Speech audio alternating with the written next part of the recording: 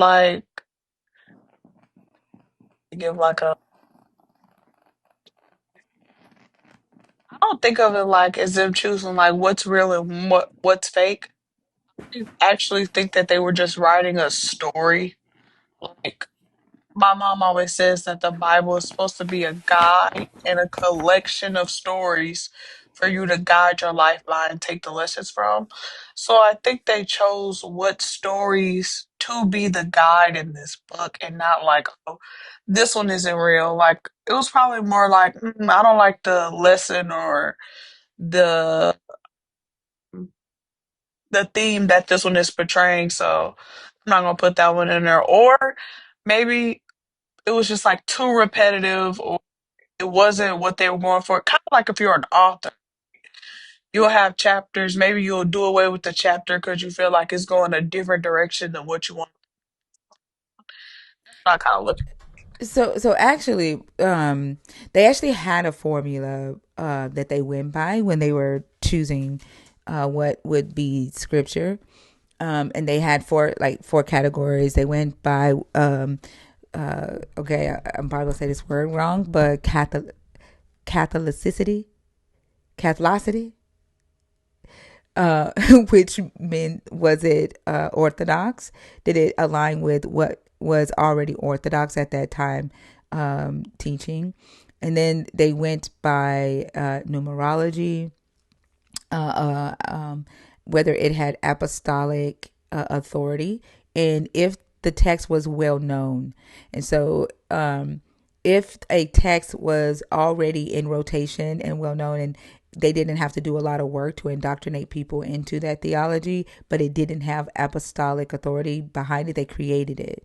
And so, some of the Pauline letters, for example, didn't have any apostolic authority behind it, but a lot of the communities were using it, and so they, attributed it to Paul. And so the way they chose the four gospels was they used numerology for that, and a lot of the gospels again needed apostolic authority, so they created the apostolic authors because they were anonymous. But here's a good book. I don't know if you can see that. It's called who is this? Lee Martin. Formation of the Bible. I can't. Oh yeah, I don't know. How do I get it to? How do I get it to? Fuck. Can y'all see that? Formation of the at. Bible. This is by Lee Martin McDonald. It goes through the history of how they decided scripture, and like one thing I like about this book is it has a timeline in the back. Um, like it shows you, like it tells you which early church fathers agreed with which gospels, and which ones said this one is a fake, which ones agreed with the Pauline letters, and which ones was like, nope, this is a fake, and even Revelation. And a lot of them early on rejected the book of Revelation. It was only like a few of them that thought that Revelation was actually authentic. And then it walks you through, you know, the entire evolution of when it finally became the final canonical list. Here's the timeline, like even like from the Old Testament.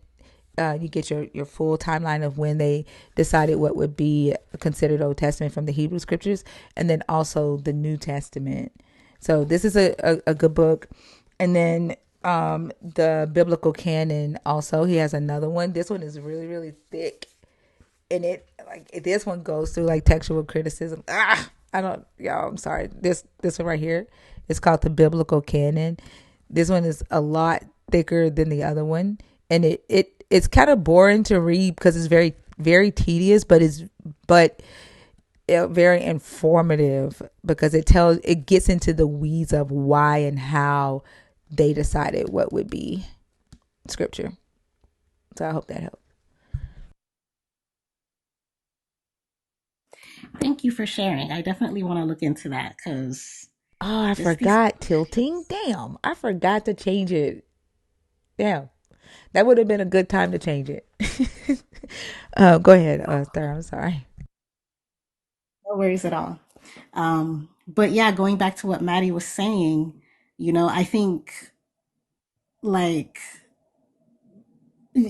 it just all goes down to showing that this was calculated and this was people that were making these decisions, right? They were picking, this is what I want, this is what I don't want, and there's a reason for that.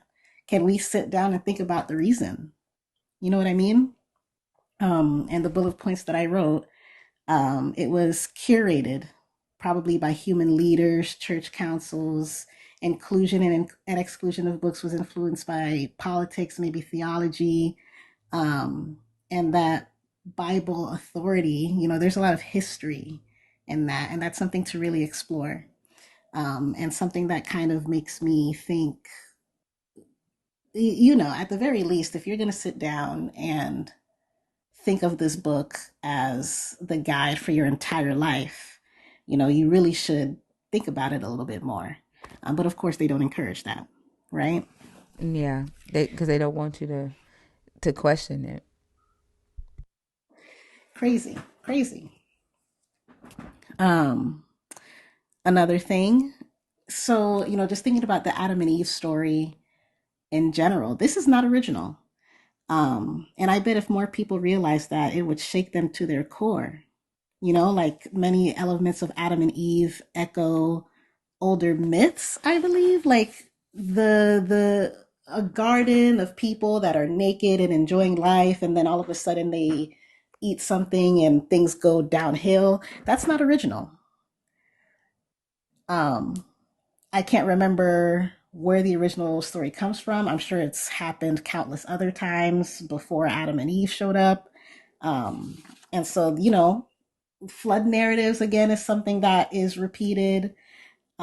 And so, like, we have to remember that this is tradition, this is inherited, this isn't original. And just thinking about that, kind of just gets my head spinning.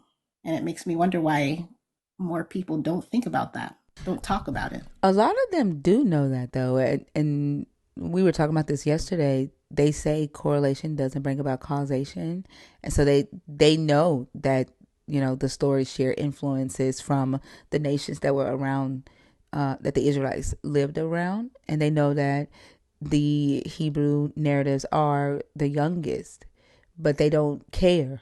they they say it like just because there's similarities. Some of them even try to say that's proof that God exists. It's proof that other nations knew about this God.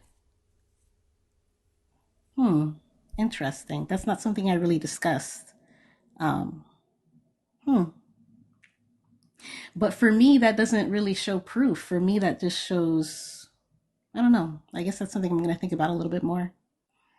I think that's Um, because you are a logical thinker and you're not looking to make excuses for it, right? mm, Because like a lot of these questions, like we've discussed uh in on the live before, and it's quite literally why the science of or the not science, I don't even think it's a science, but the study of apologetics exists.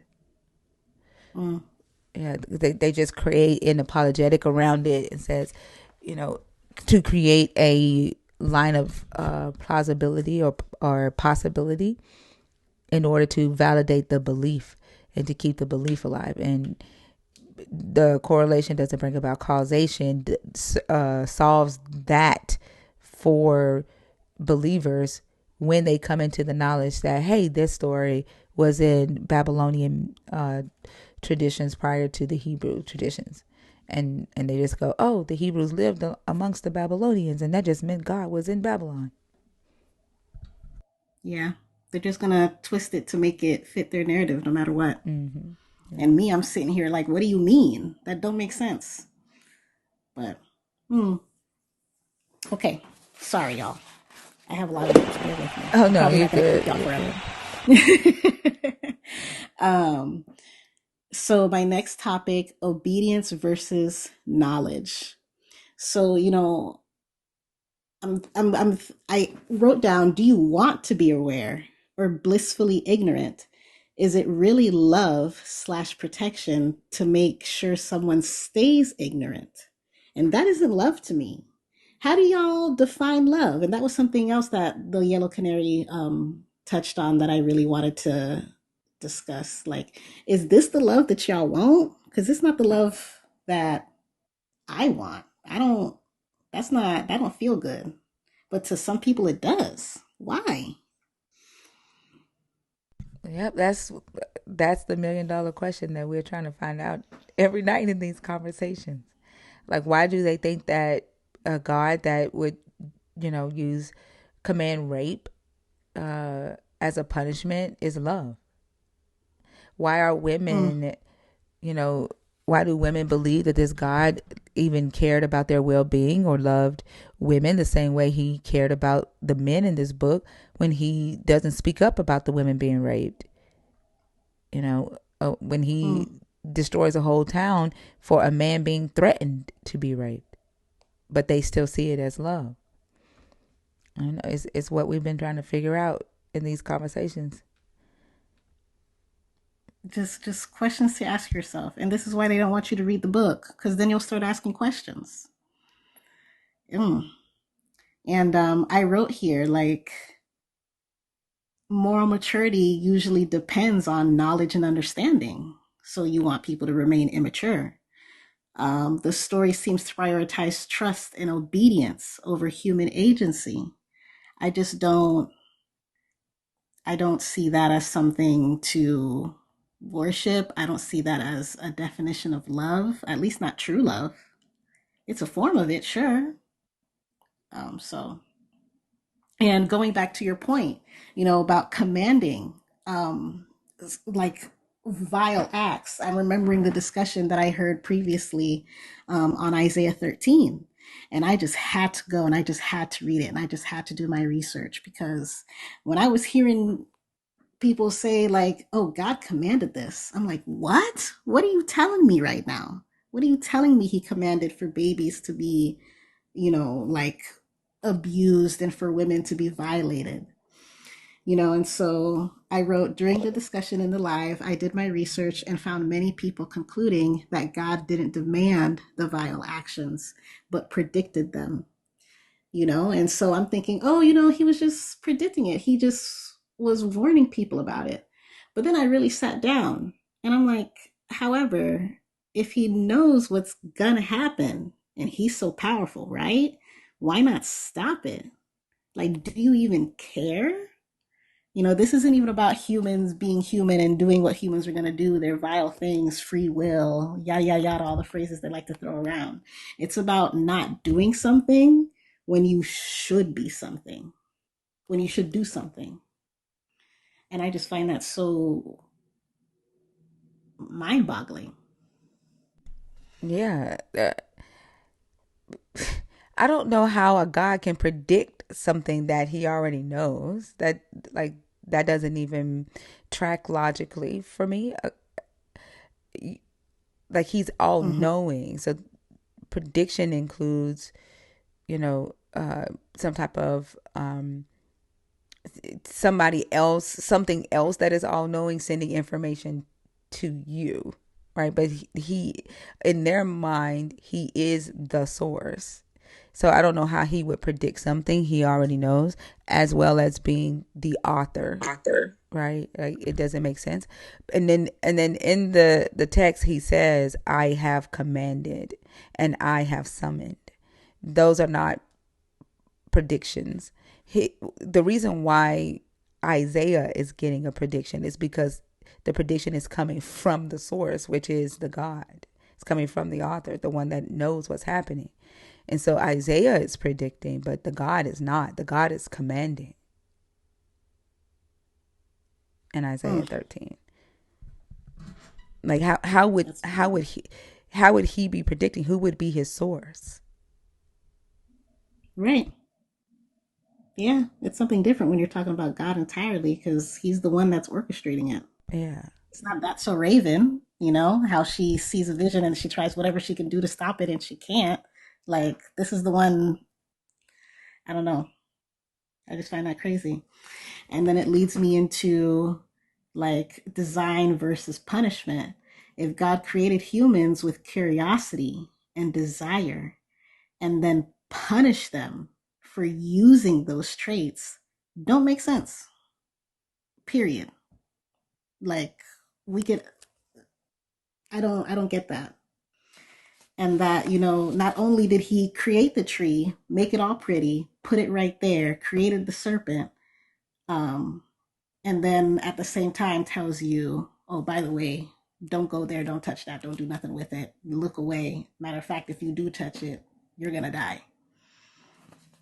And um again, just going back to God already knowing what the outcome is going to be and still putting you in that situation or letting you be put in that situation regardless. Again, like, do you care at all? So, um, my next point, the an all knowing God predicting disobedience changes how free will is understood. Um, True protection would imply preventing harm, not just testing compliance. And knowledge can make divine punishment feel more like entrapment. Um, or foreknowledge can make divine punishment feel more like entrapment. So, yeah, just the thought of, I know what's going to happen, but I'm going to let you run around and do it anyway, just really doesn't make sense to me. Like, you're trapping me. It's a trap, is it not? When he is directly involved, it definitely is a trap. Because I mean, he when he sends lying spirits to the prophets of Ahab to cause them to lie to Ahab, so because he wants to kill Ahab, and Ahab falls to that trap of listening to these prophets, then he entrapped Ahab, right, for the purposes of wanting to kill Ahab. The same thing with Job, right? He entrapped Job and put Job in a situation that caused Job to say horrible things about this God, although he's supposed to be all knowing and automatically know that you know Job was faithful. He even states that Job was faithful and not faithful because it's the Christians who made this story about faith. The word faith isn't even just mentioned one time in that story. But he says that Job is just and that he is upright, right? He's righteous and blameless in the law, which means that he follows the law. And if he does sin, he submits his sacrifices and then he's forgiven. Doesn't mean that Job was a perfect person. It doesn't mean that he had faith, because Job didn't need to have faith at that time, because these stories were written during a time where the gods engaged with humans. They saw their gods do. They didn't have to believe a god did, right? So there's no way this story was written about faith. But he entrapped Job when he put Job in those situations to cause Job to say these horrible things about him. I think it's interesting. Like, there's someone in the comments right now, which believers ask all the time, why are humans being blamed for? Why is God being blamed for the choices of humans? One, they choose to ignore when the God says, "I want this to happen." They ignore that, and they somehow try to find a way to blame humans for the God's decisions. If he says, I opened the ground and caused 25,000 Israelites to die, and they'll say, well, it was free will, they shouldn't have wanted Korah over Moses. That's still the God making the decision to kill people for desiring a leader that did not create hierarchies and exclusivity and cause division amongst their family. And that's what Korah was against. Korah was against that type of leadership. And because Moses didn't like it and Moses went to the God made the decision. The God made, y'all can't hear me? Can you hear me? Can y'all hear me?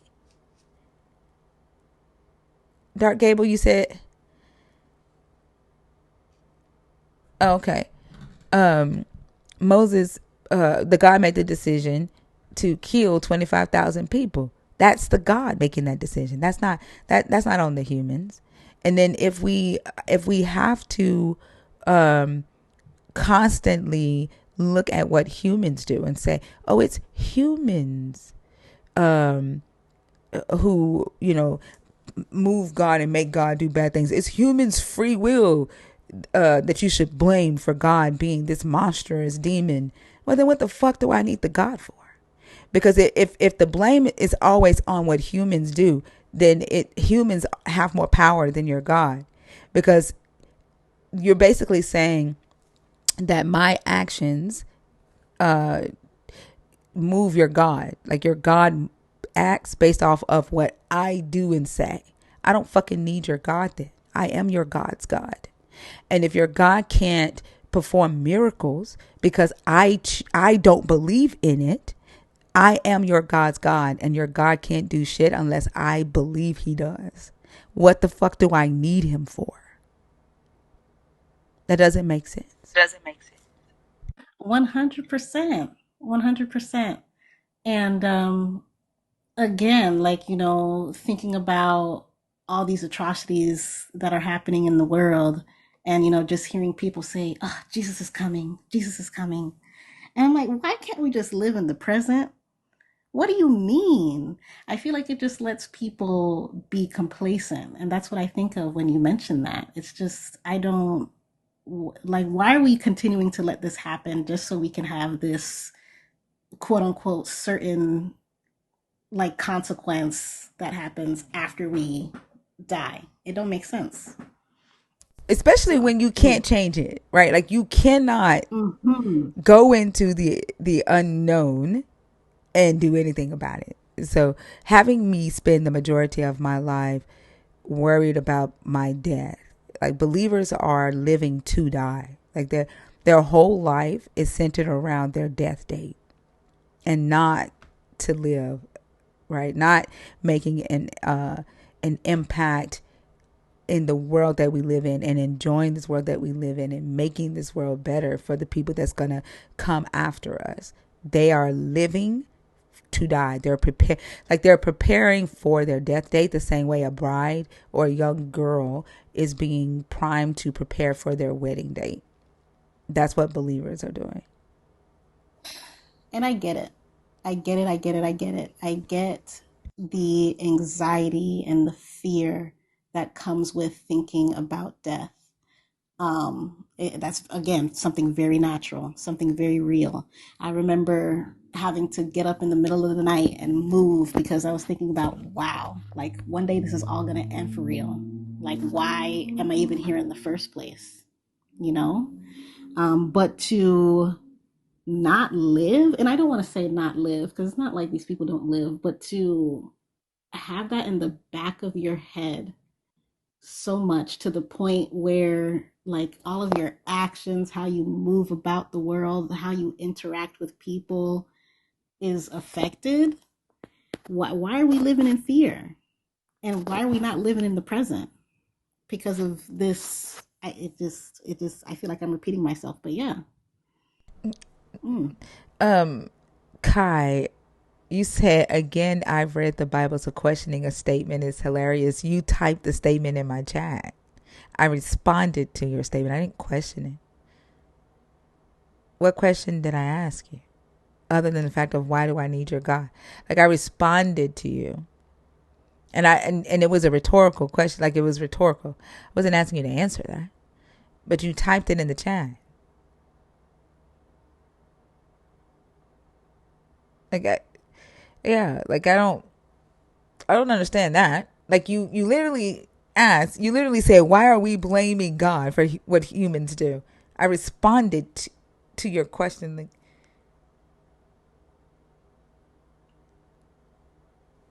that was weird.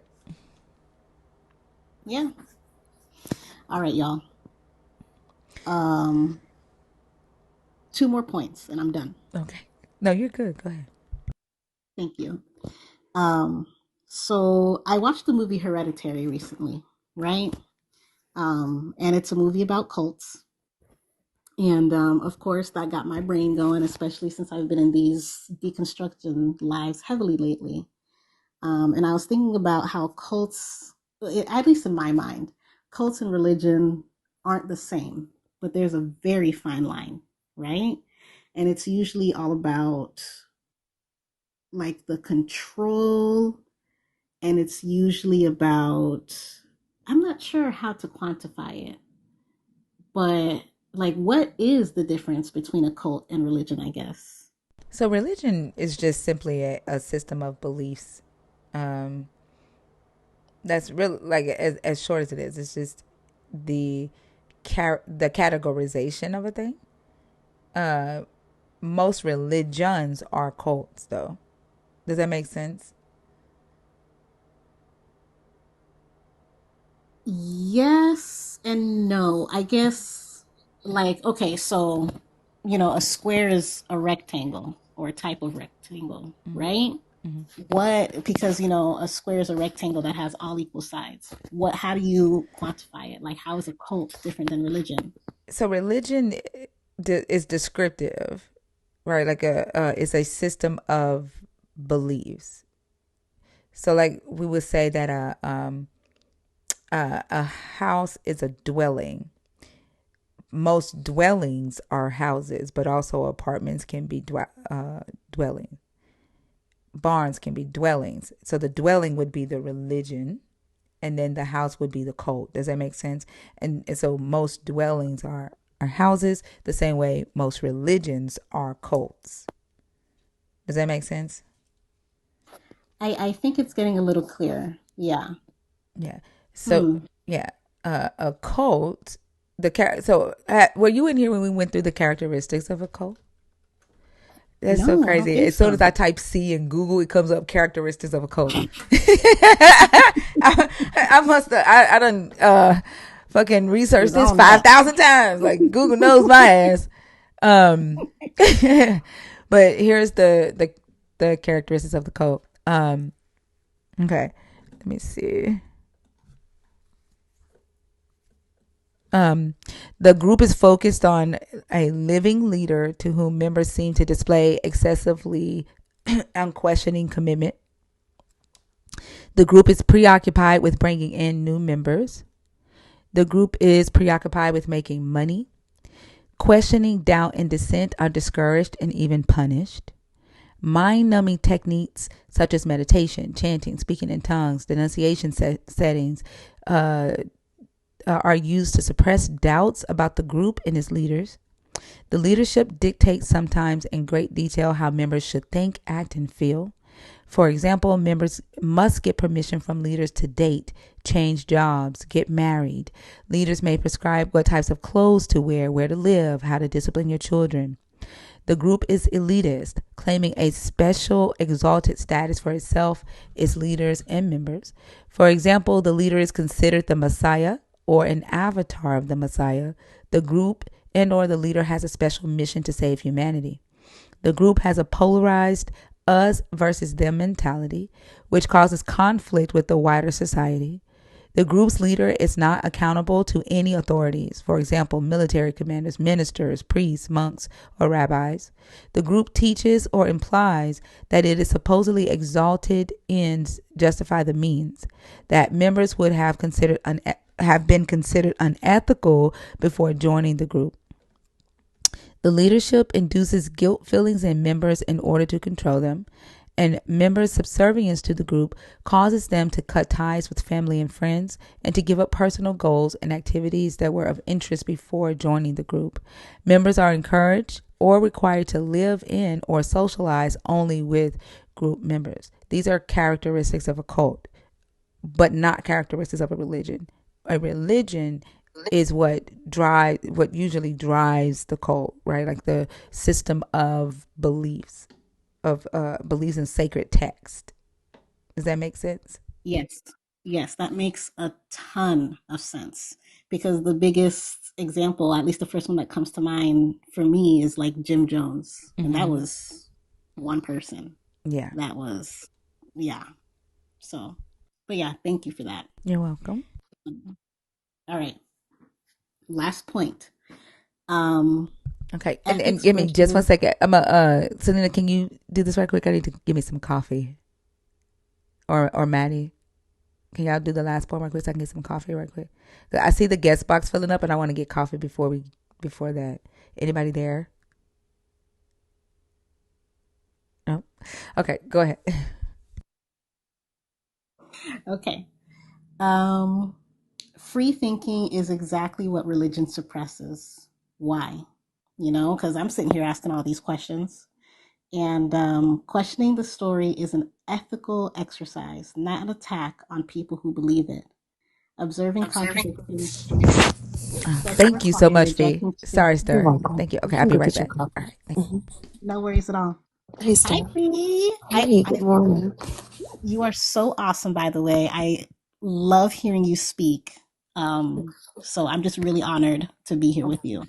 All right, back out your friend. I've been enjoying listening to you and Think and Talk. I was just chilling this morning. Nice. Okay, so my final thought here, I'm just finishing up my bullet points. Observing contradictions doesn't require rejecting spirituality altogether, and you can respect faith while still interrogating logic. So I guess I just wrote that down because at the end of the day, maybe it's because I grew up in it. Maybe it's because I don't fully want to let it go. But I understand why people want to believe in higher power. But I guess I just want to encourage, people that might be listening, people that I know, just in general, to just ask questions and don't be scared to, and don't think that that means that you're going down this really bad, awful path. That's human. That's okay. We need that in order to grow and thrive. And if you ask questions and you still remain in the faith, that's awesome. I just hope that you're being kind to yourself and to others, and just let that be that. So Yeah, I agree with that 100%. I feel like a lot of people think that because of the contentious nature of these conversations, because of the fact that religion has been put on this pedestal for so long as this unquestionable authority, that they automatically think when we have these conversations, we're saying, no, faith is stupid. I don't personally need faith. But I can't tell you what you need. I can't tell it. I think that mindset is just as doggedly religious as religious mindsets, trying to tell us that we need their God. So I think if we're pushing or having these conversations through a lens of empathy, we have to recognize that other people don't need what we need. I don't need what you need. You don't need what I need. And it's not fair for me to tell you that just because I don't need it, you can't have it. And at the same time, I think it's also unempathetic to focus only on what I need and not pay attention to how it impacts people around me. That's not fair. So I don't think that, you're right. Like I don't understand spirituality. I don't need spirituality, but I also don't, there are other things that I don't necessarily need that other people may, and that's okay. But you're right. It doesn't necessarily mean that you have to reject it wholeheartedly. Reframe it. I always use the backpack analogy. Deconstruction is about looking at the beliefs you inherited and honestly, like critically, and not through that cult-like mentality and that indoctrinated mindset. It's like seeing where it came from, reading the actual book, paying attention to the actual words and the true stories, where they came from, what they meant when they were written, how they have been used, just being honest with it. And if you end up putting some aspects of those contents back in that backpack and putting them on your back, then okay. But just know that you've gone through them through a lens of reality, not fantasy, because the world is impacted by every single one of our beliefs, because those are the things that impact our behavior. So I agree with you on that. And I think that there are a lot of times that, we do have these conversations, and I could see people walking away from it thinking, oh, well, they're saying, we should just not hold out any hope for anything. Like, who doesn't think about those questions? I think that's what it is to be human. Like, is there anything after this life? What happens? How did all of this shit get started? That's natural human curiosity. But to ignore the things that we can demonstrate, to ignore evidence based information for, like you were saying, living to die, or I think I was saying living to die, that doesn't make any sense. And I can't see how that would be enjoyable for anybody. But if that is enjoyable for you, I can't tell you that it's not. However, you can't tell me I don't feel the impacts of, you having such a narrow view and living your life in a way that impacts mine, being associated with a group that has so much political influence. I heard somebody say that the only difference between a religion and a cult is time and political influence, because every single religion started out as a cult until it grew in number and the ability to be seen as this universal truth. So I do like the way Thinker phrased it, though, with the dwelling in the house. That's a great analogy. So yeah, I agree with you on that. So it can be uncomfortable for people who still hold spiritual beliefs to listen to these conversations, because I'm sure it feels like somewhat of an attack. But like you, I encourage anybody listening to try to see it through a different lens. I was also telling Thing of this the other day, and maybe I didn't tell her and I thought about it, but I'm listening to this. I have to look and see which book it is. I can't remember, but it was talking about how when we hear a claim, I'm pretty sure it was something about critical thinking, but when we hear a claim, if we think through it through, like, I think the analogy was something like, think about the different perspectives that you can have or think through this claim like a hat, and those hats having different colors. And each color represents a different perspective or a different question. I'm gonna listen to it again and write it down so I can share it with everybody, because I thought it was a really good exercise in critical thinking, because it's sometimes there are blind spots that we have, right? We don't ask questions, or we don't ask all the questions that ensure that we, have a 360-degree view of whatever this claim is. And I think these conversations do just that. But in doing so, we have to remember that the goal is not to ensure that everybody lands at the same place, but just to ensure that we're all considering things through a lens other than our own. So yeah, I agree wholeheartedly with both of your points. I like to I got to pull in some sort of, like metaphor here. It makes me think about how people have their vices, right? You know, not necessarily healthy. There are some vices that you might want to participate in than others. Some substances you should definitely stay away from. Others you can probably do in moderation as long as you act responsibly, right? And so I guess I just want to encourage, and this will be, my closing point, that, let's mindful, thoughtful, responsible faith is attainable, I think. Um, and yeah, thank you for letting me up here. I had so much fun. And I was nervous for no reason. This was awesome. So Yeah, I enjoyed listening to you guys chatting with you too. Yeah, it was I a don't good know why y'all conversation. say. I like the fact that you had notes. I love that. I'm such a nerd, y'all, through and through, a scholar for real. That's But amazing. alrighty. All right, thank you so much for coming up. Have a good one, okay? Thank All you. right, Bye. bye. It was so beautiful. Yeah. Hey y'all, Hey, Fee. Hey, Fee. how's it been on the in the other neighborhood? Always ratchet. Like, no, we've been trying to nurture the algorithm. We gotta let them know we back for a couple of days. Kai. Yeah, so this is interesting. I think people in your chat, they can be as immature as they want, but But I wasn't Kai, I don't want to talk about the chat. Like, okay. yeah, if you come on stage, so the goal is for you to have a conversation with us, the panelists, on stage. True. So Hold on, Kai. So we're very structured in here. We can get ratchet, but we don't want to. Okay, we don't want to. We want to have a civil conversation with you. Um, I did respond to a comment that you made about you don't understand, or you said, why is God being blamed for uh, what humans do? And I responded to that, and my response was that what I notice when believers ask that type of question, they're usually ignoring when the God commands a thing. And as we were discussing when you asked that question, in the text, this God commands women to be raped as a punishment. Um, and that is the God's desire. That is the God's commandment, and He is summoning the Medes to rape Babylonian women in the text.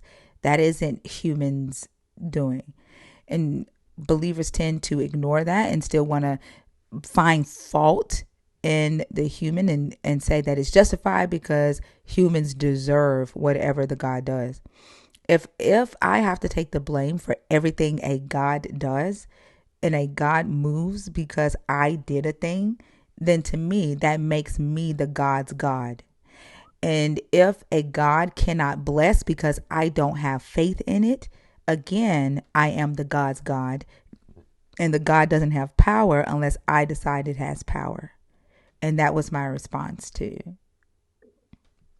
Okay, great. Yeah. No, I understand that. So I'm not a Christian. I don't claim religion, but I am a believer. So I respect everybody's decision whether you want to believe or not to believe. I think those questions come up because God is often blamed for people individual actions. I'm talking about not biblical, what happened in the Bible. I'm speaking about just everyday life, like why did God let this happen? And I did hear the last speaker talk about free will, and you mentioned about free will, and that do exist for us. And it's always curious because you can learn from these conversations if you're open minded. I'm open minded, so I don't restrict anybody on their beliefs because you can believe in whatever you want to believe in. I was just asking a question because not just biblically. Yes, he does have commandments. He did command things to happen, but even moving past the New Testament to today, people are still blaming God even for actions that human does. That's what I meant by that. But I What mean, I'm not opposed to anything you're hosting because these are questions people have a right to ask. Like, I believe religion is hypocritical. It's hypocritical. I believe a lot of things that the church do is very hypocritical, right? So I don't operate in the space of religion. I just operate in a space in what I believe in. But yeah, I'm open to talk on the panel because I think this is all interesting. So, what is, if when people say, why did God allow a thing to happen? I don't think that's them saying the same thing as He did it, right? Blaming Him would say, God made this person rape me, right? And one of the things that we talk about all the time is there are, children being essayed in the churches, in the Catholic Church, and the Baptist Church, and the Kojic Church, and families of people who don't go to church, who call themselves Mhm. non-religious. There's essay happening all over the world. And one of the things that we ask is, why is, if this God exists and people like yourself have a relationship with this God, and He's engaging with you on a daily basis, why is He allowing these children to be harmed by grown ass adults? And that's not saying He caused it to happen. That's saying if he's a sentient being, he's all knowing, He has the power that mortals do not have. We don't have the power to fight a lot of these systems and a lot of these wickedness, a lot of this wickedness that we experience on this earth. If there is this entity that has this level of power, Why is that entity not using that power to protect these children? And then why are we expected to show any reverence to something that has no, like, it doesn't do anything?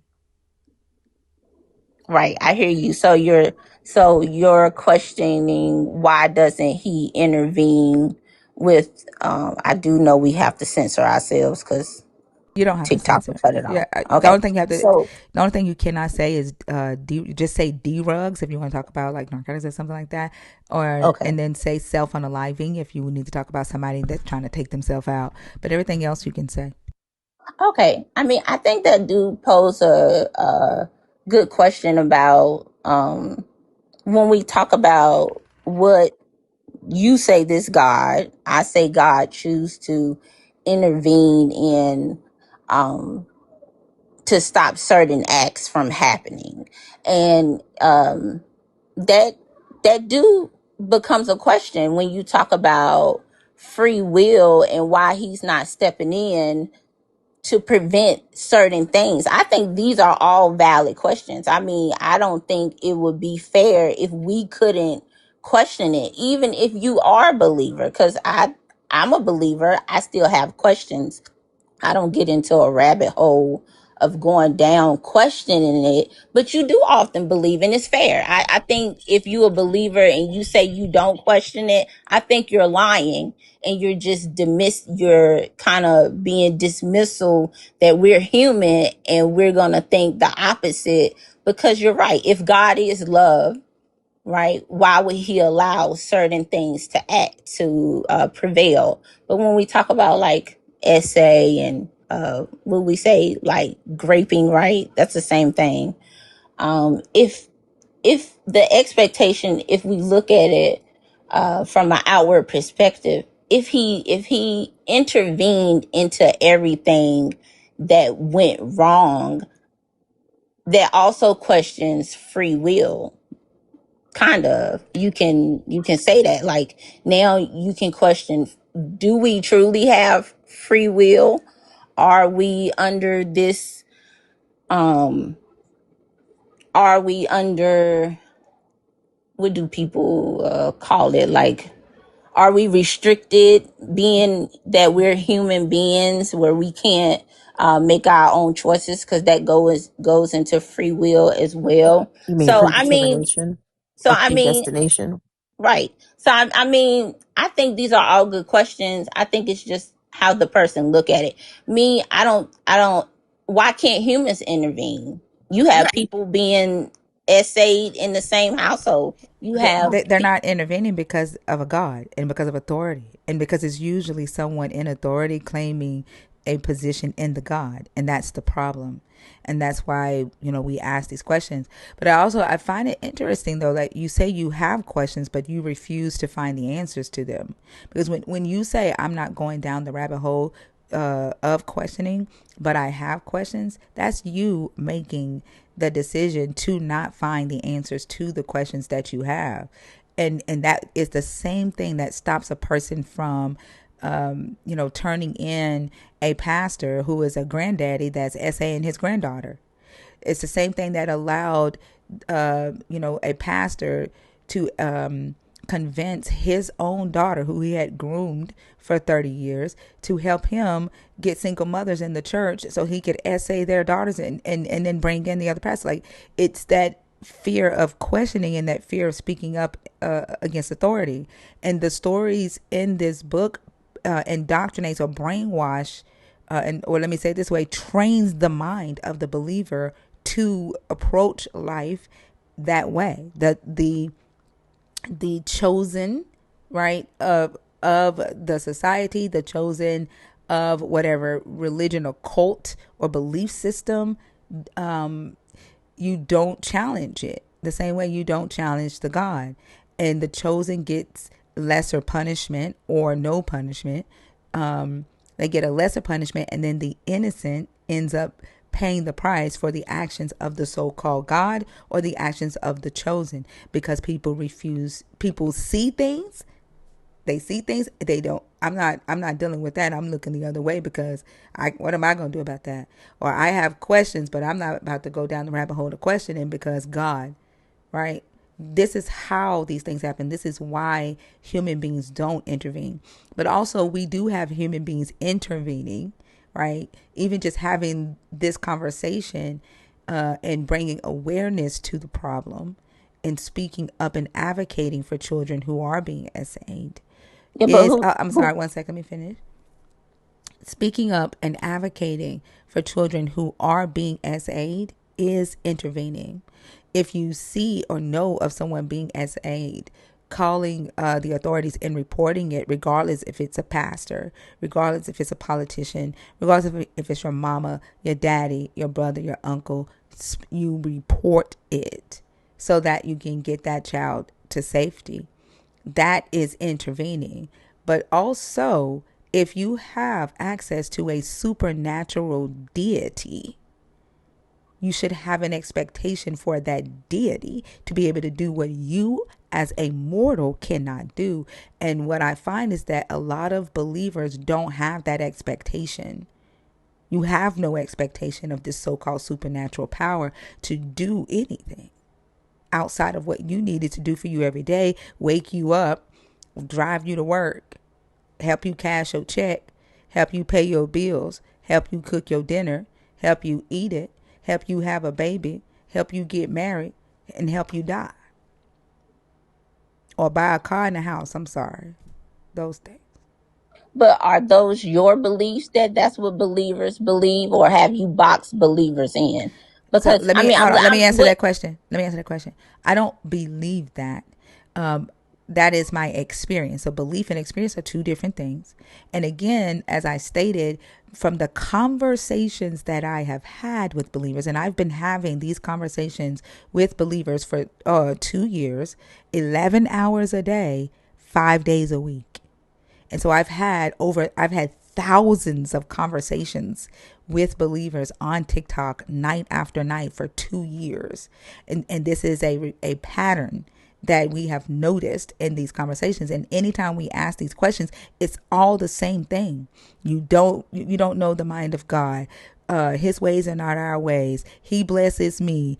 You can't blame God for what humans do. Free will, free will, free will, free will. It's all the same answers. Which protects the God and leaves the people completely helpless. Like, to Thinker's point, if you serve a God that you believe has power, any power, if it has the power to protect or it has the power to punish, then it has the power to protect, but it doesn't. It doesn't do that. And when you came up in your original question about blaming people for their actions, who else could we blame? Like the God, we're not blaming the God. The God doesn't do anything. It's people doing things in the name of this God that has this world in the situation that it's in right now. It's people looking at God as the responsible party and as Satan as the accountable party, while the world burns around us for the purpose of them getting to heaven eventually. That's why we have these conversations. So, I mean, I'm like Thinker was saying, and I'm glad that as a believer, you're open to the conversations, because if you go back on Thinker's YouTube and listen to the fellow believers, most are not. Like, most come up extremely defensive of their belief systems. They feel as though it's a personal attack. And I agree with you wholeheartedly. It's something you said earlier about that if believers say that they don't have doubt, they are lying. If they say they don't have questions, they are lying. They have to be, because to have faith, the amount of faith that you have is in proportion with the amount of doubt that you have. There's no need for faith if there is no doubt. It's the same way with courage and fear. You don't have to demonstrate courage unless fear is present. There's no need to demonstrate faith or have faith if there is no doubt present. If you know something, you see something, you don't need faith in it. So I agree with you wholeheartedly. What we don't see, though, is people or believers having honest conversations about the real life impact of their belief systems, and the fact that so many times they look, oh, well, God is going to handle it. No, he's not. He hasn't handled anything. Now, you may have a faith in this God, a belief in this God for whatever reason, that's fine. But somebody's going to have to do something to feed children. Somebody's going to have to do something to protect children. Somebody's going to have to do something to say, even the people who are moving to standardize in the States, this requirement to worship God, that's not being motivated by God. That's being pushed by humans for the sake of the God. So we can't blame the God. The God can't do anything without a human. So it's not about shifting blame. It's about honest questions about what this belief system does in our life. That is true. That is true. I do like keeping an open mind. I do like conversations that surround this topic because everybody has opinions. So I want to get back to what you said. Um, and I can jump down a rabbit hole. Like, I'm not afraid to talk about whether people believe in God or they don't. And in actuality, we don't supposed to be, even as believers, we don't supposed to be confrontational about it. And that's what makes the conversation turn, because people aren't open-minded, and then they're very emotional. They do feel it as a personal attack. Everything that was said tonight, I don't feel like it was a personal attack. That's why I wanted to ask you to clarify. We talk about the comment in the chat, right? Um, but you did make a good point, because you said people are intervening. Some people isn't intervening though, and they still blame God for human choices. So So you I think a question is blame? no, a question can't be blamed. Are they saying God Action, caused it? Are they saying God caused the children to be SA'd? Or are they asking why is God allowing it? yeah, that's a question. But Why is but God that's not allowing it? right, and that's what I'm saying. That's not blame. That's not blame. Blame would be God caused the child to get SA'd. That's Right. blame. They're not blaming your God. They're asking, if your God is real, where is it? Why is it allowing this to happen? That's not blame. That's So when you accountability. say That's asking about accountability. where is it, like where is God? That's more for believers in a spiritual sense, right? If So if you don't, believers come talk to us about their God and they tell us we're going to hell for not believing in a God, and I say I don't see a God, I don't see a God doing anything, right? I see these problems in the world and a God does nothing. Why is this God with all this power allowing all of this stuff to happen? I'm not blaming your God. I'm taking you at your word that this God has supernatural power. Where is the supernatural power? That's called accountability and validation. That's not blame. that's true. So I have a question for you. So are you do you believe in God? No, I don't. Do you believe in God? Do you believe a higher power exists? No. Okay. So I have a question. Let me ask. So if if you talk to believers every day, right? And unless I'm a believer, so when how can I phrase this? So if you don't believe in God, how do you expect anything to happen if there's no belief there in this deity or this supernatural being, right? So when you believe in something, you assume that you're connected to this thing, all right? I think I addressed this already, right? I in my original response to your question and when you came on stage, like if my mind, uh, like my belief required for your God to do something, then your God isn't doing anything. And that means that I hold the power and not your God. And that would make me your God's God, right? If he is actually doing something, then I would see it regardless if I believe or not.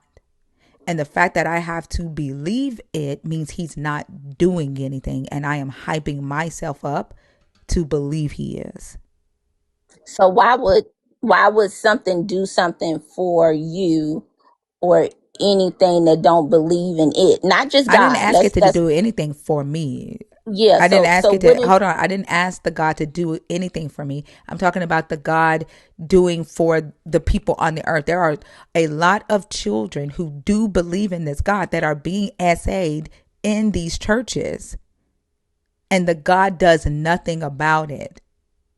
How do you know that though? What do you mean? How do I know? Because we can see the children being SA. The churches have SA insurance for that They do. purpose because the God isn't stopping these children from being SA'd.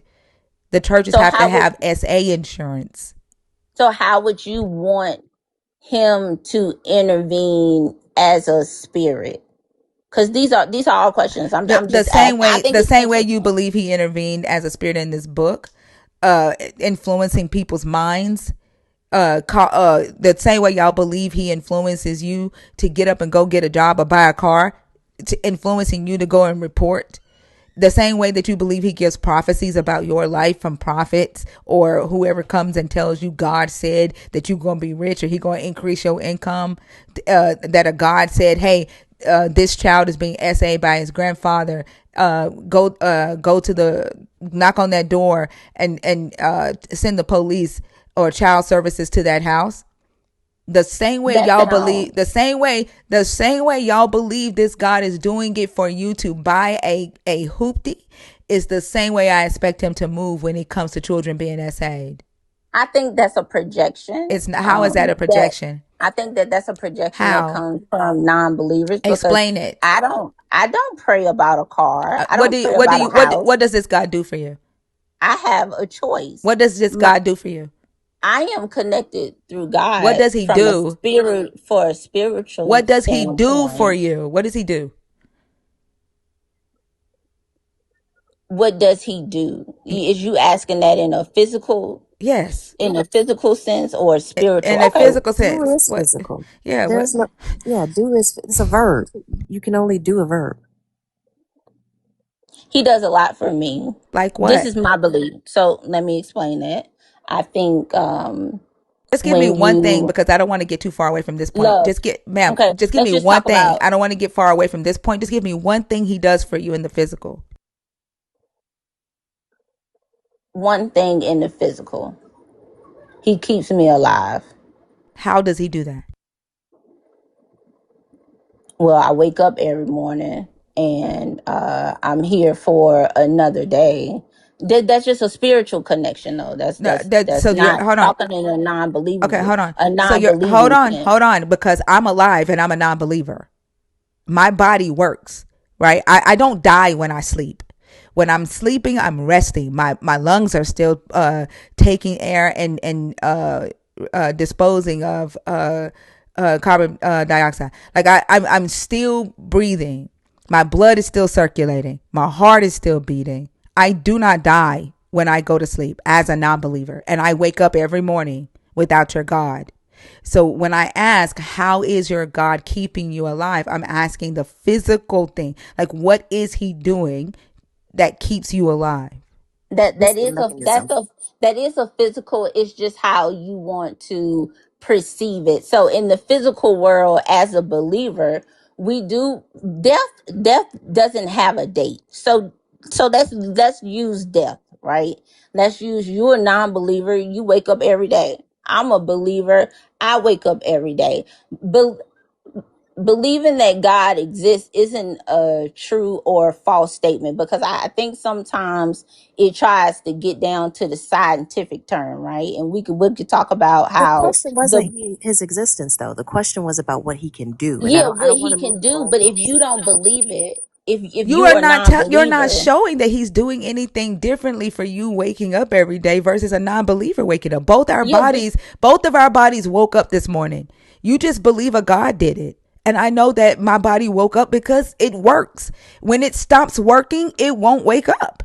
That's just plain and simple. Like, you're just choosing to believe a God woke you up because right, I'm asking exactly. So that's your belief. And right, that goes back to me saying that if it's in my mind and I have to decide that a God did something, then I have the power and I am the God's God, because you're not saying, oh, the reason how he keeps me alive is if a car comes and is about to hit me, he moves that car out the way.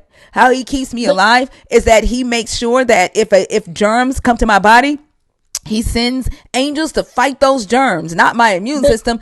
I'm asking you to tell me what the God does, and you're not doing that. no, you're not accepting my answers, and You that's what haven't given an answer. non-believers do. All I you've gave given you is an belief. answer. You haven't given me You're a, right, and that's and just and belief. So that's he's all not it doing. is. I've already addressed that 3 times. I've already said if Yeah. it's just belief. I've already said if it's just Can belief. And can you I'm stop sorry. yelling, Can because you we're stop having a Can you stop discussion? interrupting me? Stop interrupting me. I've already addressed it that 3 times.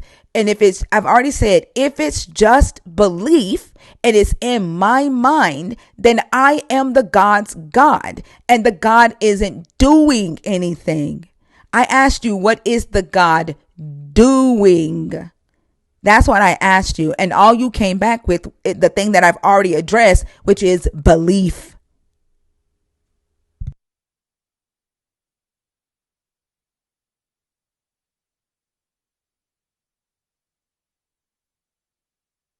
Between non-believers and believers, right? It's because it's a tug of war on what can physically be seen or what can physically be done. I'm not gonna argue with you about you being a non-believer. I think it's great. I have a friend that's a non-believer, but I think it comes down to, what does he do? That's an action verb. We Yes. can agree on that. And answer it. And right.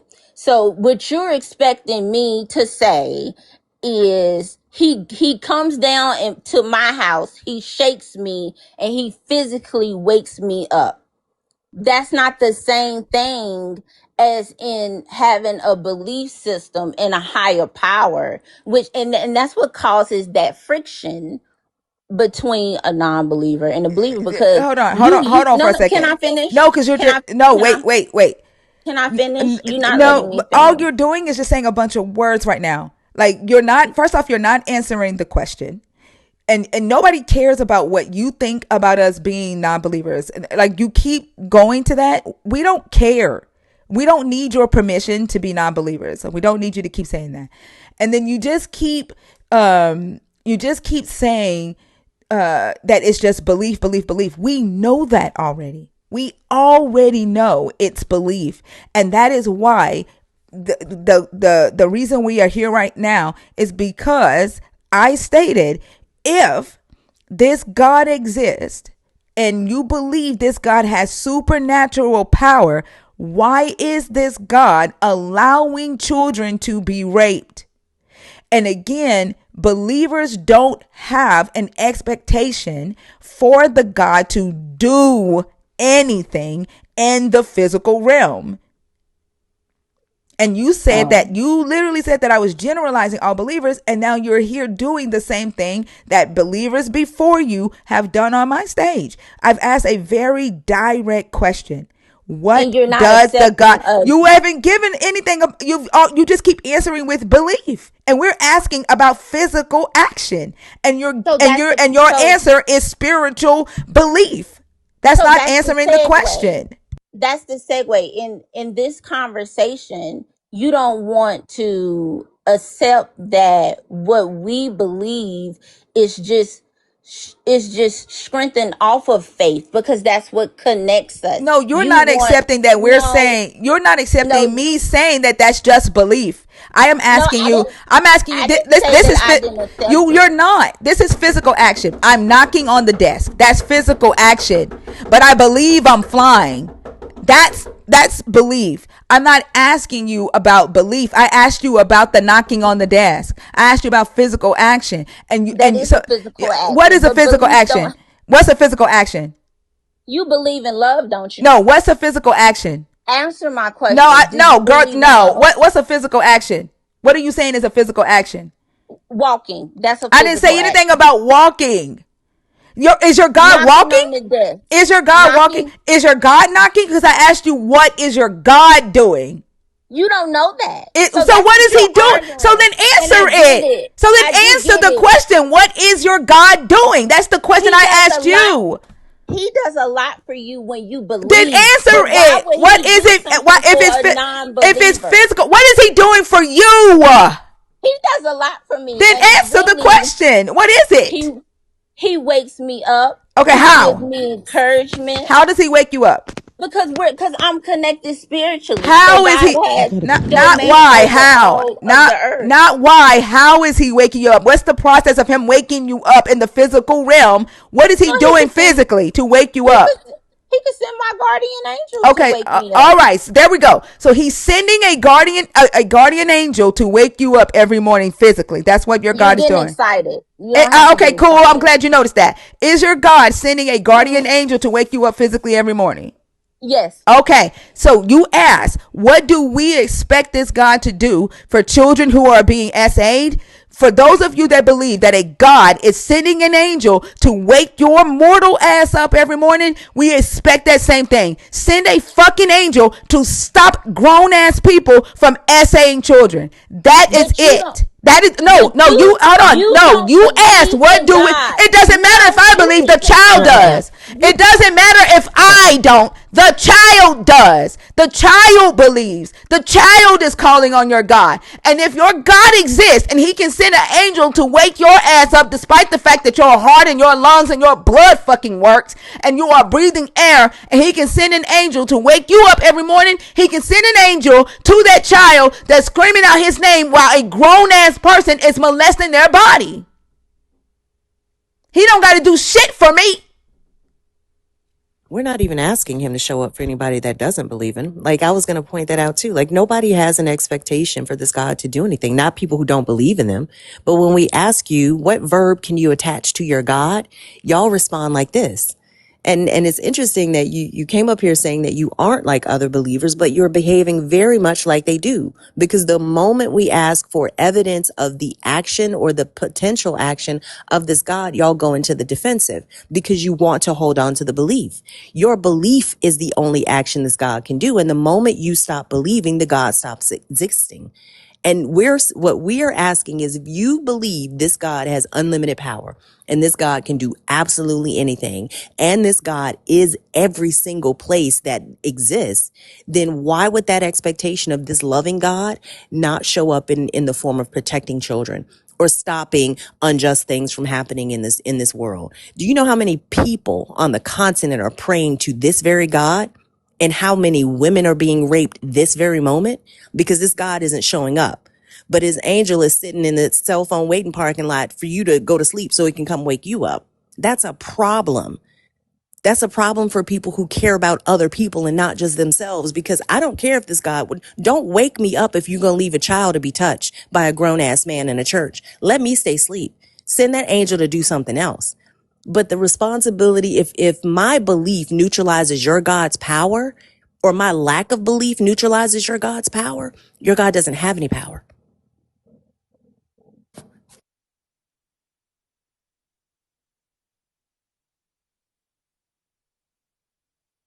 And this is what I be talking about. Like they come up here like, oh, I'm cool, I'm cool, I'm cool, and then the moment you start questioning them, they turn into that.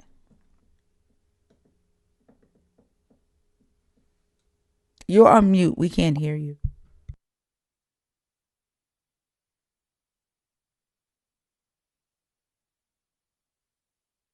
You have to unmute. Yeah. So I think that this is interesting, and then these discussions happen often because we're going on belief being knowledge. Is it tied to something physical? A misconception, subjective beliefs, opinions over values, and this is where things kind of teeter totter that line, right? What's So opinions over values? What do you mean by that? what I mean about opinions over values is not about facts. Um, What? basically, especially concerning values, preferences, or anything. So, I mean, beliefs can be broken down I'm into just several convinced she topics. just like spitting words. Yeah, because No, belief. no, I'm not. No, I'm not spitting words. When we talk about if you are a non-believer and if you are a believer, y'all just almost tried to crucify me that why isn't God intervening when children get SA Here come the fuck them victim blaming. How are we or I mean, crucifying, what is it? What is she doing right now? Blame shifting. victimizing? Yeah, Yeah, she's blame or shifting. Yeah. but or how are we grace. crucifying you by asking you for a verb to associate to your Right, God? because this is what not being heard from the non-believing side is that we don't associate God with a With verb in help, the physical with in the realness, physical What? in the physical sense. You're trying to make this scientific, and that's If he where wake you the up, that's physical. and that's scientific. where the But go ahead. no, that's mental. Mostly being spiritual is a mental You right, it's connection mental. because we know we can't see God in the physical. So we know that if you have a car accident and you're saying, "Oh, why God allowed me to get in this car accident," as if No He one was said. gonna. No, we Who don't say says that? that. No, no, We no, don't no. say I'm that. I'm using hypotheticals because you use hypotheticals. I I'm just didn't use using a No, no, hypotheticals. hypothetical. she I is real didn't. life. Yeah, I didn't use a hypothetical. Right. So yeah, she did use real life. She was knocking on the desk and she said, "What is that?" That's an action. That's something you can physically do. Yes. So your question is, what do God do for you? Where my belief system is more not so scientific. It's not based off of That has nothing to true do or with false science. questions. That has nothing to do Yes, with it does. no, it doesn't. It Yes, it doesn't. does. No, it Because doesn't. science is You're in just the saying words. physical. You're just saying No, I'm words. not You saying Yeah, words. you are You just just just don't want to saying saying words. words. believe You Just are it. saying. just listen. You're just saying words. What's my That words? has What's my nothing. words that I'm Me saying? asking what does your God do is not a scientific question. That doesn't make any damn sense. That That makes is sense not. No, it doesn't. Just because it makes sense because in your head because you just make up shit and just believe it doesn't mean it makes sense. That question has nothing to do with science. That's called validating your claim of you saying that the God is doing something for you. When you say your God is waking you up, my question is, well, how does He wake you up? I know that my body works. I know I wake up in the morning because my fucking lungs have taken in air, that my brain is still computing. I know that I wake up in the morning because when I get up, put two. I can see and I put 2 feet calm on down the. because Don't fucking tell me what to do. you're Don't fucking tripping tell me up. what to do because you are not going to be able to control that. Just like you can't control your fucking God. Like you've been up here just running your fucking mouth. I saw you in the goddamn comments. Then you come up here all faking shit like you cool. This is why y'all can't be trusted. You don't even y'all like nope. You can't be yourself because you don't fucking know yourself because you too busy chasing after a make believe ass God. Yeah, you got fucking muted. You are childish as fuck and you're ignorant. I mean, you can't say that you enjoy these conversations and Okay, are engage you in, gonna let me talk? Or are you gonna Did you keep? not hear her talking? like you can't say that you enjoy these conversations and you like listening to these lines of questioning, and then when your belief system is even remotely challenged, you get defensive. No, I'm not It's not defensive it, about your. yeah, hang on a second. Like, this conversation goes easier if we don't speak over each other. Asking what your God can do is not a scientific question. It's a question about reality. If you are claiming that this God does things in your life, then there should be physical and visible evidence of what it is doing. That's not a scientific question. That's a logical question. But you're hearing it in a way that you are because you cannot associate a verb with this God. This God functions through your belief, and it's weird because you admit that, but then when pushed to walk that out or to follow it to its logical conclusion, you get defensive about it, and it's unnecessary.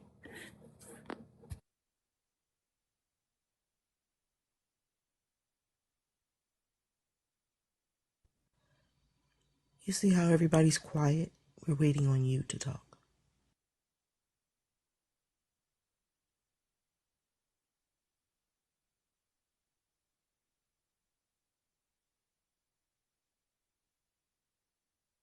You have to unmute.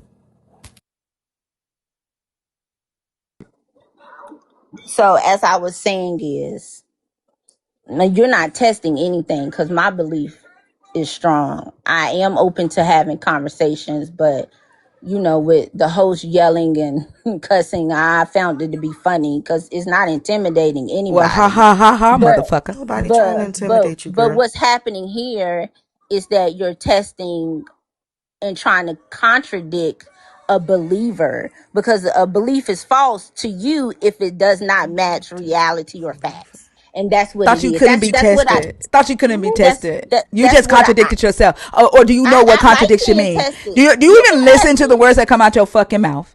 You Do can you ask even me listen? questions. Do you even listen to the words that come out your mouth?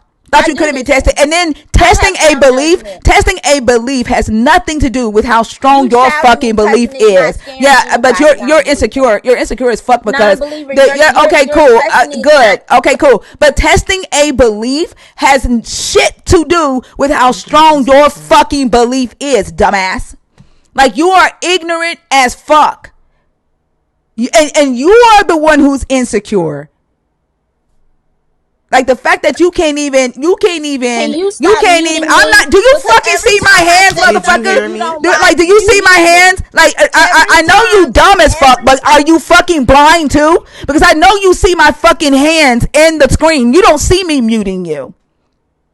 You are insecure as fuck because you can't answer the fucking questions because you've attached your whole entire identity to a make believe ass friend as a grown ass adult. And you probably think you Storm, and that's why you got that fucking gray ass beard on, wig on, because you think that you living in fucking DC comic land. You believe that a god is sending a fucking angel to jumpstart your fucking heart every Cause there morning like do a be fucking angels out there hoopty. all Shut you the fuck want up. to. Shut the No, fuck up. Because come you came in my come back. fucking comments under these false pretenses of being somebody who was open minded and wanted to And participate in conversations. It was chill. The vibe was good until you brought your believing ass in here. Your believing, manipulating ass in here. I come back again because you see what I tested. I don't give a I'm fuck. sorry. I hope I But passed the motherfucking test because everything that you but see is that's what the not fuck up I to am. me. Everything you see You is what said, the fuck oh, I am, and whatever the you fuck you was you testing, motherfucker, you got. I don't have to placate. I don't have to pretend with your ass. I'm not the ma'am, one you're trying to. being I'm so not the one. ratchet. I'm not a good Ma'am, you're motherfucker. I being told so your motherfucking ratchet. ass that I can get Ma'am, you're ratchet. being so And so ratchet then remember what the fuck I said to you when you joined my stage. We can because be you're being. civil or we can get ratchet. And when you get ratchet, I'm going to ratchet your ass. I told you that when you joined my stage. I am what the fuck I am. And you get treated the way you You asked are me to treat you. And that's what the fuck you asked for. The fuck you mean? a believer.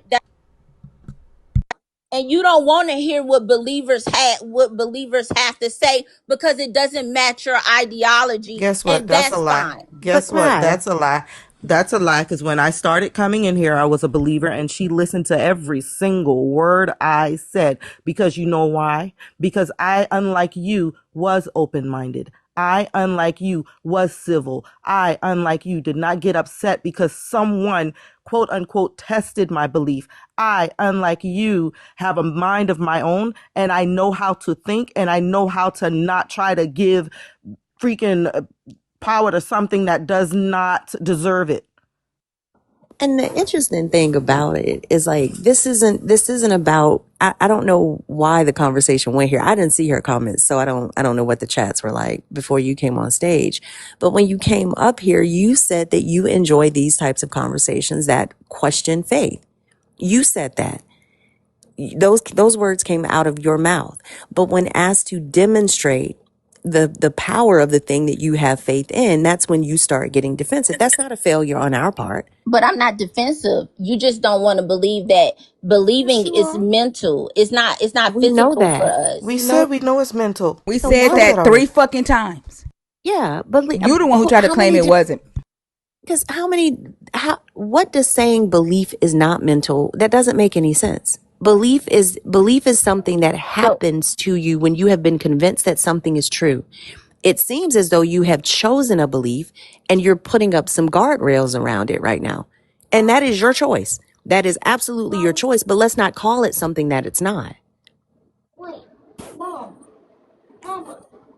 okay, so when she started cussing and berating and throwing around all these words, that was very interesting because all I'm saying is that And this is what I tried to say, and this is where the arguments always start. I am open. I don't get offended when you're cussing or you want to claim that God don't exist. That's fine. Nobody has said So why are that. you harping on her cousin? Yeah, and This also is the nobody Um, has fifth said time you that. done mentioned her but cussing. She yeah, said she because she said cusses. we're not gonna be ratchet, but then she turned real ratchet, No, and I she said found we that won't be to ratchet unless be you get ratchet. unnecessary. You started to get ratchet, so she took it there with you. You determined the temperature of her, of this conversation. Did You I? determined that. You determined the temperature.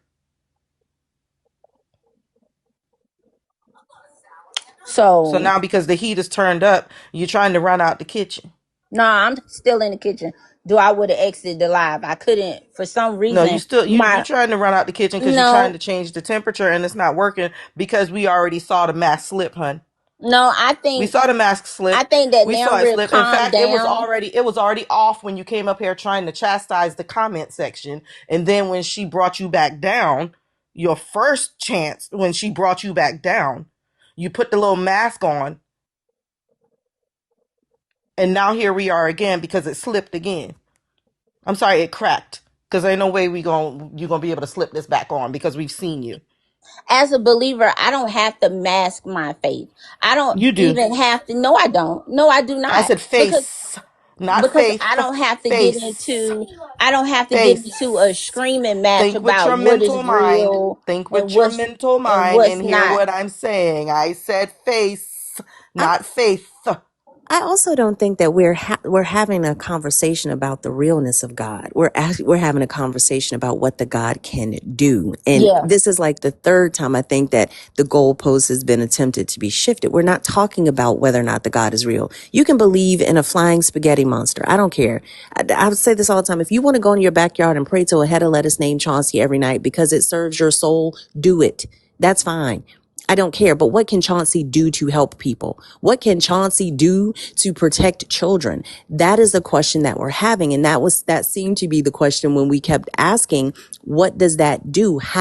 What does that mechanism look like? If you're claiming something is real, you're claiming something has power, that power should be demonstrable and that power should not be predicated upon my belief. That is all we are saying. that is very true. But Hail Chauncey. you want it to be tangible, like God's gonna come down and physically intervene. The spiritual world is vast, so it could be a lot of things when you're a believer that's done behind the scene. As a believer, do we see those things? We don't see what's happening. We can't see them, right? So, but we believe, just like we believe in love and we believe in the person that we commit to. It's almost like the same thing. But it's not, And Kai. And can I tell you why I see it differently? yeah, I Be, do. I be, like I like when you talk. You're very calm. don't Shut do the that. fuck Don't do up. that. Shut Yeah, your No, you motherfucking shut the ass up. fuck The Shut up your same thing fucking I because said, ass I'm up, just Face. bitch. telling you how The I Shut know your same thing shut I your shut said, ass your up. fucking Face. Shut ass your up. ass up. I'ma But talk now whenever I the can give fuck I real wanna nigga talk, and you because ain't gonna be able to stop it, motherfucker. And neither can your spiritual ass God. I'ma talk whenever the fuck I wanna talk. if And you you gonna get want to put use on this mute, and you gonna platform get put to on mute every motherfucking time. And the vast not spiritual how world ain't gonna be able to do shit to fucking stop it. I can get Get ratchet, motherfucker. You been ratchet when you came up here with that fucking storm ass wig on, that motherfucker. is not I saw fair. your ratchet ass from the chat. The fuck? A I knew you believer were ratchet. That's why I told your motherfucking ass the moment you stepped the fuck out, I was gonna step out with your get fucking ass. heated I because knew you you were telling your ratchet. non The fuck you mean? you And we believe in life after love. is that belief is mental, and why would God for a person who doesn't believe in? And I I don't ain't give a doing that. fuck It's if you not me. keep turning my microphone off. That's all you've been doing Get because the you don't want spiritual to world to hear. stop it. You don't Get want to the hear me spiritual world to talk, stop bitch. it. Get the spiritual world to stop it. Let's see the spiritual world And work. I'm gonna Make talk make the make your same make your shit, spiritual bitch. make Cause your I'm spiritual not God stop religious. us. Make your But spiritual God I'm not stop us. religious. Make your spiritual God stop us. Make them stop You us. Make them you make stop my us. God Make stop them me, but stop you us. can't do Like you that. the one So got we the gonna belief. call You bitches the one got. all Let's see your fucking belief. night. Let's see the mental work. How much mental power you got? Squint real hard. Go like that, and see if you can get him to stop. How hard you got to squint? Like to act like you taking a shit. Like let's see him. Let's see him come stop it. Can he Like, stop bitch, it? you stand Can he stop it? uneducated. Good, cool. Can he You stop it? you Can don't he want stop it? I told you I get ratchet. Out ratchetness is uneducated. I'm matching your level. Like, can he stop it? Huh? I ain't think so. no, bitch. You probably just got a little bachelor's degree and that's it. Ooh. Yeah, it's yep. It's little. Yep. A little bachelor. Why we got a degree? About Try to degree shame. First of all, it don't. First of all, it don't even matter. your time but belief until it why we gotta try to degree shame, babe? and belief is not Why you gotta try to degree shame, babe? because that's That's what all. That what? old people Oh, do. that what? I'm sorry, I can't hear you. Because you keep turning off, What? I can't hear you. keep turning. What? I can't hear you. What? I can't hear you.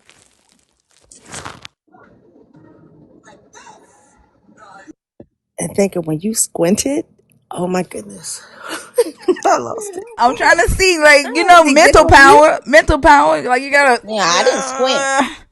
I But gotta you No, keep that's hold the it. you thinker. but you're Hold not it. telling your audience Hold that it. you don't muted me Hold it. half this conversation, Hold bitch. it. Cause you wanna Hold be it. the The It's one okay. audience that can You see told it, him. babe. It's The okay. You audience can told see him. it, babe. They know you told him. yeah, just They like you know muted because me you now. told The him. audience can see Yeah, it. you They been muting me know. the whole They know conversation. because you told them, right? Cause you really don't Right? They already if know. that's what you do, you probably muted everybody. But Sure. that's fine. Yeah, Okay. You can that's exactly how it yeah, that's happens. Yeah. fine. You can mute me. That's exactly how it Yeah. happens.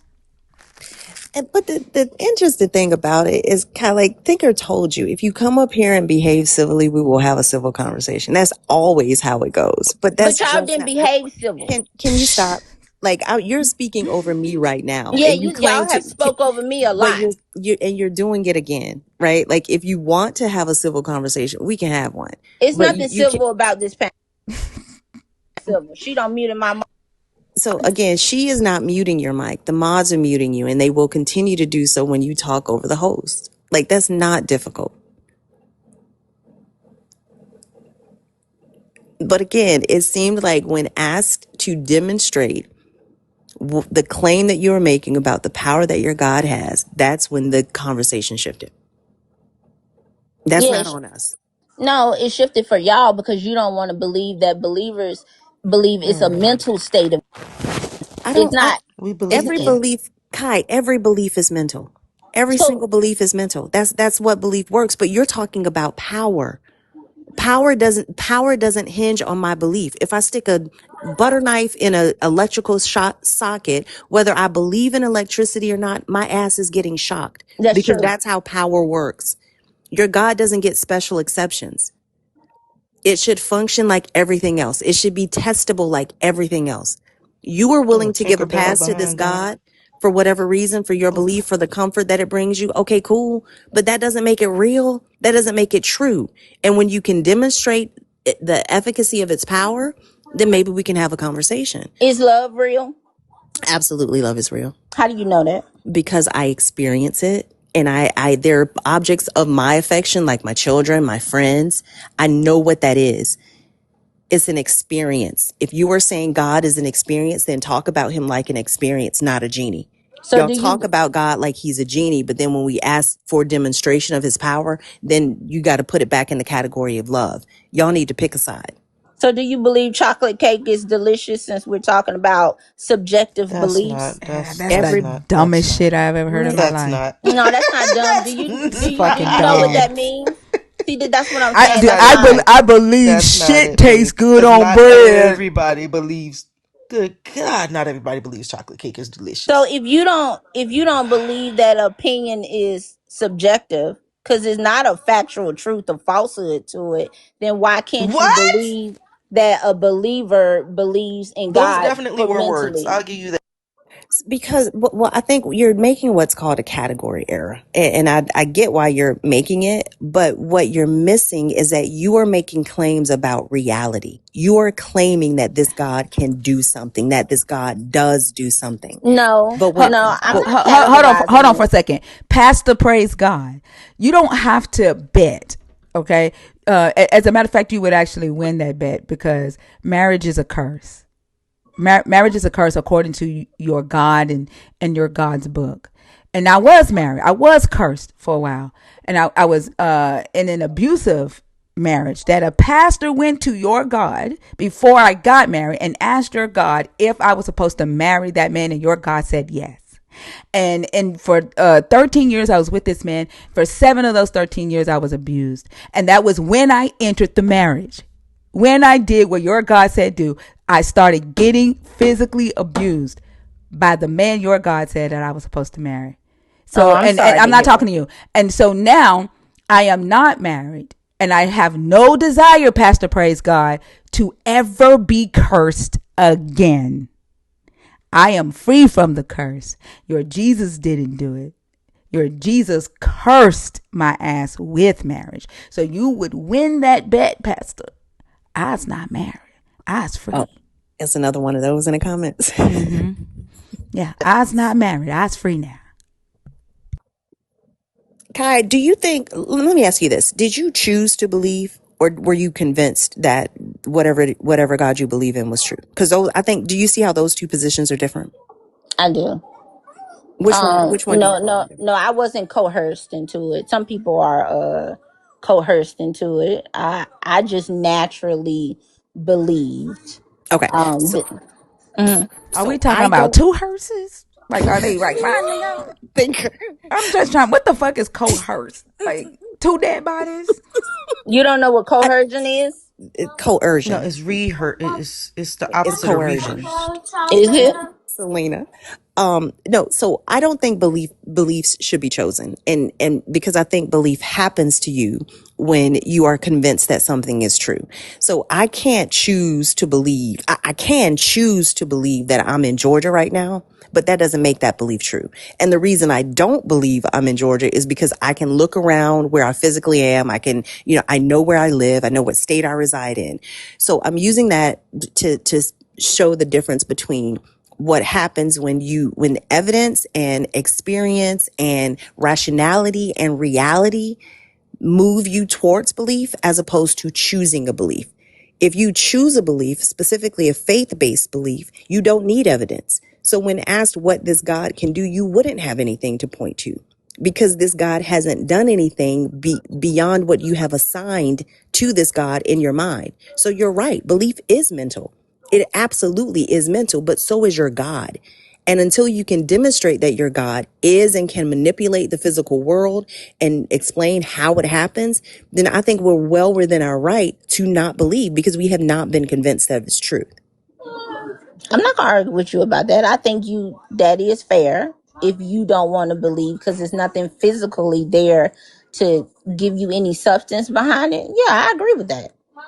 I mean, for me, it's different though, but I respect your views about it. So when asked, what does your God do? Is there a verb that you can assign to the God that you believe in? No, there's not an action verb. It's all mental. So your God is a mindset or a belief system. Or Yeah, we it can. lives in your mind and in your mind only. Yeah, we can say that. Do you have expectations for this God to protect you? I do. How does it do that? I would say through my guardian angels, but this is how I associate my relationship with God in a spiritual sense. I feel How like is we're just going around the mulberry bush because this is the same thing. Like we're just, it's the Just, same thing. It's just, it's yeah. the just, same thing. It's just, mental. It's a belief. Guardian but just let angel. her. It's the same fucking thing. You're just saying the same shit. Well, you don't want to believe It's in the the same shit it's that I'm but you're still saying. saying the same shit. The Well, same can you? question, the same questions we asked you.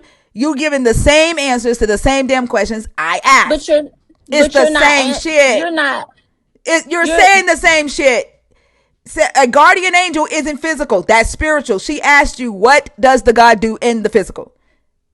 A Can I answer guardian her question? angel is spiritual. I answer That's that the same question. fucking answer you gave 10 minutes ago. Okay, well, ask a new question because That's we that are we going you around still in haven't answered circles that about fucking something question. that's The mental. question is, what can your God do in the physical realm? And you keep giving spiritual shit.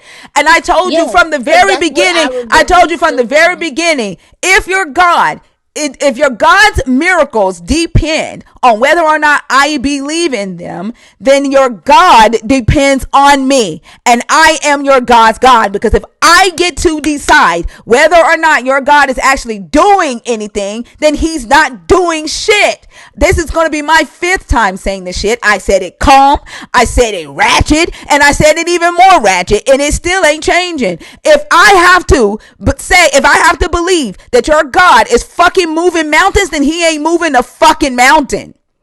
If I have to believe that your God is sending some ghost ass angel to wake me up in the morning, then he ain't fucking sending shit. That is still spiritual. And I know that your belief system is mental. We said that from the very fucking beginning. It's mental. You all are mental. You don't fucking pay attention to what's going on in the physical. That's why there are children being essayed in your fucking faces, and you do nothing about it because y'all are fucking mental. Because if I were to Okay, ask you, so Kai, what's the difference between your spiritual world and an imaginary world? What would you say?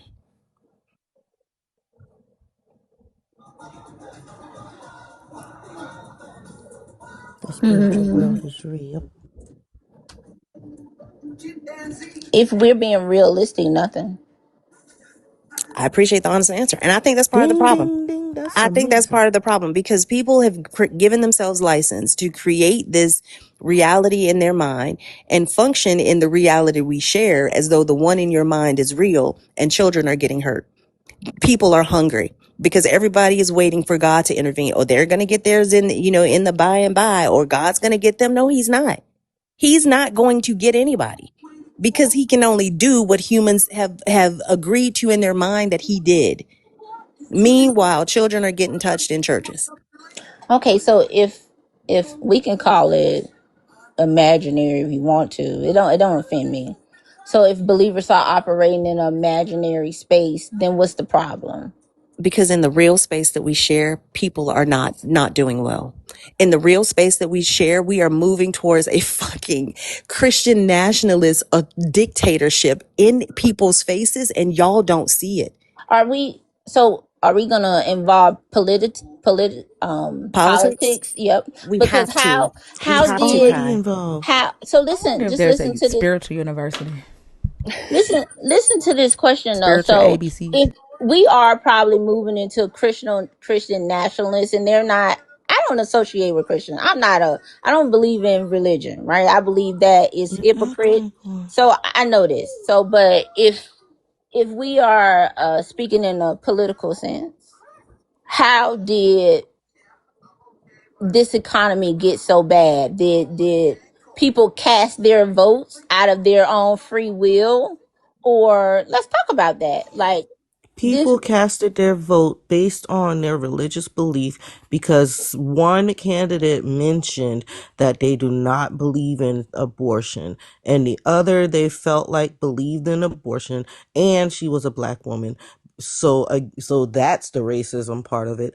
And this other person said that, oh my gosh, I believe in 2 Corinthians, and held a Bible upside down. And these stupid freaking Christian nationalists said, yeah, that's my guy. I'm going to vote for him.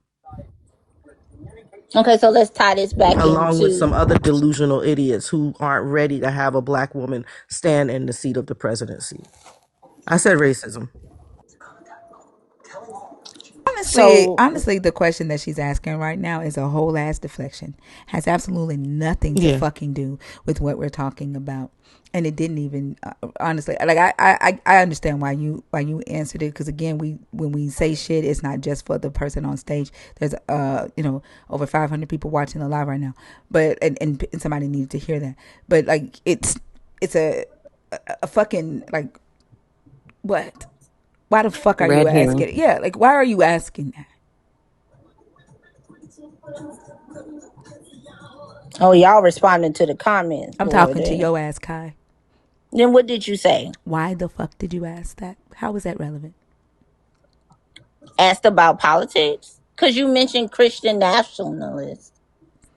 I mean, so that's I'm Yeah. curious So about why you how is why this? you How is mentioned this relevant? Christian. Do you understand what she meant when she said, when she mentioned the Christian nationalists? Do you understand why she mentioned that? Yeah, because that was mentioned in Project 2025 No. Why when did she? Why people. did she mention Christian nationalists in this conversation? I don't know. I'm not a Christian or a nationalist, So so you I don't don't. know So what you you didn't mean. understand it. You just asked a fucking question just because you heard Christian and nationalist, and you Yeah, just well, we decided to brought ask it it. up, You so we don't was know why gonna you asked explore that that question. topic. Exactly. You don't know why you asked that question. You don't even know how to take a conversation like this and pull any type of value from it, Why are you or take so it to hurt? it. You sound I'm so hurt hurt because you about. are fucking up my stage, Kai. You are fucking up my stage and you are saying the most ignorant So shit. You are wasting people's time no, and saying ignorant shit.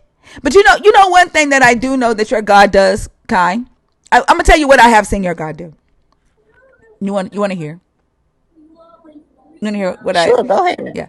Every last one of you believers somehow have the same ad-homs. Every time y'all get y'all asses whooped by intellect, you all ask this question: why are you so hurt? And not even just to me, Kai. Y'all do that to anybody who uses logic against your mental belief system. I wasn't Anybody, asking. I'm talking right now. Anybody who probes you on the claims that you're making, right? Y'all all run to the word hurt. Every last one of you. And I think the thing that I know that I have seen that your God does, because I believe your God is white supremacy. I believe your God is a man. I believe your God is the root of white supremacy in this nation and patriarchal ideals. And that God has empowered his soldiers who are the preachers, the pastors, the bishops, the deacons, the evangelists, all of them to teach this same lesson. If they use logic against your mental game, here is your weapon. Why are you hurt? You got church hurt. Who hurt you? Every last one of y'all. And I know you've probably seen that video on TikTok where all the news anchors have been sent a script and they're all saying the same thing to indoctrinate the public with propaganda. Like I could put up videos of all of you believers, since you said I was generalizing y'all. You remember you said I was generalizing believers and then you got up here and did the exact same things that believers have been doing that I said they were doing. Like I could add you to the collection, Kai. And I could put all of y'all up and every last one of y'all will be, who hurt you? You got church hurt. I'm sorry you hurt. Why are you so hurt? You just hurt. All of y'all. That's what your God does. Your God changes your mind and turns you into a mercenary to defend his bullshit. That's No, the I don't. renewing of your mind. I don't have to defend him. I can just let you believe what you want to believe You don't let me do without it shit. being without it being a You back and don't have the forth. Yeah, power to that's let fair me do dude. shit. You see how you keep Yeah, cutting yeah. me You see off. how I'm cutting you off because you don't have the power to let me do shit. Right. So I mentioned that you were hurt. Go ahead, y'all can let her talk.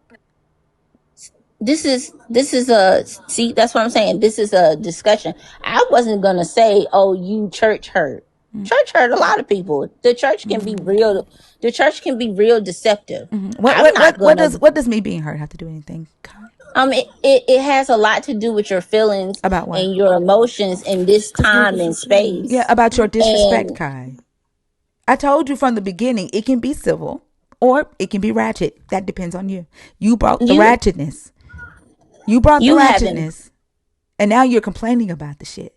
Like you y'all, haven't been y'all civil wanna, since y'all we've sure, been in okay, this cool. conversation. Y'all wanna throw Who is out y'all? shit, believers. That now, Who when I say y'all and when I say they, Just so you know, listen very carefully, okay? When So I now you're say giving out y'all, listen pronouns. very carefully because you have a problem with that. You don't listen. When I say y'all, when I say they, going forward in this communication, it will be referring to believers. Okay? And y'all have a problem with throwing out behaviors and treating people a specific way. And when the shit bounces back to you, you want to make yourself a fucking victim. And I don't give a fuck. I don't care about how you feel about that because you taught me how to treat you. And when you get done with this conversation, Kai, you will be able to go to YouTube, type in Arch Thinker, and watch how your ass turned this conversation into Ratchet City. You did that. And I warned you from the beginning that it can be civil or it can be ratchet. And then the moment that you got uncomfortable, you thought that you were going to try to throw some type of ad hom or some type of weapon, which is what y'all do, and throw out the word hurt. That shit don't bother me. What bothers me more is your intention behind it. It's the fact that the reason why you want to know if what hurt me is because you want to use it as a weapon. You don't even want to use what hurt me as a weapon. You just want to use the fact that a human has been hurt as a weapon. That bothers me more than anything is your fucking intention behind asking that fucking question. Okay, so you're projecting because that's not what I meant, and you can't tell me what I meant, but that's what you You believe. literally said it. You literally just said it. Yeah, I just wanted to know why you are You resorting to literally cussing said it was in every because you sentence. literally said that it was because I was cursing. You literally said that it was because I of how I was talking to you. You didn't want to know why what actually hurt. You don't give a damn. That was your No, you. response. That was your response to me yelling or cursing or talking firmly to you. You already fucking said the shit. Listen to the So words that you come out of your fucking mouth, and maybe you you won't still feel the way that cussing. you. I'm going to cuss, motherfucker. I'm a grown ass woman. I can That's curse when great. You if you can do don't that, like it, but then my fucking leave. intent. You talking about me cursing, it's not gonna make me stop. If you don't fucking like it, then you have to do what's best for you and fucking leave. I kind of feel like you telling her why she's cursing is projection. Like, think I curse all the time. Mind Hell, you, I she curse called all the me a time. bitch, and I haven't called her a bitch yet. Mind, she called me a bitch 3 times, and now all of a sudden is you're cursing. You're cursing. Pay attention to your own fucking actions. Pay attention to the shit that come out of your fucking mouth. Your fake ass. So I think you can call me fake, and that's fine. I can be the fakest motherfucker on this earth to you, and I could give a shit. You're But the cursing. questions, Stop. You're cursing. yeah. Why are you hurt? So You're so cursing. we Why are you obviously hurting me? You're cursing. And why are you hurt? Who hurt you? You're right. cursing. So I asked you that because this conversation, um, I like the questions the other lady was asking because you can only get the truth from some They were the answers. same damn questions I asked you. Shut They the were fuck up. not. Yes, the fuck They they They were were. were. Exact not. same They were the questions. exact same questions. No, they wasn't. You How said you gonna tell the person that you asked you the question that it wasn't the same question that the other person asked? She right. asked you the question. She did not once ask me was She could asked this you the be same imaginary? question, and the person that you're giving kudos to asking you the question is saying she asked you the same question. That last question about spiritual versus imaginary was the only question that Thinker didn't ask you. Every other question that I asked you was the same thing that Thinker asked you. You can go back to the YouTube and watch it and you'll be able to see that. They're the exact same questions.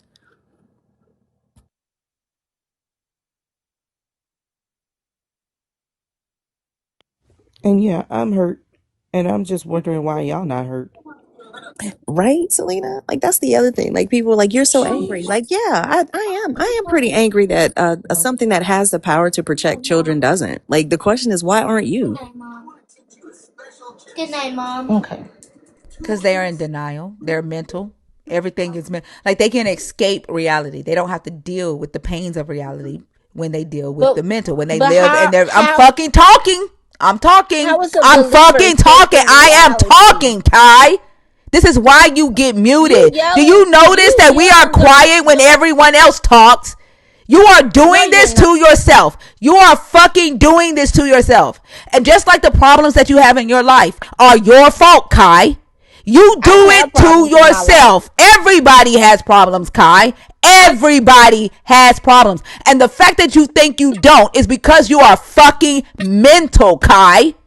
Your wig is a whole ass problem.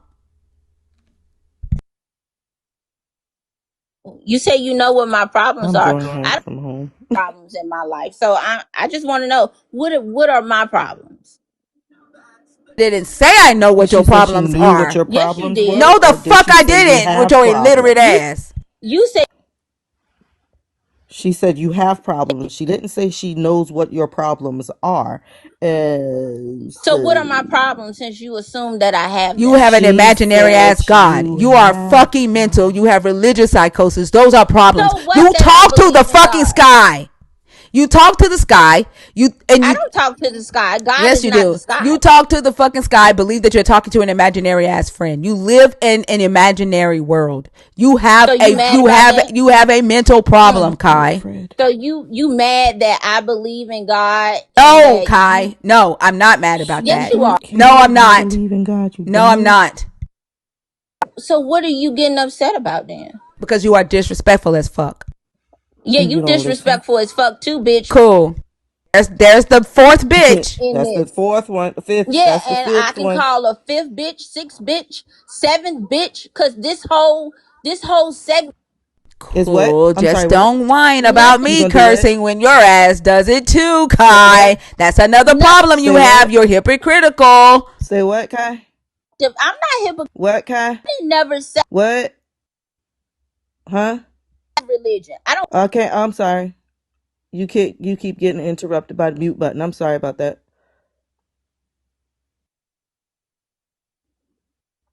Hmm? Oh, sorry. My finger slipped. Oh, that one was on purpose. Go ahead and talk. I'm sorry. I'll stop. Yeah, and chill out on the muting because now the live got restricted. I'm sorry. Bullying and harassment.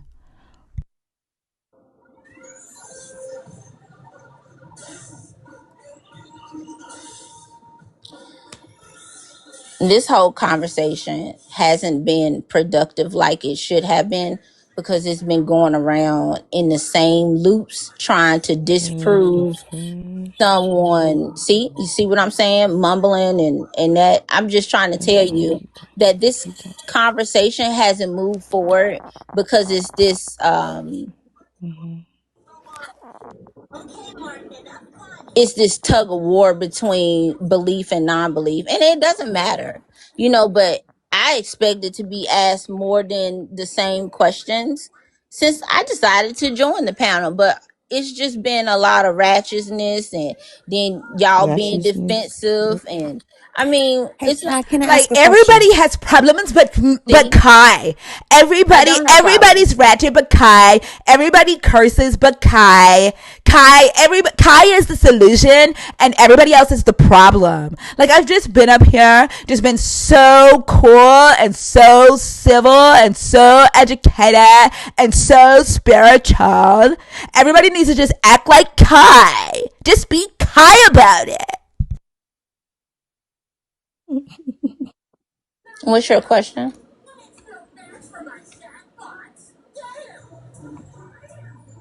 You said, can you ask me a question? Sure, go ahead.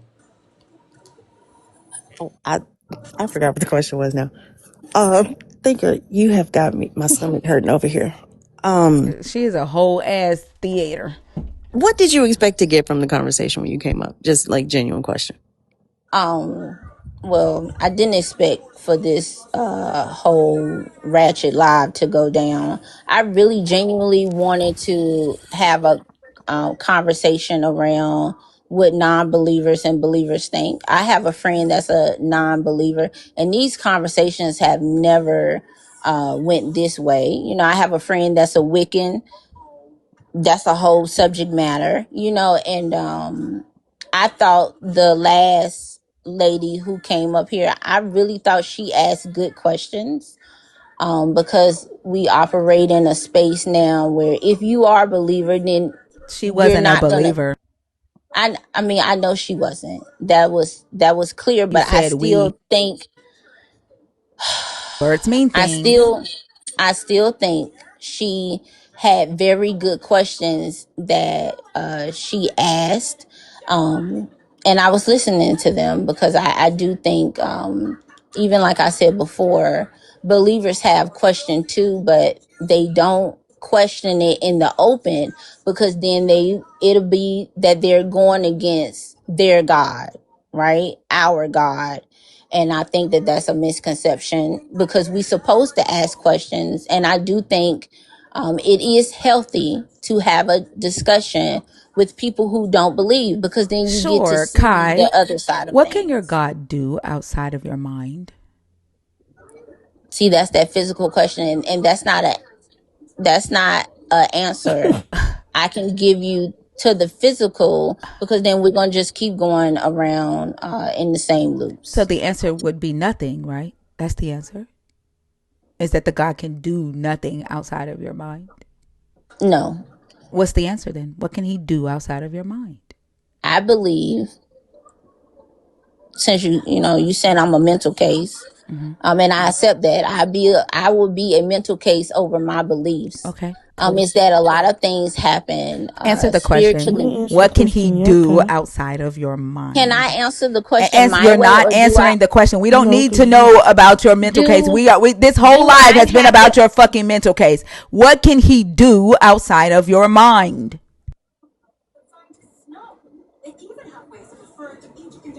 he does a whole lot, but that What? won't translate. That wouldn't translate for you. Be specific, please. Can someone else ask me a question because we already Be talked specific. about what I Okay, said here we something. go. Kai, what can your God do outside of your mind? Pretend that was an imaginary as guardian angel. I answered that question before. You haven't answered it.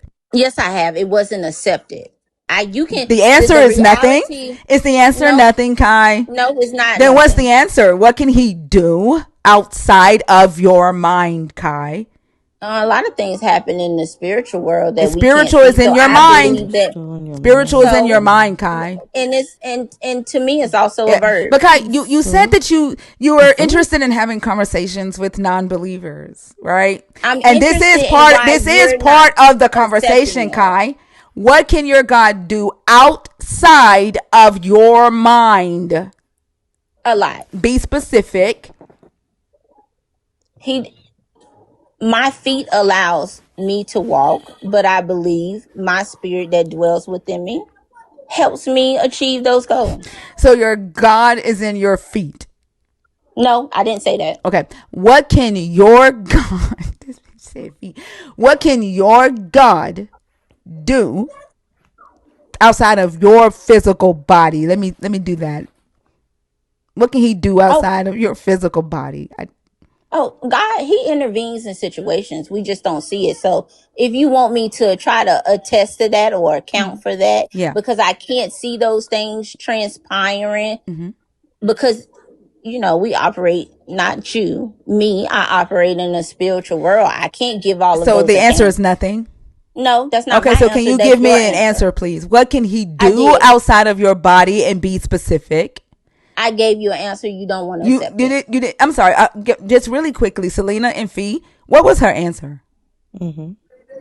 I got feet, but I didn't get a verb that the God does. I'm I not didn't hear an gonna. So answer. it's not me I'm not not gonna He give you accepting a an said verb. answer. It's outside the that she didn't physical, give one. outside Yeah, of it the wasn't spiritual. provided. Like Okay. you All right. mentioned the Yeah. word verb, but you didn't say what that verb Do was. you Like, know what asking and getting an answer to a question is? You don't have to accept the answer, but I gave it to you. You're but the not answer did. accepting the answer because of So your own your God beliefs, can and that's feet. what you believe. Your God can feet. Like using Bash's example, your answer is like 2 + 2 = orange. No, That's that's not not what it. that. Well, I'm trying to explain to you how it lands. Like you can tell us what you intend, but you can't tell us what we hear, right? What we're asking is thinker's question is what can your God physically do outside of your mind? And you said a lot of things. And she asked for an example. And then I chimed in. I was like, it's got to be a verb that you can associate with the God. Like I can move. I can it can protect, it can do this. What can it do? And the only thing you've said is everything. And then when you give an example, you give an example of something that occurs in your mind. So it's not answering the question of what the God can do outside of your mind.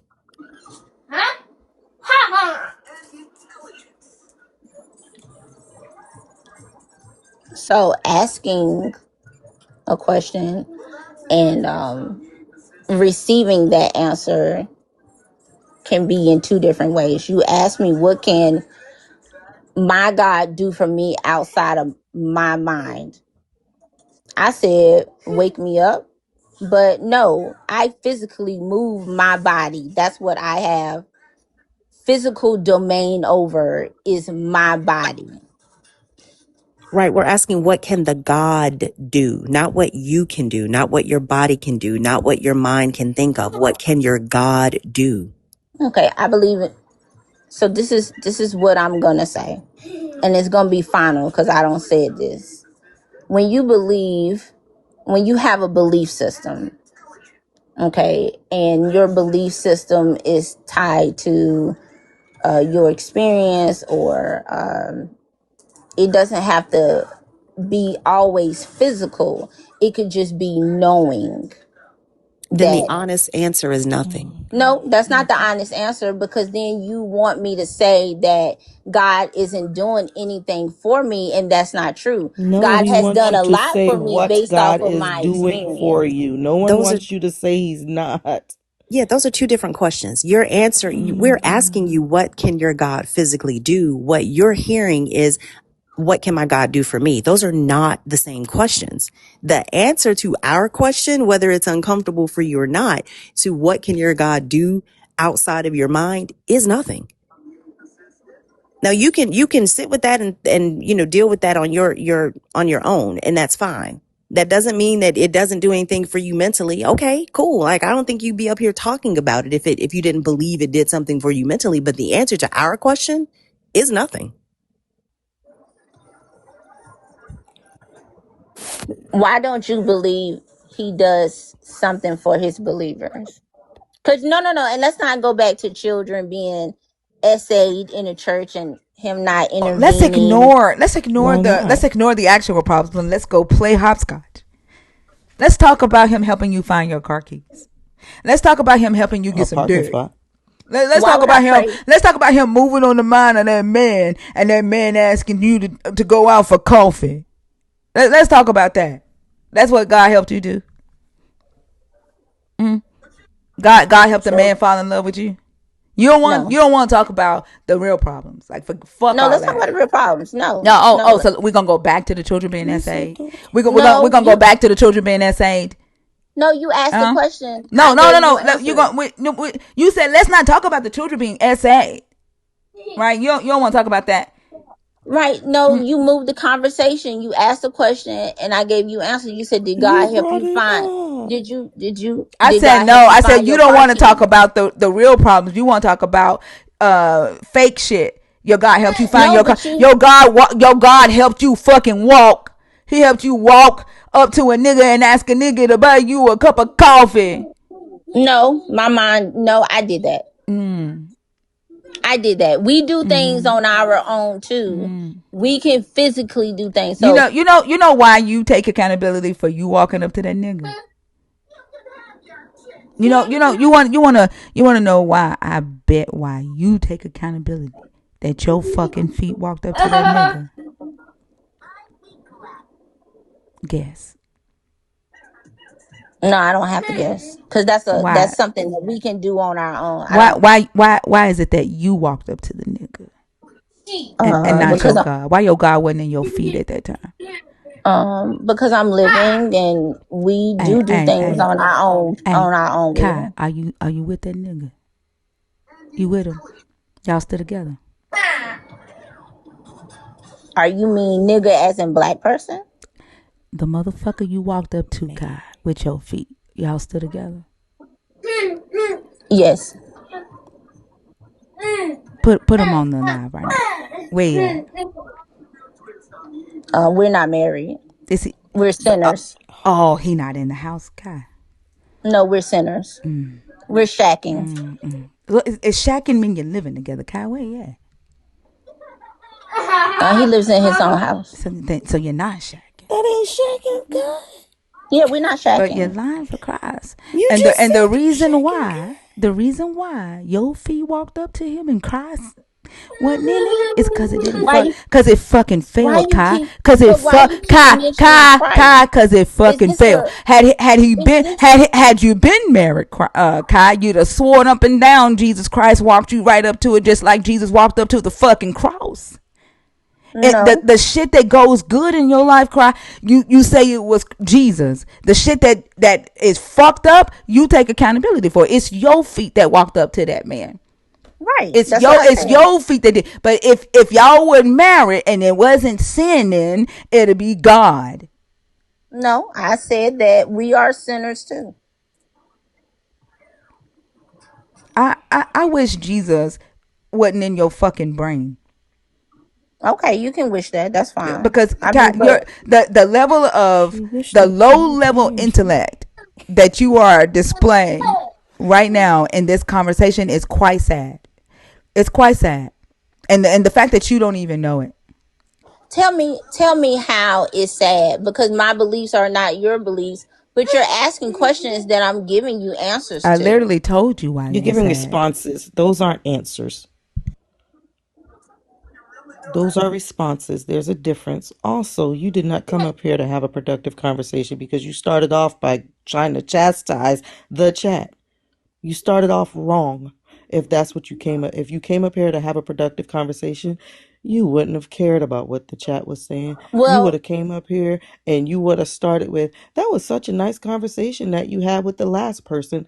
I, a believer and very curious, and I like questions. Let's talk. But no, you wanted to chastise the chat like we were going to sit up here and allow that to no, happen. I didn't chastise the chat. I Yes, wanted you her did. to answer Yes, you how did. she responded in the Yes, you chat, and did. she did. Yes, you did. But I haven't been asked no productive questions. It's more so, is this No, you haven't been God asked a question that you're tangible? smart enough to answer. Is he That you're smart tangible? enough to give And an how answer and smart not are a you? response to, Kai. And how smart are you? I'm smart enough to know that you haven't answered a question yet. No, I'm I smart answered the enough to question. know It's just that that. you don't want to I'm smart believe. enough to know It's just that, it's something Kai. that you I'm don't want to smart believe. enough to know that, Kai. I'm Do you smart know enough to what know a that two question plus two is? doesn't equal oranges, Kai. What would you consider a productive question, though? Like, I don't. The questions that we asked that you feel as though you answered didn't address our actual question. Like, the actual answer to our question is something I guess you're not willing to face. But what would you consider a productive question? Well, I think the first leading question that she has up is really a good conversation that you can have amongst each other. Did God allow Adam and Eve to protect them or control them? That's a productive question where you can hear both sides, but both sides have it has to be I agree to disagree, not it's what I believe and that's it. It has to be accepting. I'm accepting that y'all don't believe in God. That's fine with me. I'm curious. I like learning about why people don't. And people have interesting stories out here. They do. So that's a productive question. I'm sorry, but The so Ty, the question that we started this conversation off with, right? Why is God being blamed for human actions? Yeah. Who's Yeah, that who? was the question. Whose question was that? Whose question was that? Well, that wasn't a No, question. That was oh a no, statement. no, no. Why is God being blamed for human actions? When you start a sentence off with why, Yeah, that's a question. that's whose question was that, Kai? I put that in the chat. So who's that was your question? Yes. Initially, yes, And it the was. conversation started off with your question. Right. And then I Hold on, discussed Kai. it. So the conversation started off with your, I guess, what we're calling now unproductive ass question. And what you would rather have done is talked about my productive ass question. That you are the unproductive thing here. Am I understanding? Because look, I listen when you talk, right? I listen when you talk. I analyze the shit you say.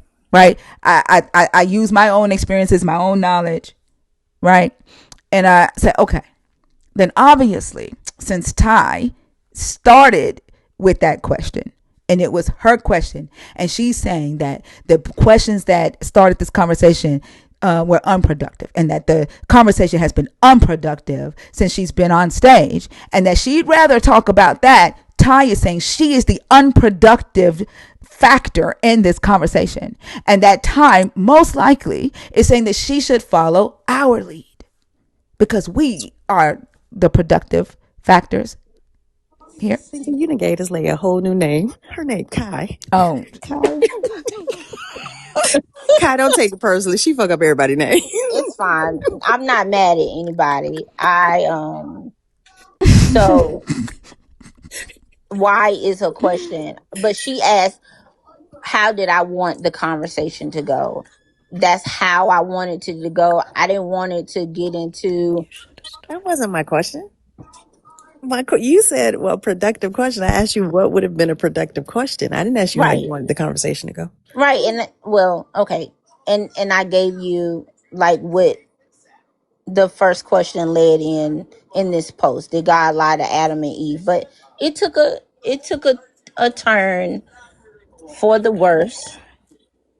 It took a turn for the worse. I didn't expect wait, this. you I you thought didn't it was start gonna off go with back. that fucking question.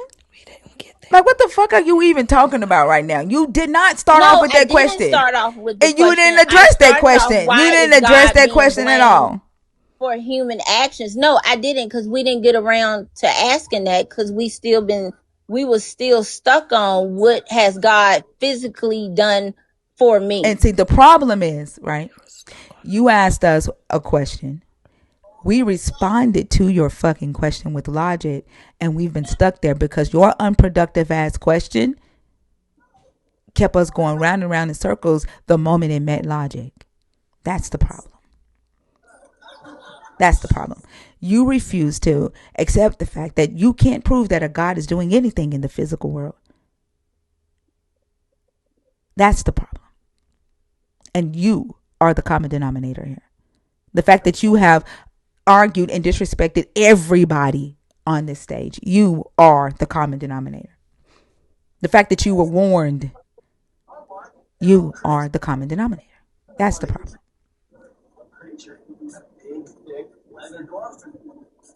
Okay, I had to wait till you finish because I would get muted fast. Y'all been muting me half of the damn segment. Okay. When the If last that's, time somebody mute you, Kai? Come on now. Please let's not do that. I mean, it was about 5 minutes ago. But okay, I get it. I get what you want me to say. My belief, God, touch that button. my belief doesn't warrants me to say nothing. But if because that's what I believe. I believe things are happening behind the scenes where you're asking a real, just simple question. What do God do for you physically that I can see? Right? And I'm answering from a spiritual. But if you want to say physical, it is nothing because you can't see it. So then that means it doesn't exist in the physical. But I stand behind my beliefs is spiritual. So I do believe something happens. I just can't see each order of how it happens. So how do you know it's true? Or does it matter that it's true? It doesn't matter that it's true because this is what I believe. And I think that is the crux of why it's dangerous. Because if it doesn't matter that it's true, which entails, well, does it matter if it impacts other people negatively? I do. So and I don't know how you put those two things together. See that? You get what I'm saying? Like, I'm not sure how to connect those two positions. Because if I care how my beliefs impact other people, then I have to investigate them. I have to figure out how they function. Is it a way for me to use them or keep them and adjust them in a way that's more safe for others because I do care? But if you don't care if they're true and you just hold on to them, then what mechanism could you use to even begin to adjust in order to ensure that you're protecting other people? So I look at it as when I said, I don't care if it's true, because God, to me, is my own personal connection. It's not with a shared believer, because we all have our own relationships with God. It's not the same.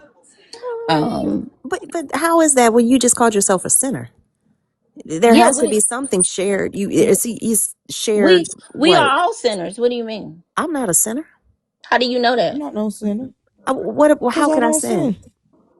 How could I sin? That would be like me saying I'm breaking German laws. I don't live in Germany.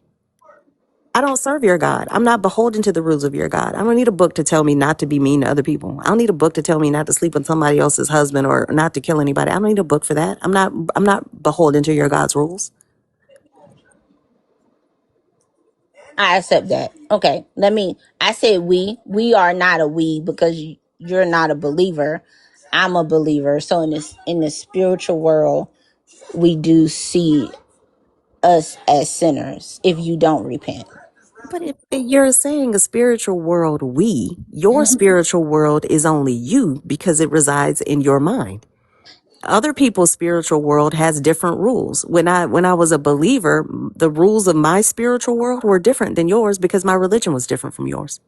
When you was a believer, what was your religion? I grew up as a Jehovah's Witness. Okay, that's interesting. So I don't claim Jehovah's Witness or Baptist or Christianity or But you claim Muslim. sin. What are you talking about? Like Yeah, how are you defining the rules if you're just separating it from Christianity?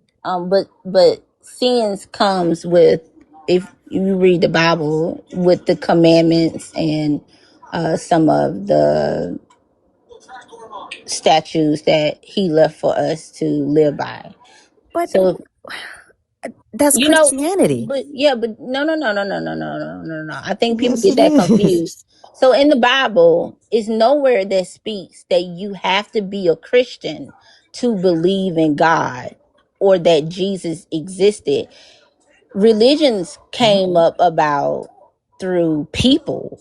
People created that. I mean, you have John the Baptist, right?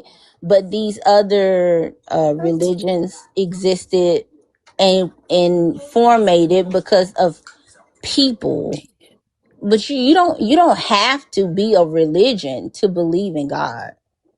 I I am so I can't confused. be a religion. would you don't have to claim a religion to believe in God.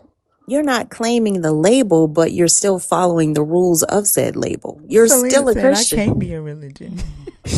I know, right?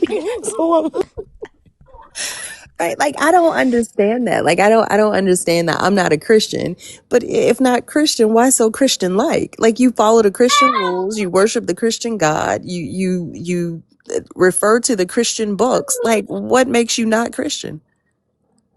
That is a Because Christian. yeah, because Christians are labels, but we don't have to label ourselves. We can just be a believer. Okay, You well don't then you're a great value Christian, but it's still a Christian nonetheless. Just because you don't have the name brand, you're still doing the same thing. That's like Fruit Loops versus Fruity Rings. It's still the same thing. Or what's the distinction? Maybe I should ask that. Just because you don't physically go to a church or you don't call the God Yahweh or whatever, like you're still saying you're a sinner. That's Christian rules. did you assign it to be a rule, or that's what you think because you was a Jehovah? I done never been a Jehovah Witness, so I don't know how they I was a operate in that Christian. It's space. in the Bible. And you got Kojic. What were you Kojic too, Selena? I was Kojic, Baptist, AME, Yeah, freaking holiness, you got a variety pack of and I all the ended I, up with Christian. non-denominational. I was a variety. Yeah, I think the interesting thing too is that all of us went down that path of saying, you know, separating ourselves from the denomination and trying to Yep. separate ourselves from the Yep. system of religion, but still believing in the God. Hmm.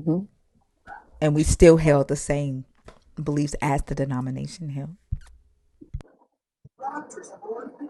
Yep. And feisty in Christ, yes, Jehovah's Witnesses are Christian. Like, I don't know why y'all do that. Who is y'all? What No, no, I you was mean by talking that? to somebody in the comments that said Jehovah's Witnesses aren't Christian. And that's the crazy part. Like, that's the other thing. Like, y'all like to, oh, they're not real Christian. Well, who set the rule book? People use this Bible to write their rules. It's almost like me telling you what a definition of a word is from a dictionary I wrote. If you are setting the checklist for what makes a Christian, then that's your version of Christianity. Like, there's no rubric for being a Christian that this God gave. Every single one of y'all worship a different version of this God in your mind, even if you're in the same denomination. Your God has your views. Your God has your likes. Your God approves of what you approve of. Like, think y'all are your God's God. You just feel like the authority is coming from someone other than you. It's not. Hey, also, Morning. Hola, Okay, oso, I think hola, that Jen. that's interesting. I mean, you was responding to someone, that was in the chat, but yeah, I never been a Jehovah Witness, so I don't even know what's the discussed denomination among them. doesn't denomination doesn't matter because the book is the same. Like, Right. the God in the book is just as vile as a Jehovah's Witness as he is under Kojic. It's the same thing. He commands the rape of women. He commands killing children. Like, the God does what the God does. The religion, regardless of the denomination, controls people in the same way. It tells you you are a sinner for normal human desires. It abdicates you of responsibility for doing anything because you got to wait on God. It absolves you of accountability for identifying the good and bad in yourself because you get to blame the devil. It's all a mechanism of control. So regardless of the denomination, the functionality is the same. So, but what believe? So, I'm assuming since you made that broad statement, that you have had believers up here that when something bad happens, they blame Satan for it or whatever he goes by, Lucifer or whatever his many names can be. I'm not sure of that. That's interesting because, again, when you're a believer, certain projections can just be pushed on to you. I don't believe that when anything bad happened to me, it's because of Satan. What you say, the devil? It's not only bad things though. We read a scripture the other day that said point blank Hold on, Fee. that God. Can I ask a question real Oh quick? yeah. Mhm. KY, what does Satan do? What does Lucifer do? To me, nothing. What does he do? Like, what can he do? He nothing. But biblically, he Not came to not kill, steal, biblically. and destroy. Nothing, Wait, nothing, wait, wait. Biblically, he kills, steals, and destroys. and destroy you. Where in the Bible is he doing that? Hold on, let me find it. No, mind you, I'm going to tell you exactly what I just asked you. Okay, Okay. I did not ask you where is the scripture that says he kills, steals, and Oh, destroys. okay. What I asked is where in the Bible is Satan killing, stealing, and destroying? Oh, nowhere that I have read, and I don't read the Bible twice. Yeah, nowhere. And so Yeah. somebody told you in the Bible that he still kills and destroys. But my question to you is, what does Satan do? And as easily as you said he does nothing, because you don't want to attribute Satan doing anything in your life, right? You don't want to attribute Satan have any power in the world. You quickly said he does nothing, right? That Yeah. should have been as simple as like with your God. So the Satan, there's no point in Satan, right? Like he's just a part of the story. Right. And the Bible is a lie when the Bible says he kills, steals, and destroys, because as you have pointed out, he does nothing, none of that in the Bible. And he does none of that in your life or in real life. So the Bible lied there, right? Yeah, that's fair. Yeah. Okay. Go ahead, Fee. Oh, I was just gonna say I don't, and that's a great point. And it's interesting how quickly you were able to say nothing for Satan, but that's what interesting. Um, yeah, like believers credit Satan for all sorts of things, like you were saying, blame him for negative things, but they just blame him for regular things. We were reading a scripture the other day that said verbatim that this God, I think we were talking about the God commanding the genocide of the Babylonian people, and it's verbatim, and they said that we had a spirit of rebellion. No, that's a spirit of literacy. Like that's what the book says. But y'all can come up with these spirits of these different things when it goes against what you believe with absolutely no demonstration of the existence of the spirit or the power of the God. Like that's just not how reality functions.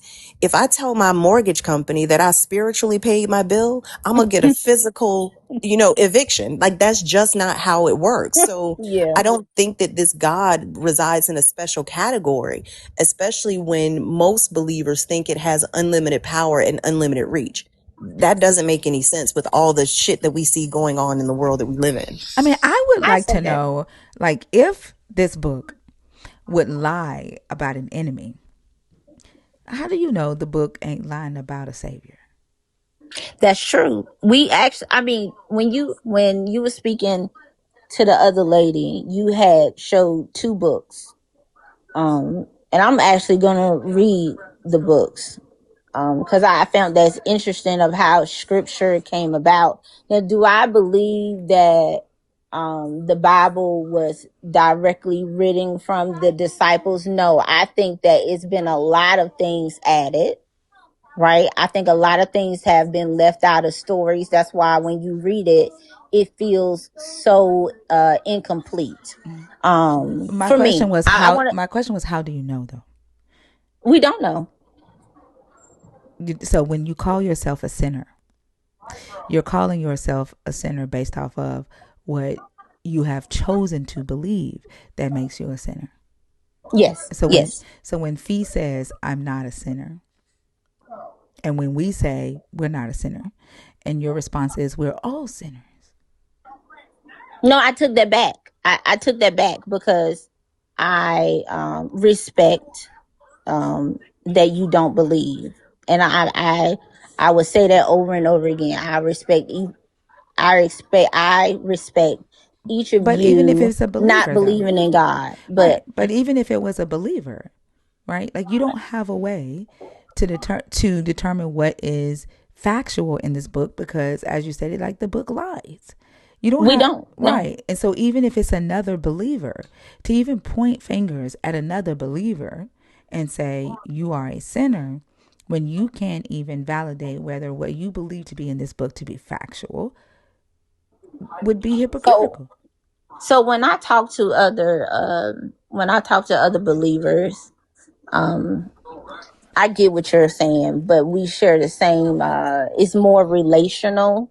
So when one of my friends that's a believer say, "Oh, that's a sin," I can have a conversation like, "Yeah, that was a sinner. I gotta go and I gotta repent, for my sins." Right? That's Ain't me that the talking to conversation? another sinner. But that's the conversation you just had with Fee about the differences in denominations, Yeah, that's true. right? And Yeah, so, but believer, like you originally said that it was an independent thing, and it is. now you're saying that it's a believer thing, and that all of y'all see sins the same.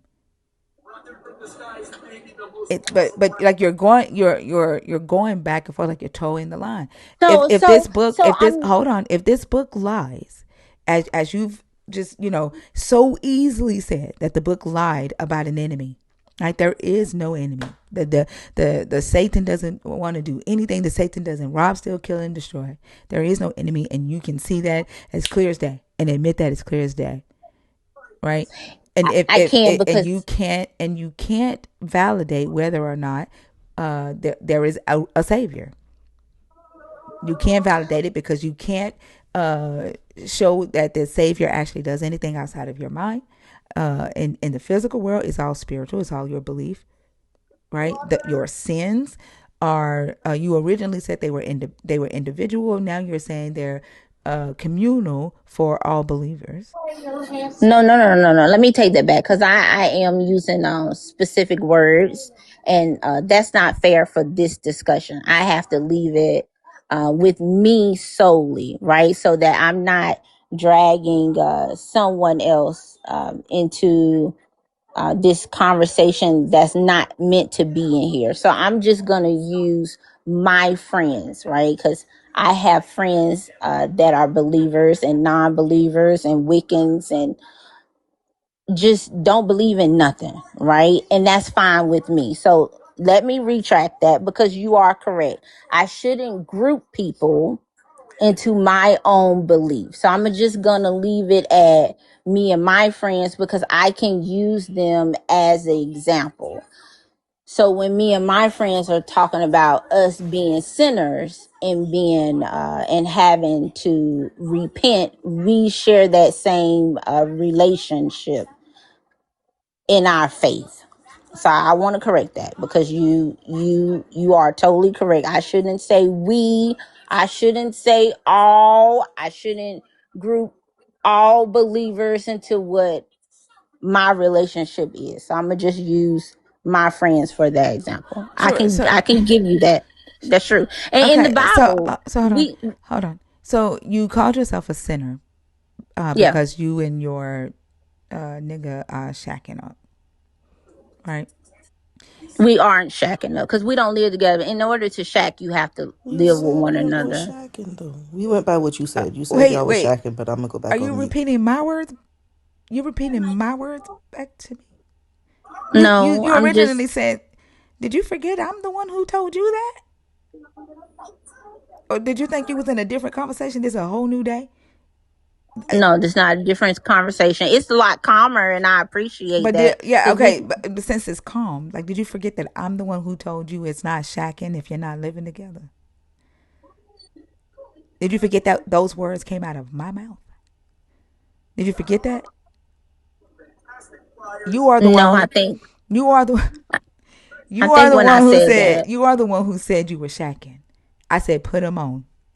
You said he don't live here. I said then it ain't shacking if you ain't living together. Shacking is living together. You don't remember that? You thought that was a different.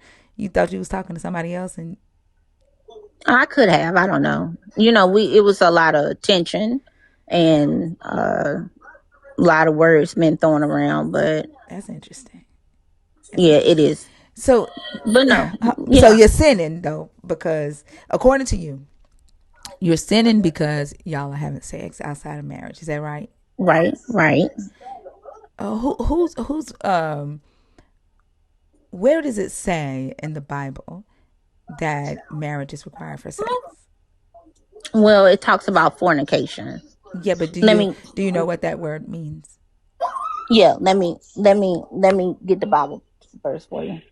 No, I know the Bible verse. I asked, do you know what that word means in the original language? Well, fornicate.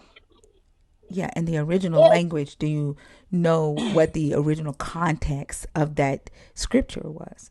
Because it wasn't Yeah. about premarital sex. Well, in First Corinthians 6:9 through 12. Okay, Uh, again, I'm asking the original context of that scripture is not about premarital sex, and so I'm asking, do you know what that word is right there for fornication? That word is porneia, and it means adultery. It means pedophilia. It doesn't have anything to do, or didn't at the time that it was written in first century Rome, had absolutely nothing to do with premarital sex. It was extended to include premarital sex later on by Roman theologians, by theologians. But there is no law in your God's Bible against having sex before marriage unless you are a young girl virgin. And that's because your dad typically sold your virginity to the highest bidder. But there's no law at all, especially for a man having sex outside of marriage. There is no law for a woman who is no longer a virgin against her having sex outside of marriage. There's no requirement. That requirement was put on you by man. And so how do you know, right? If you have this relationship with this God that you're talking to on a daily basis, right? You know the book lies, as we see, the book lies about the enemy, right? You don't know how to tell whether or not the savior in the book is real. And now you've been told that you are a sinner for fucking having sex. And that was added later on by man. So how do you know if you're in a relationship with this God and this mental, why hasn't this God told you this stuff?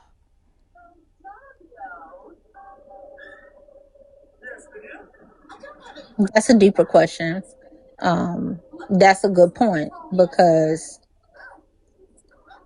the scriptures that I know of just tells me that you shouldn't, do the act, right?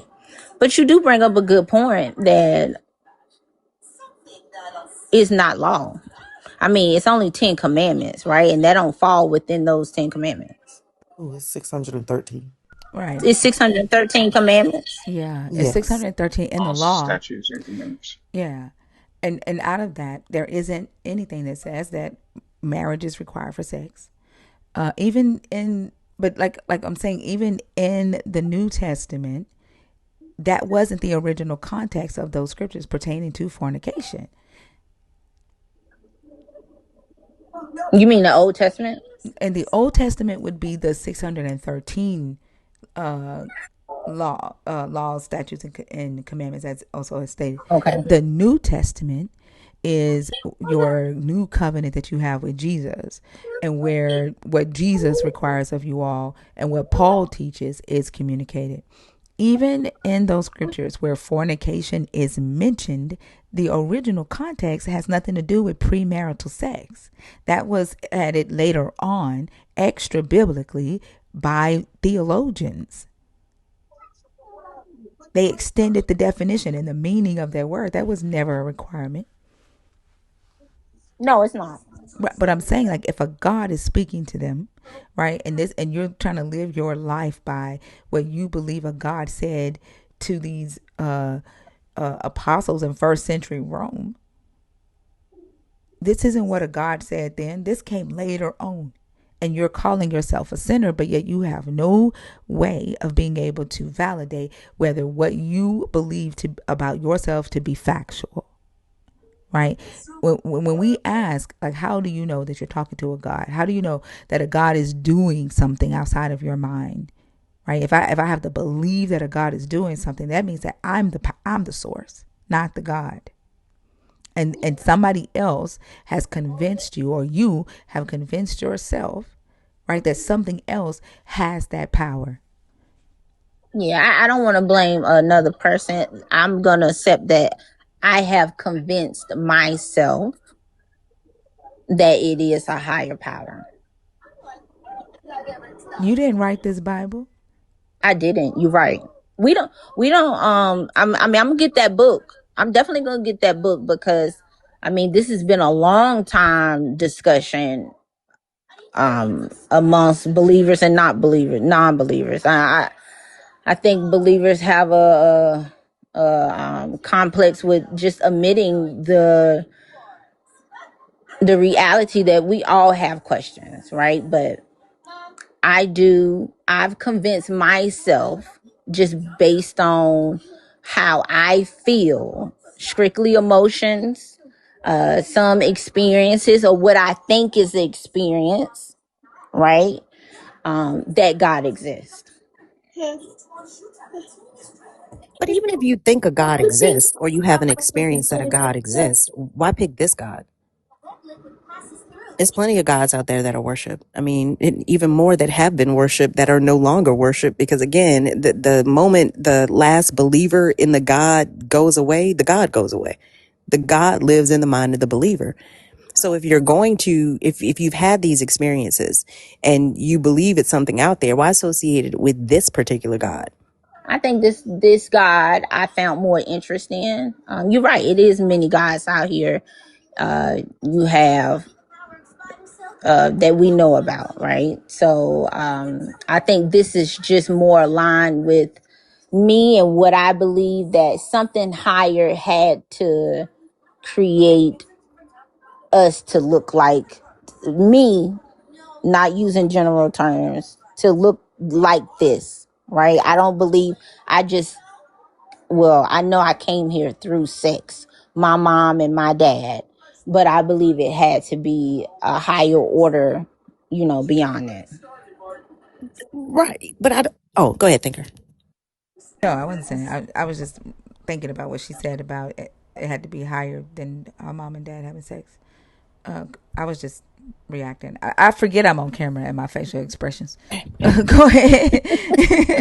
Go ahead. No, right. And I get what you're saying, Kai, but I'm saying why this God? Like this God tells you who he is in this book. Like if you said you read the book twice, so you've read the scriptures that you see how he sees women. Like you see how we are considered property. Like rape as punishment. What are we talking about? Bashing a baby's head against a rock? What the fuck is wrong with you? So if you've had this spiritual experience, like we were talking with Stir earlier, nobody can take that from you. But we can research where this God came from. We know that this God was part of a Canaanite pantheon. We know that this where Yahweh was given the people of Israel by a greater deity in the book that most believers don't even read. So if you're going to question and hold on to your spirituality or whatever, that why this particular God? Why tether it with this God? Hold on, Fee. I think I need to address something. First off, you can go ahead and remove your nerd badge. I don't want you in the community. I see that you joined as a nerd.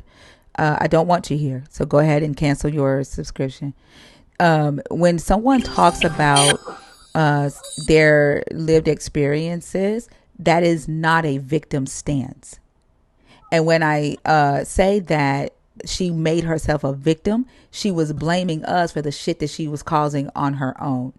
But your mindset, Kelly, is not the mindset that I would want within the nerd community. And the reason why I'm saying that is because the nerds have access to me that other people don't. And you seem harmful. And because when you have that nerd badge next to your name, that like I'm going to give you like specific access to me. I don't want you to have that. So go ahead and cancel your subscription for me. I don't want your money. I don't want you in the community. Okay? And I know you said this is your first time here. Cool. Um uh, you probably should have waited before you became a nerd to see what the community was about. But what you just said in the comments let me know that I don't want you to have access to me. So go ahead and cancel that subscription, okay? Thank you. Go ahead, That's on John. YouTube, thinker. Yeah. Yeah. Oh, you can go ahead and respond, Kai. I forgot what we were talking about. That was a total sidetrack. I'm sorry. Can you Yeah, I was asking why this God? Like Oh yeah. Yahweh is pretty fucked up, like across the board from the beginning of the book. So why pick this God? That's true. So we know that the Romans believed in the planets.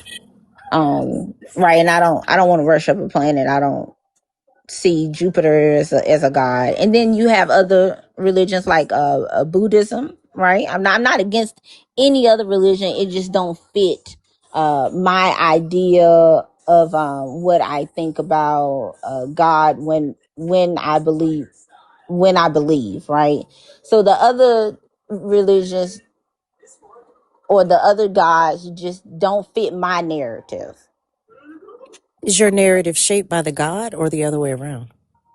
Um, my narrative is just based on my beliefs that I think something for me to look like this and my body functions the way it does, it had to have a higher order that Right. no. I'm not asking that though. I'm asking what about the Christian God fits you specifically?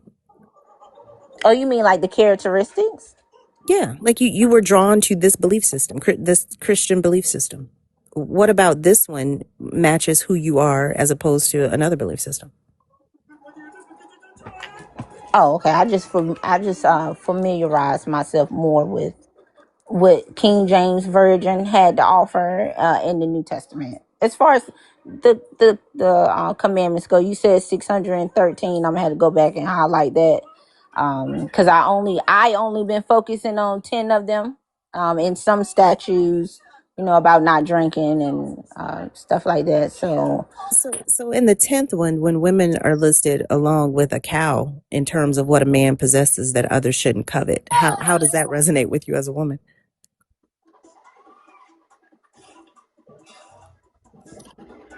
are you meaning for it? Because that kind of sound misogynistic.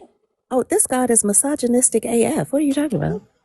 Like, this God hates women. My child, my son is he'll be 22 this year, and he was not raised in religion at all.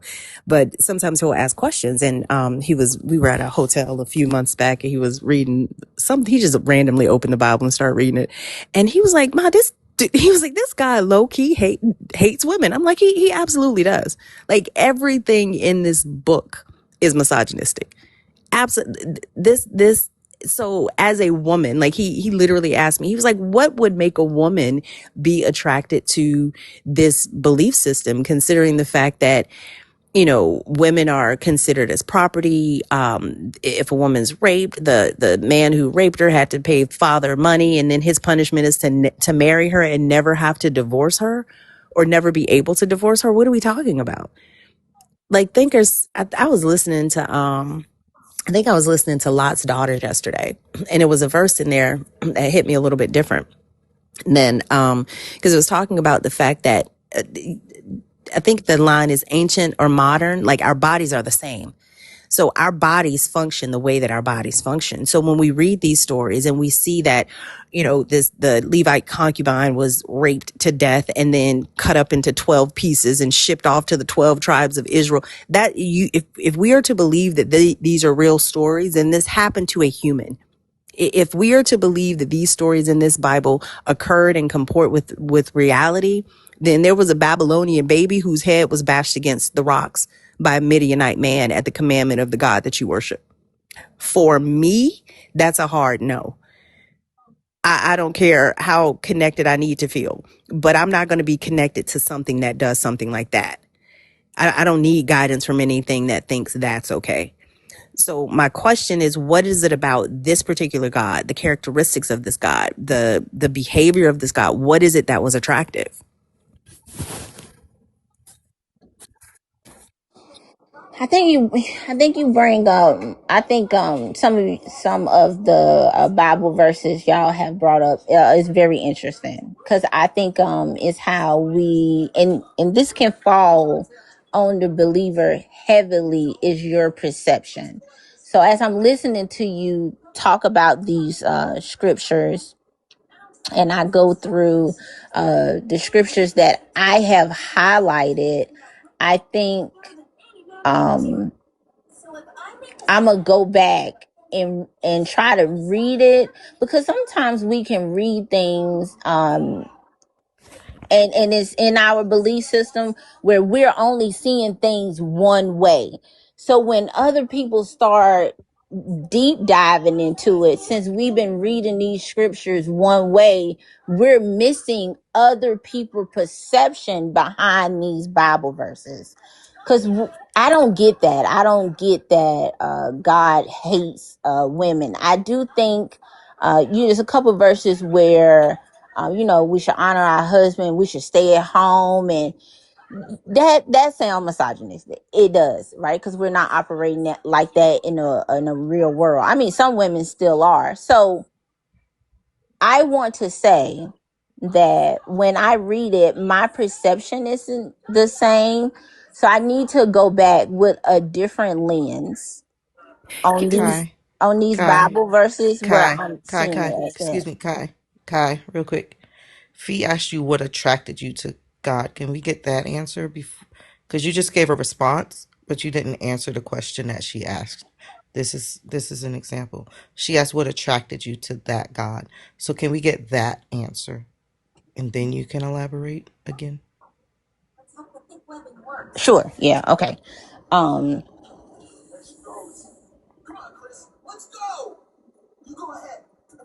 It's just what attracted you to that God. That's it. What attracted you? if I have to name a characteristics, I would say or feeling the feelings. I would say feelings because I didn't see that he hated women. That's what attracted me. I'm What associated with feelings? with a feeling of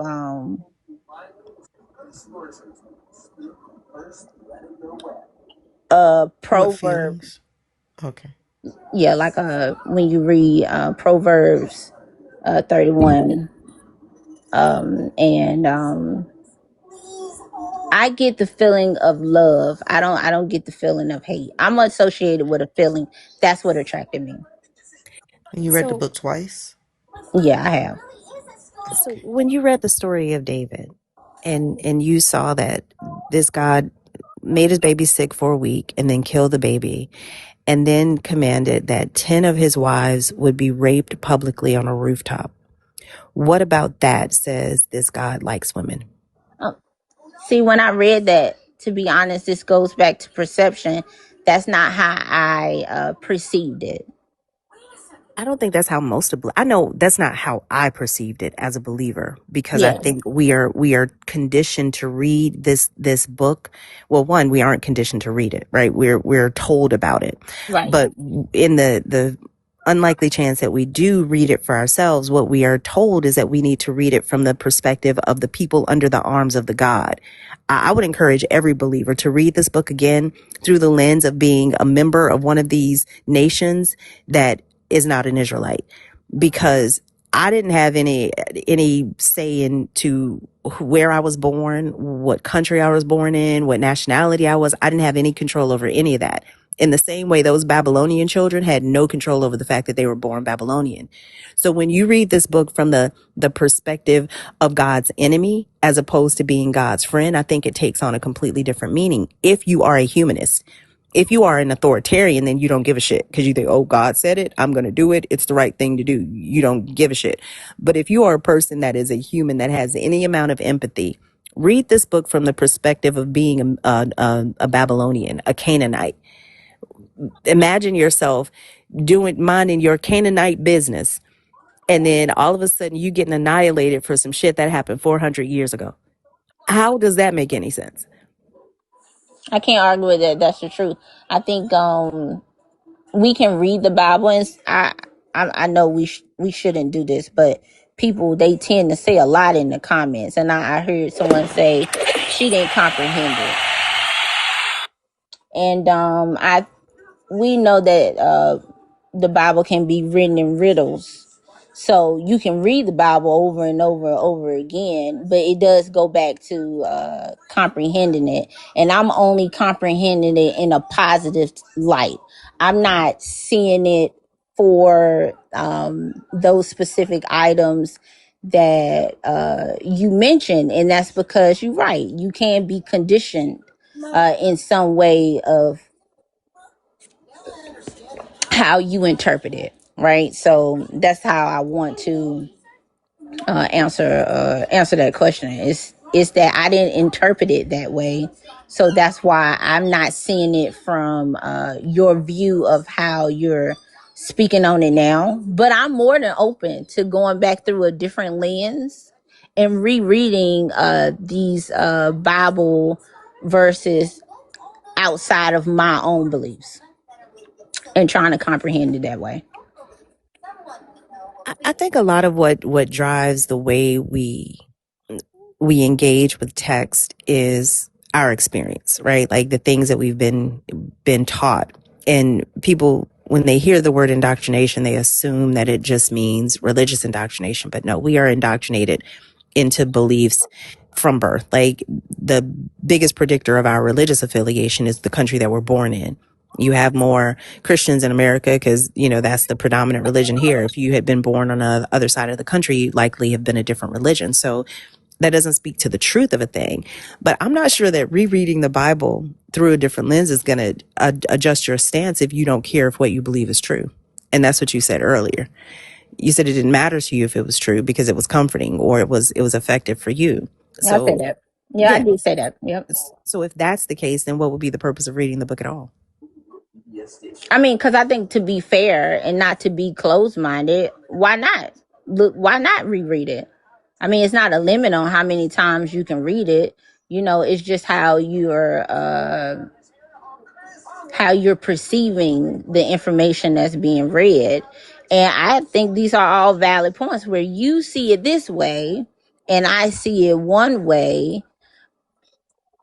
It's just going back and really rereading this as women being great, um, and all of these horrendous acts, you know, that was commanded from God. Well, I mean, if you read the book, you've got it. If you read the book and you believe that it's going to happen, the day of the Lord is coming, then you've got some more of that coming too, because that's what his consecrated ones are going to be doing when he returns as well. And I just think, like, for going back to what I was saying earlier, if you don't care that your beliefs are true, then this is all like, sitting in a rocking chair. It gives you something to do, but it doesn't get you anywhere. The purpose of these conversations is to encourage people to, one, question this book, question the people who wrote it. Like, look into how it was compiled, look into the political reasons it was compiled in the way that it was compiled. There was a reason that the King James Version of the Bible is the one that most people use, even though it is not a translation. Like, it's just not. We know how this book came to be. We have the documents to show, like, the decrees that were written. We have this information, but all of that would be of no benefit if you don't care that what you believe is true, as long as it's comforting for you. And I think that's part of the reason that we have 45,000 different denominations of Christianity.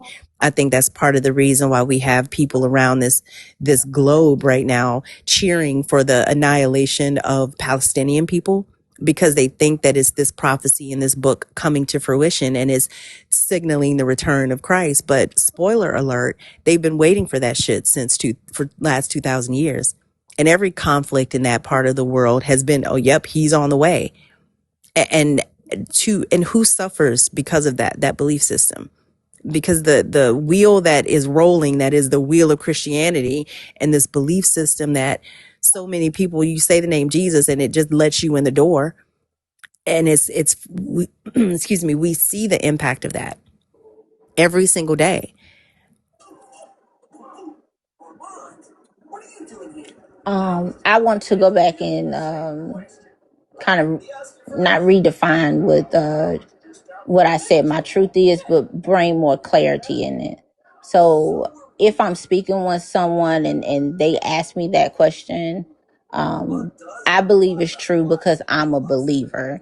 When I say I don't care, that's more so in just my behavior, my attitude behind if someone else is going to repurpose it for me.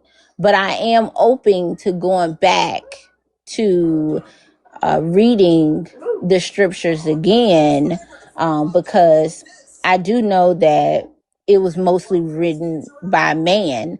So I'm just looking at what God specifically, you know, told us, and that's what I live by, right? So when I It's say, completely written by man. What do you mean mostly? But also, like, how do you know that's what your not true. God said? Because you, like, this is what I'm saying. Like, you keep going back on what you said, because Yeah, so you you don't. said you have no way of determining what a God said in this book and whether a savior is actually real in this book. The same way, you said that it was a lie that there was a Satan in this book. So when we talk about who written the book, right? Um, Me being a believer, it's not going back on it. Someone had to write this book for No, it to no, be. you're going back on you not knowing, not being able to validate whether it's true. and you No, just we said can't. what God said. You go by what God said. And I asked you, how do you know what a We God don't said know. in this book? So how We so you're not going by what a God said then? we don't know because we wasn't present during that time. So people now can't account for biblical times. We can't. No, We didn't. you are making a claim that you are living by what your God said. I am, because So those are how the do you know words. that? We don't. We Then honestly do don't. you realize that what you are saying makes no sense? No, it makes sense. It doesn't. You're saying Okay. you are saying that you are living by what your God said. And I said, Okay. how do you So know that you're living by what your God said? And you go, I don't know. That doesn't make sense. okay. So I wasn't born in that time to have a physical account of things being written, right? We know that. I know from reading about Moses that he transcribed the commandments on the tablets. Was I there to physically see him do that? No. So, practically answering that question, no, we don't know. But this goes back to believers being mental No, patients. we do That know that's that Moses didn't transcribe that. We do know that. Like archaeology tells you that. The Hebrew language did not exist during the time that Moses would have lived. So there is no way Moses transcribed anything. Archaeology tells us that. We do know that. But what I asked you, I didn't ask you about Moses. You are making a claim that a God said something. And my question is, how do you know what a God said in this book? I am making the claim. I can't account for it. Is my belief. So you don't know, you're not living by what a God said. You believe you're living by what a God said. And Yes, how are you choosing what a God said? from the scriptures. How, I know it's from the scriptures. That man wrote. How are you determining a God said a thing? When you say I'm going to live by this, and this is I believe this is what God said, how are you determining that?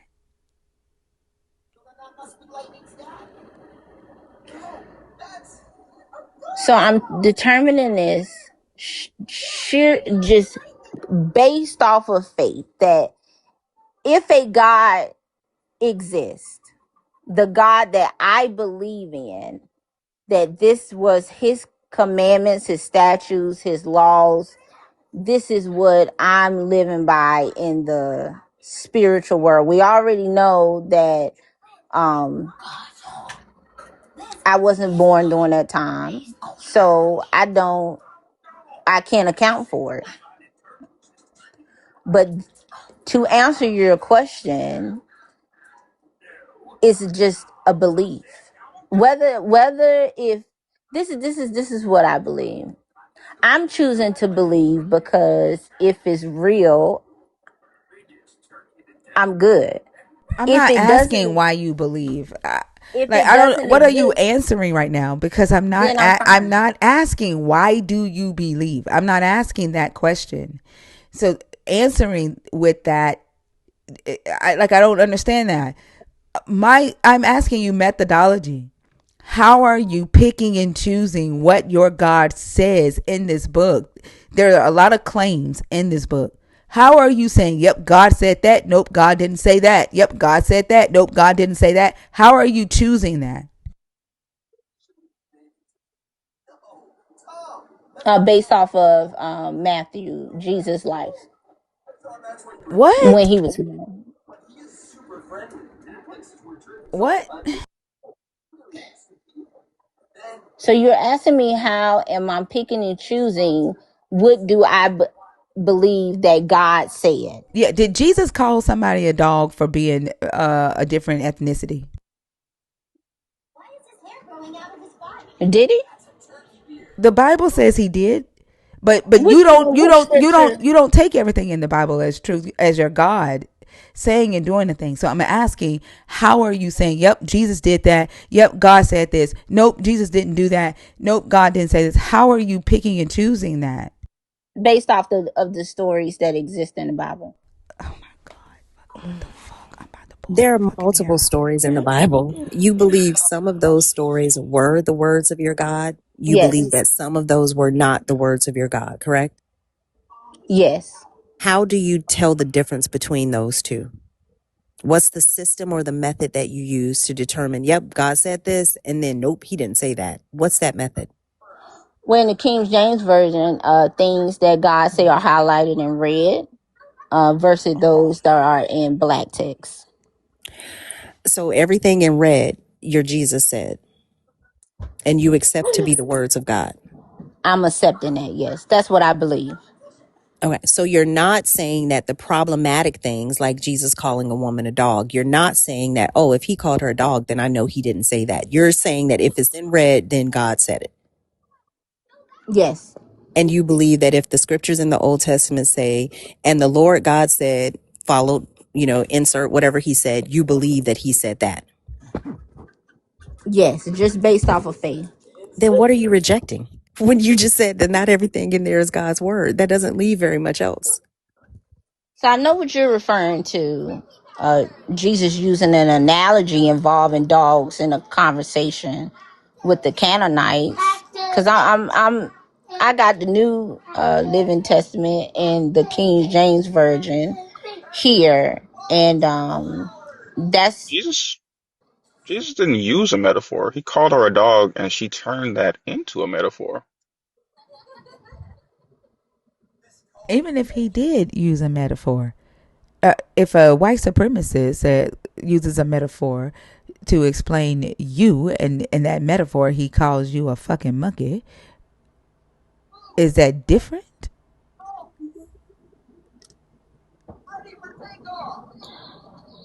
so I know which scriptures No, you can are you answer the question? referencing. Is it different? Even if he did use a metaphor, if a white supremacist is telling a story about you, and in that story he uses a monkey as a metaphor for you, is it different? Oh yeah, because I know I'm not a monkey. Fucking gosh. The thing that she's saying though is if Is you it? put yourself in the same position that that woman was in when she was talking to Jesus, she was in need, right? And Jesus's response was to call her subhuman, literally called her an animal. How was that any different than you needing something from somebody who just so happens to be a white supremacist? And instead of extending that help to you, they call you a monkey. But I think we're using his analogy to use it as an insult. I didn't see it as an insult So to her. how would it not? How would it be an insult if a white supremacist did it, but not an insult when Jesus does it? That's what I'm asking you. Well, Not you not the have to. background going oh as soon as I ask that question. That was hilarious. How is it So for you different? to, so for her to interpret that she's a dog, she has to categorize herself like that. She That's just did. like, She did categorize herself as that. How is it different when Jesus did does she? it? Yes, she did. But I'm asking about She Jesus. How is it different when Jesus does it versus the white supremacists?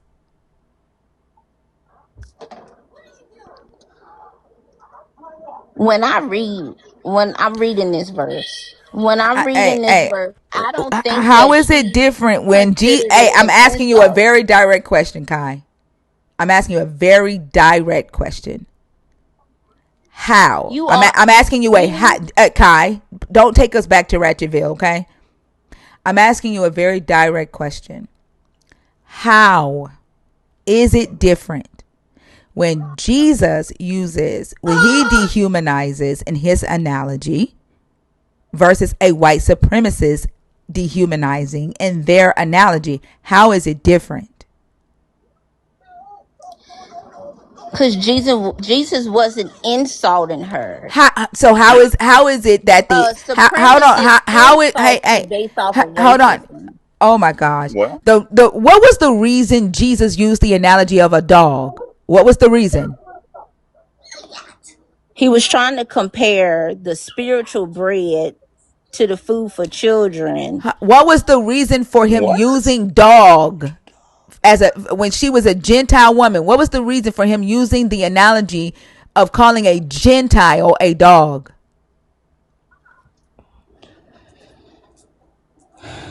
Okay, so can I read the Bible verse and then explain it? Because I What was think the reason It's that okay he to say I called don't know.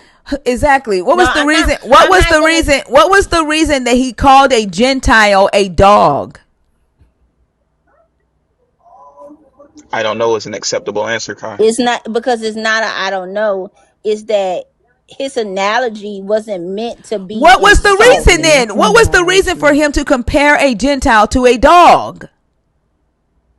Do you know the history between them I and the do. Gentiles? Yep. He tested Okay. her faith and What was the reason perseverance. for him to Mm, compare a Gentile to a dog? Why a dog for a Gentile? Because mostly dogs are unclean. So it was not meant to be positive. He was calling her unclean because she was a Gentile. I don't believe he meant it to be an insult. Was it a compliment, Kai? sure as fuck wasn't neutral. Yeah, because was it a compliment? Did the designation or the label put her on equal footing with the Israelites? The answer to both of those questions are no. And I think you know that, which is why your answers are coming a little bit slower. It was dehumanizing. The Gentiles were not considered the same on the same level as Israelites. In the same way black people were not considered the same as white people. It is the same thing. There is no symmetry breaker. You're trying to find one in your mind because of your belief system, but there is no difference. Subhuman is subhuman. Exactly. And in this Bible, your God says to the Israelites, you can do not charge interest to another Israelite, but you can charge interest to a Gentile. Do not, So, hold on, your God says, do not eat animals that die of natural causes or on the side of the road because it is unclean, because you are holy. But you can sell that unclean animal to a Gentile. What would be the reason that your God tells the Israelites that they are not to charge each other interest or make a profit off of each other, but they were allowed to charge interest and make a profit off of Gentiles? That they were not allowed to eat food that is unclean, that animals that were killed that died by rabies, but they could take that same food, that same unclean food, and sell it to Gentiles to make a profit. What would be the reason that your God would allow that?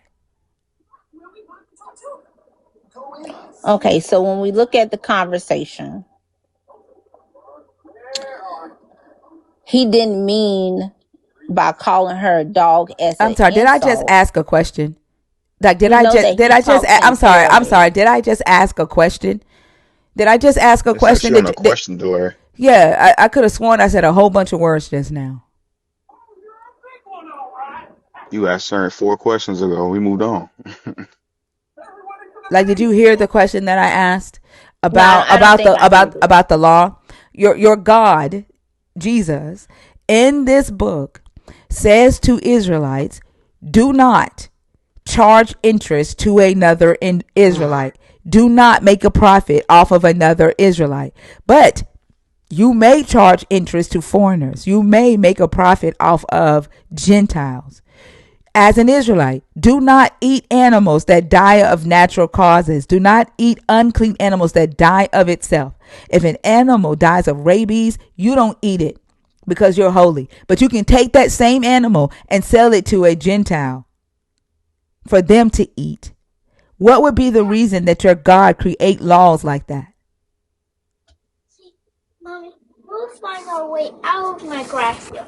But Mom will get lost. So when I read this, it's more so for debt repayment. Selling animals that died of rabies to foreigners is debt repayment. Yeah, if that was their so let's start over because we move from topic to topic. No, we're on the same topic. No, we were talking about a woman being called This a is the dog same thing. It's before. the same topic. Trust me, it's the same topic. You just haven't caught up yet. It's the same topic. What would be the reason? How is that debt repayment?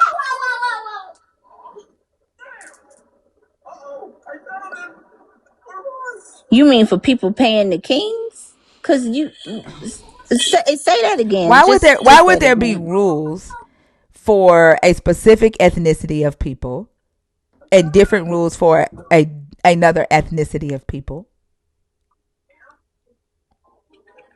Why would there be rules that give a specific ethnicity of people privileges and a different group of people that allows them to exploit the other group of people for not being your ethnicity? Okay, so that goes on people being outside of the intended race. That's what a Gentile was. It wasn't, the Hebrew or the Israelite. Why were there rules that allowed the Israelites to exploit Gentiles? To make money. Why? Why?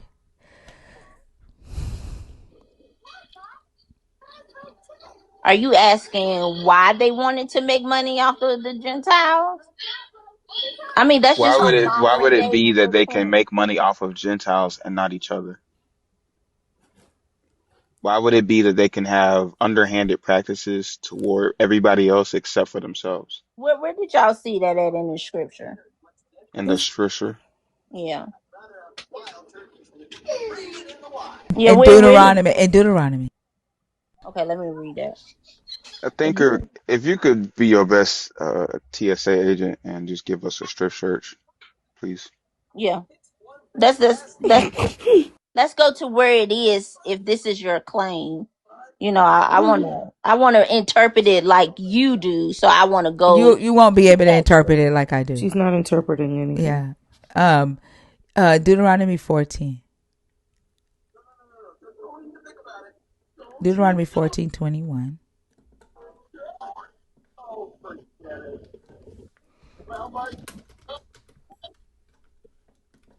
You said Deuteronomy 4:10. No. Something like that. Also mute up. Also mute up. Immediately. You gonna have to hit the button, fee. Oh my god, I gotta get Selena on it. Hold on.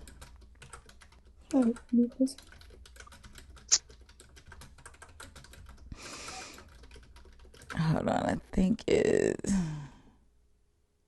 You think? yeah, I think. Yep. That's called the process of finding information, uh, Mm. asking yourself questions, understanding that you don't know the answer. Yep, I think. I don't say shit that I don't know, Kai. And I'm not ashamed of that. Zuri, do you know the scriptures? Um, Kai, But okay, what's the the scripture? scripture is Deuteronomy 14, verse 21. And Kai, this is why you get cussed the fuck out.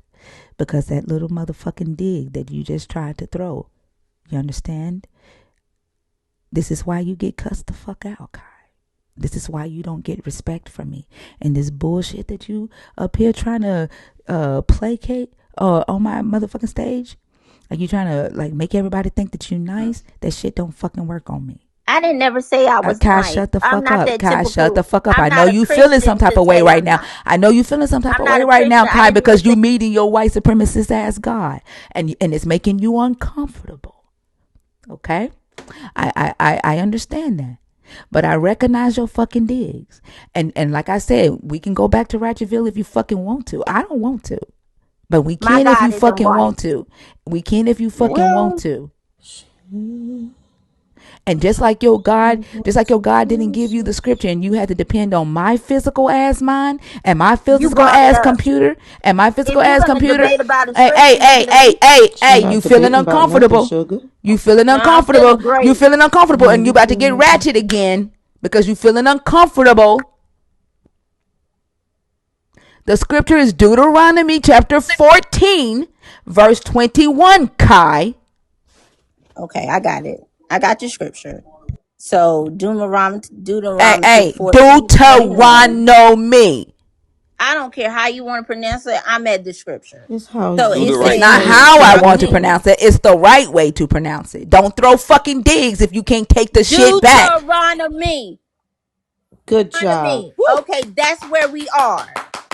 Good job. So Deuteronomy Nice. 14:21 is basically, I mean, if you taking key points from it, it's instructing Israelites not to eat animals that die naturally, but to give them to foreigners or to sell because that's a dietary law. So some people don't eat that. Huh? Because It's God told forbidden. them not She's so to, Right. fucking because dumb. God is a supremacist. She's fucking Deuteronomy dumb. Deuteronomy don't mean dumb, stupid. No, So you I are can Duda call you dumb. You Stupid. are stupid. Duda dumb, bitch. Nice. Like your fucking name needs to be Duda dumb.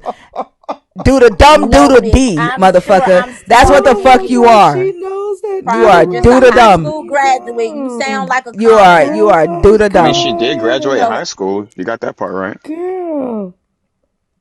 Oh shoot. That was supposed to be me. Hold bitch, on. not with this behavior. She said You don't think she's graduated high Duda. school?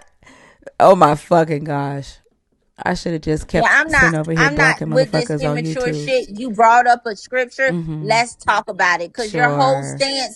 your Mm-hmm. whole stance isn't open minded at all. I Yeah, mean, of the course it's conversation not. been Girl. going really Yeah, good. yeah. Are you Girl. gonna let me say what Girl. the All scripture aboard to says? Girl. Ratchetville. All aboard. Girl. Choo Oh, I choo. can't. Chugga chugga.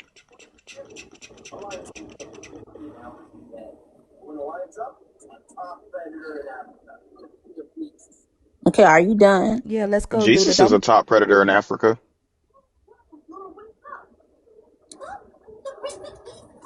So in the NIV version, New International Version, Wait, who it, who it, who who it says fucking that. NIV? Like who finna I don't fuck know. NIV? I don't Why know the who's fuck you fucking keep calling it a NIV. virgin? Why the I fuck you don't keep know calling who it in a the virgin? Hmm? because that's what it's And no, called, the the New fuck it's not. International No, it's a Version. No, it's No, Bitch, it's not. virgin. that's No, not. a it's It's a not. different No, English virgin. It's it's not a translation of the virgin. Bible. It's not a virgin. It's like a a version, virgin. not a virgin. Those are two different things. Ain't nobody Touch fucking me, the fucking NIV. Okay, sister. bitch. Let's continue Oh, on with the is scripture that because about the? I'm not. Am I? Is that the seventh bitch? That's number Did she just seven. call me That's a number Yes. dog? seven. Did she just call me a That's number dog like seven. Jesus called the Gentile? Yup, Did just you like mean I it as told an Moses. insult? Just like You know Jesus what? called the I did. Gentile woman a bitch. Jesus called the Gentile woman a dog. Do you mean it as an insult? I just have to clarify. Is it an insult? All Uh, seven of them I oh, did. okay. All right. Yeah. I just needed to Because you're clarify not that. acting. I just needed to clarify that, Christian. I just You're needed to not. clarify that, believer. I'm not a Christian. I just needed to You clarify are. that, Oh, we shouldn't cuss. follower You're a of I will Jesus. cuss. Oh, Christian. but you been up here complaining about my ass Lord cussing the has whole taught me fucking that live. first You been up here complaining about me love. cursing the whole fucking live. You're a Mm? Christian. You get pushed into a You're a space of God. uncomfortableness and you get To disrespectful have as a fuck. mind. Yeah, I bitch, thought I you thought I reach. thought I thought y'all like live in the uncomfortableness.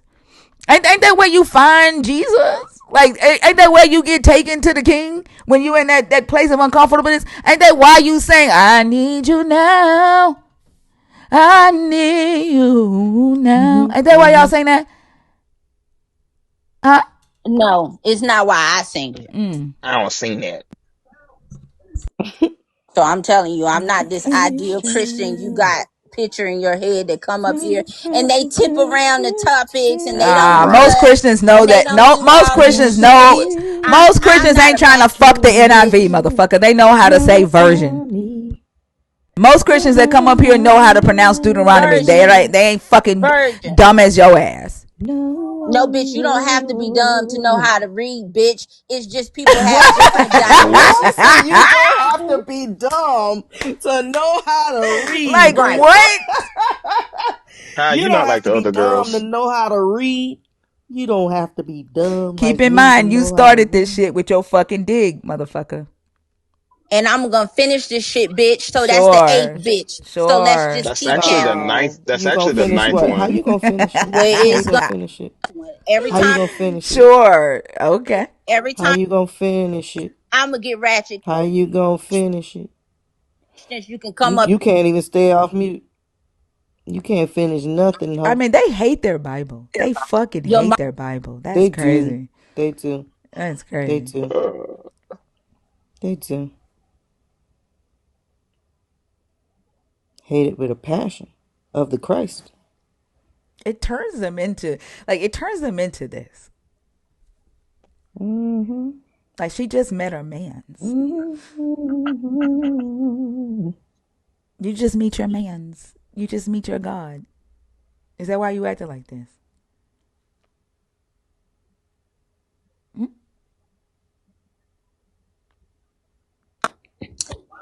I don't believe in a white God. So, anyways, I don't worship white But people. you He ain't worship white. the God of white He ain't people, white. though. That's interesting. That's your belief. You believe that God is white. No. Was Yeah, Jesus's life in Europe yeah, or no? no. It says, Was Jesus in Europe or no? She don't know. Did he live and die in Europe?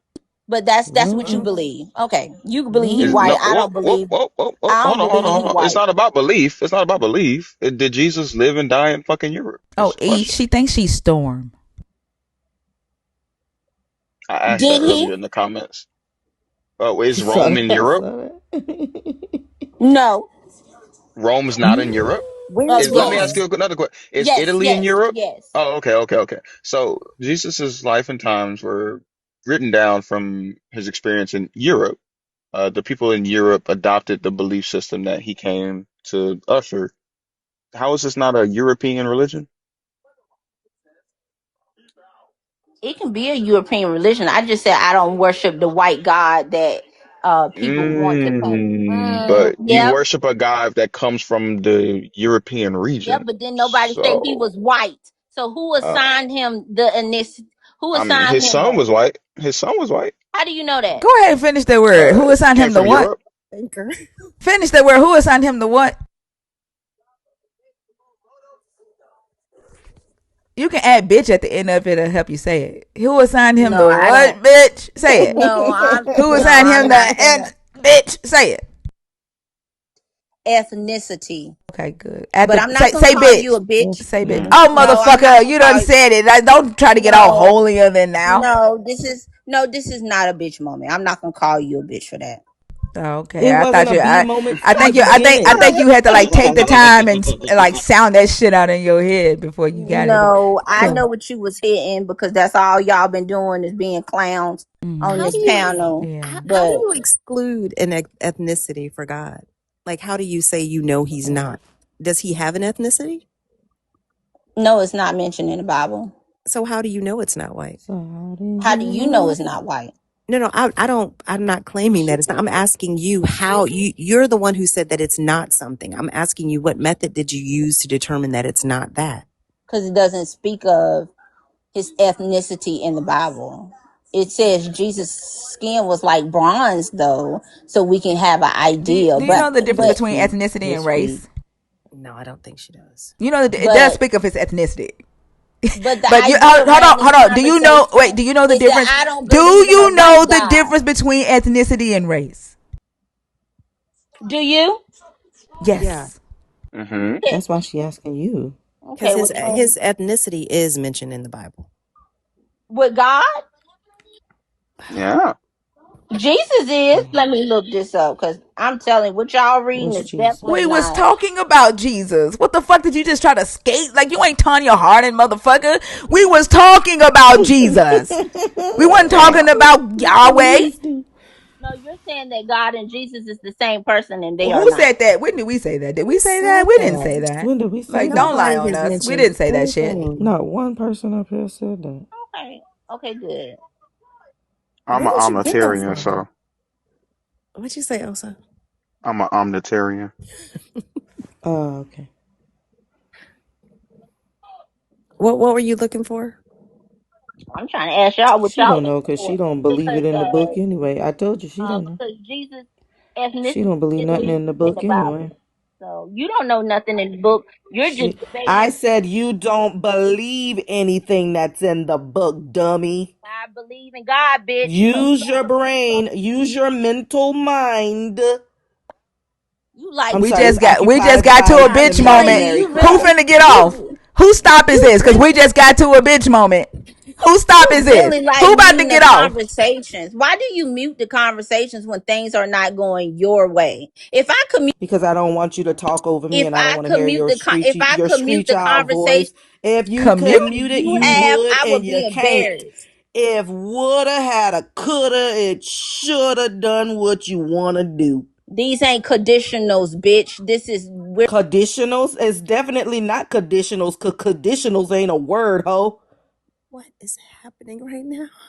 Thank you, listeners. it's not none of that.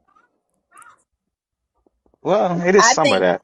I think y'all are the I worst think it's all of that. non-believers. I think it's all of Y'all, that. even me, Kai, Y'all. Even you also. You guilty by I've been association. nothing but nice Association. and fun. That's true. You guilty by association. I got a compliment No, you're earlier. not guilty. I Yeah, got a you got a compliment real earlier. you got a Yeah, real like compliment. I guess that was new. I haven't even said anything. Like I don't.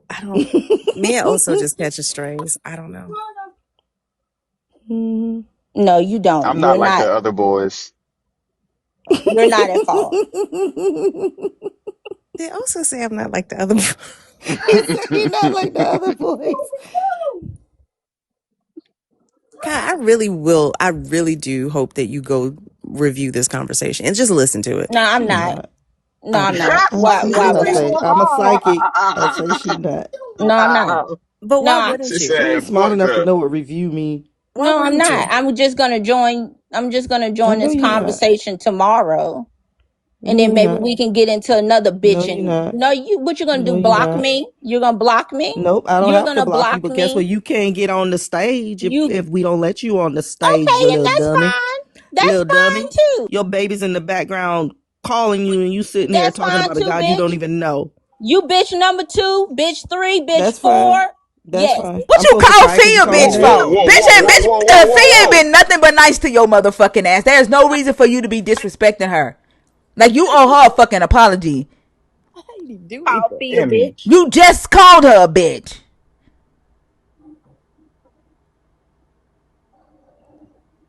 And you said I was bitch four.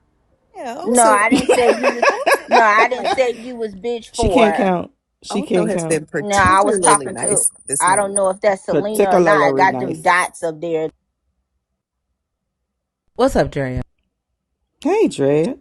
Hi. Oh, hey Good Drea, I didn't morning. see you down there. Bruh, this is the first time that I've never fell asleep.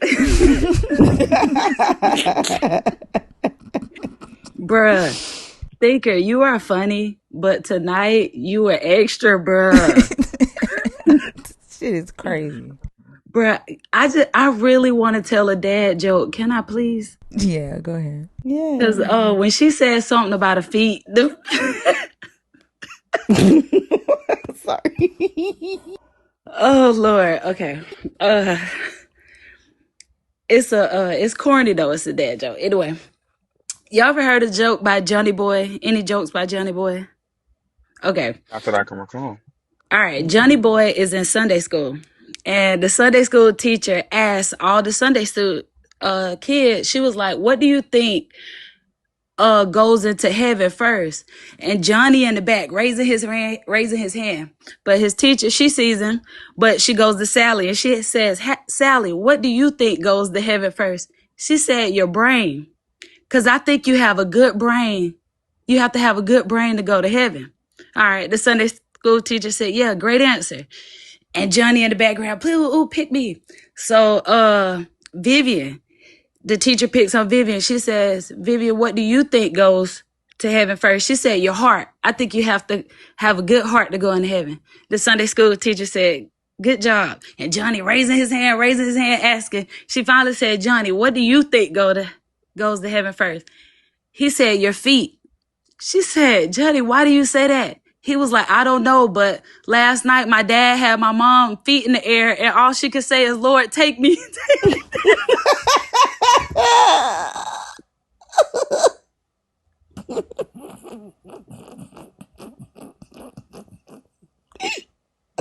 I'll be back. I had to I'm make a picture. sorry. I'm so sorry. I had to. Now we're about to get a visual from Osa. Oh my I'm blaming you, god. Drea. This is I'm completely your fault. sorry. I had to, bruh. I was waiting in the thing for so long after she said them feet. So I was like, bruh, I can't wait till she get done. That's why you say y'all ain't tired of her yet. Oh my Bruh. god. She said y'all ain't tired of her yet.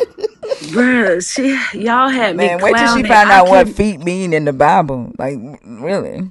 For Mm-hmm. real. Oh Washing man, your it's gonna feet. rock her little world. KY. I mean, hold on. That's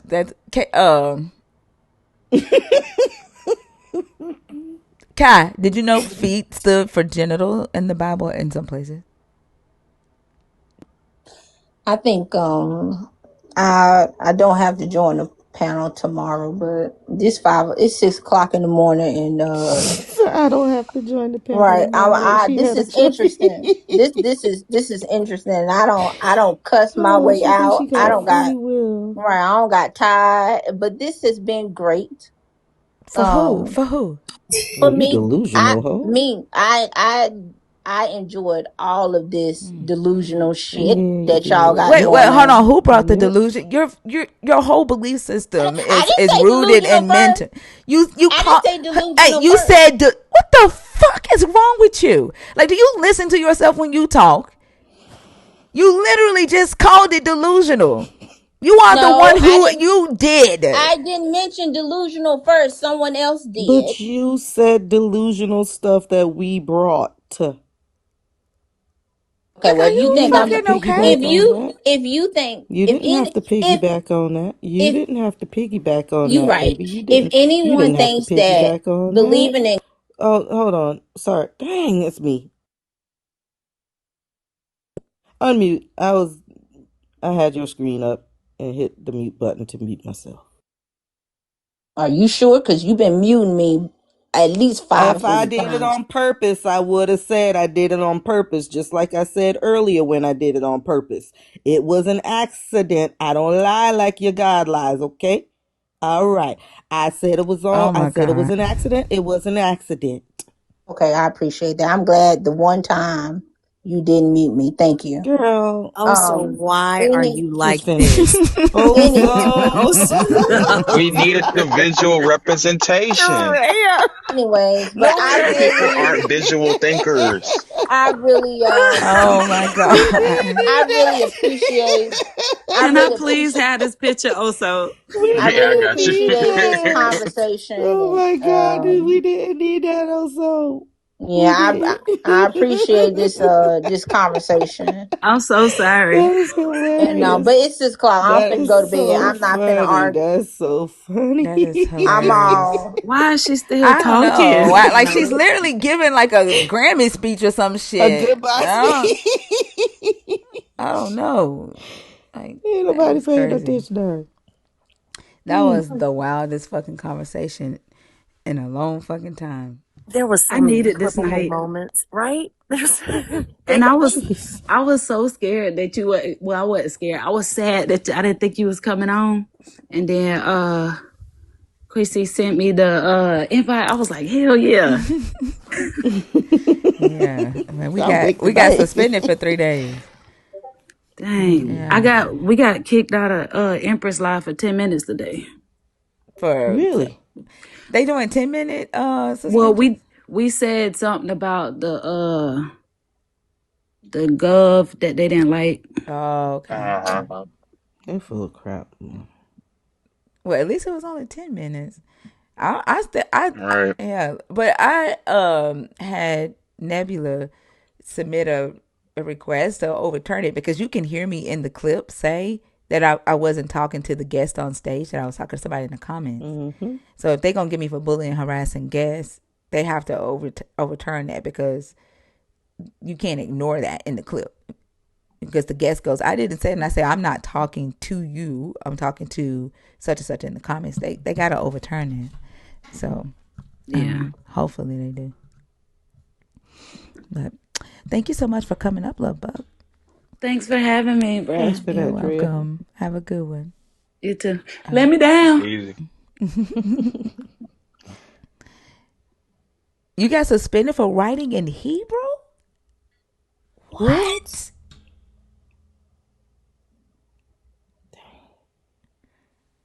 They They strict in suspend these people in the streets. comment? That is crazy. When did they start suspending people from the comments? Exactly. I don't know. Like, damn. I wouldn't put it past me.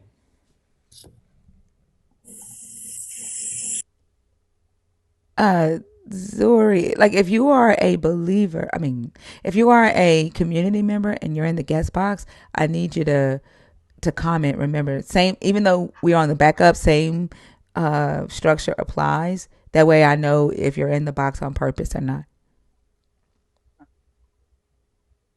I guess, Dr. B, like that's crazy. That's crazy.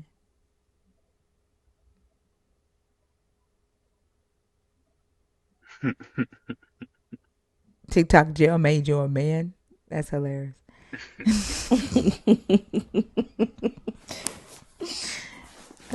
This person is not connecting, correct? David Careth. I was thinking the same thing.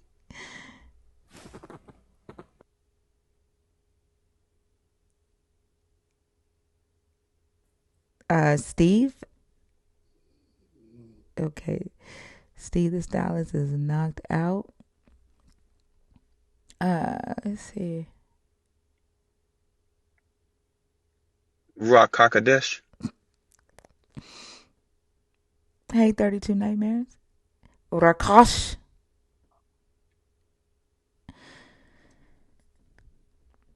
Mm-hmm.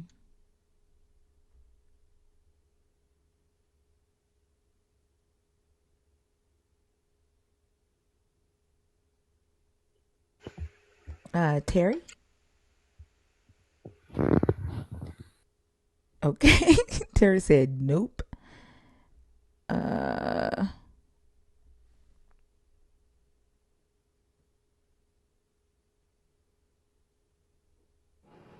Tash.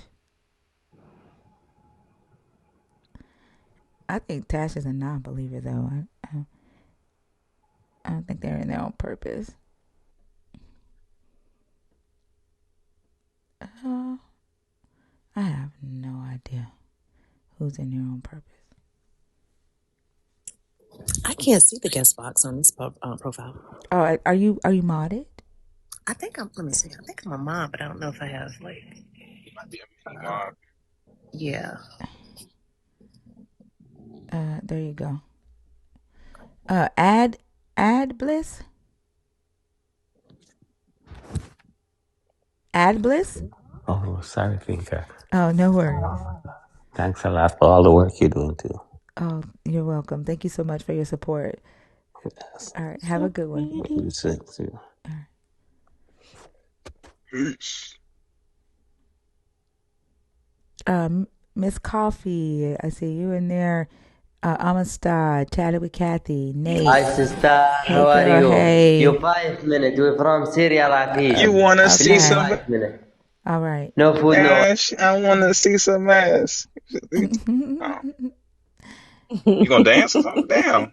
Yep, they got your 5 minutes. Nope. I think everybody in here. So everybody that's in the box is in there on accident.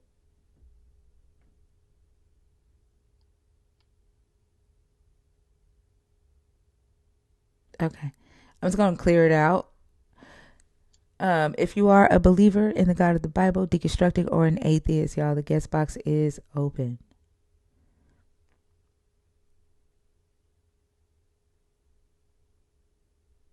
If you come up civil, it'll be a civil conversation. Same warning that I gave KY. I mean Kai. Um, Same thing. Like if you like these digs,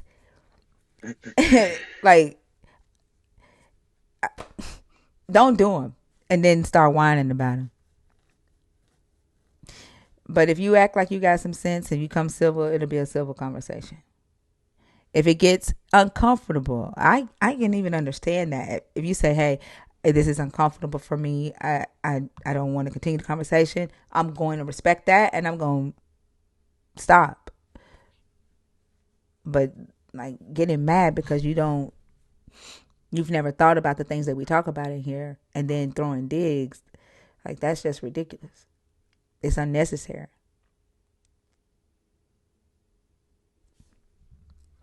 I don't even remember what she said because the shit goes in one Oh ear, not wow. the other. Other than however she was pronouncing Deuteronomy, that shit was funny. That shit was funny. But I don't know. She came up Duma nice, Gaba. huh? She reminded me of Sweet Pea. She's another Sweet Pea. Ah, good. Yeah, I can see that. When she first started talking, her speaking cadence kind of reminded me of Birdie. But then when she got into it, I was like, nah, not quite the same.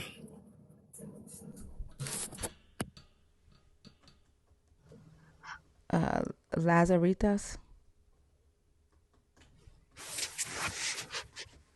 are you up on accident?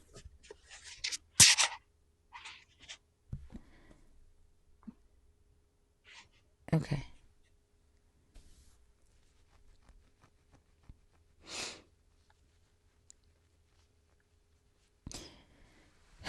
Somebody had clocked her in the comments earlier. I don't know who she was arguing with in the comments, but I saw her asking them to leave her alone.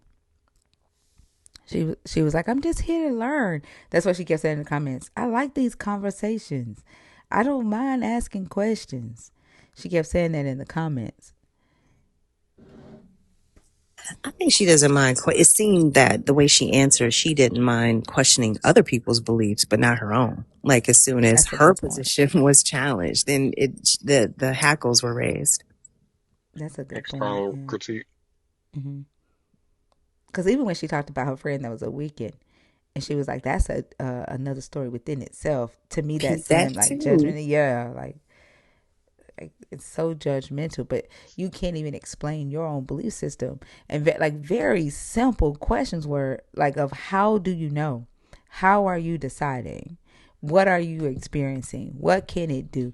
Very simple questions are the ones that literally made her turn into, you know, Ratchetville, made her go to Ratchetville.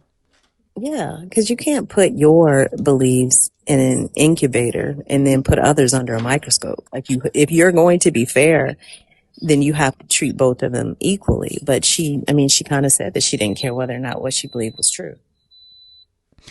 Yeah. And as quick as she was able to say there wasn't a Satan in that, I think she was even lying at that. I think she just said that because she didn't want us to be able to say that she was blaming Satan for things in her life. Mm-hmm. Yeah. Wait, is YouTube just now catching up to Oso's picture? That's weird. Oh, that's a long ass delay. Kenny, hey, how are you? Good morning, Thinker. How are you? I'm good. Did you come up to I, talk apo- about the topic or? I apologize for the alerts that's in my background. I am at work.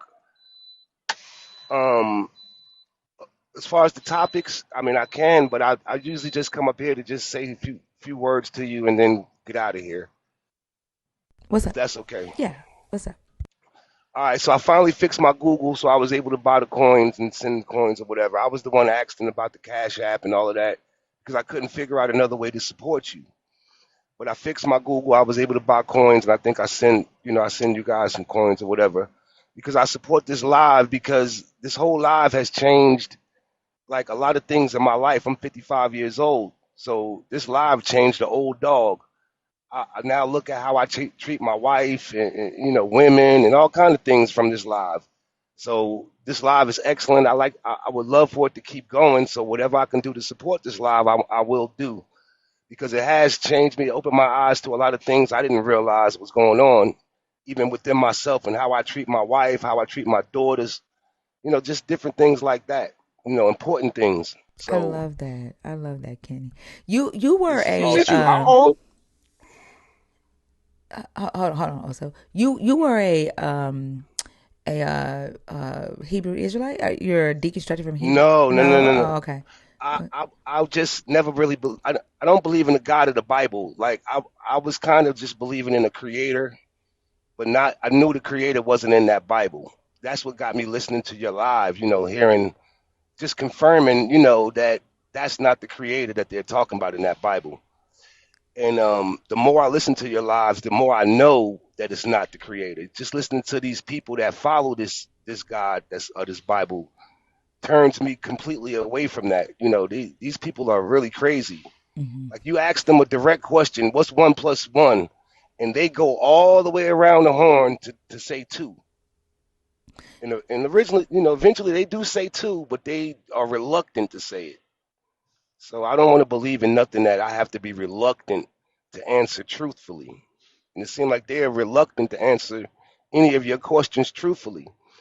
And I be in the comment section, I say all the time, it's like they're scared that their God is listening. So they don't want to speak the truth because they're scared they're gonna piss the God off. So that's it, Thinker. I appreciate your show. I love it. I listen to you every morning and keep doing what you do. You are a big inspiration for a lot of people. Trust me. Thank you, Kenny. I appreciate you as well. And And Fee. Fee is awesome. Fee is like the ultimate voice of reason and just like grace. Like listening to her is like y'all two together is awesome. Like I wouldn't listen to anything else in the morning but this. thank you. I appreciate that. Also, I appreciate the support. I know that also had sent me a screenshot of you asking about like becoming a nerd through Cash App. I don't expect people to have to give coins. If you can't gift coins because you have like bills and stuff to pay, I completely understand. I don't ever expect that. It's nice to have the live supported. We need it for the algorithm, of course. It's nice to have the live supported and to show your appreciation. I appreciate that when you do it when you can. That's not expected. The nerd thing is controlled through TikTok, and that's why I say I can't take nerd subscriptions through Cash App, because when I do the sub only lives, TikTok only shows those lives to people who are subscribing through the platform. So I don't have a way to get you that content when I host those lives. There is a way to subscribe. If you can also, if you can't do it through TikTok, you can become a nerd through YouTube. And I stream the sub only lives to through YouTube members as well, if you're having difficulty doing it that way. Um I have to apologize. I wasn't really like trying to be a nerd or anything like that. I was just trying to support you, support this live to make sure it keeps going. I Oh, don't think okay. I mentioned the word nerd at all. I just wanted to support the live in any way. And the only way I could do it at that point was like through Cash App because again I had some Google problems with my password. So I couldn't do anything through Google. Oh, the Um message says subscribe, so that's why, because that's what a nerd is, subscribing. mm, Yeah, okay. yeah. All right. Okay, Right. Yeah, I just yeah. wanted to support you. That's all because Okay. I value this live a lot. So Well, I appreciate you, Kenny. Thank you so much. all right, I'm gonna get off now because I know I was loud in my background, and I'll be in the chat listening. All right, have a good one. Thanks, Kenny. Peace, Have a big good dog. one. Hmm. All right. All right, all right.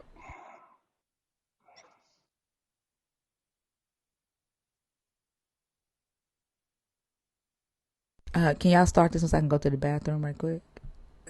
And Yeah, all right, I'll no be back. problem. Good morning, Feisty. How are you? Feisty?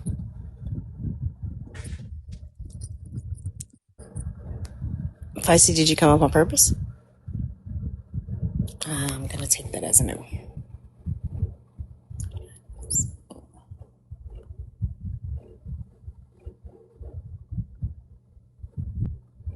Oh, so you see anybody in the guest box?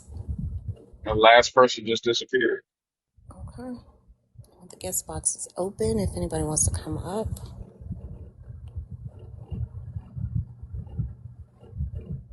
It's funny because Kenny was mentioning how evasive a lot of believers are with questions, and most times I don't even see that they circle around to actually answer what we've asked. I think the obfuscation kind of indicates that they know what the answer is, and they want to avoid saying it because of the entailments, but they don't let that reality trigger something in them to say, wait a minute, I'm protecting something. Like there's a reason I'm not answering this, but I don't know that they go to that next step of, that awareness, if you will. Yeah, that's why I'm more and more convinced that they know that the shit is not logical. They know it's not like it can't be true. Of course, they don't want to admit it for various reasons, but I don't know. Like after all these conversations, these motherfuckers know they wrong. That's why they get up here and filibuster and act all kind of crazy fucking ways, except for having an actual conversation about the things. And I don't know. We say all the time, we're not trying to rob you of your belief. We want to have a conversation where and you use critical thinking and we can assess beliefs, and they, for whatever reason, don't want to don't want to do that. They don't want it to be civil. They don't want to have intellectual conversation about it. They just want to fucking, I don't know, get a win or just be obstinate for the sake of being obstinate. Yeah, that's what it feels like, definitely. And I don't understand that the response, if you just don't want to accept my answer, no, the answer just doesn't make sense. And it's not me being resistant because I can tell you where the logic falls down or falls apart for me. Like were you in Bash's live yesterday? For a while, yeah. Yeah, like the both of those men that we talked to at the end of the live, like they were decent conversations, right? Like we were able to have a back and forth without it being contentious. But the moment we walk them to like that precipice, okay, if you take one more step, then we're abandoning logic. We're putting logic and reason out the window and off to the side in order to continue with this train of thought. But they were still willing to do it anyway. I don't get that because it's not resistance to accept what you're saying, is that it doesn't make logical sense. And if I can tell you why it doesn't, and you don't want to deal with that point of contention, I don't know where the conversation can go beyond that. Yeah. Yeah, like diabiblical is right. Like it does turn into a science class way too often. And the fucked up part about it is that it's not even they're positing things from a scientific perspective that they don't know about. Like the guy that last guy that came up that was like, well, what is consciousness? No, we don't know what emotions are. Bash was like, yes, we do. They're chemical What? reactions in the brain. And he was like, no, it's not. Then we talked for like a good smooth 10 minutes. And he's like, let me go Google this. And then he Googled it and read exactly what Bash said. He was like, oh, well, if you didn't know, what are you refuting? Like, how are you Right. going to refute that something is a thing when you don't know what that thing is to begin with? I will never understand that. Yeah, it's a lot like that dream logic. Like it's fuzzy around the edges, and the more you focus on it, the more you think about it, you start to. I'm thinking of, I can't remember the fucking name of that movie. I think it came out in like the 80s or maybe the 70s, but it was a movie about a guy in New York that was having just like a crazy ass night. He met this girl that was really weird, and she kept getting a phone call from this guy, and she lied about who it was. Ultimately, it was her husband. She ended up getting like robbed with her and her roommate, but her roommate, I guess, killed her or something. Like it was just a bunch of crazy ass situations. He was ended up like getting fucking hunted down in New York by this mob of people who thought he was a burglar of all things. And I mean, just like all shit that just like is not actually connected, but just seems to keep happening like it is connected. And the more you focus on it, the more illogical it is. But like when you get swept up in the emotion of it, it feels like it should make sense. And it's like you can't separate that for them. Like they needed to be in that realm of just like uh I don't know, unexplainable for it to be anywhere near cohesive for them, which is crazy because it's not even at all cohesive. No, and then the moment you tell me something is unexplainable, and then follow up to try to explain the very thing you just told me was unexplainable, what are we talking about? Like, you can't simultaneously tell me that God is unknowable and then tell me what the fuck he wants, or his ways are above ours and then tell me what he did. Like, you have to pick a lane. And the moment we point out this issue, then we're the ones who you just don't want to believe. Well, there's plenty of things I want to believe. That doesn't make them true. I want to believe, I say this all the time, I want to believe every baby on this planet is cared for and that, nobody hurts animals. That's not true because the reality that I observe contradicts that. So it's not about wanting to believe. I want to believe things that comport with reality. Is the only thing that we can keep ourselves safe with is truth. You may be comforted with something that's false, but that doesn't mean that it's going to come to fruition. And you can't point to anything that this God is doing in reality. Then I don't know what we're talking about other than your imagination. Yeah. And the thing about it is, cause like, we can have, or maybe not we specifically, but people can have long thought out, uh, conversations about Star Wars, Star Trek, fucking the Marvel universe, all that stuff. And although people, come into these conversations with set or preset beliefs on them, you could still have like a long, thoughtful, for the most part, intelligible conversation about it. But when it comes to this belief, particularly, it's like they attach it so much to their personage without even knowing exactly what it is. And it makes it hard to have that conversation because you feel as though any examination is a direct examination of yourself. And that's not necessarily what it is. I mean, granted, there are entailments that would, you are tied to, but it's because their identity is so wrapped up in this belief system that they can't actually engage with like something, uh, on the level of like reading a book and discussing it. Yeah, because the belief system has become the identity. When you examine the Hmm. belief, it feels like you're attacking the identity. And I can be sensitive to that. I can absolutely recognize that, but that doesn't make the assessment of this belief system any less true just because it's uncomfortable for you. And it's that discomfort that they don't want to experience, but they're inflicting it upon others by not looking at the entailments of their belief system. Like the family kind of that documentary that Thinker had that recommended, that shit has been fucking me up since I watched it, because I'm like, this, who doesn't, the fact that you can't see this, or not even can't, the fact that you refuse to acknowledge those parallels, and you refuse to acknowledge the number of people that have been harmed in churches, the number of people that have been harmed by religious leaders, the fact that there's SA insurance, all of the things that we see that are actually happening under the guise of religion or in the houses, these houses of worship, and you don't look at that as being an issue for society. Every single point of contention that we have can be traced back to this belief system, I believe. Like when we talk about the right to abortion or women's health care, it's a religious pushback on as to why, folks are pushing against this right of women to control what the fuck happens to their own bodies.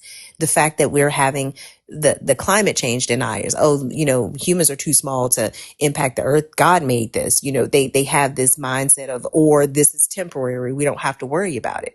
All of these kick the can down the road mindset, or God will take care of it mindset, only benefits the people in power and harms the folks that are under that power. And no, they don't care about it because talking about that feels too much like a personal attack, which is not. Like, it's not that, but that's not the purpose of it. But if it's doing that, then I think it deserves a closer look as opposed to just closing the door on the conversation. Yeah. Uh,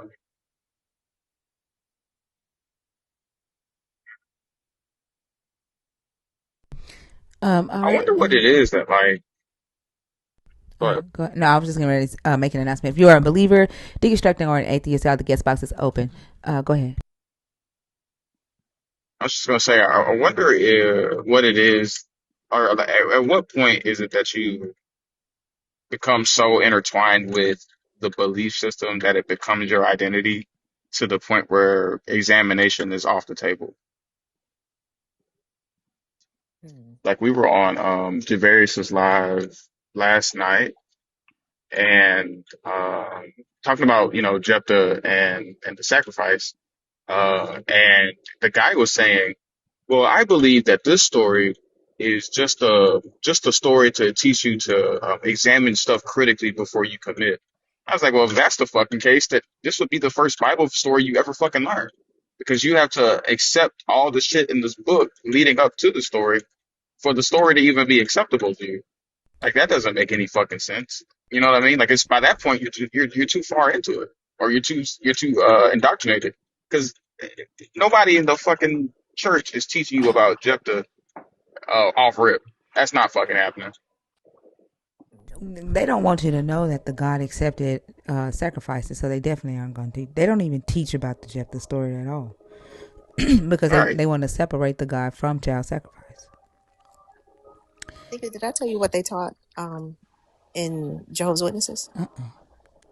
They taught that even though it says that he did as he vowed, they taught that she was sent to worship, or she was sent to serve in the temple or something for the rest of her life. Hmm. What? Yeah. Yep. Yeah, I know that some happens. That Christians comes say up that it a has. lot.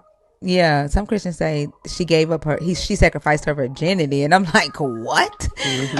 Yeah, Which I've would mean heard she had that. sex, but Yeah, we not gonna talk about that. that's crazy. But the dude last night on this live was literally saying that she took a vow of celibacy and joined a nunnery.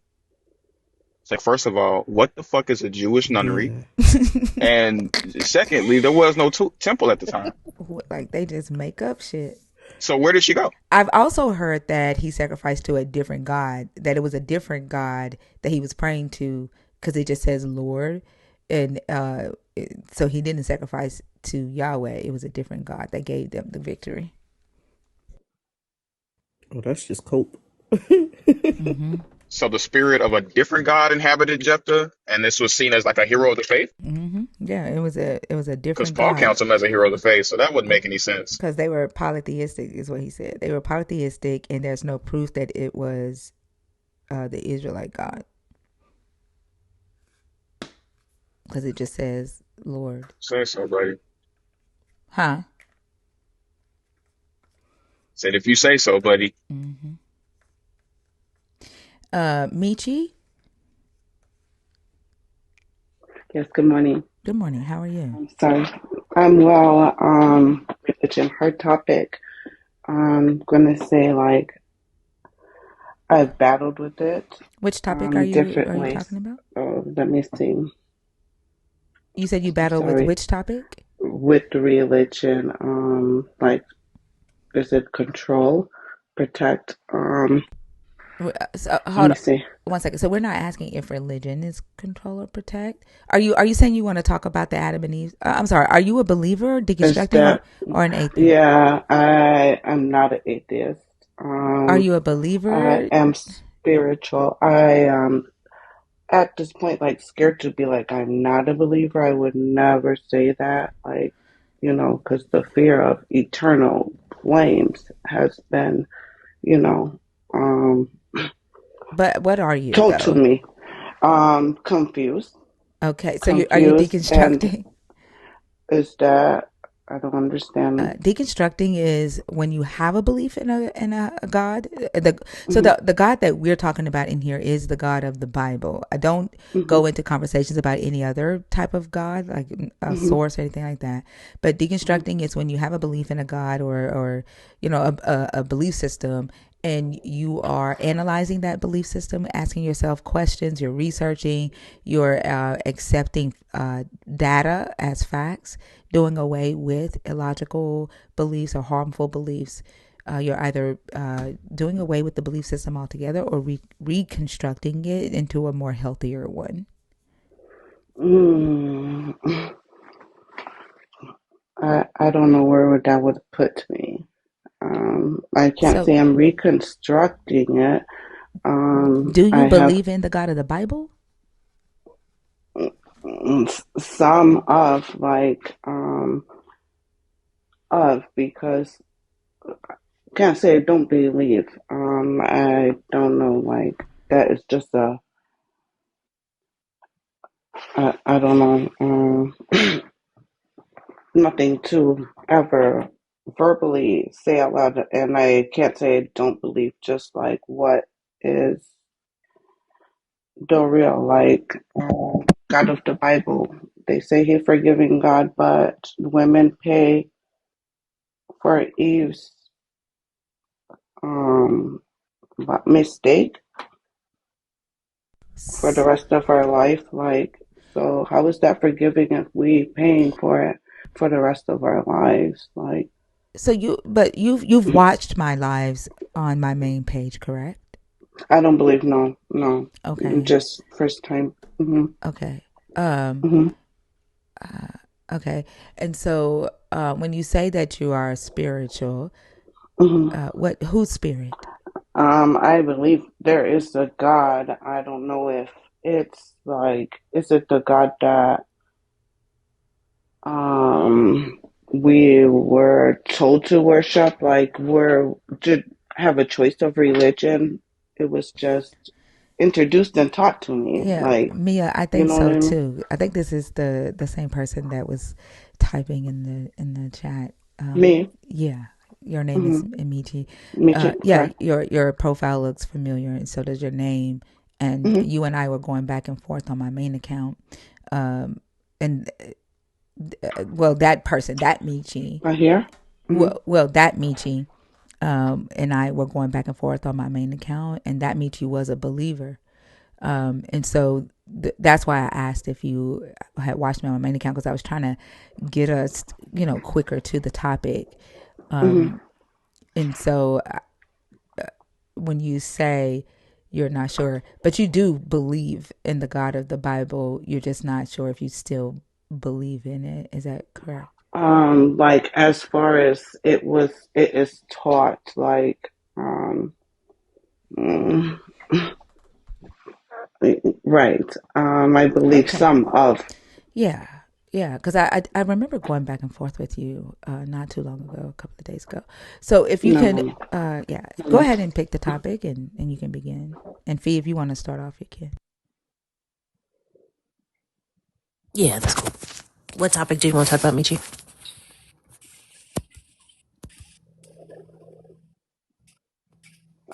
Not sure. I was just voicing opinion. I'm sorry, not a big speaker panelist. I was just like so confused. I'm like, is this just taught to us and we all accepted? Rules of the land, like, you know, was it a control thing? Like, how is I see people like, Wait, Michi. Can you pick one of the topics off the board? okay, I'm sorry. Yeah, that's When you came up, you originally said you wanted to talk about, did God lie to Adam and Eve to protect them or control them? Do you still Mm-hmm. want to talk about that Oh, topic? okay, I would do that. Yeah. Um. Um. Okay, I would say kind of control because I know they broke laws, right? But also like one of the what you're not supposed to do is incest. Adam and Eve, two people on earth. Where all the rest of the people come from, right? right. So, are you answering the question about God or about Adam and Eve? Adam and Eve, it's like the control thing, like it just rules to control like while they are within probably arm's reach, I wanna say. But after they were out, then he didn't have so much control, Okay, right? let's focus on when they were in, right? Like when they were Hmm. put in the garden, God told them not to eat from the tree of the knowledge of good and evil. So when you think through that, you know, what do you think the tree of the knowledge of good and evil grants a person? Um, probably, evil start to like, you're not so like kids like, mm, Well, the tree was called the knowledge of the tree of the knowledge of good and evil. So mm-hmm, ultimately, the ability to determine or decide if something is good or evil, right, which is the same as a moral conscience, the thing that guides our behavior. You know, I'm not going mm-hmm, to do things if, oh yeah, that's bad. I'm not going to do it. Oh, this is good. Then I'll do this. So it's a moral mm-hmm. conscience that this God did not want them to have. What would be the reason for that? Do you think it would be for the purpose of protecting them or controlling them? Probably to protect, to keep them like, you know, I, I don't know, like, mm, no shame, no, you know what I mean, like just good people and You think good happy and people are then, you think hmm? people are better when they don't know the difference between what's good and evil? You think that makes for a better Just person? naive, no, just naive and uneducated, or they just don't know, you know, like Well, how but that could, was the preferred state of the God. That's the state that the God wanted them in. So if the God wants them in a state where they cannot determine for themselves what's good and what's evil, do you think that he would want that to be the case for the purpose of controlling them or protecting them? is probably control. Yeah, if you don't know the difference Are you from right and eating? wrong. Myself, no, no, no. I just pick up wrapper. Oh, okay. Mm-mm, sorry. So what does that then, like, how do you engage with that idea of the God? Like, you serve a God or you believe in a God that wants to keep people, um like you mentioned, Under his naive. control, Right. So hmm who would that benefit, and why do you think that that would be the case? it would benefit him because it would have them do as he wants. Yeah, that's what I got too. Like when we've talked to previous believers about this, it doesn't seem like it's for the purpose of protection, because when something was is withheld for the purpose of protection, it To usually keep out of accompanies. harm, right? Yeah, but comes with full instructions of the consequences, of the action and the reason behind it. In addition, with, I think, informed decisions are always going to be more powerful than uninformed decisions. Could I could tell my child to stay out of I stay out of the backyard, or I could tell my child, don't go into the backyard because I'm getting some work done back there and there's some big holes you might fall in and, break your ankle or something like that. Correct. So if I let him know the why, and I make sure he understands the ramifications of his obedience, if you will, to me, Hmm. that's for the purpose of protection. But if I'm just saying, don't do this, that's a restriction. That's not clarity. Death is not a natural consequence of eating a piece of fruit. So if that were the case, which it wasn't, because they didn't die the day that they ate this fruit, Hmm. then this God did not give them complete information. And I don't know that for me paints the picture of a loving God, or one that wants to empower his creation to live in any way outside of what he dictates. Because if Hmm. ultimately he doesn't want humans to know the difference between right and wrong, like we were saying the other day, then later in this book, when he tells his chosen people to go annihilate an entire people group, they don't say anything back. They just do it because they Hmm. don't possess the faculties to determine whether that instruction is a good thing or a bad thing. Right.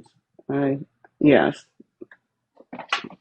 And they believe they have to because they're serving him and don't want to do or not what follow command. You know what I mean? Yeah.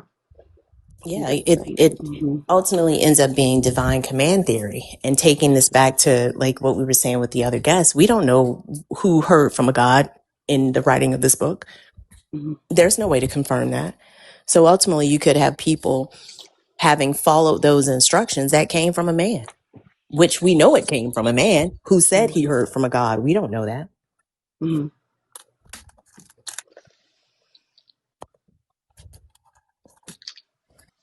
Did you have any other thoughts to add or? No, and,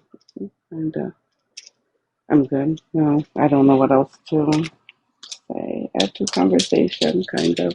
What made you request that, Michi?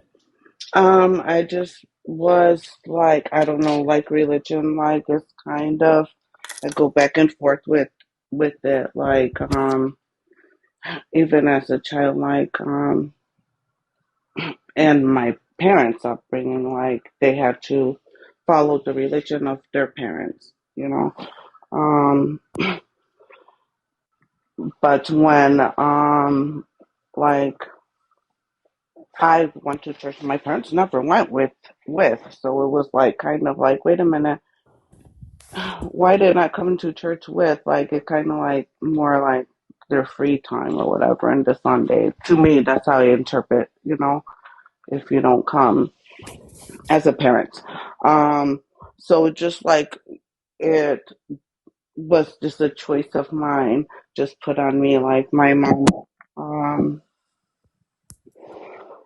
had switched for many religions, like grew up Catholic, then went to Buddhist and Baptist. You know what I mean? Like just feeling out like different, not knowing what is the right religion to follow.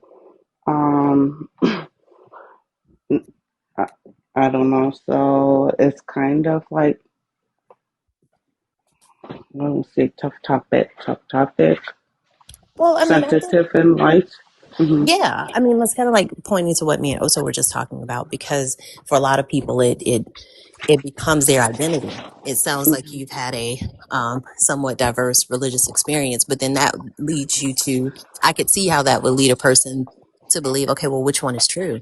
Like Hmm. Buddhism teaches something very different than Baptist, which teaches something very different than Jehovah's Witnesses, which teaches something very different than, Mormons. So you do start to question. But I think a lot of times that question is formed in the um, is framed as a should. What should I believe? And I think any should be pushed against, right? Like who determined who? Sorry. Yeah, you got a lot of noise in the background. Um, who decided that should, right? Like who Hmm. determined that someone had to believe something? I think it was just talking about this earlier, how a lot of in these conversations we realize like the through line of our deconstruction journey, where we start with having questions. I know Thinker says she started with trying to get closer to the God, so doing a deeper dive into the Bible.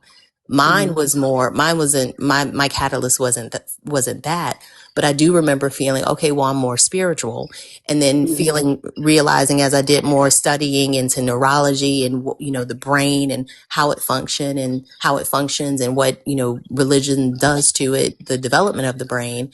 I landed at, okay, well, I've got to believe something, and then I'm like, well, who told me that? Who decided that for me? So any of these shoulds in terms of belief and trying to pick a belief system is a weird statement to me, because That's right for you. belief happens to us when we are exposed to information that comports with the reality we experience, so we Hmm. believe. But then a lot of times we don't necessarily look to what that belief is based on, and religious systems are usually based on faith, and there is no evidence for faith. If you can think it, you can believe it if it's based on faith. If it can pop into your mind, it qualifies for a faith-based belief system, and that is dangerous, because people take these belief systems as though they are true because they are a personal truth, but they're dealt with as though they are a universal truth. And with that supposed universal truths comes these regulations, these rules, and oftentimes a lot of violence. And that's what we see with these Abrahamic religions. Hmm. Yeah, I understand that and see that also because I know as Buddhists, like even Catholic, they hold to different um people, like and what and I don't know the where I was raised in going to church, like they say no worshiping other gods or false gods, like but how you pray to different idols, you know. Um, so that made it also like confusing. Like how could I like say commit some kind of sin, and all I have to do is say five prayers and then it's all forgiven. Like it's all good. Like you confessed, you said five prayers, and now you right again. So how would that make you um I don't know, live righteously, I guess? Like I Yeah, Like, don't I where mean, know. is the change, right? Where is the that Hmm. accountability and the transformation? The reality is that there is no internal work being done, right? That Hmm. will force a change in you. And the change comes when you yourself decide that you want to change. And you were saying something about like saying five prayers and doing like the whole ritual. At the end of you saying those five prayers, it's still you believing that something outside of yourself has forgiven yourself, and then you still have to Hmm. do the inner work to believe that you are forgiven and actually forgive yourself. So at the end of the day, despite how many prayers you say, it's still you forgiving yourself for whatever it is that you're asking forgiveness for. Hmm. with zero accountability, unfortunately. Mm-hmm. And I've never understood the concept of people saying false God when none of them do shit. Like, what makes a false God a false God? Because a true God still doesn't do anything either. It still is relying upon your belief for it to even exist in the first place, and it relies on your attribution for it to act. So what makes a false god different from a true god other than your personal preference? So I think when you're, for me, the leaning into that curiosity helped to kind of allow me to chart my own course, which is mine. It doesn't have to look like anybody else's, and it doesn't look like anybody else's. That was part of my early deconstruction journey at all. And I think the question to ask ourselves is, at what point does it become justifiable for me personally to accept something as true, as opposed to looking outside of myself to, oh, well, maybe I should believe this, maybe I should believe that. No, I don't have to do that, even though that's what's been done by so many people before us. That's not a necessity. That's not a requirement. And I think we should give ourselves freedom to do that and be curious. Because any belief system that discourages questions, it's not hiding the truth. Truth doesn't need to hide. It has absolutely no reason to do that. And if they don't want you to ask questions, they don't want you to look into this, you can't question God. You're being rebellious. You're being haughty. You're being all of these things. No, I'm being curious. And if a thing is true, then it will be true after I ask questions, after I investigate it. But if they are trying to suppress that, I think there's a reason for it. There usually is. A A, hidden a reason, right?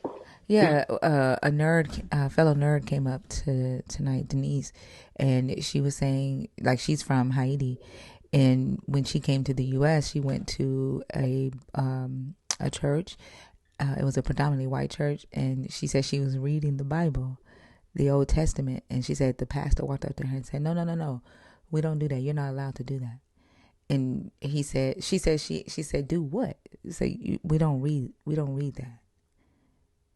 And like just like outright told her, you don't have to do that. You don't have to read the Bible. We don't allow that, because they know that once you read it, you're going to have questions about what you see in there, because it's some really immoral things in there. So to keep you from questioning and actually seeing what it is that you are subscribing to, they ban them from actually reading it.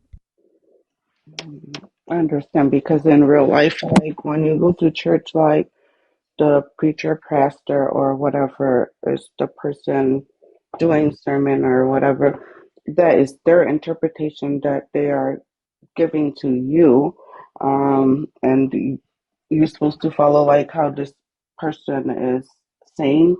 You know what I mean? Like, and I mean, everybody reading the Bible, but what they are like giving out to you is how they interpreted what they read and want you to take from it and follow from. Like, Yeah, that's how all these different doctrines get started, from different men in history interpreting this text in their way. Even the church fathers didn't agree on their interpretations of the text, in fourth century Rome and after. They didn't agree on what would become scripture. The fact that like the majority of them rejected revelation from the beginning, and now revelation is the thing that has most people scared. I'm not 100% convinced that the reason they added it in the book is because they decided that, oh, it is authentic, versus them adding it in the book because it was a good tool to fearmonger and it kept people in the unknown. Because that's what, like, for me, that's what revelation does for the believer. It keeps them wondering about these prophecies, and it keeps their mind in the unknown, and it makes them unproductive in society. And the more they're unproductive in society and worried about, life after death or these prophecies coming to pass, the less they are resisting the system that is actually oppressing them. Yeah, group thinking. Mm-hmm. And I mean, the question becomes, who does it benefit for the a greater number of people to accept these things as true? Because it doesn't benefit them. People going to church, they may be getting psychological comfort for it, but their physical needs aren't getting met, and they are the ones that are meeting their own spiritual needs because they've got to rationalize this stuff in their head. They've got to do all the mental work for the God, and then give God all the credit while following men who are telling them what to see and what parts of this book to read and not to read. That's someone else living your life for you. And I just, for me, it was a hard no. And I know that this deconstruction process is very individualistic, like, and it should be, because it's no one else gets to live your life. But by virtue of that, no one else also gets to tell your brain how you understand something. Mm-hmm. And so many of these scriptures are, they're not read, they're guided. Like it's almost like a damn guided meditation, if you will. Like they're telling you what to read or how to understand something. If the scripture said what you're saying that it said, I would get that from reading it, but I don't. And if you got to guide me into a particular understanding, then that's not what the scripture says. But they don't necessarily want to deal with that reality because they want to spin this message in a way that benefits them. But also, I think they're so used to like regurgitating information instead of actually taking information in. And I think we saw a good example of that tonight with KY. And when I had previously said to her, when she said that she's a sinner, her and her man are sinners because they're shacking up, and I said, well, put him on the line. And she said, he's not here. And she said, he doesn't live here. And I said, well, that's not shacking. If y'all don't live together, that's not shacking, because shacking is living together. And then maybe 30 minutes later in the same damn conversation, she recited word for word what I said as if it was new information and she was giving it to me. And it had literally like left her mind that she was in the same conversation and that she was just regurgitating what she had heard earlier. You know what I'm saying? So I think they're so it was weird, the way that it happened, but in the way that she recited it was as if it was authoritative, as if this was information that she already knew, and like I think they're so used to other people thinking for them, Yep. and they're not thinking for themselves, and they're just like regurgitating shit. Yeah, and I mean we're primed for that in the society that we live in. Like it just starts that way. That's how church is. Church is not interactive. You sit and you hear a person tell you things about a book that you may or may not, and usually is may not have read, and there is no back and forth. There is no, no activation of critical thought or any thought. Like you just accept what they are saying to be true, full stop, period. So when you hear something that resonates with you, of course you're going to regurgitate it. That's giving her less guilt about living in her supposed sin. So yeah, I'm gonna hold on to that. It's not shocking because somebody has told her she's shacking up. Somebody in a position of authority and religious affiliation has told her that, and now she has this response in her back pocket that she will regurgitate to the next person.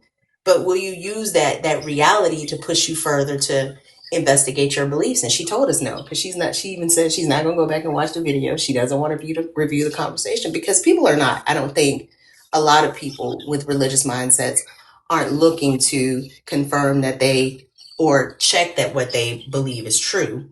They just want confirmation of it. And anything that does not provide confirmation, they're not willing to engage with. And the cycle just continues to repeat itself. Yeah, what we learned, we do as like what we were taught from people before us, but like be thinking like we were not minorities. We're not able to supposedly read or had to hide that you can read, but you can read the Bible and worship. And you're giving me the secret to eternal life in paradise, but not freedom, nor taking your rights, your manhood, and everything else, just teaching us back. But why would you give me this great secret? Like, if I do well throughout life and follow and read and do what is in this book, um, I will be in paradise, but not now. Later, after I die, and you know, live through all this torture. Yeah, even that makes no sense to me. You tell me that this life is of no value whatsoever, but it's the very thing that my eternal salvation or damnation hinges on. Like, which one is it? Is it important or not? Because you got to pick one. It Now, can't just be be both. follow the rules and follow suit. Be in line, as they say, and after you're dead, then you will have a good life Which is the biggest forever. grift ever. Bash says a 1992 Toyota Scammer. Exactly. I started the live off tonight talking about the men and my comments on the David video that I did about who broke the Davidic covenant, and one of the men commented and said, God's ways are not our ways, His thoughts are not our thoughts, and then said He chooses the fool, that He confuses the wise. And I responded and I said, breaking promises and lying, and then forcing you to, accept it as if he, had integrity and kept his promise is not confusing the wise. It's gaslighting the ignorant, because you can look like believers say God is faithful. Faithful means that you can be depended on, right? You have integrity. Your word is your bond. That means you're not breaking promises. And if you're going to look at the data for, and he's like, oh, I appreciate you going, line by line and scripture by scripture, but I still, choose to believe that God is faithful. That, okay, you're choosing to believe a lie. You're choosing to believe that, and you have every right to believe that. But then to turn around and say he confuses the wise. I'm not confused. I'm not confused. A lie is a lie. A broken promise is a broken promise. The fact that you are choosing and willfully choosing to still call something faithful that has been proven to not be faithful, that is you choosing to believe a lie. And you're basically gaslit to do that by fear, because you are afraid that if you don't accept this lie and call it truth, that you will burn in hell. And it is so um sadistic that the brain doesn't say, well, if he lied about that, he's most likely lying about hell. It doesn't go that far. The fear of burning in fire for all of eternity stops logic right there in its tracks, and it forces that person to accept the lie as truth for fear of punishment later on. It's the weirdest shit ever. Like, It's manipulative as hell. what do you say, Fee? I said it's manipulative as hell. Mm-hmm. But you won't be punished if you say five Hail Marys. Mm-hmm. Right. Just joking. Something as simple as that. Right. Yeah, like what the Mm-hmm. fuck does that do? Because whatever you did, you saying Hail Mary 5 times is not going to change that shit. So what does it do? It's just, Grant you forgiveness. You know, like my mother, my grandmother, um, raised in Catholic church too, and left-handed. That was evil. Like she used to get hit.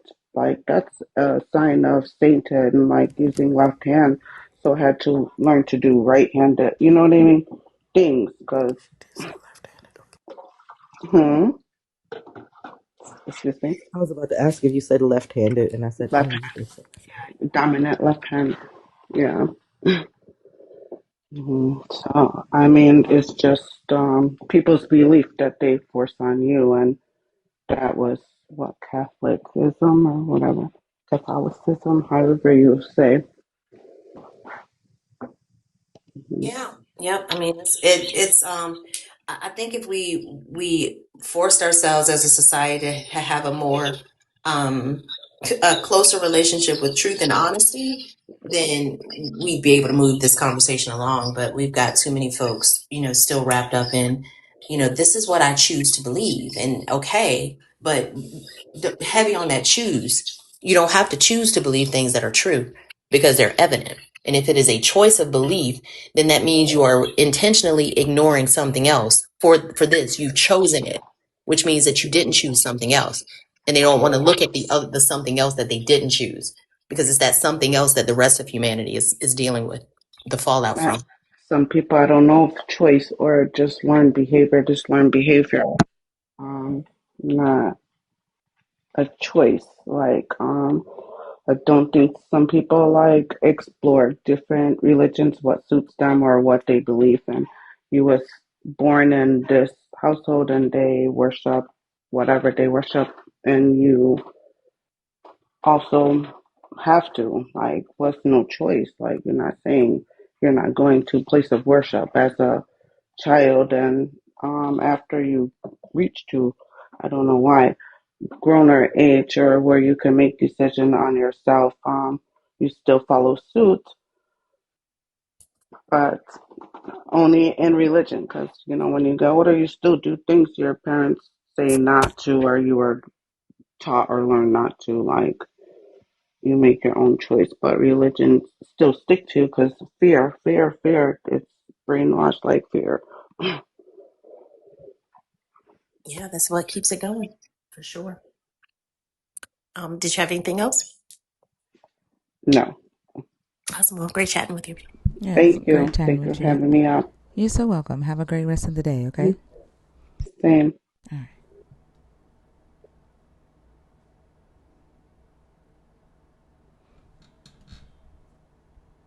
Jarian and DJ Heavy, are y'all in the box on purpose or on accident? Katie Austin?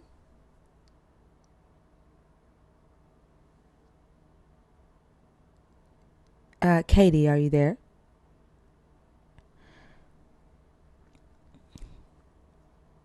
Jarian and DJ Heavy, are y'all in there on purpose or on accident? Y'all, the guest box is open. If you are a believer in the God of the Bible, if you are someone deconstructing or thinking about deconstructing, or an atheist, deconstruction is you are questioning your faith, not afraid to question it, not afraid to accept or reject data. Not reject data, god damn it. Accept or accept data and reject beliefs that are harmful or illogical. And you are either doing away with the belief system altogether or reconstructing your belief or faith into a more healthier belief system for yourself. If you are a believer and you come on stage, I do ask that you be the type of believer that is not afraid to talk to people who are going to challenge your faith, and be ready to provide resources or go to scripture to back up what you say. If you say the Bible said the thing, we're going to ask you to pull it up.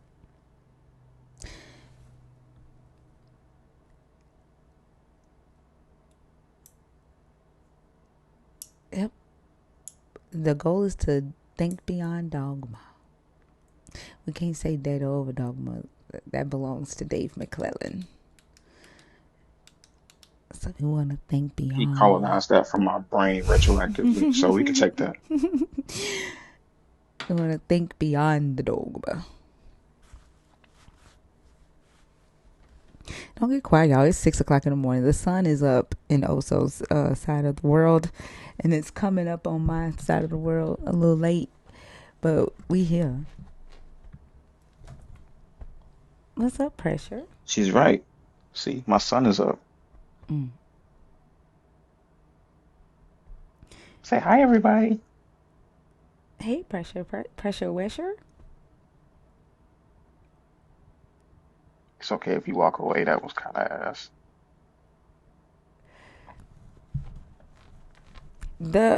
I think what pissed her off was the dog question. Somebody said they're looking back at old sermons posted of them barking like dogs. I was, who, girl? Who was barking? I read that wrong. Who was barking like dogs? What? Your church members? I'm gonna have to go to your profile when I end the live. Oh, barking like dogs for what?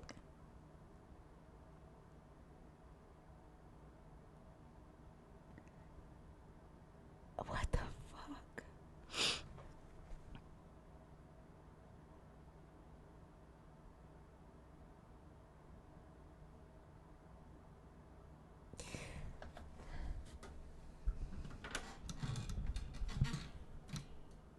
Dogs are just gods backwards.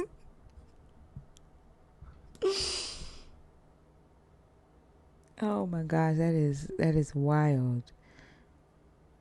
Mm, Barking like dogs. What would be the purpose for them to be barking like dogs in church? What does that have to do with Jesus?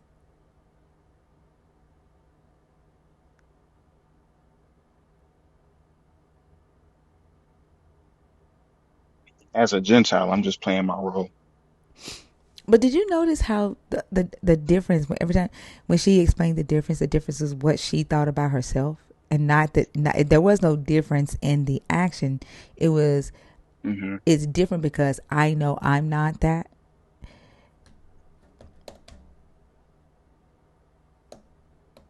Yeah, And I don't know. Like, she was confusing because on some things it seemed as, or at least she could say the right words, and that she was willing to kind of think outside the bun a little bit, but other things were very dogmatic.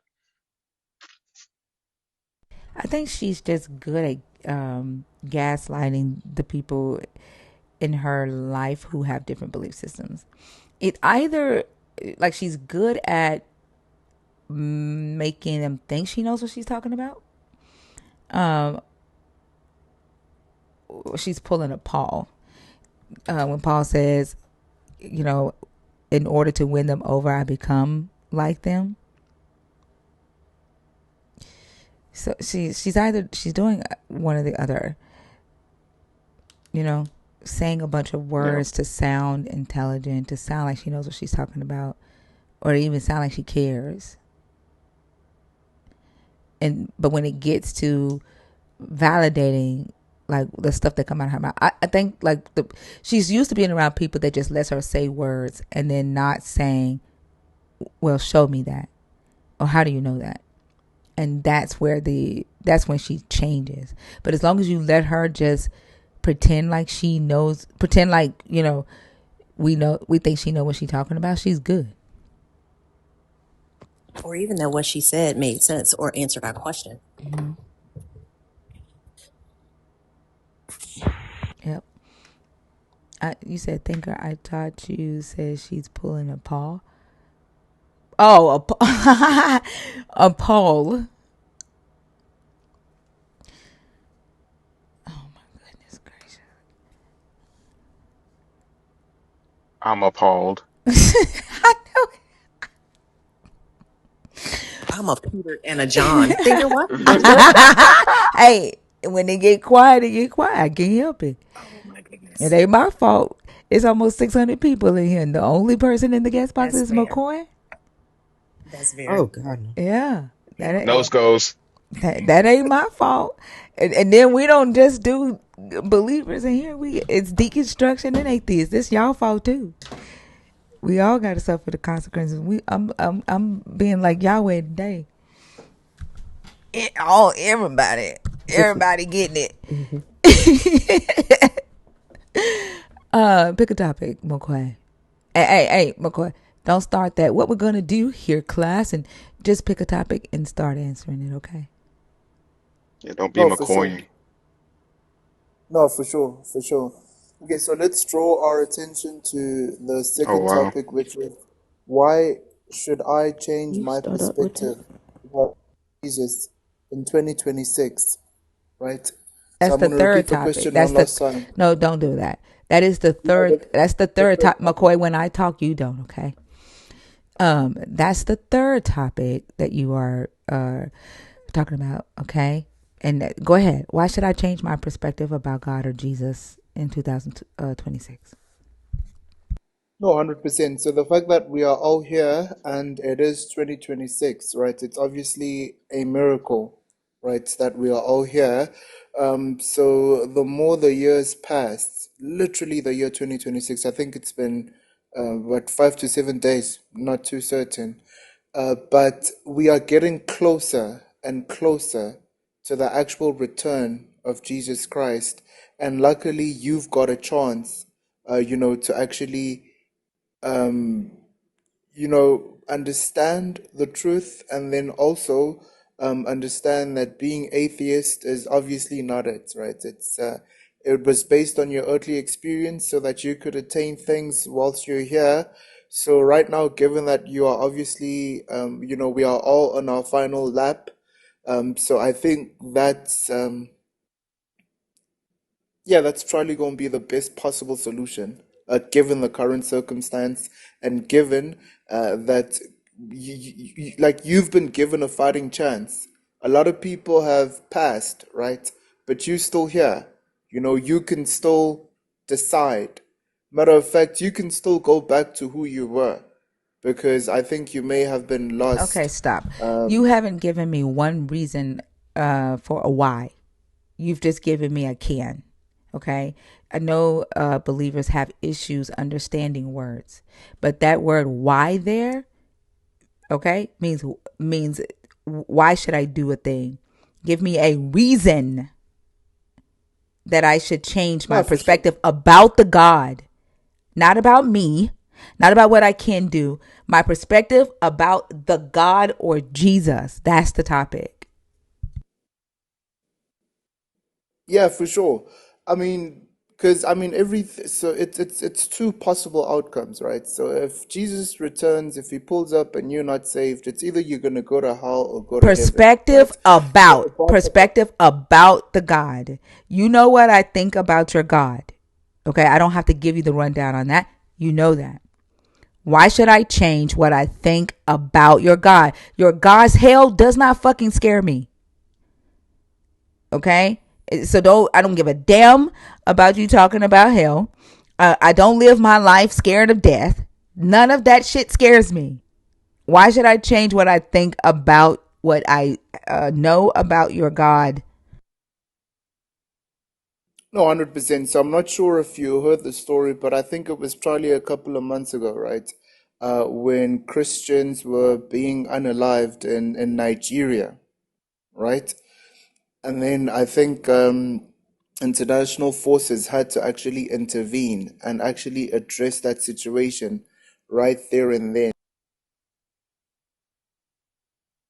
How the fuck? What?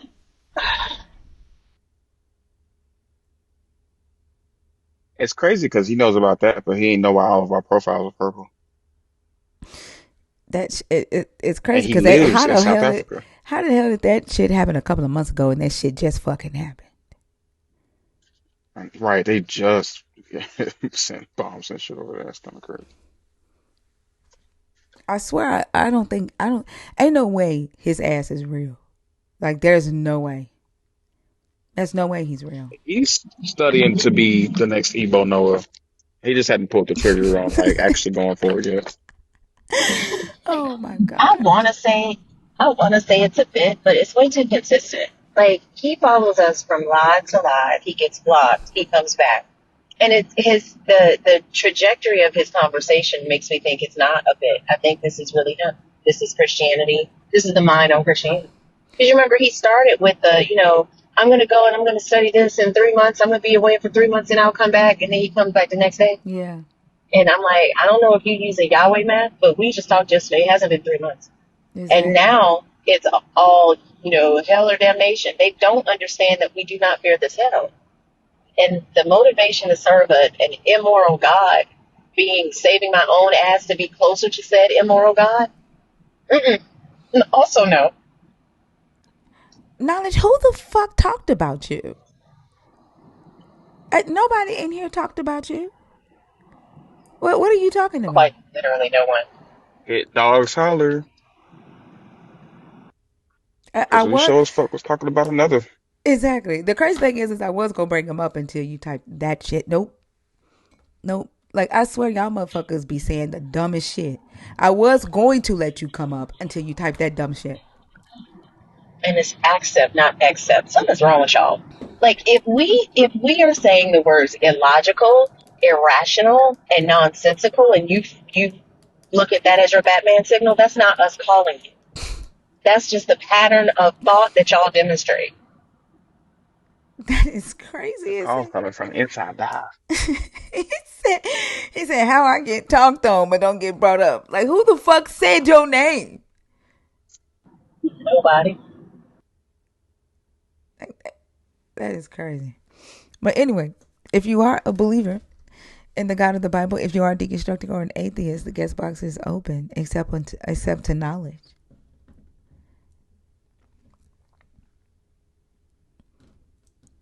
Knowledge and McCoy in the same box. Damn. Mm-hmm. I love I have how hope. McCoy doesn't understand. Go ahead, Fee. Oh, you go ahead.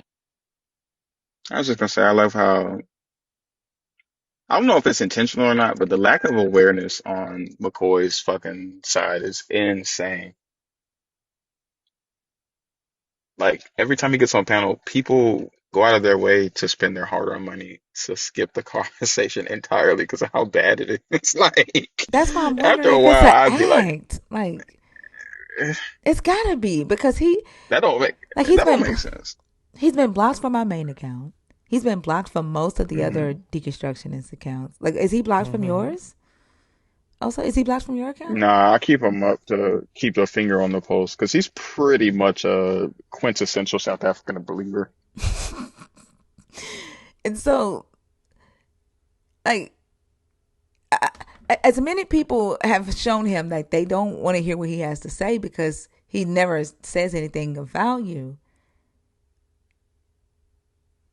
I feel like he comes up the same every damn time, not having learned. You know what I'm saying? Like, he doesn't take anything into Hmm. consideration from one conversation to the next.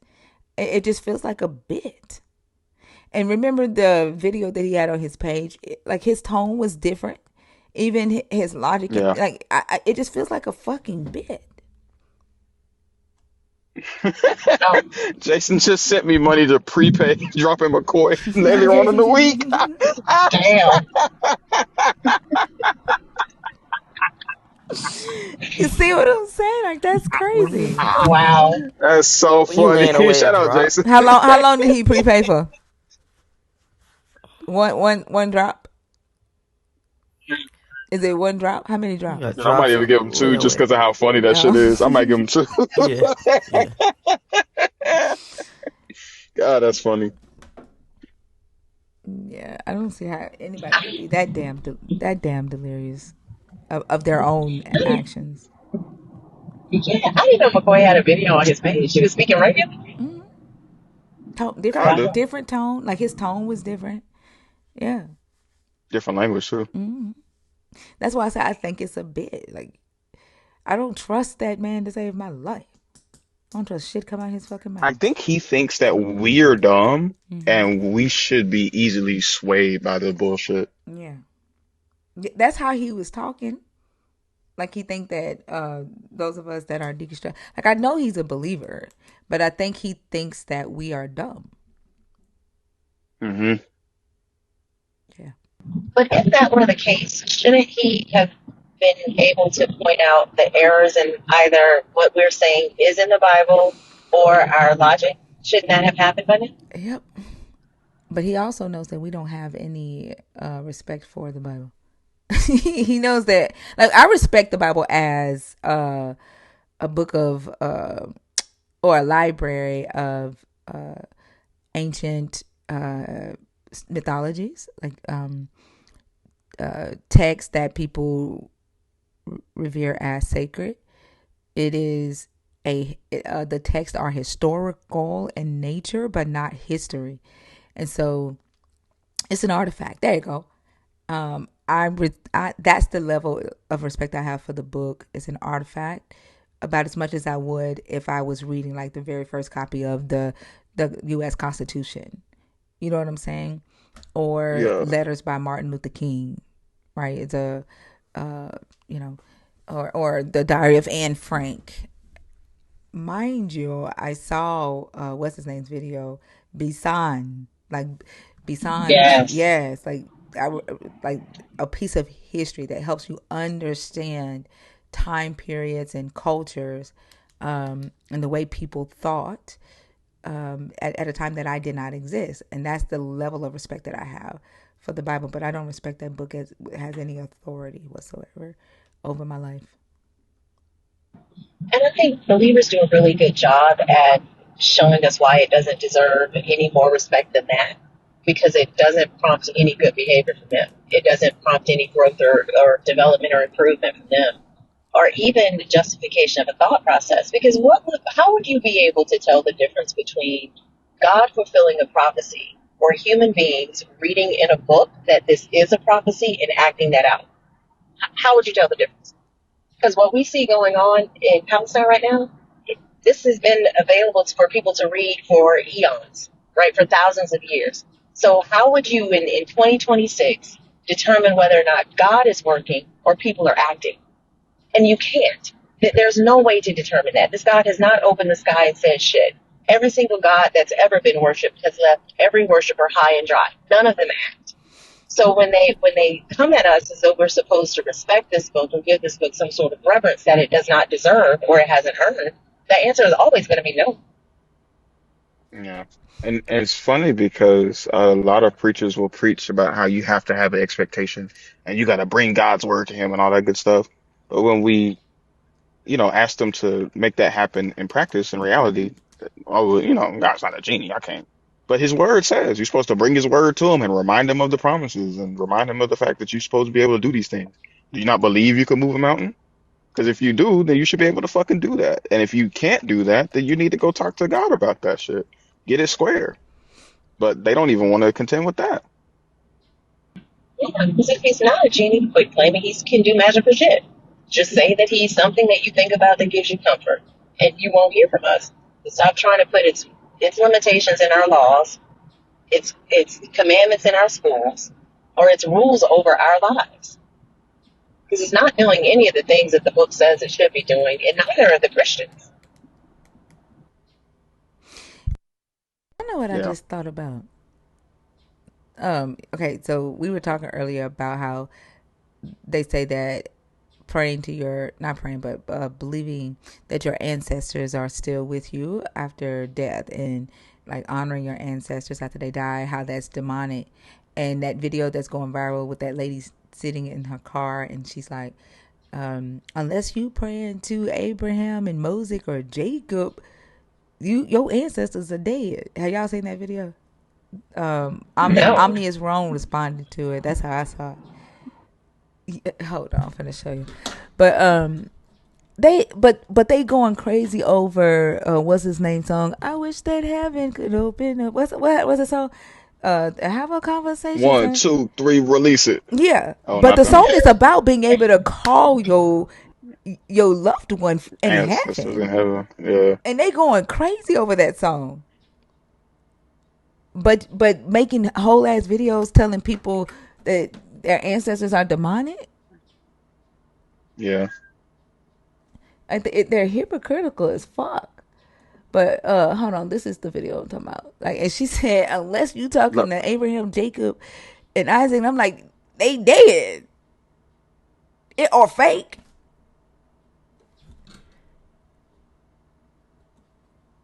Hold on.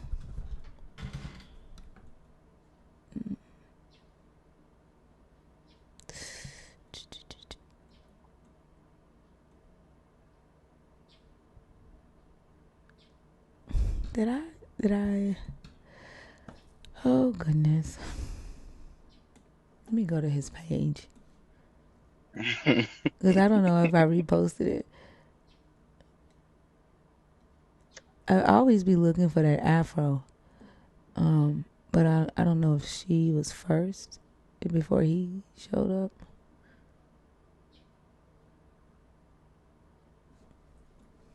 I did see that Planet Fitness promotion. I thought that shit was so funny because, like, why in the fuck did she partner with Planet Fitness for that song? Hey, she getting it in the mother. She getting it. Hey, I ain't I ain't even mad at it mad because at it her. definitely started off as a joke and now she getting paid. So I ain't, Yeah. I'm not mad at it either. And she But I actually just has a thought it was nice really voice. funny to see. Yeah. Yeah, I mean, she have you debatable. heard her other videos where she's singing? There's a video where she's sitting in the car singing a different song. Like, she has a nice ass voice. I just think Who maybe you at talking that. about? I've heard her raw vocals. Well, you don't think so? Yeah. I don't know her It's, name. it's eh. What's her name?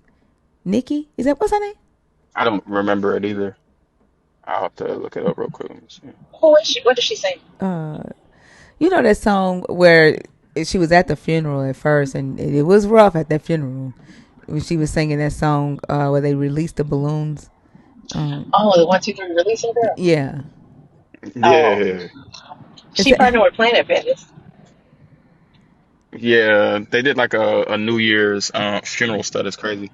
Um, Funeral stud? Who called her that? Funeral side is pretty diabolical. Blue What? sunshine. That's crazy. That is hilarious. Yeah, she partnered with Planet Fitness to do like a New Year's promotional video, and the 1, 2, 1, 2, 3 release one was for the ball drop. I mean, it was Oh, pretty okay. funny, but it's just Gotcha. like, why in the fuck Planet Fitness was just like, oh, that's what we need. Oh, because Because anything they, Again, get the it's going bag. I'm not viral right mad at now. it. that's exactly what I do. Yeah, I hope they paid her good because they be playing in our faces when we black and viral. that's true. Like the Yeah. Dr. Pepper girl, y'all seen that? What? Mm-mm. She made that jingle. Her video, it's like short. It's like less than 30 seconds, but she made a jingle for Dr. Pepper because of how much she just likes making jingles for companies. And that video is at like 20 million plus views and like all over the place.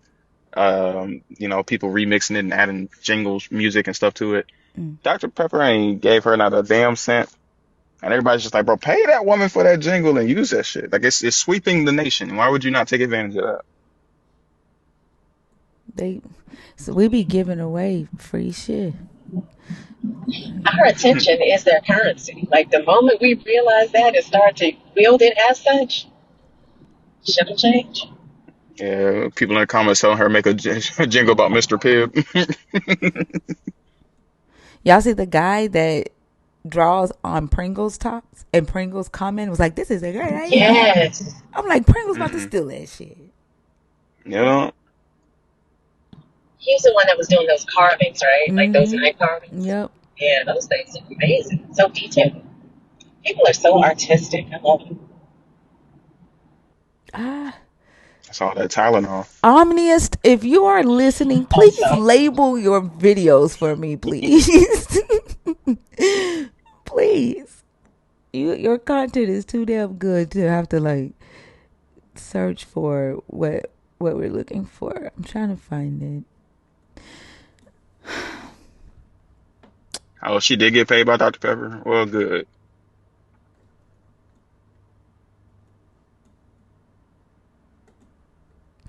I ain't gonna find it. Yeah, it's because it must have been an old video because I'm having to go all the way down his page just to even.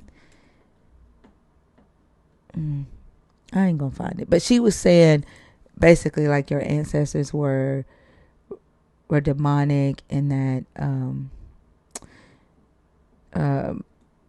unless you praying to Abraham, Jacob, or Moses or somebody, you shouldn't be talking to dead people. It's demonic to talk to dead people. So basically, like just that line right there, she's saying that it's okay to talk to dead Israelites, just can't talk to dead Africans.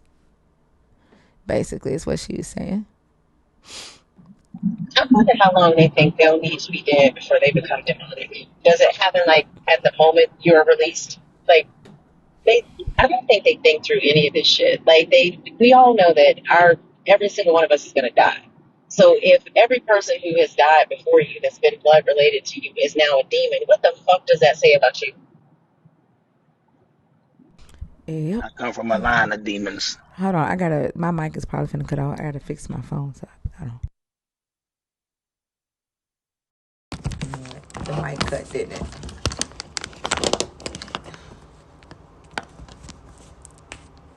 There you go.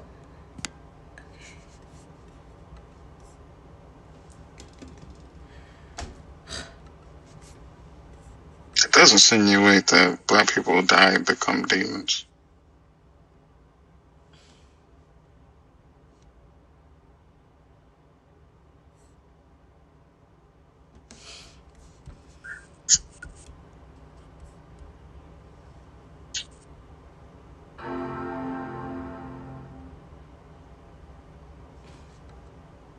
No, y'all can keep talking. I was just saying I won't be able to.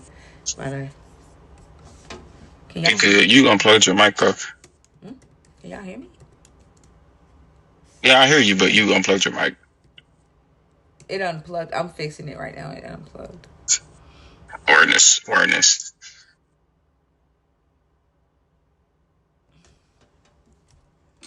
Let's get you back. Want to say good morning?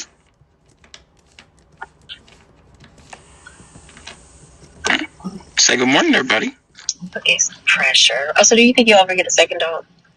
So pressure will have somebody to play with. Yeah, Okay. yeah. I'm gonna get him a girlfriend one of these days. Somebody that can help strengthen the bloodline, offset some of the negative traits of a bulldog. Uh, What breed would you want? mm, I'm thinking something like a. I don't know. I don't know. I have to research it more heavily. I really want to do like a Rhodesian Ridgeback and see what that shit talking about. All right. But I don't know if that's gonna be too crazy.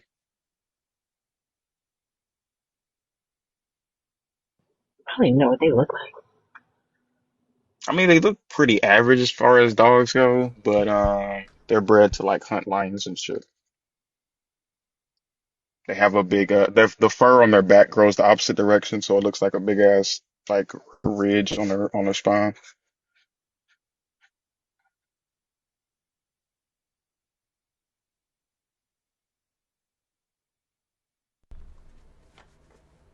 I wish I could change the background without having to go into my damn um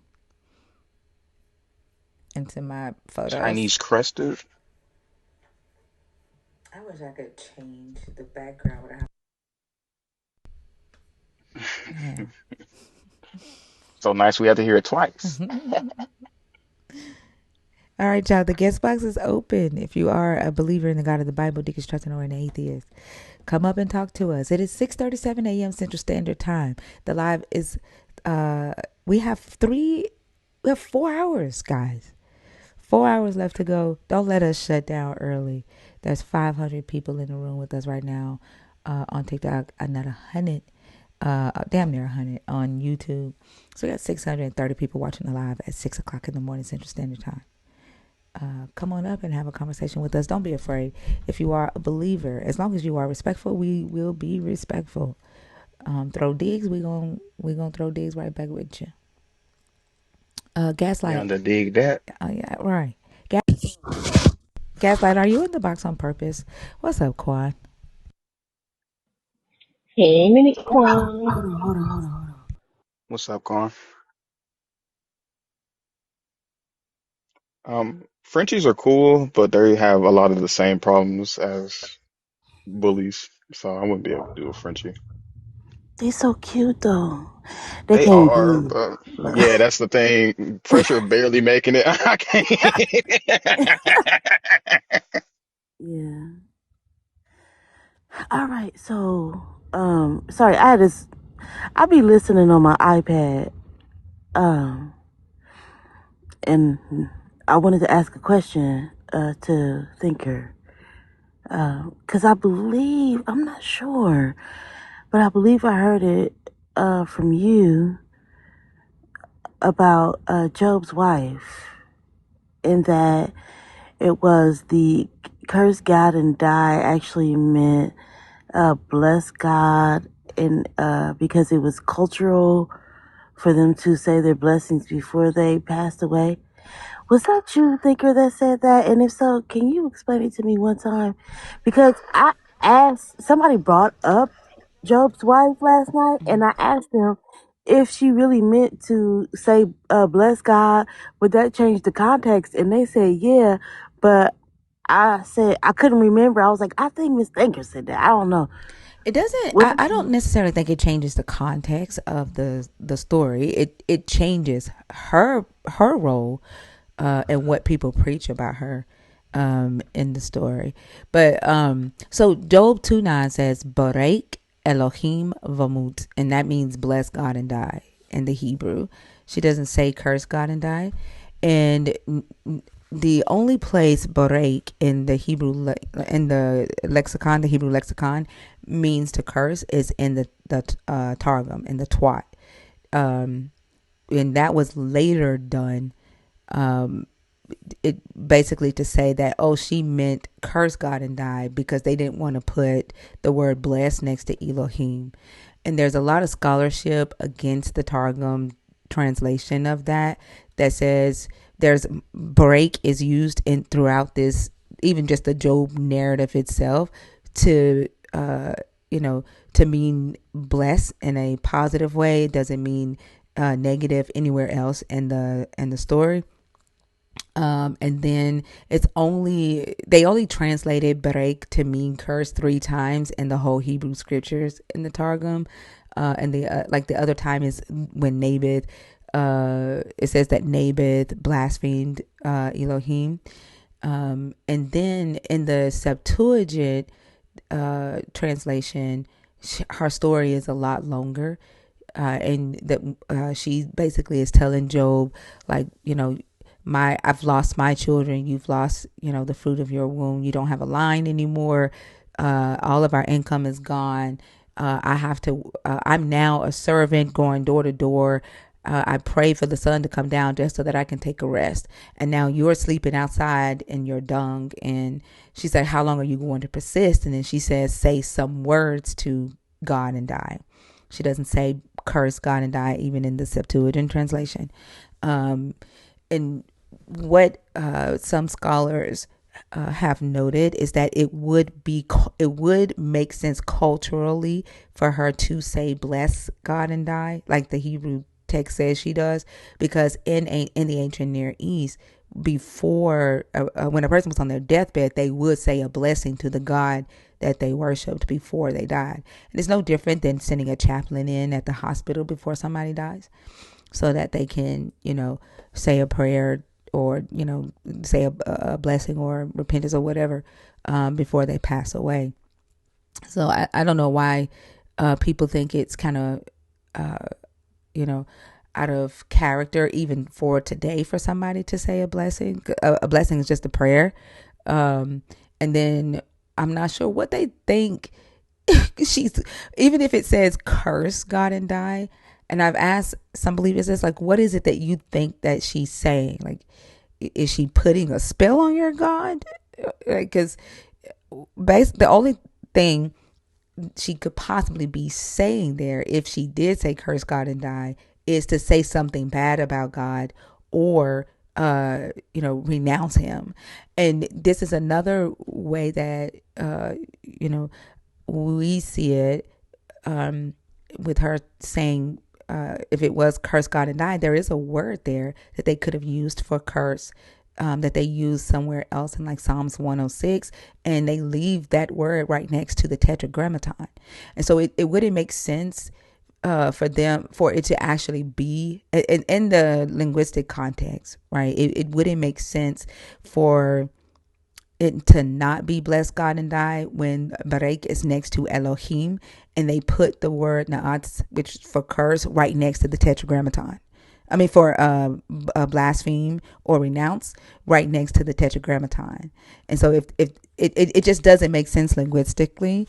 And then, but theologically, like if somebody is, if I think another thing that we need to know is that there were different versions of the Job story. Some of them are a lot older, so we don't know which one they used to actually translate the text. And I told y'all Dr. B called me and was like, I got to talk to you about this Job conversation you had. So we had like an hour and a half long conversation where I shared my scholarly resources. He looked them up, verified them while we were on. And one thing that Dr. B shared with me is that there are multiple copies of the Job narrative, from uh, you know, culture to culture or tribe to tribe. And so we don't know which one the Septuagint translated. We don't know which one the Targum translated, which one the Latin Vulgate translated. And so depending on which one they translated, there could have been a specific theological message that the author of that translation was trying to push in their immediate culture or immediate society. And so if that specific translation that did translate Berek to mean curse is that the devil uses, or the enemy uses, a faithful man's wife to get him to, turn his back on God, then that would make sense. Because one scholar said that it the reason they stripped her down to just the one line from her whole story in the Septuagint was because at that time, uh, because of the rise of the patriarchy and the idea of men being masculine and faithful, and like their value came in the faith that they had in this God. Job's wife couldn't be seen as being more pious than Job because the story of Job is about Job's piety. And so if they had left that part in about her, picking up the slack where he could not, and she kept faith, then that would have made her more pious than the man. So they had to strip her down to that one line to push that specific theological message in that group of people. Does that make sense? Oh, absolutely. Now, I sometimes I be on break from sleeping, right? I'm on break from sleeping right now. Like, so it's gonna happen again. But um, you know, they often use that as just a moment to say that somebody did something bad. And it's like, so what? The story ain't about her. I don't care. Um, but when I looked at it last night, because they were, I think the guy was talking to Gaslight, and I looked at it, and I had to put down my Animal Crossing. Okay, now don't make me put my Animal Crossing game down. I was making a nice house; it was cute, but the I'm not gonna be on that ass. listen, listen. So I looked at it, and it was saying like a over blessing means a curse, Where? and then Where? it was it was on um here. Let me see if I still got the page.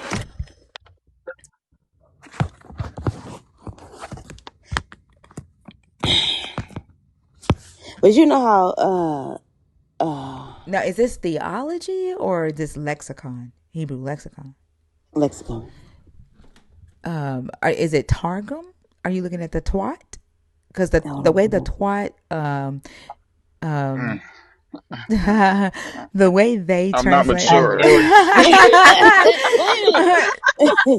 the way they Oh, so like, just put me in the comments. the way they define it is a negative blessing. That's how they define it. Yeah. Yeah, that's the Targum. That's the Twat translation. That's the one that I was saying that was done at a later time. Okay. So it kind of sent me because when I looked at the word, I had a choir rehearsal flashback, right? And you know, we ain't pronounce nothing right in church.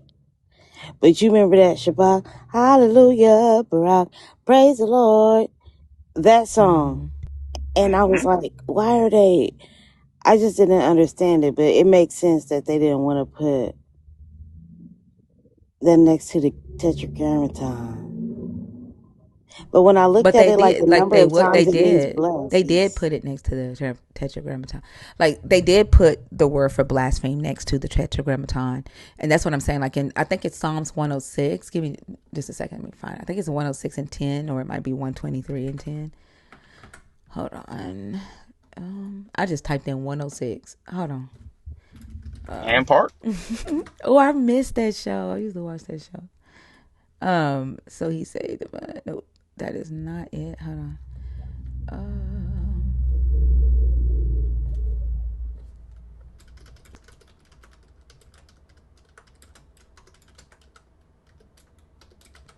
It is.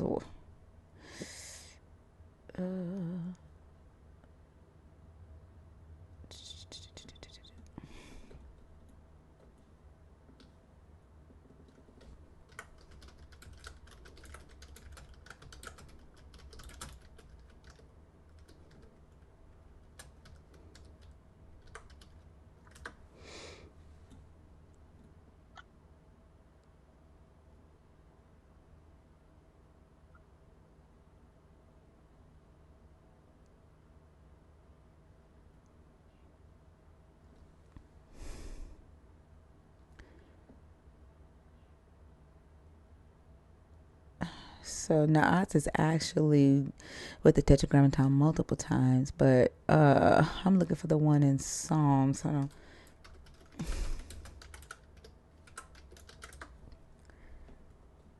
It says Psalms 96, but I don't think that one's it.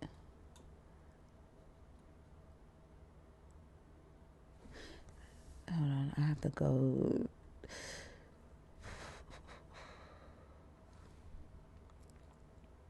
Psalms 107. That is. Hold on. It's Psalms 107:11.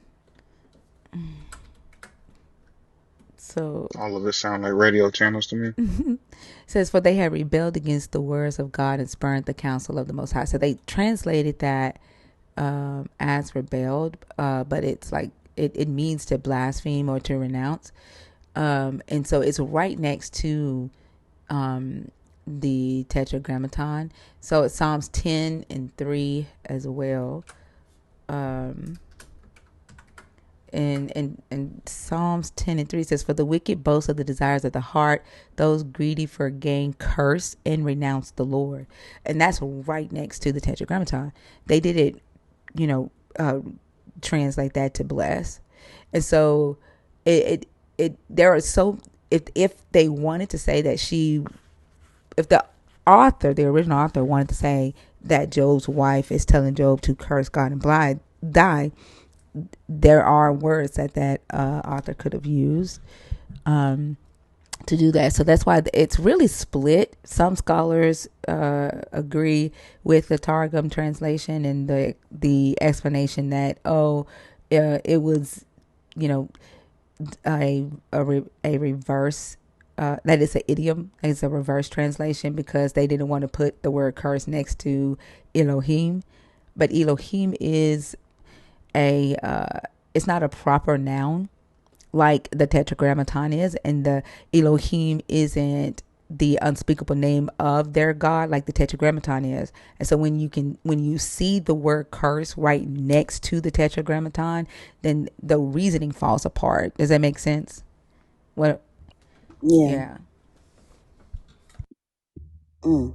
That's deep. I didn't really go into it. I just had the memory. Um, because I could have been fading in and out at the time that I heard it, but I just had the memory, and I was like, "Yeah, I'm gonna ask about that tomorrow." Um, because I think that always being the curveball. I I just did a little pop up live last night, and the it was about like measuring harm, and of course Job comes up in that conversation, and then I don't understand why, even though the conversation is about how Job is treated by God, it always ends up on his wife. That ain't had nothing to do with it. I mean, she was a victim too. But then I feel like even if she did say that, like, cuss his ass out and give up the ghost, that she would be completely justified in saying that, because at the end of the day, the man was faithful and he got dog walked, right? The thing is that the very thing that they're accusing Job's wife of doing, first off, she didn't curse the God. So they always say she cursed God. No, she didn't. Second, even if she did tell like the story says that she told Job to do it, that's not the same as her doing. But even if she did, Job did. Like the Job did say harsh things about this God. He did blaspheme the God in the story. And they ignore that, or either don't read it, and then he still gets praised for being faithful. And then the third thing is, these sermons today are coming from people who believe Jesus died for the sins of the world, and that included the people who lived before Jesus. According to them, this is why Jesus had to go to Hades for 3 days to preach to those that did not have the opportunity to receive his grace. Yet for some reason, and I know what the reason is, these same people who believe this refuse to give that grace to Job's wife. And that doesn't make sense to me. And I've actually cussed a couple of Christians out in my comments who will comment and say, don't nobody care about Job's wife. She said to curse God, or fuck Job's wife. She said to curse God. And I'll respond with exactly that. You, someone who believed that Jesus died for your sins and the sins of those who came before he came, are sitting here condemning a character in a book for that, and she's supposed to be able to receive this same grace that you received today, and they never ever respond. And I tell them, this is how I know that your belief system is bullshit, and that it's all built on self-righteousness, because you don't even believe what you say. Because even if Job's wife said curse God and die, the very fact that they believe that Jesus died for the sins of the world, they shouldn't be preaching what they're preaching about her any damn way. You know what I'm saying? Yeah, that's facts. It's That's some very humans on inconsistent. there. It's a very inconsistently applied standard, but I mean, I think we know consistency isn't like they're at the forefront of their belief system. It's about proving themselves right, or holding on to their sanctified position in the eyes of this God. I think we need to hear the Job song, Huh? Job's wife's. I think we need to hear the Job's wife song. Yeah. And also I think it also speaks to, like, for me, it proves that it's a story with a point. Like, they rather hang on to the lesson learned in that than treat it like actual history and something that is real. Because if they actually believed it was real, then they would be able to let go of the fact that she said that, and let go of the point or the lesson learned. They rather hang on with, I need this to be it, because when I go through, I have to learn my lesson from Job. And by them hanging on to that, to me, it just further validates that these are just like fairy tales for grown adults to learn fucking lessons in life. Yeah. Often when I hear about that, when I hear about or talk about that scenario, It's like, okay, I'm hearing somebody tell me that they don't believe that this is real. Because ain't no way you expect me to um just be okay with this behavior and say like, oh, God is still good, even though and then Job got back everything, right? I can't say that. But in the conversation um that we were having with the believer, Gaslight asked him, what do you think God was thinking when Job was, crying out to him? And the believer said he probably was saying, Job, you talk too much. And I was like, dang, y'all just don't care. Y'all just don't care. The reality is that the believer was probably right, because if you look at the response, and I'm not going to do the accent again, relaxing, but if you look at the response that this guy gave Job, he basically told him, bitch, I do what the fuck I do. I don't give a fuck about your fucking whining. Like, you don't hang the stars. You weren't there when I wrapped Leviathan up in a blanket and put a nipple in his fucking mouth. Like, that's how he responded to Job. And then he wrapped himself in the same storm that he sent to kill Job's kids. Like, he showed up in the same fucking storm that killed Job's kids to respond to Job's complaints. Like, he was savage as fuck. So the reality is that he probably would have like shut the fuck up. You whine too fucking much. Diabolical. I need to know what kind of accent. Oh, I Yeah. did I Me was trying to too. do a mob accent. I was like, I can't even do it no more because I was in the moment. But I was like, You talk too yeah, fucking yeah, you much. talk too much. I do what the fuck I do. Yeah, You weren't there when I yeah. Oh hung the wow. stars, motherfucker.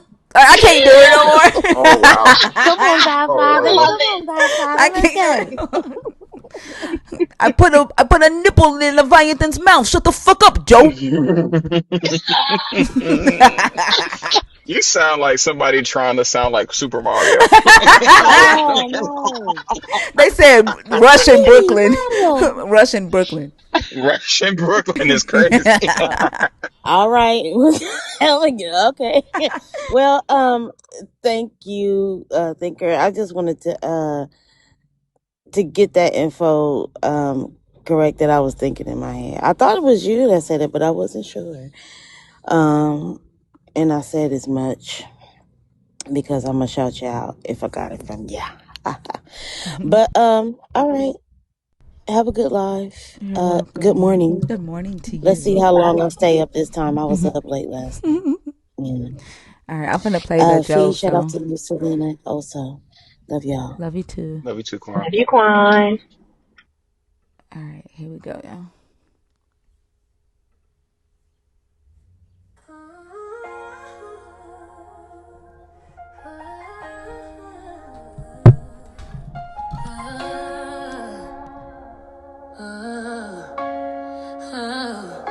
They never asked if I was okay. They never cared to teach about my pain. I had to turn a stone to rock that couldn't break and carry everything you didn't take. You only cared about what he went through, so you were trying to ignore that I was hurting too. Support for me is optional, cause when you're the one that depend on breaking, it's supposed to be impossible. I'm no one wonders it's okay. You got me the devil without ever learning my name.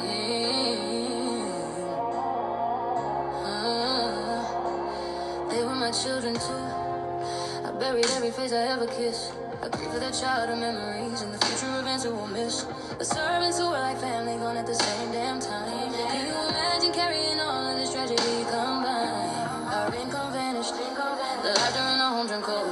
I watched our whole life crumble faster than either of us could hope. And when he got sick, I became his nurse. Watching him scream silently, wondering if it could get worse. Yeah, did you ever wondered if I had questions? Because I knew he was good. Was it so wrong to want answers like anyone who was hurting would? Where was the sympathy for the nights I fell asleep crying? Where was the comfort for the wife desperate for a reason why? They twisted my words, they preached a lie. I didn't curse God, I told him bless God and die.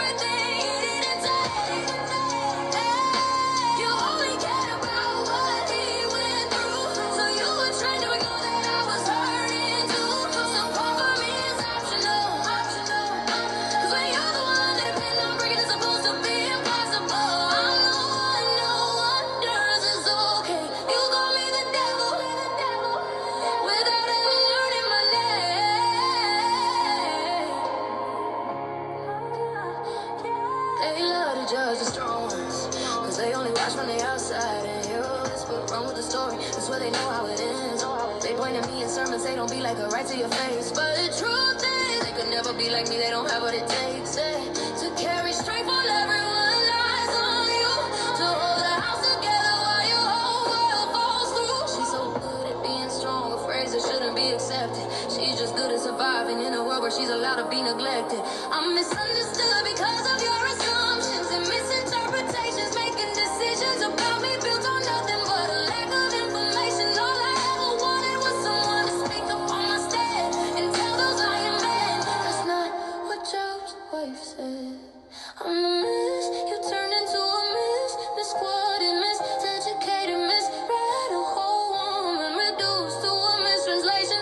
You repeated till the lie replaced what I actually said. You built a doctrine off your misinterpretations, turned my grief into your moral foundation, and never once asked for clarification. You weaponized my story while I carried all the devastation. I am the rest with no name, but you gave me every misrepresented nickname.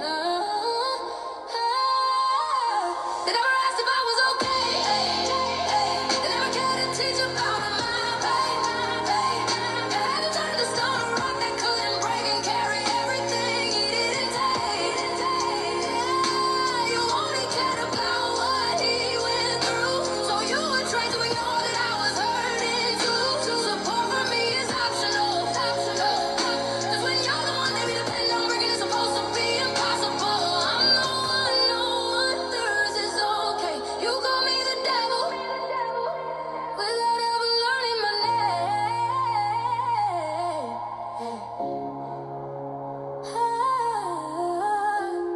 I was more than a liar, I was a woman in pain who broke. My name was never cursed, I was never a devil. It was you who made my story worse. You remember his faithfulness, praise his devil for his trouble, and let him hide the other half of the couple going through the struggle. And after all your sermons, all your blame, you're just not realizing you don't even know my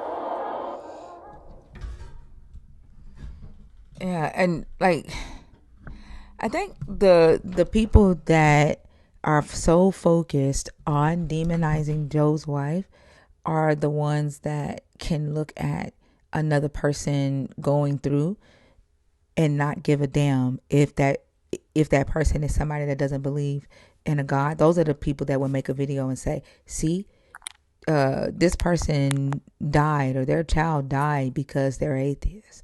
Those are the type of people that would make that type of video that can, say, damn, I never thought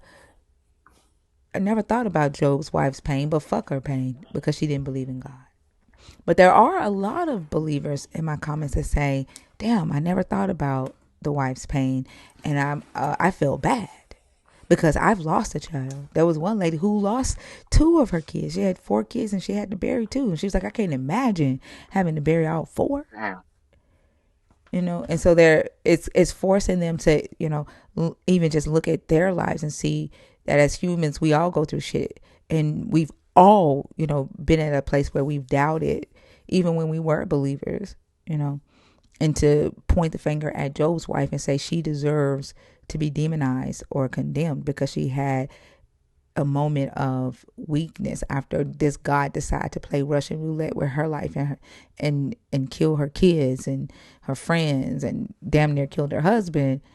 I mean, that's hypocritical as fuck, and it strips you of your empathy. It strips you of your ability to relate to other humans. Therefore, if you can't see the suffering in another human and relate to them and have compassion on them, then what kind of society, like what kind of peace are we having?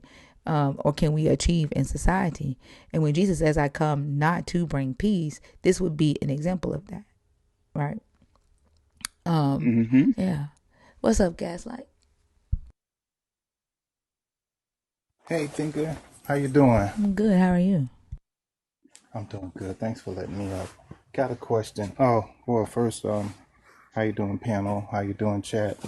I'm good, You're Gaslight. All right. Got a question because that conversation that I had with this guy last night on Kwan's Live just kind of made me think a little bit. Question: does Satan knows the omni properties of God? I honestly don't know because we don't hear from Satan in the story a lot outside of the conversation with Jesus in the garden, um, and his conversation with Yahweh here in the story of Job. I'm not sure.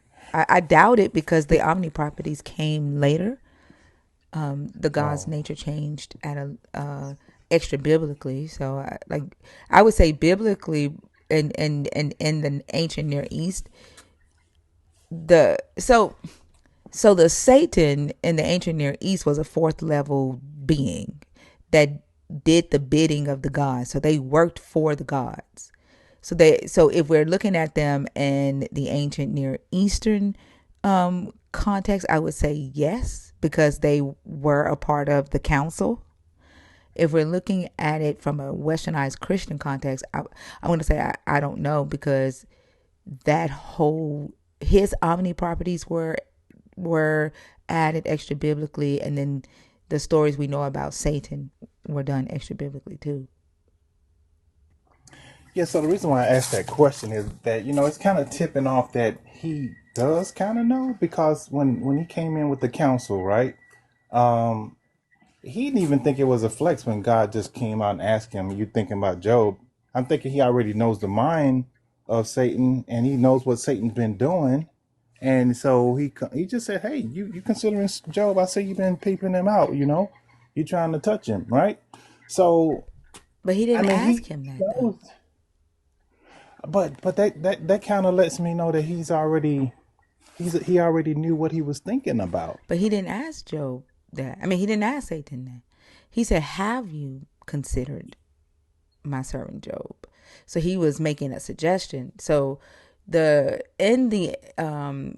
narrative, the Satan is an accuser. So think of like a job, right? This is a job title, and the God is bringing a customer or a client to the Satan. Okay. Yeah, the devil is an OSHA worker. yeah. But what I mean, and I was kind of thinking about this too, is that if Satan does know the omnis of God, knows, um, he knew he knows that God probably is not going to set himself up for failure by saying that Job is perfect and Job is upright, and he fears God, and I mean, he just really hyped him up, and I just think that if he really knew the omnis, and he know God wasn't going to set himself up for failure, because I always look at that scripture: when he speaks, his word never comes back void. If he speaks that out, I was thinking that maybe Satan know, you know, his game is already over. The bet is, I mean, the thing is already over with, because he knows that he don't have a chance just by God saying that about Job. Does that make sense?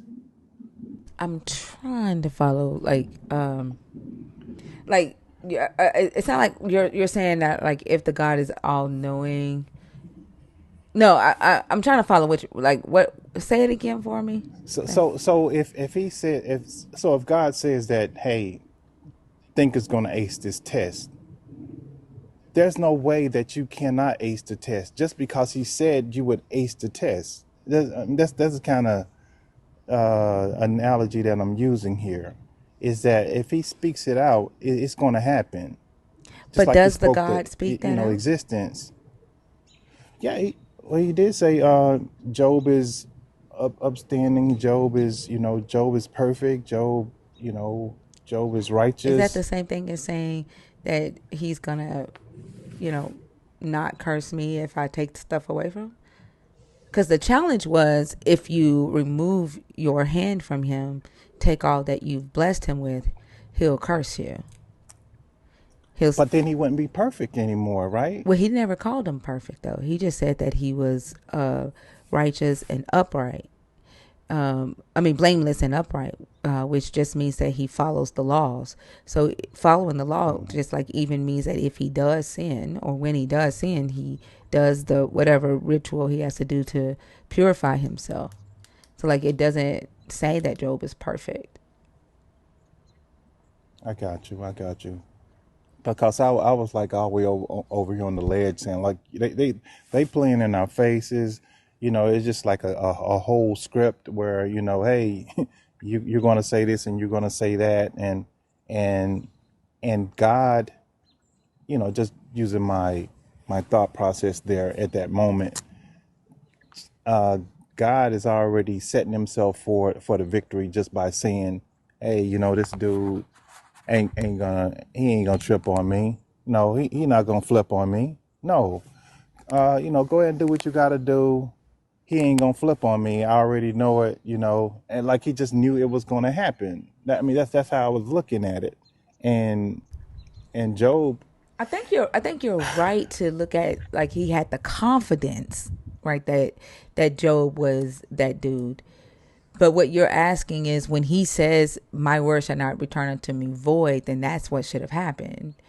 Is what you're saying, as if he said Job will pass this test, right? Like he spoke right. the word, and I think like for me, like those are two different things: having confidence in a thing, and actually stating that a thing will happen. Because he did act cocky.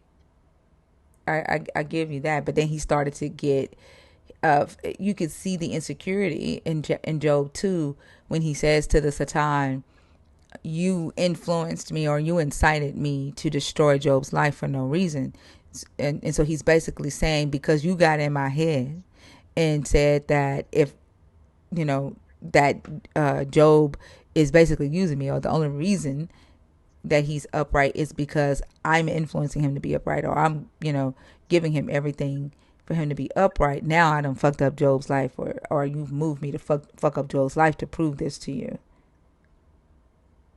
Yeah, that's what I was trying to tell that goofy last night. Yeah, and Quan kind of stole my thunder a little bit. This dude said Joe was talking. God said, Joe, you just talk too much. Shut your ass up and take this beating. I mean, that's Yeah, I have to agree with the Christian it was there. it was just so funny. And what I get from Job, I mean, they talking about double for your trouble, all that. What I get from Job now, from the outside looking in, I look at it that you can be the best Christian in the world, and God is still going to run you through the ringer. It's not by your works that you get favor with God, because it doesn't matter.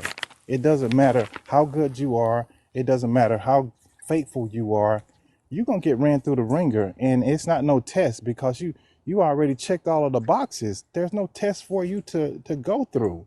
So just, I mean, that's how I see it. I don't. But Every time a Christian come up to me about Job talking about, that, I heard you I was speaking. gonna ask, like, do you?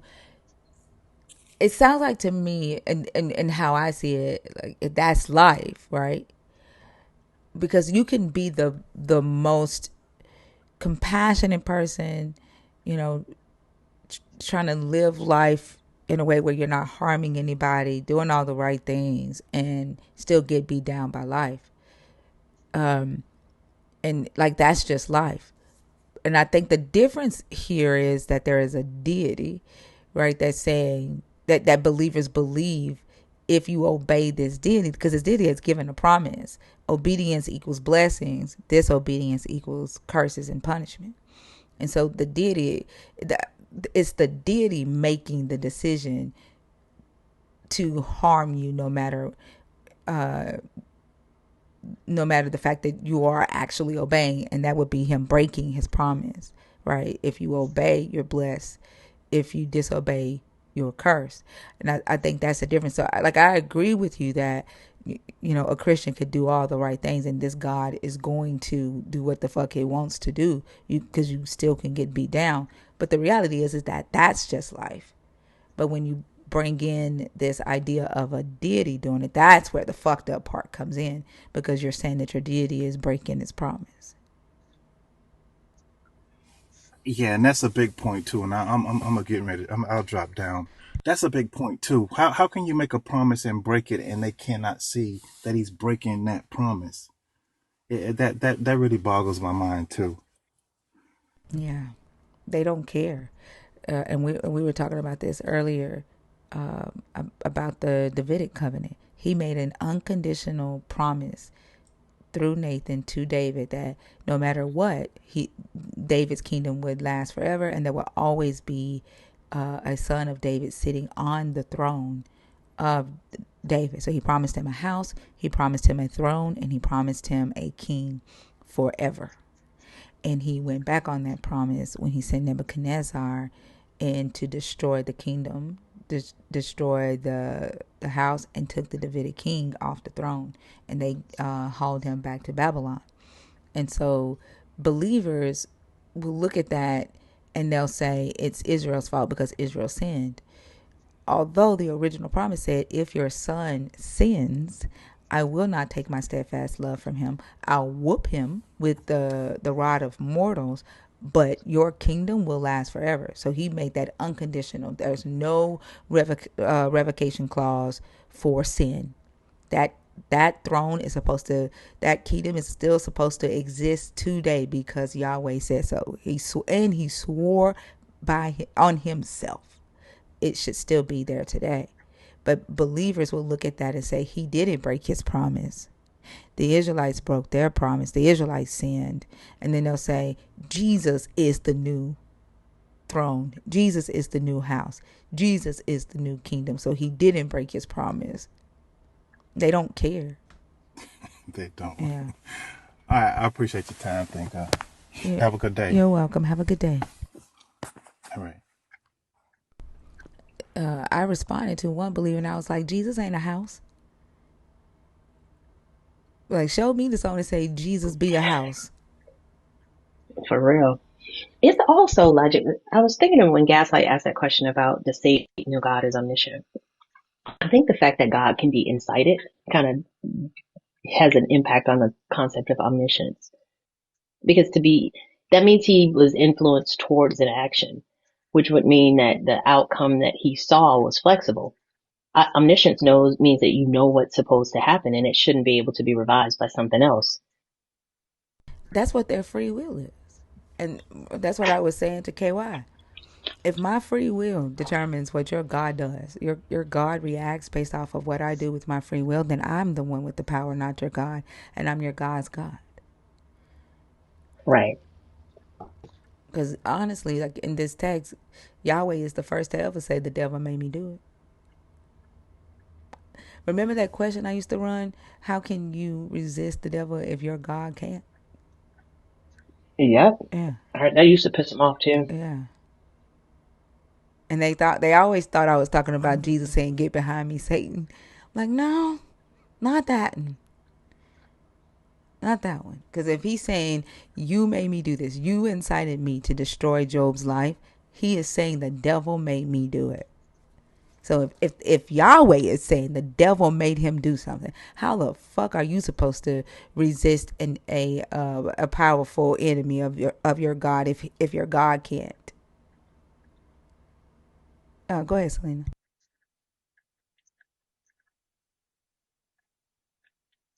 Selena, were you saying No, I something? was just agreeing Oh, because it's yeah, I was just agreeing with you that they that one beat their tails. What the hell? Oh, I didn't even see nobody down there. Dee Dee, are you up here Yeah, on that one was accident or beating on their behind. purpose? Okay. I'm sorry. Go ahead. What were you saying? Selena? Oh, I was done. Oh, I okay. was done. I was just saying it beat their tail, and that one was beautifully done because they were expecting. I guess I had more. They were expecting one scripture, but then the other one, they weren't prepared for the other one, and it tripped them up. Real bad. And you know how? Have you noticed how many of them have never read Job 2? That part they This. know Job 2:9, but they've never Mm-hmm. read Job uh, 1 through 3. Like they didn't even know there was a second day Nope. to the council.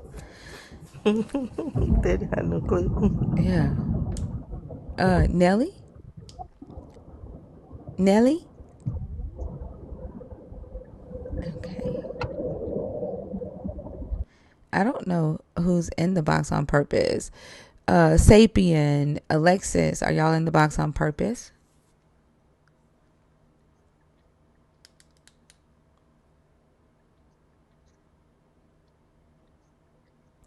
It does warm my heart to see like some there are, several men who have gone and researched it and have come back and said, damn. Like one guy was like, I went to ChatGPT and I was like, give me the true Hebrew account of Job's wife, and then he came back and he said, damn. He was like, Job's wife was a real one. She did stick with Job. And they're like, damn, it's true. Like when they go off and they research it themselves. And, they'll talk about how it made them feel that they were willing to overlook, her pain. And I don't think a person should have to be informed that this character said bless for them to even empathize, with the character as his wife. There are other factors that I think they should be able to look at.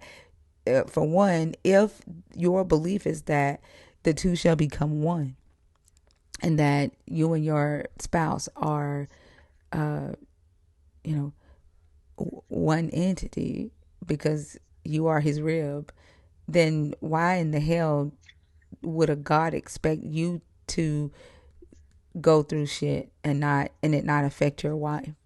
And why is the God only testing the faith of half of this so-called union? That doesn't make any logical sense whatsoever.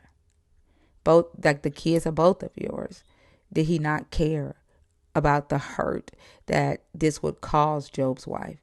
And then you have to ask yourself, as a woman, did he not care about women? Because at that time marriage was slavery. Was Job's wife just property, a supporting character? Like, what did the God think of Job's wife when he made this bet with Satan? And in the story, he never addresses her telling Job to curse him and die.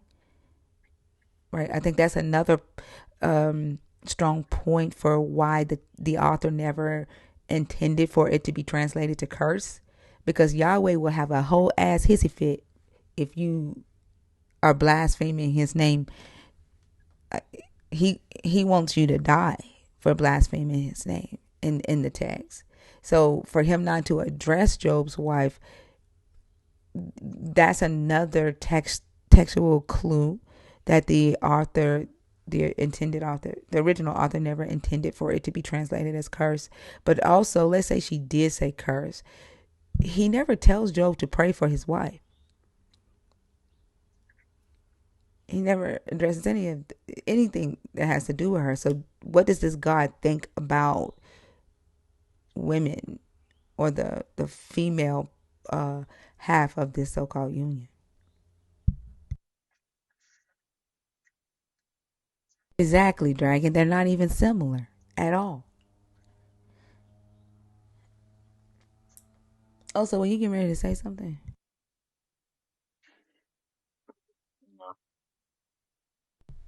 Alexis, are you?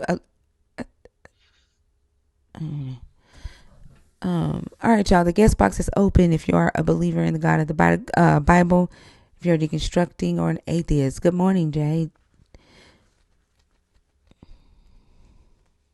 I wish that we could have more in depth conversations about the story of Job, because I think it it is filled with a lot of nuggets that can dig deep into the empathy and how we treat each other as humans. But it's so difficult when we were talking about the marginalized characters in the story, um, one person was like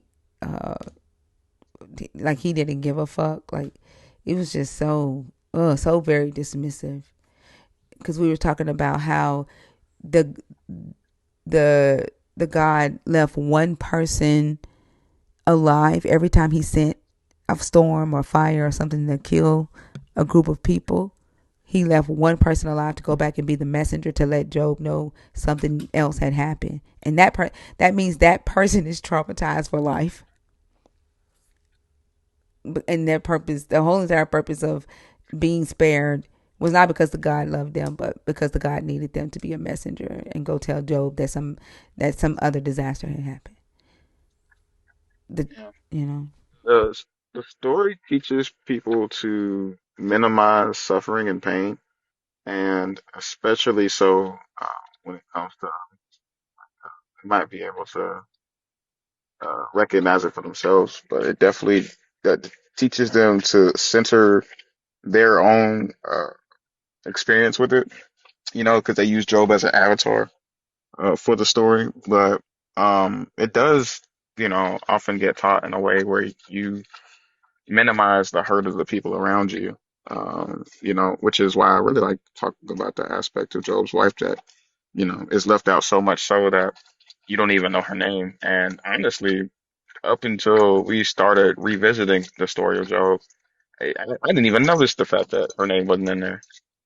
The name of the book is the dude, and you don't even get a mention of her name. So, yeah, I agree with you on that. I think there's a lot to uncover and unpack when talking about this story because you are taught it from a very dogmatic lens and you don't ever stop to consider it, especially since it's mostly believed to just be a learning lesson and not necessarily like they're not going to fight you as hard on this being real than they will other things.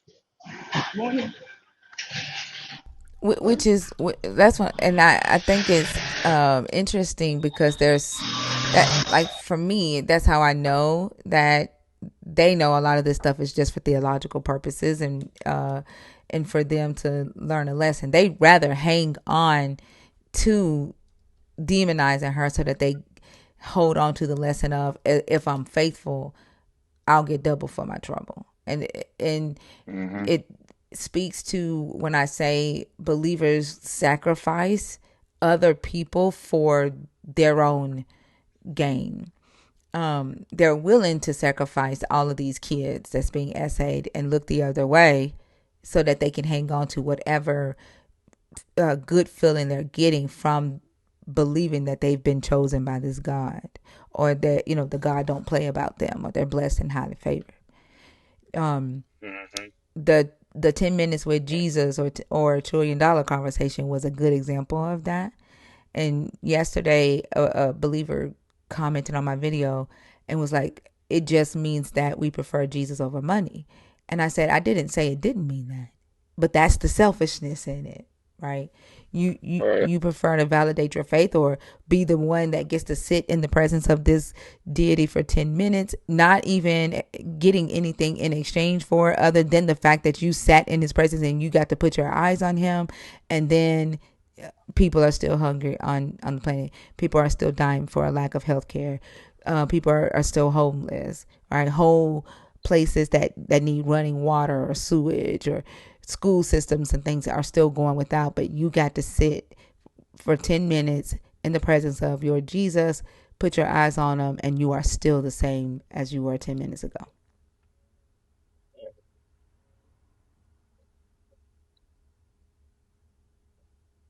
Yeah. And I mean, even with that, the 10 minutes or, 10 trillion, whatever it was, it's, a rhetorical device used to, and reinforce piety over practicality.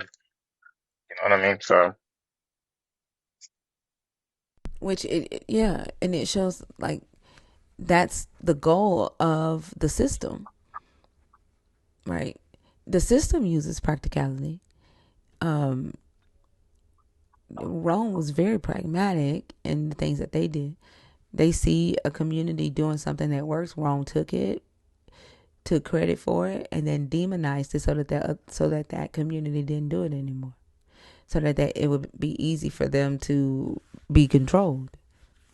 It's this they're even this conversation about that is evidence of Rome's, you know, uh, their execution of their plan, that it worked exactly the way that they wanted it to work. And the crazy thing, Gaming Cat, is that they don't see it as selfishness. They see it as holiness. They see it as righteousness. I'm choosing God or Jesus over the physical, over things of the physical, over money. Yeah, they think it's Mm, the noble, moral, righteous thing to do. yeah. They almost frame it as like self-sacrifice. Mm-hmm. And the only people they're sacrificing are the people they could have helped with that money. They're getting what they want. They're not even sacrificing self. That's the crazy thing. Hmm. Yeah.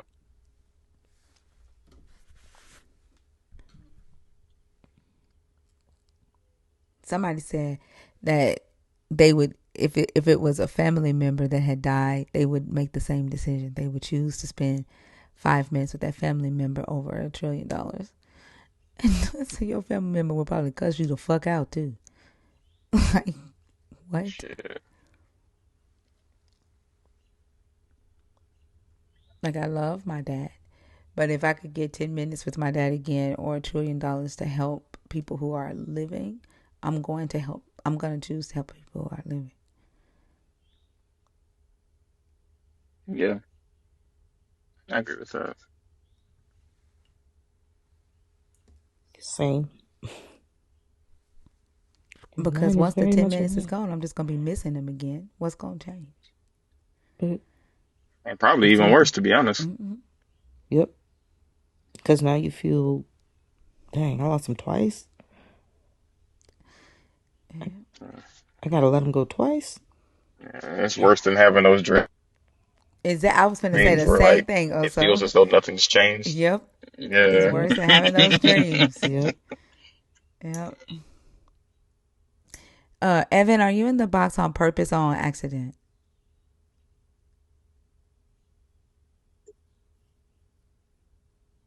Right, Sandra. Just 10 minutes to be re-traumatized.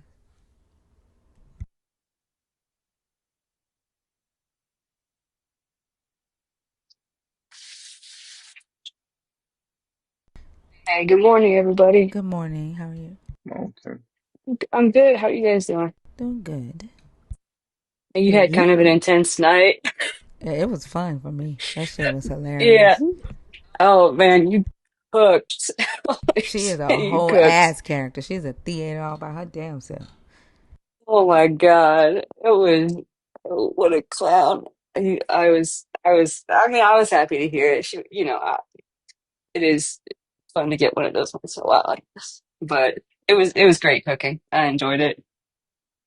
But yeah, I want to talk about the topic just a little bit. I only had a few thoughts on why should I change my perspective about God, Jesus in 2026. And it was just, I don't know, just kind of interesting recently. Um, actually got a job at a new hospital. Super stoked about it. It's a Congratulations. Thank you very much. It's at a very prestigious hospital in this area, super well known and great reputation. And my fellowship has been just a really good experience. Really respectful, on the right side of history types of folks, if you know what I mean. Um, but at my last place I was working, it was interesting. I had a brief conversation with a medical doctor there, and I don't know how it came up. I don't remember, but basically he asked me a little bit like, did I have a religion? And it was appropriate because of like this brief respectful conversation that was going on. So I was like, oh, I just don't have a God. And he was like, none at all. And I was like, no, none at all. I just, haven't found any of them convincing or, attractive. But God's on offer. And he said something like, well, like, are you afraid of hell? And I was like, well, I figure if there's no gods, there's no. And but I just found it interesting that that was his kind of his first question. And then, he said something about sin. I was like, well, I don't sin. I was like, if there's no gods, there's no sin, right? He said something about Adam and Eve. And it was brief, it was respectful, and because he had to go, he was very busy. Um, and he just like, all right, cool, like, I'll see you later. But um, it just got me thinking, like, oh, it's still the same story. And I think that, um, this whole like, uh, when people say choose to believe because you don't want to go to hell or because you want to go to heaven, um, but then they'll also never stop saying, free will. And I think that just like the God can be whoever they want it to be, I think free will, because it's extra biblical, can mean whatever somebody wants it to mean. Because we see the contradictions like between an omniscient God and people having free will to change his plans. But when people say free will, usually they'll say it's there because God wants to know if God wants you to be able to actually love him. And if you don't have free will, you can't like choose to love him. But, I, what I mostly hear and what I think I am convinced of is that more likely than not, believers are kind of just getting fire insurance, you know, and so if free will is there, but you're just using it to purchase fire insurance, I don't know anybody who's just like, I love God because I love God. I feel like there's always at least like a sprinkle of fear, but I think most of the time it's a lot of fear. And it's just, it's just seeing, living your life in fear of someone. And, like, I feel like God would know that you're trying to play him to get out of hell,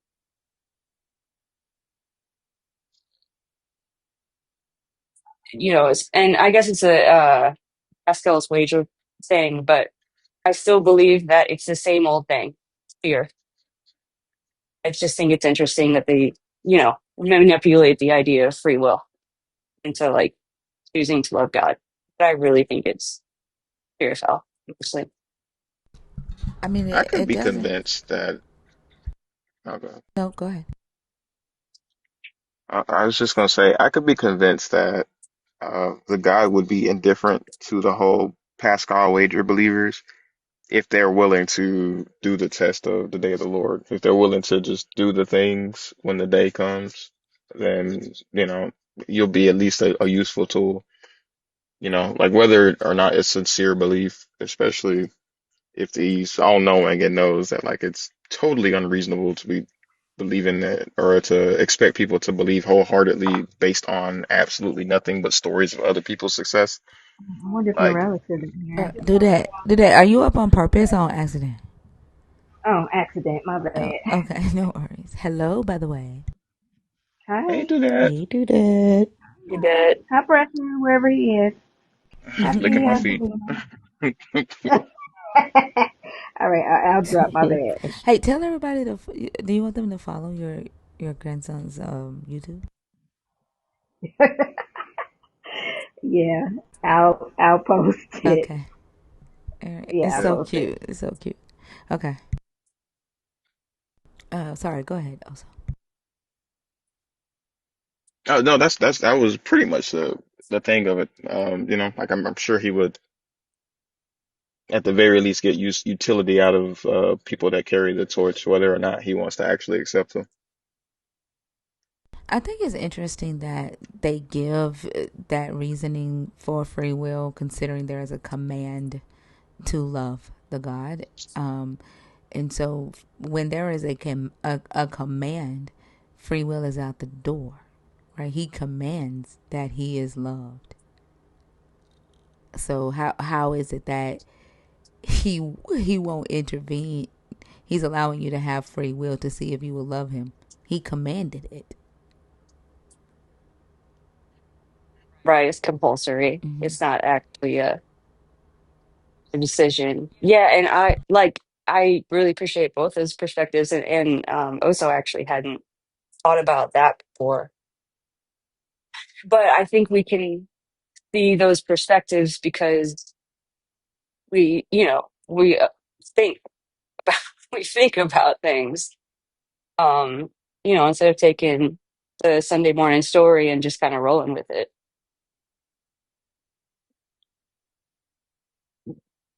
And that's, yes, if there were that God, I see how it doesn't matter, as long as he gets his soldiers, as my ex-family would have put it. But I mean, yeah, if God doesn't care about motivations, then I guess, believers who are just trying to use him for the benefits, do you think a God would care about that? If, oh, okay, well, if I quote unquote believe in this God, he's gonna, you know, make my life better. I'm always gonna get a good parking spot. Maybe I'll get rich. I wonder if a guy would care about those motivations. But I get it from your perspective, so it sounds like not. So that's really interesting to me. Even if it's a selfish motivation on the part of a human, you know, I mean, that's whatever. Because I guess ultimately the joke is on the person. and this I think is another way that the whole entire story or belief system contradicts itself, because that's quite literally the story of Job. That's what the Satan is telling the God. Job is only in love with you because of the benefits, and he gives his enemy complete power over Job to prove that that's not why Job is righteous.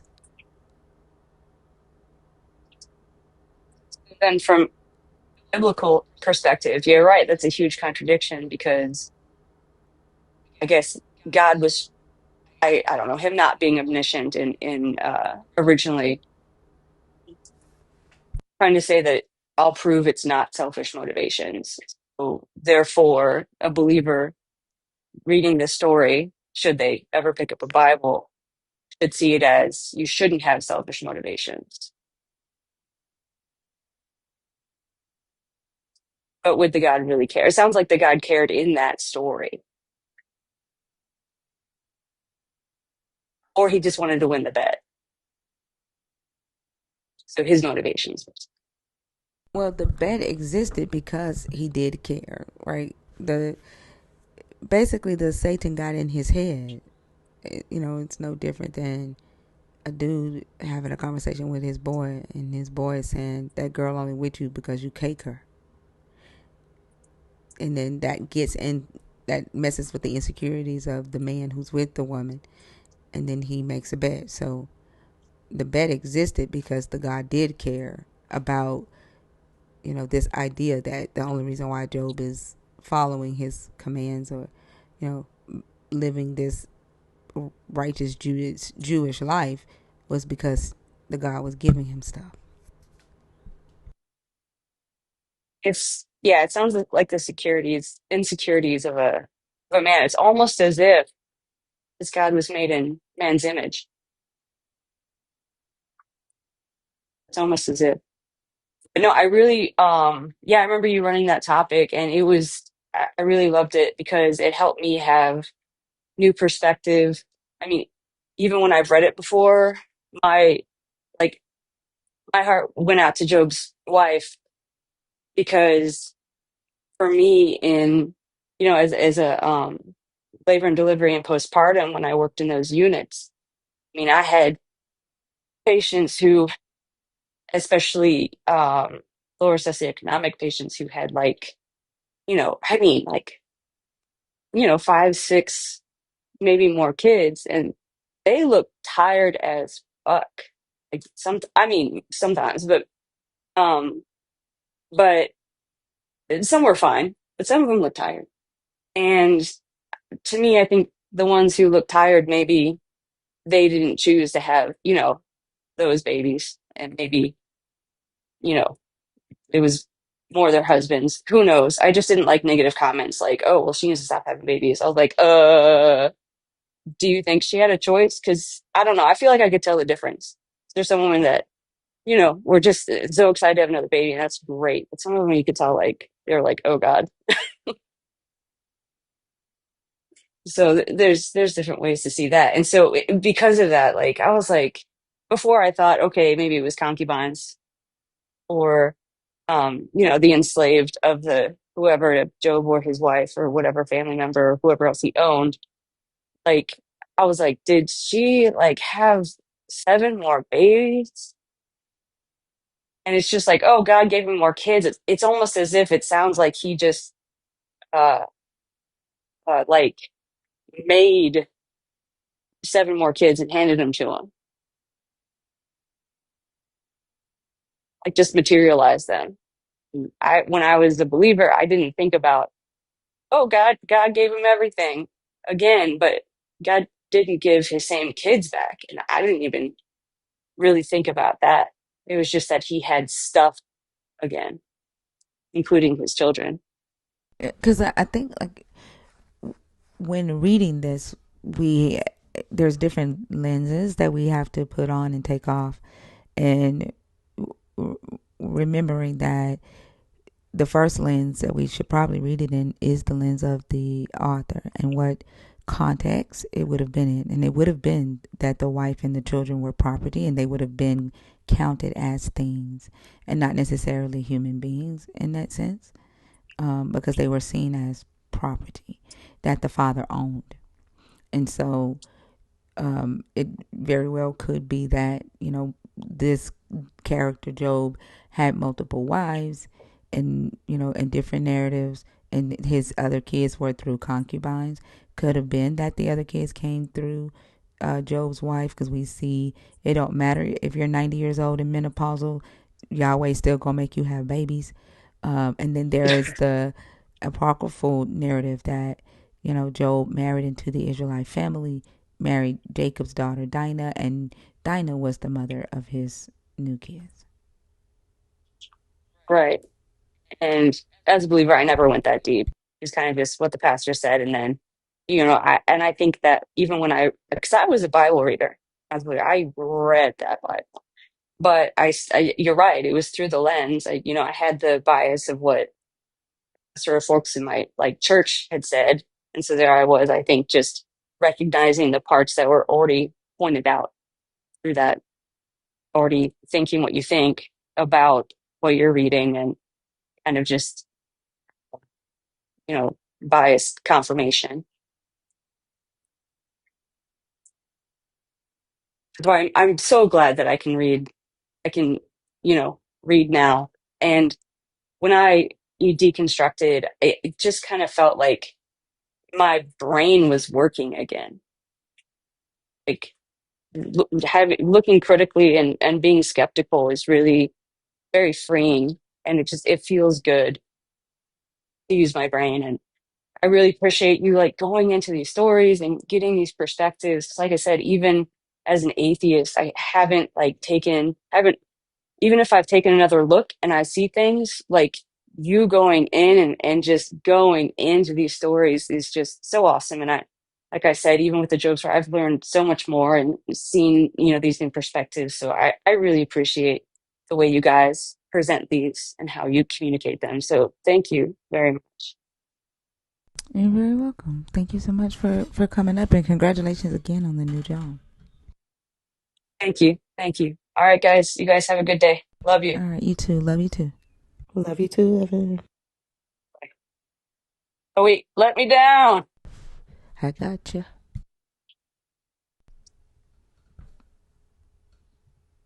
Uh, Z-Bay, are you in the box on purpose or on accident?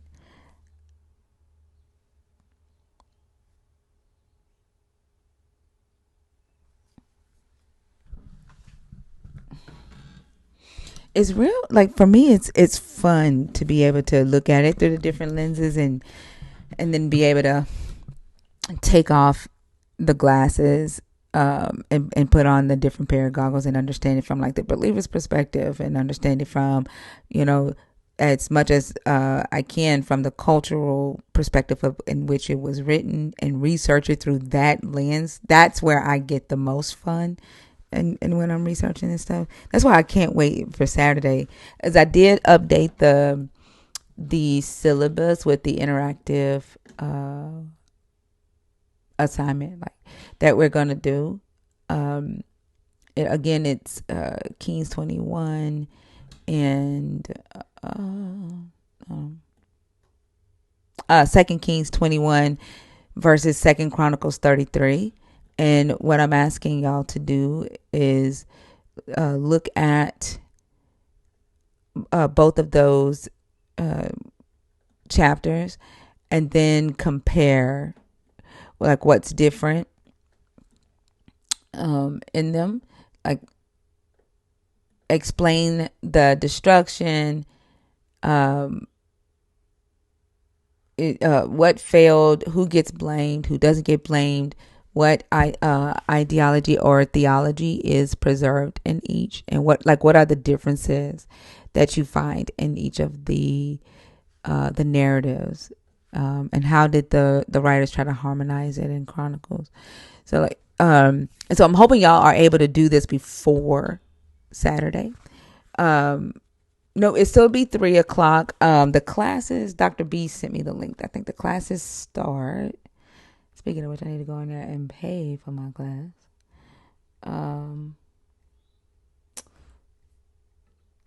Who's taking fourth semester with me? Maven and Joshua, are y'all taking fourth semester?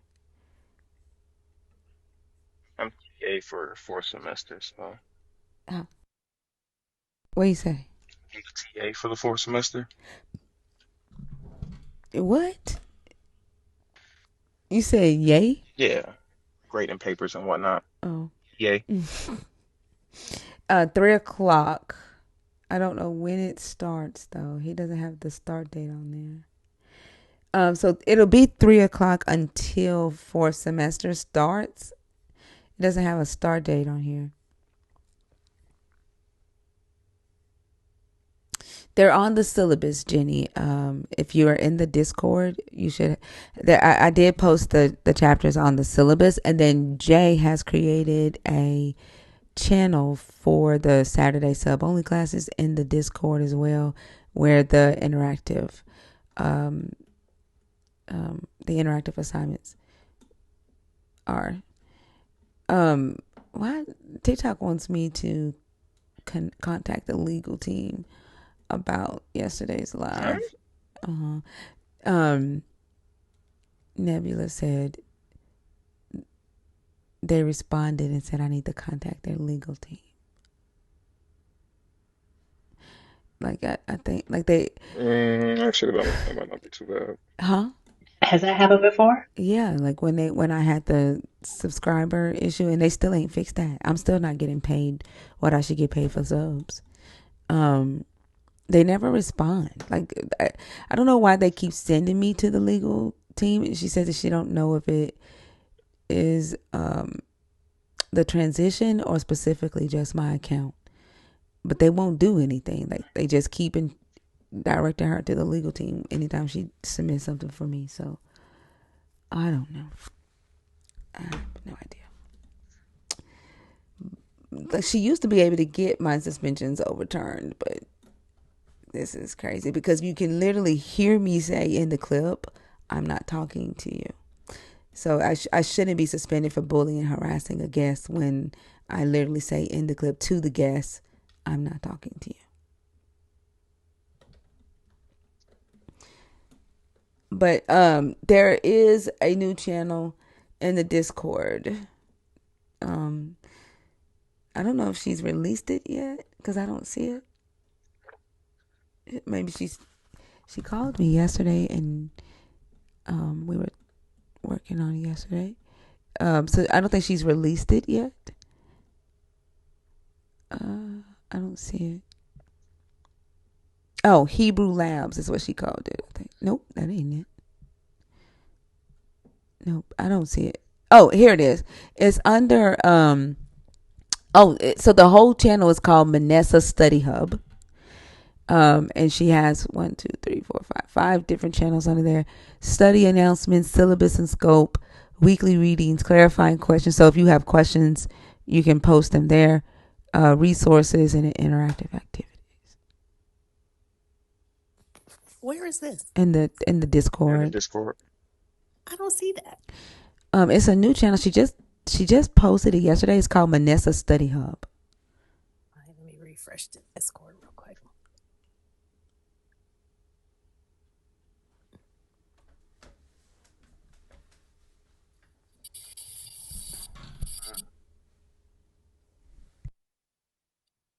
Under what category do y'all see it? I'm up at the top where, like, information and resources near the Google Drive, Hebrew It Labs. should be right under Get Started. So let's see I the see get you see Get Started. under get started. Yeah, and then Yeah, and there I see hello, welcome. How did you find the Thinker? okay. Introduce yourself. Questions, Go to the very suggestions. next channel though, like the so that Get Started is one channel, and then the very Uh-huh. next channel should be Manessa Study Hub. My next channel is information and resources. And you read. Hold on, let me. I'm gonna tag you in clarifying questions. Wait.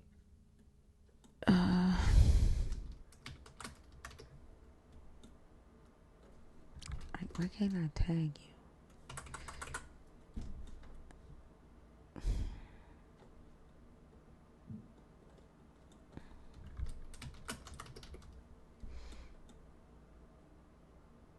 Fee, where? What? Your name in there is Fee, right? There you go. Okay. I'm like, where the hell are you at? Mhm. Okay. All right. I tagged you in the study announcements. Did you get it? Uh, yes. And then do you I see see stuff. you see Manessa Study Hub? Uh, Oh, it might not be a public channel.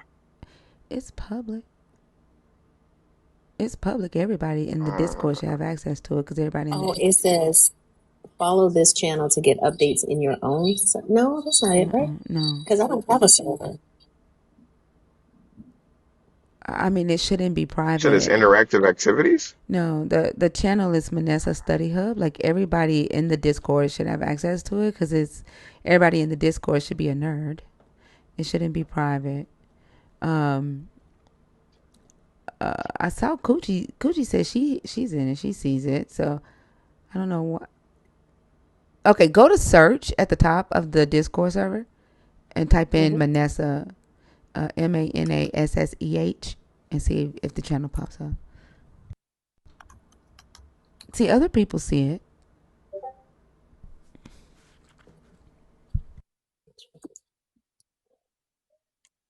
How many posts are in this? None yet because she just posted it yesterday. But it has let's see, the study hub has 1, 2, 3, 4, 5, 6 sub channels. I sent you a screenshot of what I see. Well, Where you you sent sending it? me or Fee? Yeah, I sent you because I don't see it either.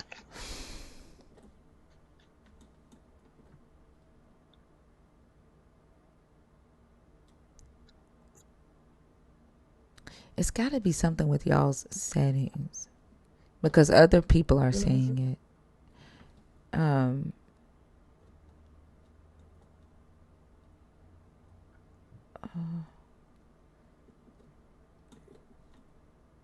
let me see. Let me go to. Um,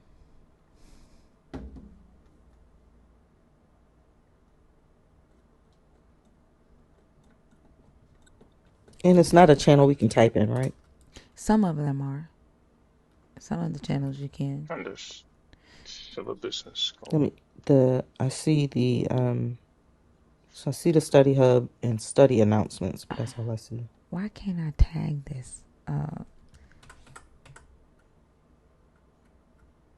I don't know what. I do see syllabus and scope. Yeah, that the I see channel I see is. that. Let me see what. Let me see because I need to make it public. It shouldn't be a private channel. So I don't know if it's I have to private. add that to the list. Oh, you know what? If you click on the suggested channel that says syllabus and scope and you add it, it adds the Manessa Study Hub grouping. So maybe you got to go in and add those channels that's suggested at the top to be able Add to to, channel list. yeah, all Okay. those suggested at the top. Yeah, it's not. Now it brought down the. Okay, because I often say she doesn't have it as private. I'm looking at it. It's not private. It says everyone. She has everyone able to see it. I don't know why y'all can't see Yeah, you have to click on the suggested ones at the top and then add them because it says something like you won't be able to get messages until you add it. But once you do add it, it drops it into it creates the Manessa Study Hub. Yep. That's exactly what it is. You had to add the new ones, and then everything that was under suggested, once I added it, now it shows them in the Manessa Study Hub. it. That's Okay. exactly what it is also. Okay. And then so this is where I'll update the syllabus, but I'll also put the interactive exercises there. And then if you have any like clarifying questions for discussion for each sub only there, if you doing your research, so like remember we're learning from each other. The goal is for us to research Manasseh's claim, the claim of him being that he sacrificed children. And so whatever you find that is in line with the credible resources, drop them in the resources library channel because we're going to use each other's resources here. But this week we are looking at 2 Kings 21, 2 Chronicles 33, and we're finding the differences in each from one author to the next. How they reframe the story, like who gets blamed, who fails, who doesn't get blamed, what theology is preserved from one author to the next. Um, yeah, and the contradiction harmonization, like how did they harmonize it?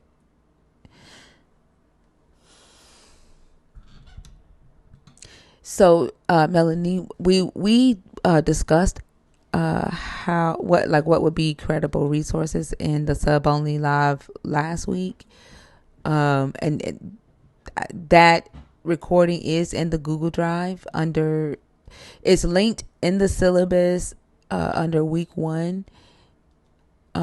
It's also did I put it on your notes? Let me see.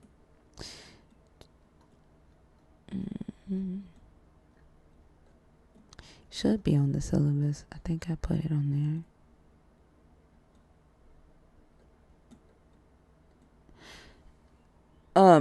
If anything, like anything that is a blog, like a if it's written by a Christian and it's their blog website, that wouldn't be credible. An apologetics website wouldn't be credible. AI summary is incredible. A sermon, like a YouTube video, like stuff like that's not credible. If it is a from JSTOR, archaeological database, college thesis. I'm trying to find the notes. I can give you the list because I thought.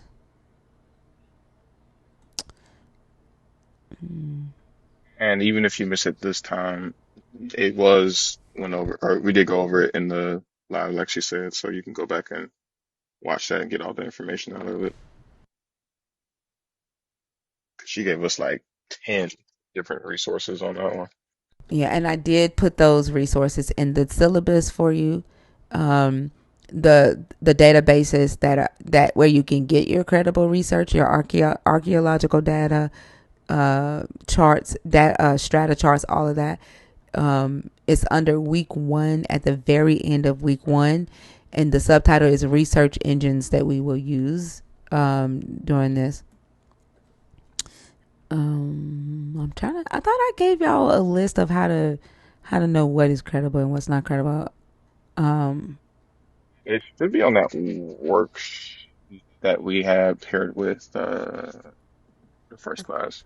Yeah, I think it's under the What is Biblical Scholarship. Okay, thank you. Hmm. Because I'm going crazy looking for it.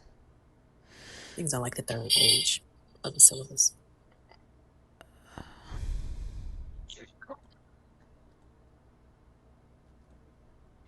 Okay, yeah, thank you. Thank you. Okay, so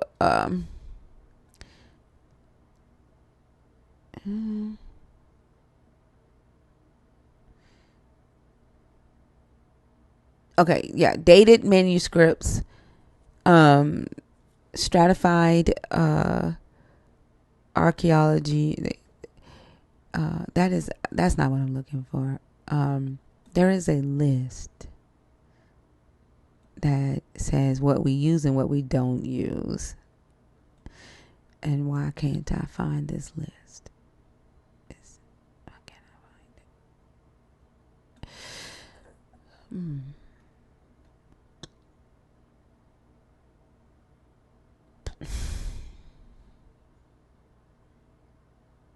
Oh, okay. Articles that avoids dates, avoids names of scholars. Like if you come across a blog article, for example, I was telling y'all yesterday, someone DM'd me an article saying Jesus' name originally was Nini, and it's a personal article of someone going through Kosa language, and they're interpreting or translating the Bible using Kosa and saying that this is the original language, and it's not. The Kosa written alphabet derived from Greek and Latin, and it was the missionaries who created that. They have older writing systems, but the one the like the written alphabet system that they use today was created by European missionaries when they went into different parts of Africa. And so they translated what meant, Inini, and it originally meant chief or king. And then they basically, to take the authority away from the African chiefs and kings, they made everybody an Inini, including like a farm worker. And then they created a new title for the Christian leaders to give them moral authority and legal authority over the Bantu people there. And then they made Jesus an Inini. And so that's not. But looking at the article that was sent to me, it doesn't have any dates. There's no scholars' names. Uh, it has like a lot of emotional language written in. You can tell this person is trying to go back to their roots. Things like that won't be credible data. So, or credible research. And so what I did is I went and researched the claim that this article was making and found scholarly universal university databases and researched the claim and found a scholarly article that was discussing exactly that, and that from South Africa. And then I shared that with the person that asked me, had I ever heard that Jesus' real name was Nini? And so you may come across blog articles that was written, by a believer, a dedicated believer, and they're making claims. That I'm not saying to completely ignore their articles, but use those types of articles to kind of guide your research to get to the peer reviewed. Does that make sense? Use their claims to kind of help you get to the actual peer reviewed research. It's a good jumping off point. Yeah. Not Nene Least Jesus. Oh my gosh, also for real. And Thinker, you said this week we'll be doing Second Kings chapter 21 and Second Chronicles chapter 31. Yeah. Mm-hmm. Okay. Yeah. And if prior to the live, if people can have already read them both, already write down what you see that's different in each narrative, what failed, what didn't fail, what theology you think that they're trying to preserve, so we can discuss those during the live. and we're not like doing the interaction, the activity during the live, because I would prefer that the activity be us actually discussing and researching each other's claims and stuff, each other's finds during the live. Yeah, she called me Batman, but yeah. Let's see. Z I'm Amarv Granny, Auntie Charlene, are y'all in the box on purpose? Y'all, if we are done, I guess we're gonna end early, because nobody's coming up to have a conversation. Yeah, also is a trip. Good morning. Good morning, Good Auntie. morning, Give me just a sec. Carrie, you said you've been a sub for almost. You can't access the sub only. TikTok won't let you access the sub only. Are you talking about the Discord or the sub only live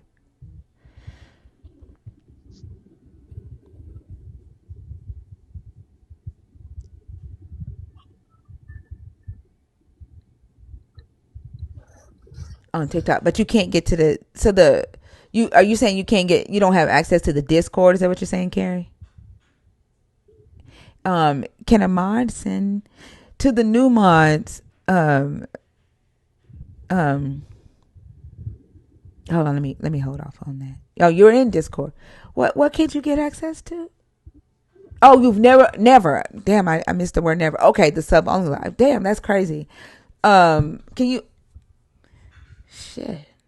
And you're a super nerd? What's the problem up here? Yeah, like that needs that's a technical issue right there. You might have to email TikTok about that one. Yeah, yeah. Um. Okay. I would say send me a screenshot on Saturday. Like try to act if you can remember on Saturday. Can you send me a screenshot of it of your badge, and that it won't let you, and then I can chat in, and I can get my TikTok agent to chat in for us instead of going through the regular support. If you can remember to do that on Saturday. Hey Auntie, how are you? Hey, sweet peas. I'm doing well. Happy New Year for everybody. I haven't said that too. Uh, Thank you. Happy Happy New New Year to Car. you too. Happy New your Year. auntie up here being old, cause she can't figure this out, and I need help. I found the Manessa thing. I figured out how to get that in there, right? And but when I click on the weekly reading, it's asking me to create a thread. I don't understand what that is. It shouldn't be asking the weekly reading. It should just be a blank. Like Like it is blank, so it should be that way. yeah, like I clicked on it. I don't think you should be able to uh type in that one. That one should be just for me. Okay. Um, Okay. So the only thing that I should have is I got the welcome study announcements, and then I have syllabus. There's nothing in weekly reading, resources, or interaction. There shouldn't be anything in those yet.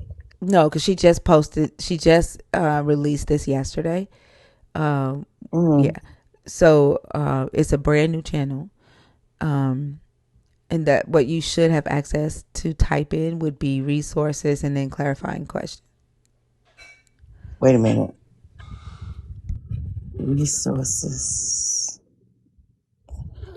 I see resources. Mine just say resource library. I don't see resources and qualifying. Clarifying questions should be above resources library.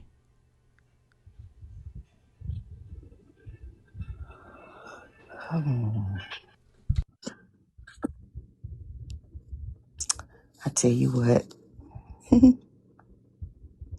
I have study announcement under Manessa. I have study announcements, syllabus, and that's it. All the other things are not. There's nothing in there. So I don't know what Oso and Fee did to get all the channels. Can y'all tell her? Cause I don't know. What did y'all do to get all the channels? It was a list of channels at the top under the banner suggested, and you go in there into each one, and in the top right it should say add with a plus sign. Wait a minute. I'm sorry. It's under what? At the top of the channels list, there should be suggested channels or suggested topics or whatever it is. And then you go into each one, and once you go inside of one, at the top right should be a add button with a plus sign. Well, I don't have that either. But I'm not going to hold y'all. I don't have it either. I'm just I have like at the top mine is a nerds examining. That's my top, then channels and roles. Get started. Hello, welcome. How did you introduce yourself? Questions and suggestions, rules and guidelines. Then it says Manessa. Under Manessa, only thing I have under her is just what I told you. So I don't even see what you're talking about. Is it collapsed? Do you have it collapsed? I don't. Like you see the little arrow thing next to Yes, it. Click ma'am. that and let me know if more channels, if it's collapsed.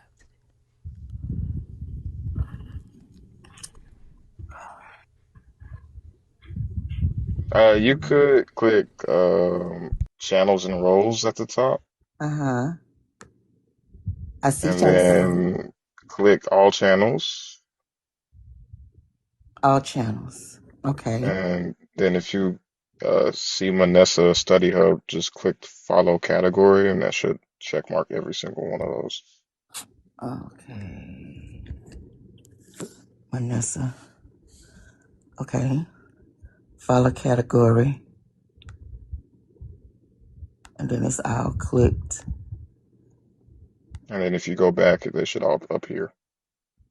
Okay.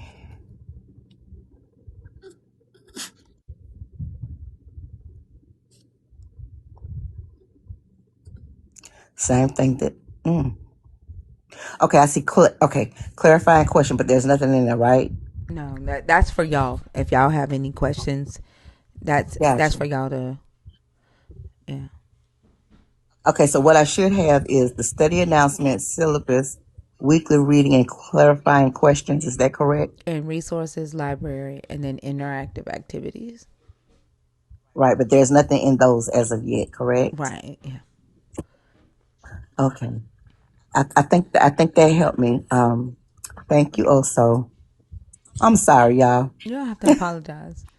Here, I think that did it. Because I clicked it like you said, and everything. I have the clarifying question came up, so I guess I have everything you all have. Yeah. Okay, and the syllabus. Um, okay, I see the worksheets. Uh, full Google Drive. This is all under the syllabus and scope, right? Mm-hmm. The worksheet, the full Google Drive, reading the Bible like a historian, all that. That's all I have in here. Is that correct? Yeah. Okay. Thank y'all. You are I, so I, welcome. And then you know how to access the recordings, right? Because you accessed them the last time, right? Like on yes, I did. okay. On What was? I'm sorry, baby. No, I was gonna say that, Go like they're ahead. linked on the syllabus. At the heading of each week, there's a link that says week one sub only live recording here, and then just click there, and it'll take you right to the recording of that week's sub only live in the Google Drive, so you don't have to try to find it in the drive. Okay, so I'm sorry. I should be in the. Okay, under my welcome to syllabus and scope. I have the current study materials, which says at everyone. Then I have the worksheet that I can click on, or the full Google Drive. That's what and I'm gonna tell you, thinker, I accidentally figure out stuff. So if you saw me in it, I accidentally did it, and I got to figure out how. It's just on the doc, right? When you open the syllabus, Mm-hmm. If you go where it says week 1, it's gonna say you'll see it linked there, and all you have to do is click that link to get to the recording.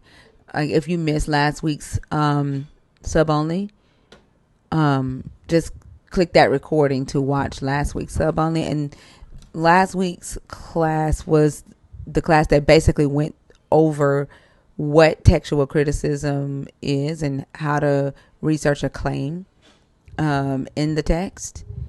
What to Yeah, I was in there. Oh, okay. Okay.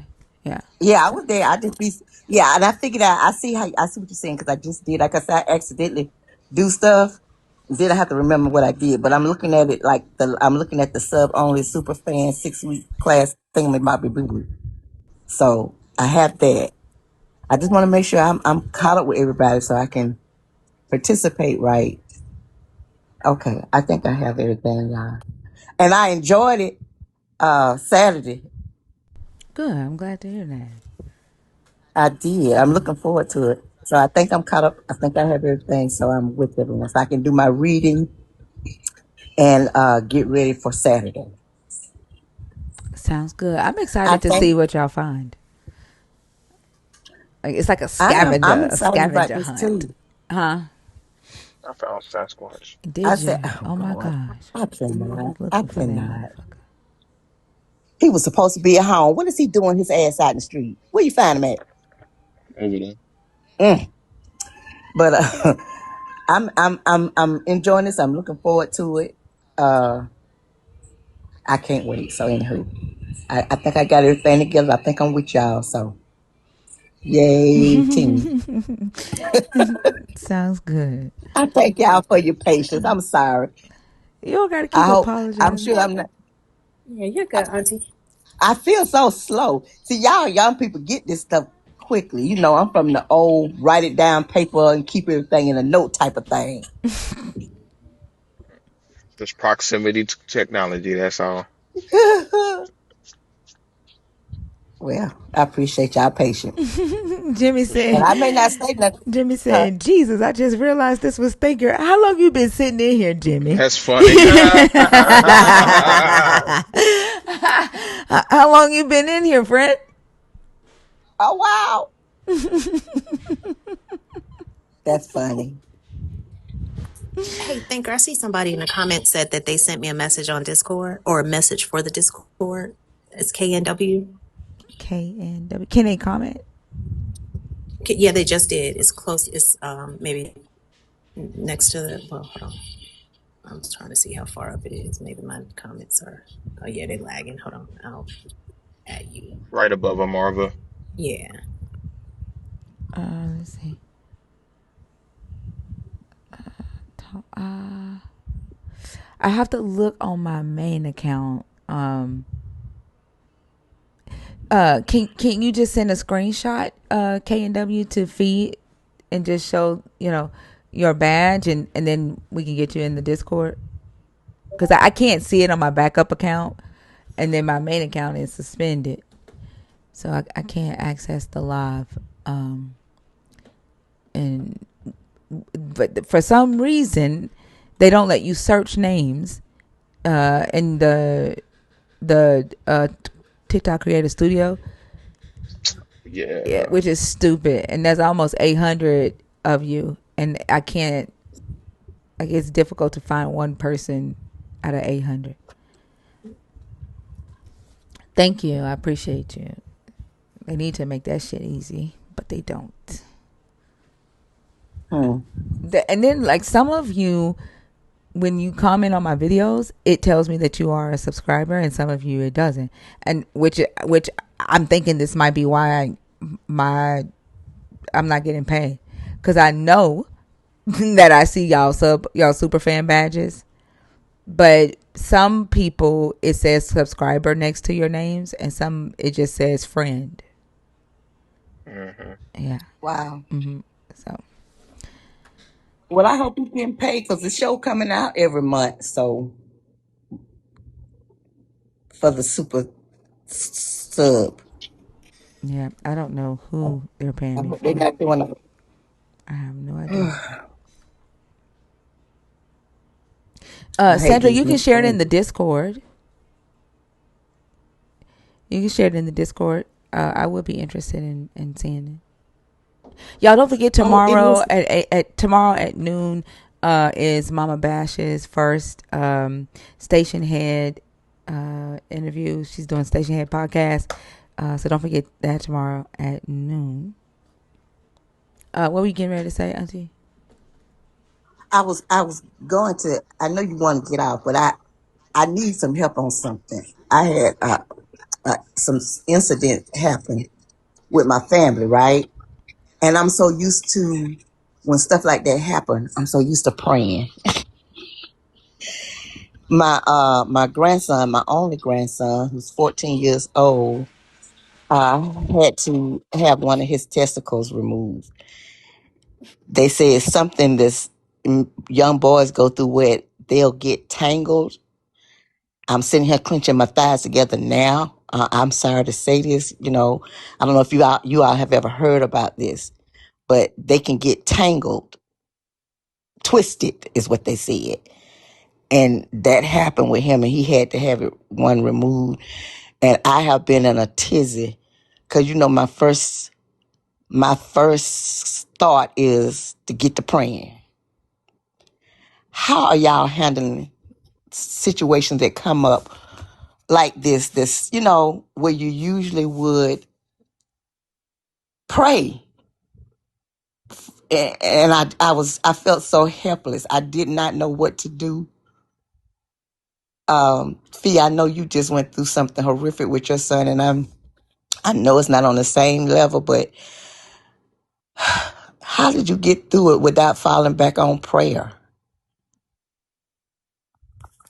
For me, I usually kind of remind myself to think through things and do what's most effective, right? Like I was talking to my sister about this the other day, and I don't I think that prayer is definitely psychologically comforting. And I Hmm. think in a lot of ways, what people call prayer is just positive thinking. Is just, I think religion has kind of co-opted the management of our own mind and outsourced it. So I don't feel that urge to pray anymore. I kind of feel that urge to think through my feelings, and recognize what it is I'm feeling, because immediately you feel fear, you feel concern, Yes. but then I turn to actual people. Like I turn to the folks who were giving me comfort anyway. I Hmm. think the prayer would normally, helps to regulate your nervous system, kind of calm you down, give you some focus, if you will. But I think if we take the God out of the equation, we can still do the exact same thing, but we're doing it, and we were doing it all along. Like it wasn't like anybody was listening to it or responding to it. Right, right. So for a while, I just let myself continue to do what my mind was used to doing. I just didn't outsource it. Like I kept it with me. I was still holding on to the positive thoughts. I was still hoping for a great outcome. I was still thinking, "Yep, my son is going to be okay. We're going to get through this. He's going to be fine." I'm still holding on to those positive intentions of what I want to happen. I say this all the time. I don't let my mind dwell on anything I don't want to happen. So if it's not a desired outcome, then I internally get my mind to shift to the outcome that I want. But I think replacing prayer, the concept of prayer, with maybe structured reflection, if you don't want to call it prayer, because prayer often externalizes thinking, but a structured reflection internalizes it. And it's been internal the whole time. So I think thinking about what prayer is, where it was going to begin with, when you were still doing it, thinking it was hitting the ears of a God or the mind of a God or wherever believers think God listens to shit. Um, but I think the reality is we were comforting ourselves the whole time anyway. So Mm. being able to come here and talk about, what your fears are, because those fears are valid. My fears were valid when I get a call saying my kid has been medevac to the hospital. Yeah. So those fears were valid. Those feelings were valid. And being able to recognize those feelings and then turning to, I journal a lot. So that was a big part of what replaced my need for prayer. But identifying the things that I can control, identifying the things that I cannot control, and then thinking about a best case scenario and worst case scenario. That's my template for getting through like trying emotional times. And I think people, they craft their approaches, of course, based on their personality, but being able to realize that prayer serves as a nervous system regulation tool. That's what we're doing. We may call it prayer. We may call it connecting with something spiritual. And maybe people think they are, but it is regulating the nervous system. And if ultimately I know that's what I'm doing, the mechanism that I utilize to do that just has to be something that makes sense to me. So that push, I would say the first thing is don't beat yourself up over having that be your knee jerk reaction, because that's what your brain is used to doing. So just identifying it for what it is, as opposed to, mystifying it more with thinking that, oh, maybe this is God trying to pull me back, or, all the things that our minds tell us. Yeah. So that's the template that I use when stuff comes up, in my life. When it's because the reality is we don't have control over any of this stuff, and acceptance is ultimately, the reality that we have to accept, the let go and let God. Instead of that, it's accepting the fact that uncertainty is part of this life, and acceptance of that uncertainty is not giving up. It's just clarity. And that clarity can help us craft the coping mechanisms and the nervous system regulation tools that we use as a replacement for prayer. Okay. I appreciate this. Like self-soothing myself, I guess, right? Just,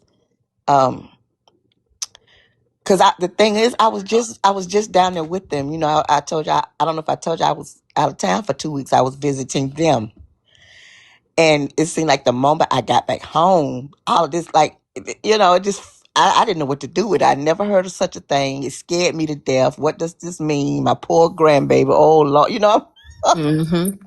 I'm going through all these things, and I I just didn't know what to do with it.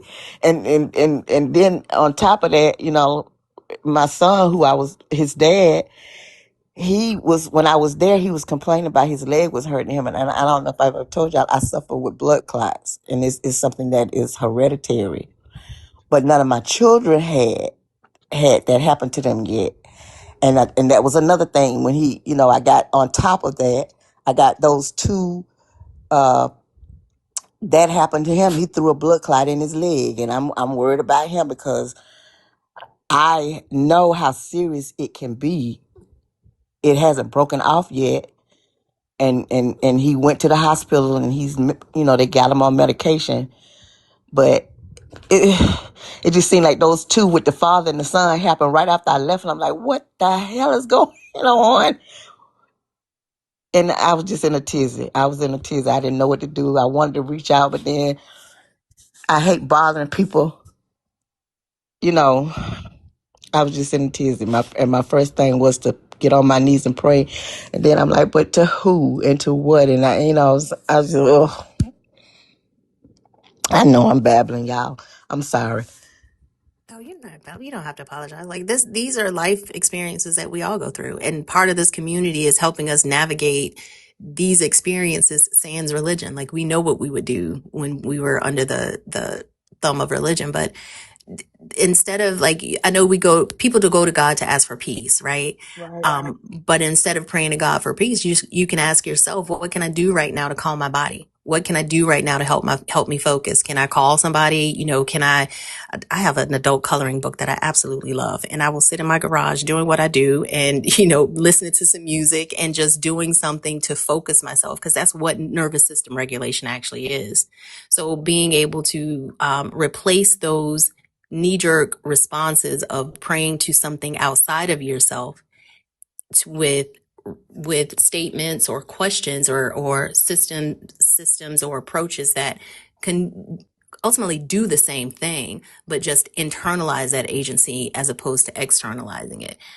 Instead of praying about a fear, you can ask yourself, what is this fear signaling? Is it a real problem? Yeah, like my grandson is sick. Okay, what do I know about this condition? Looking up this Yeah. testicular twisting. I've heard of it before. A friend of mine's son had to have the same surgery done.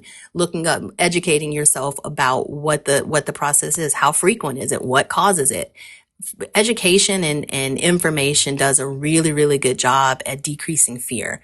And I think being able to recognize these emotions for what they are helps us to navigate them. Yeah, because I had never heard of such a thing. And when he said that, I'm like, what? What? My mind just flew out the window. And like I said, I'm sitting here now with my legs tight because I feel I just, he's 14, y'all. He's 14, and and that's my only grandbaby. That's my only grandbaby. So I was just in a little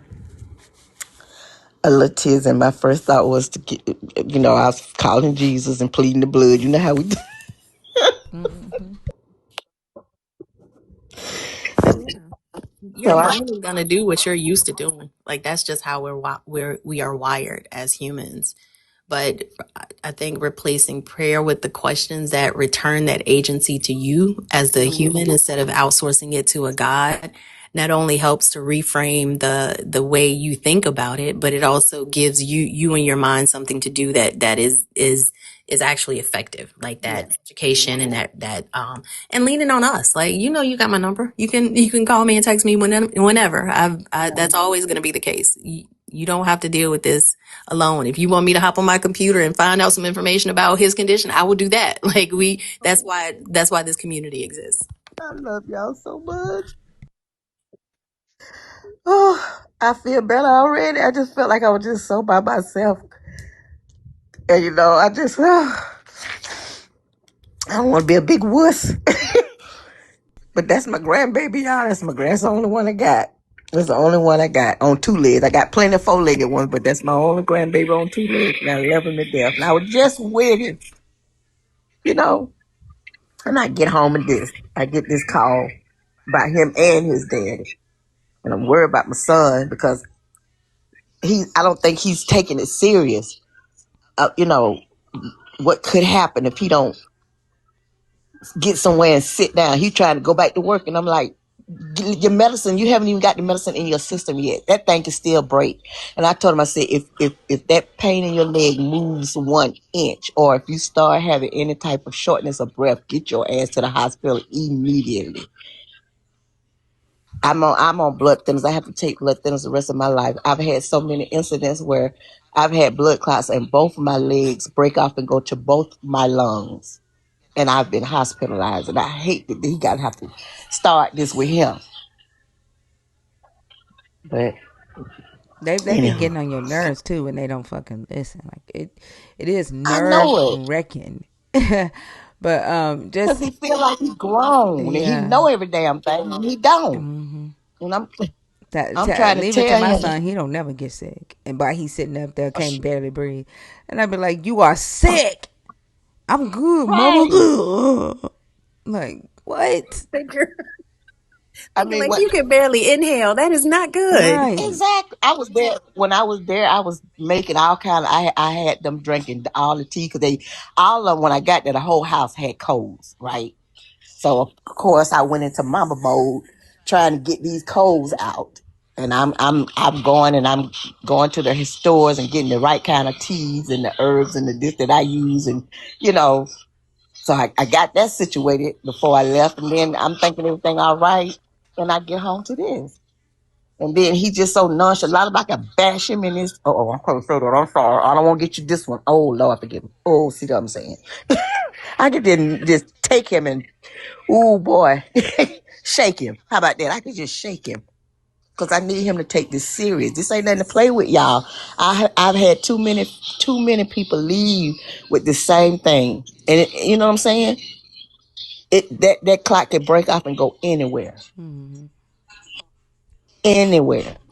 And I need him to understand that and take it serious and do what he has to do.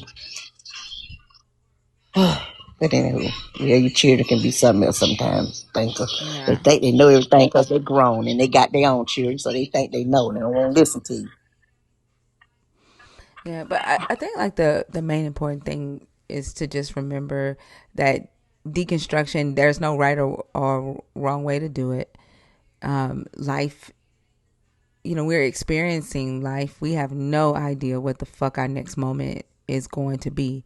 And how we, engage with that moment is how we engage with that moment. And, if you reach for, the comfort of, Jesus, because that's what you feel like is going to comfort you in that moment, okay. Okay. It I feel mean, like you such ain't a gonna hypocrite. you ain't gonna get kicked out of Discord for that.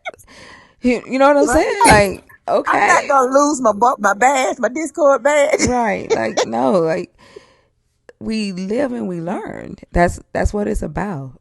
We live and we learn, and it takes training that muscle of even depending on yourself, because for so long we've been taught to depend on something outside of ourselves.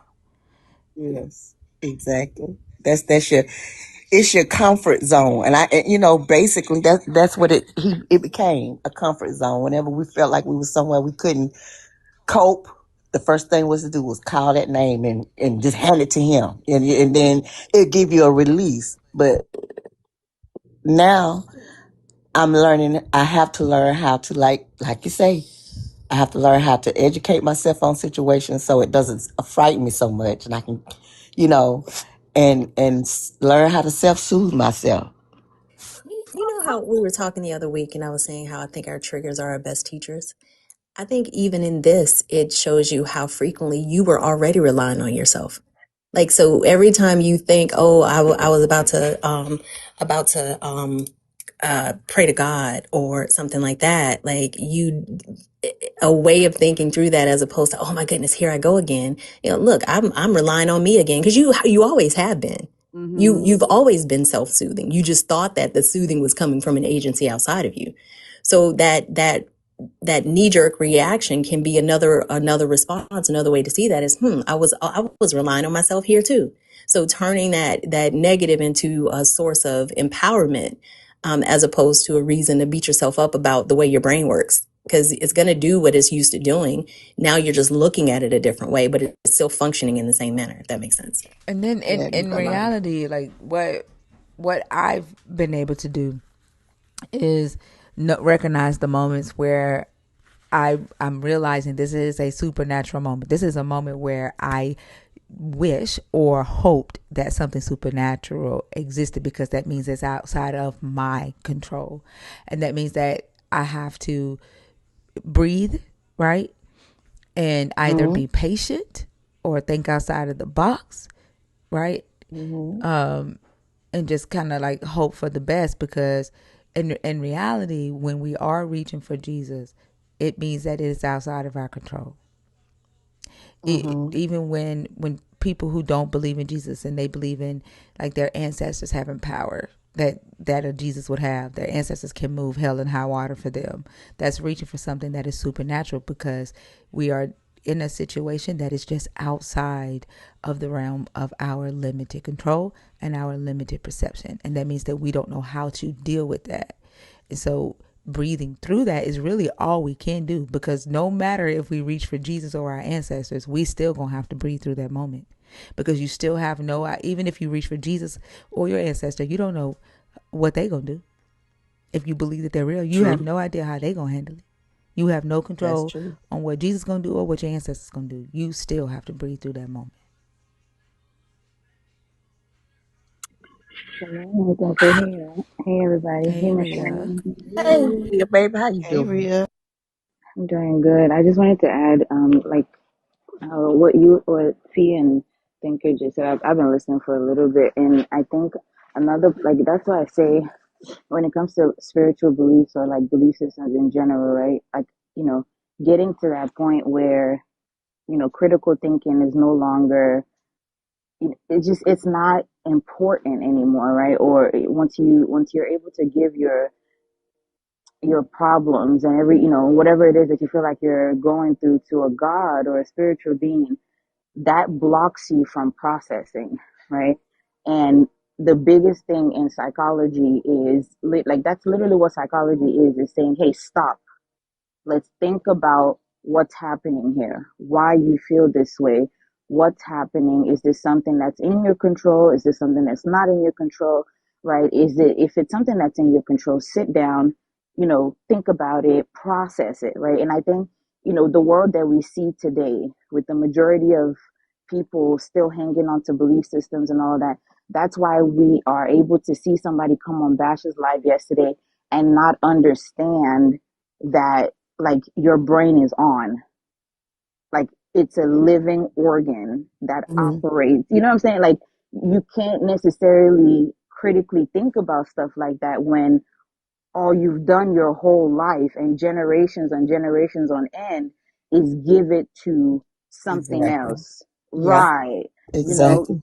and then we have people that don't know how to process rejection. They don't know how to process a conversation that might not be going their way. They don't know how to process, oh, why did I wake up this morning and maybe my life is not as, as smooth sailing as it was yesterday? What happened? What did I lose? Did I spend too much? Did I do this? Did I do that?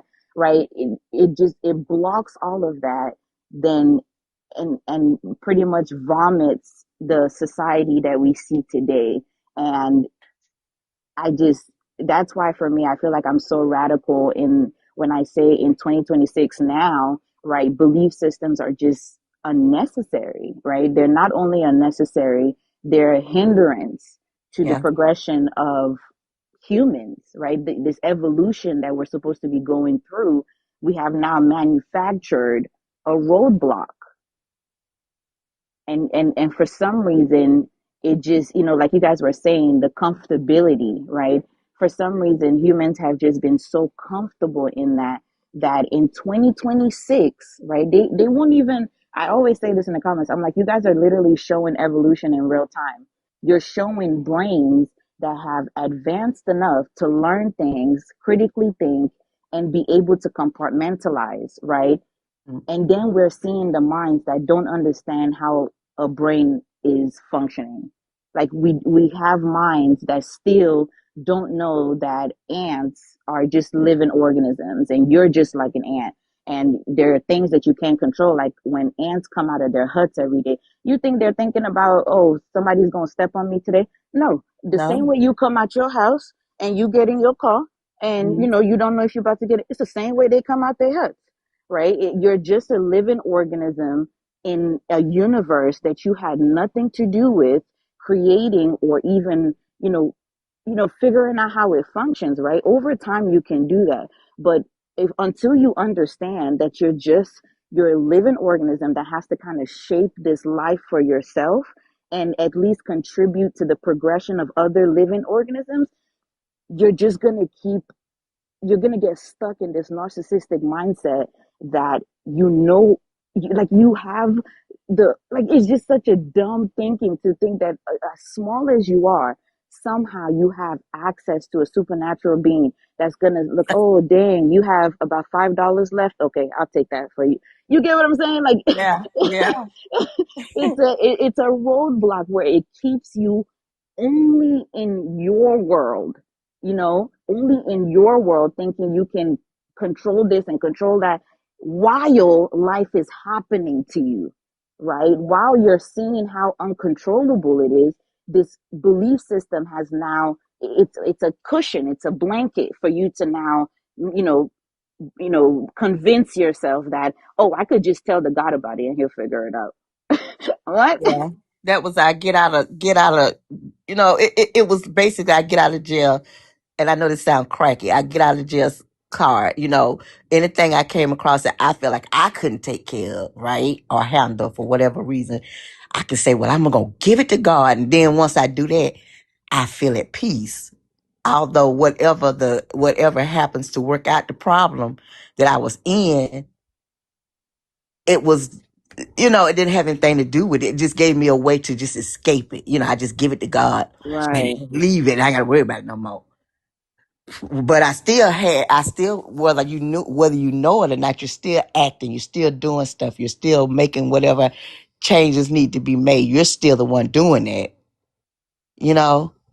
But Right.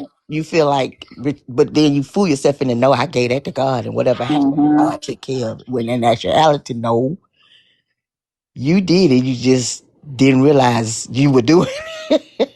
And sometimes you're not even like, sometimes you didn't do anything, right? Mhm. In that moment you're thinking I've solved the problem.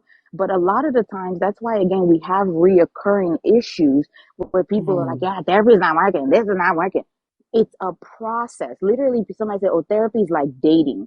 You have to find the person, that works with you. But when you take away critical thinking from how processes work, you start thinking everything's supposed to work like magic. You start Right. thinking, oh, if I give my problems to this therapist, it's supposed to be gone, ain't it?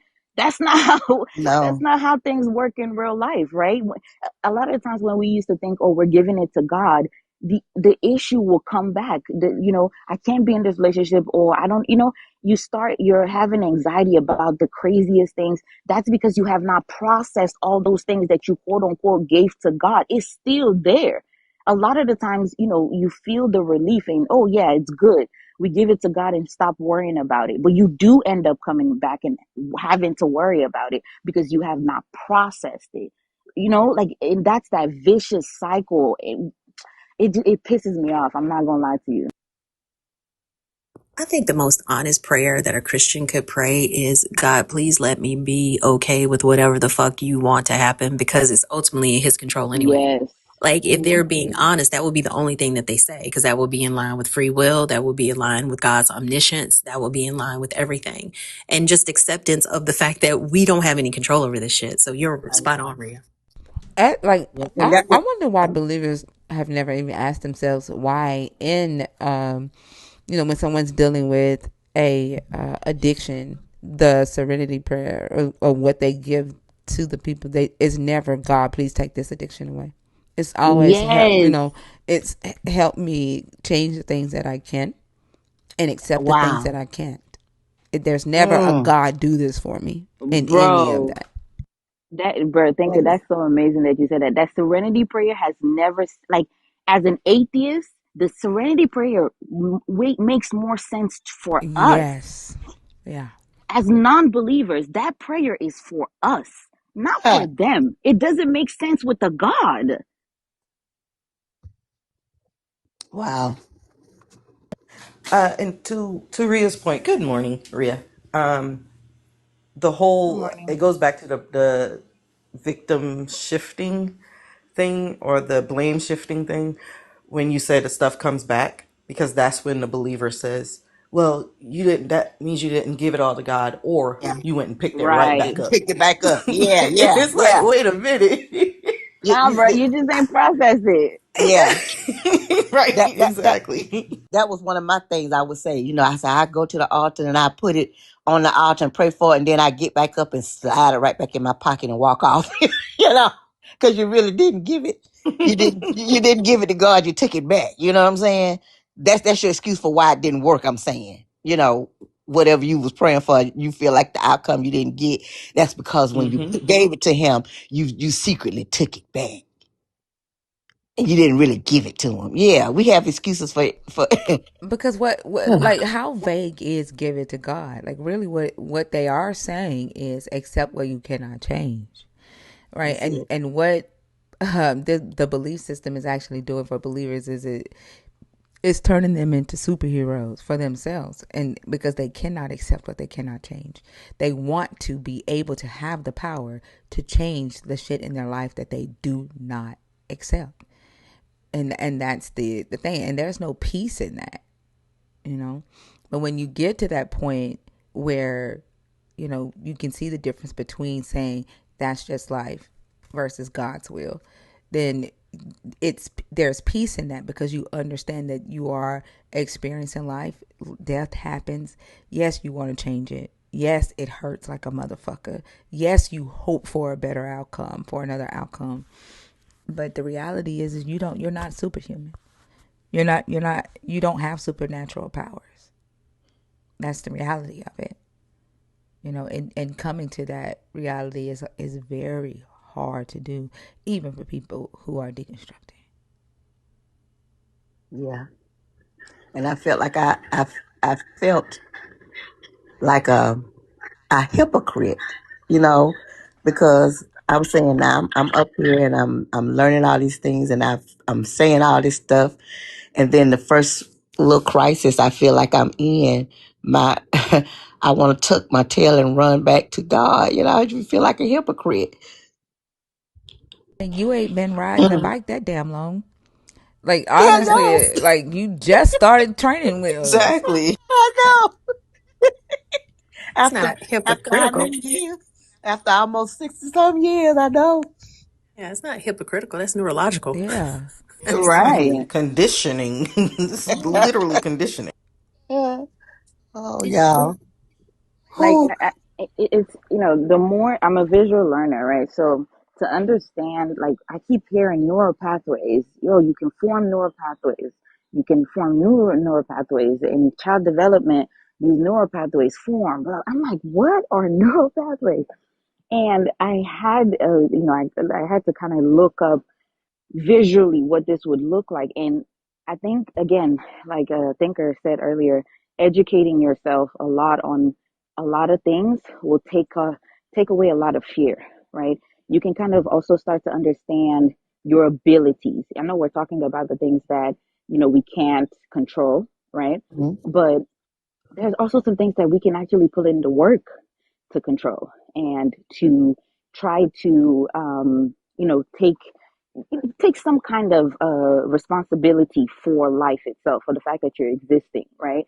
It's just when you form neural pathways, just visualize, like you see the grooves in your brain, right? Just Mhm.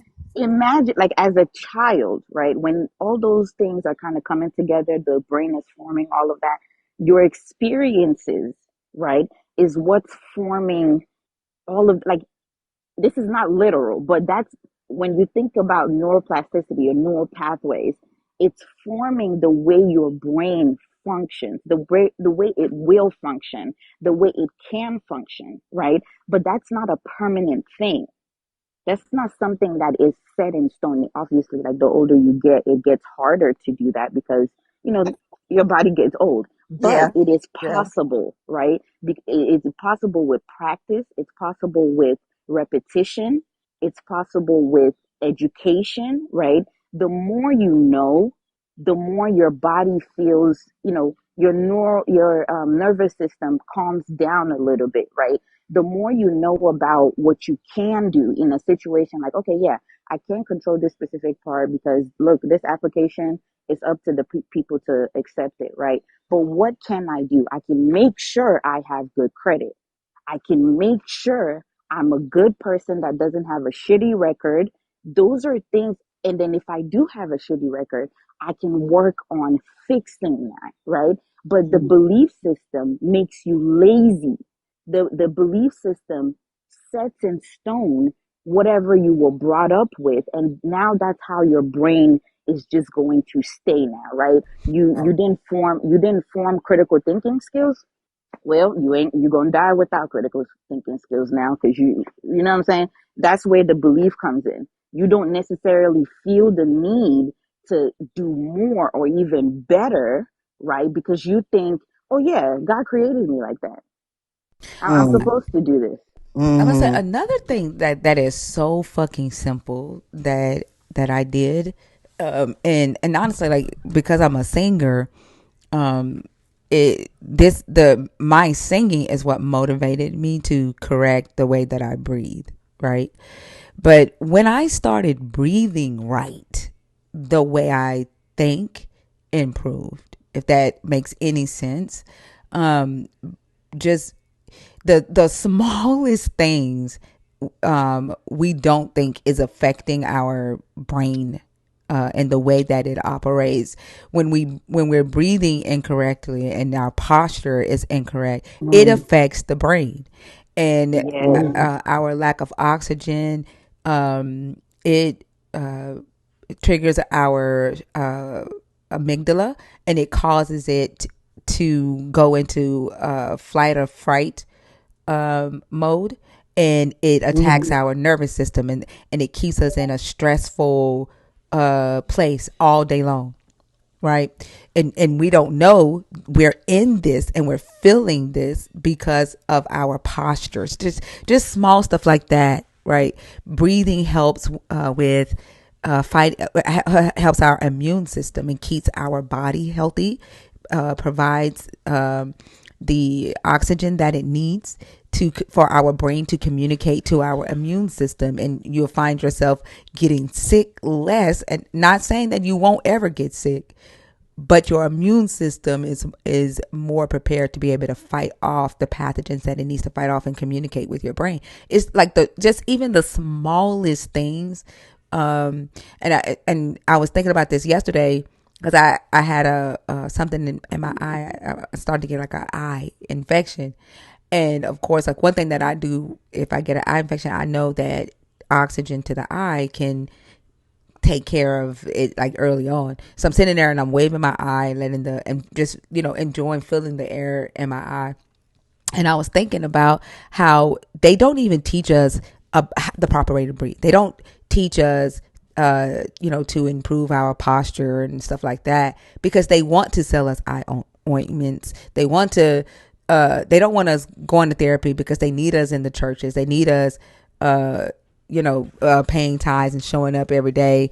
They want us at the hospitals, you know, paying for these expensive procedures that we necessarily don't need to pay for because shifting your posture will take care of some of these things. And I'm not saying doctors are not important. I'm not saying eye ointment isn't important. Please don't take that from what I'm saying. But I'm saying just a shift in how you take care of your body, how you pay attention to breathing, giving yourself time to stop and breathe through the stressful moments in your life can make a world of a difference on the health of your brain.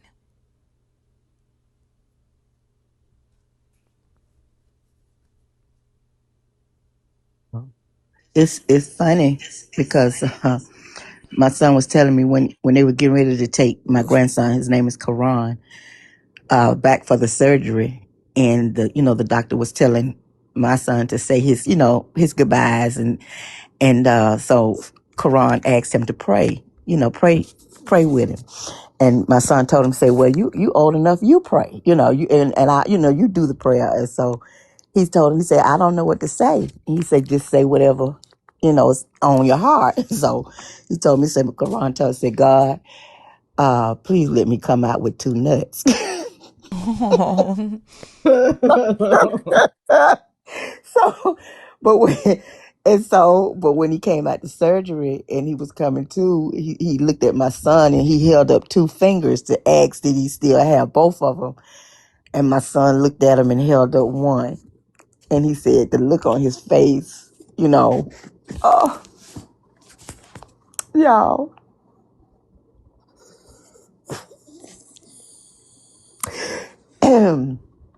But he's fine with it, He's doing probably better than his grandmama doing about it. And so, but the thing I was telling y'all that for, because it was funny, that was his first thought, God, please let me come back with two nuts.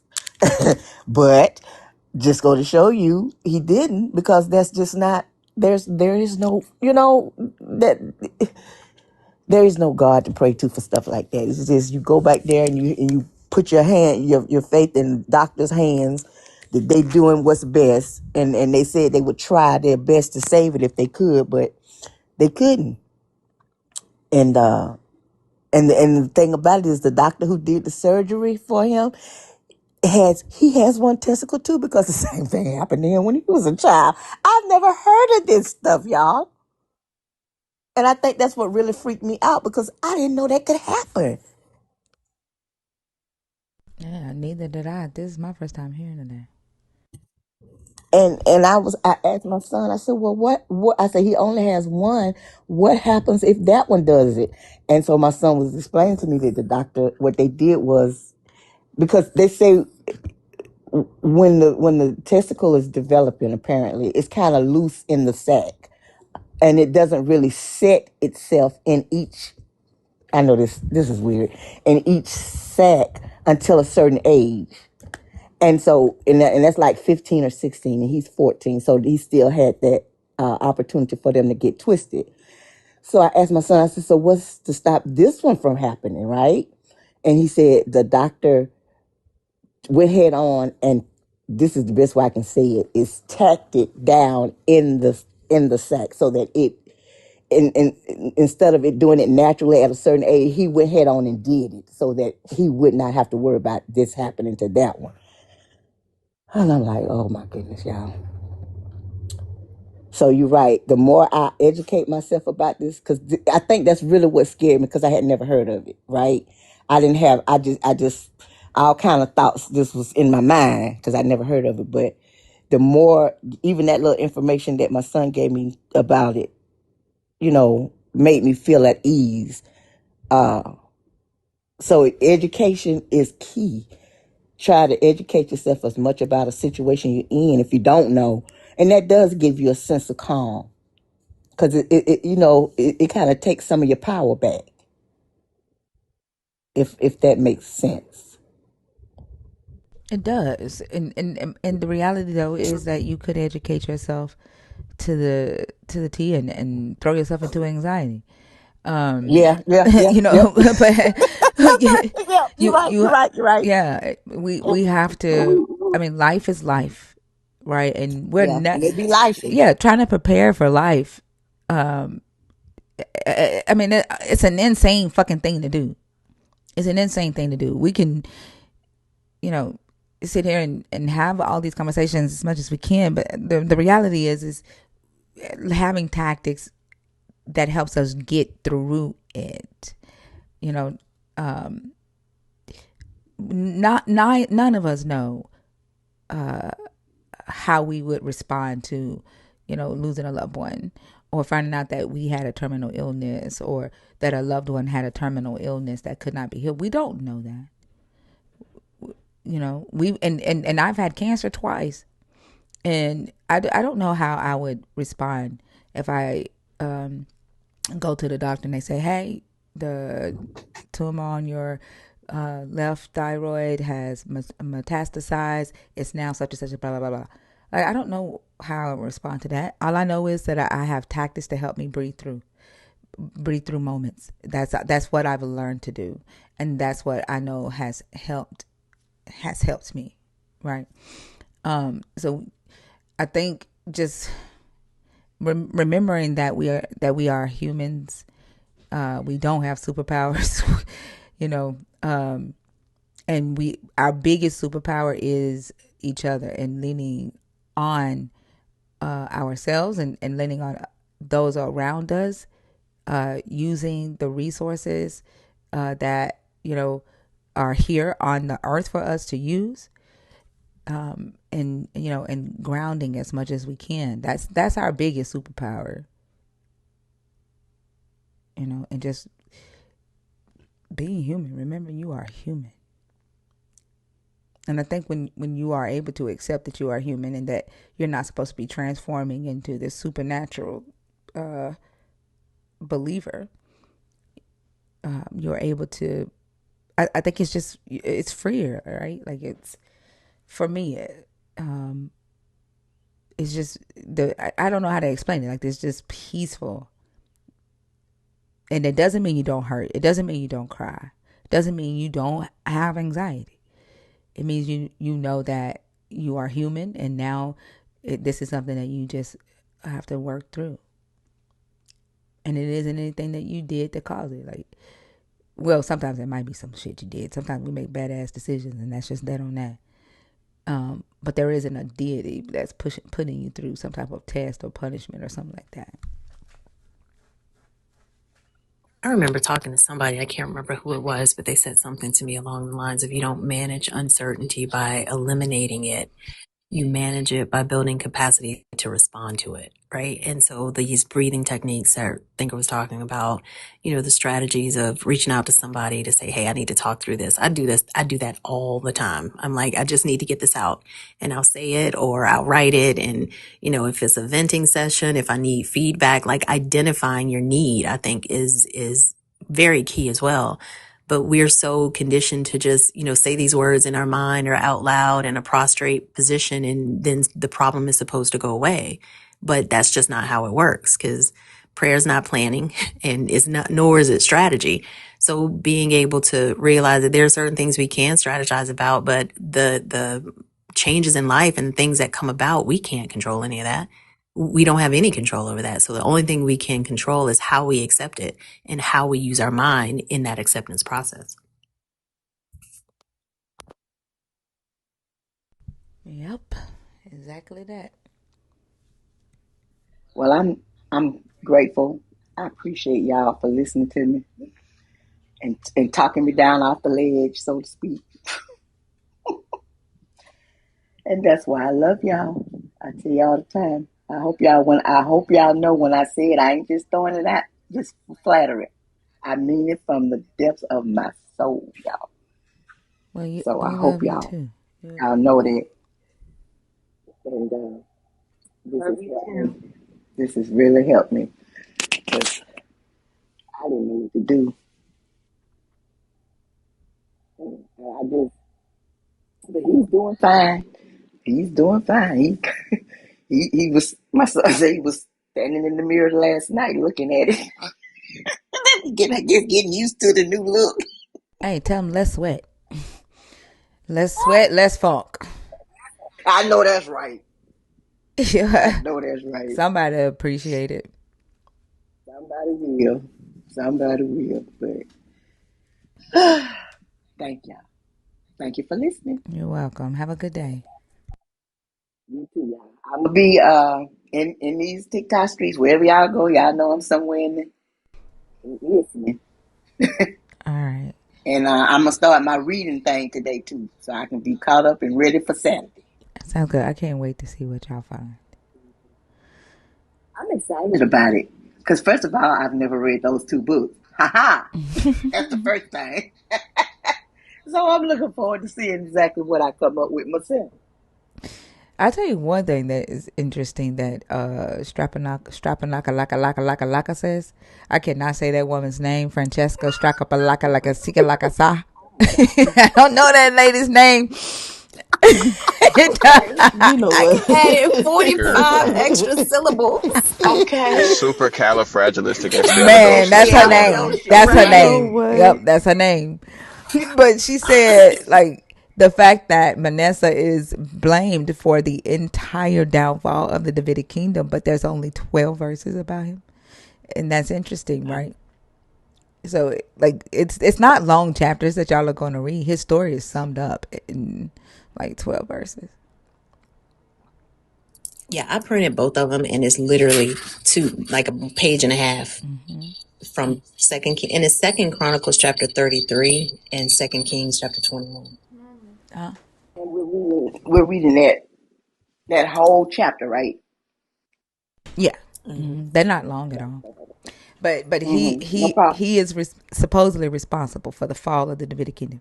That right there should tell you everything you need to know. But we will Saturday we'll have conversation. Is it going to make a difference on which Bible we got reading from? No, Okay. well, Okay. I think that's part of the conversation, right? Like, what are the differences that we see? Like, that's what we're looking for. So, I mean, Gotcha. yeah, yeah.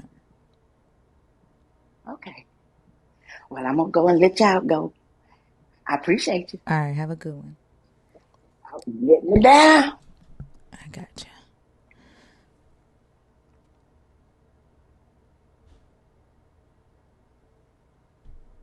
Oh, I didn't mean to bring you up, Z Bay. I know you said yours was on accident. Robert, you up here on accident or on purpose? Okay, I'm gonna guess that was an accident.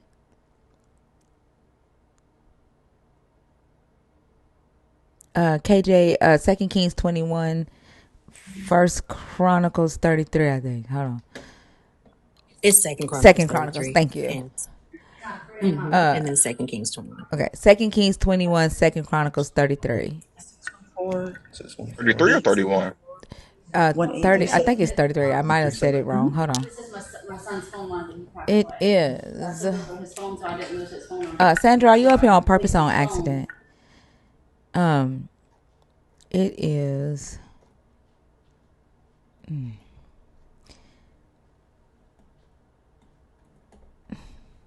I think Sandra's up here on accident.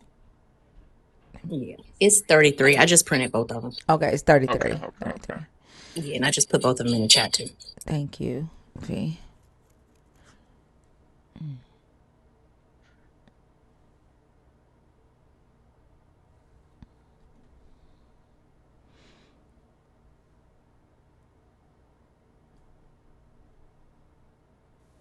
Dr. Lexington? Oh, is this Lex? What's up, Lex? Oh, What's going on? are you doing that because of Dr. Paul? Yes, yes. I had to let them know we self proclaiming around here. How's Tell us everybody about doing your up several different practices. What up, there? Lex? How's everybody doing up there? I'm doing It's Fee, good, good. All buddy. right, all way right. Fee way up Yeah. there. I see you way up there. Yep. Hey, um, everybody, I'm doing good. It's I'm gonna be honest though. It's been rough this last 6 months. Can you hear me all right? I'm not Yeah. clipping or nothing. Let's see. A year ago, I was working as security at my church. I was going to church. My mother's a deacon. My father's on a usher. Everything was going good, and I was on my 6 year sobriety. With the higher power thing, with the whole 12 steps, all that was good. And then I all of a sudden I started deconstructing. Um, I stopped praying, and like I was like, let me just stop praying and see what that does. And I think a week went by, and I was like, okay, I'm still alive. And things just went fine. I just started deconstructing. Then I wound up running into TikTok, and then through the community, and hugging on and holding on and learning. And all of a sudden, my mother is my number one go to. Like, I love my mother to death. She's my all. And I did not know that she was going to hate me a year later. Like I'm almost two steps from being written out of the will, thinker.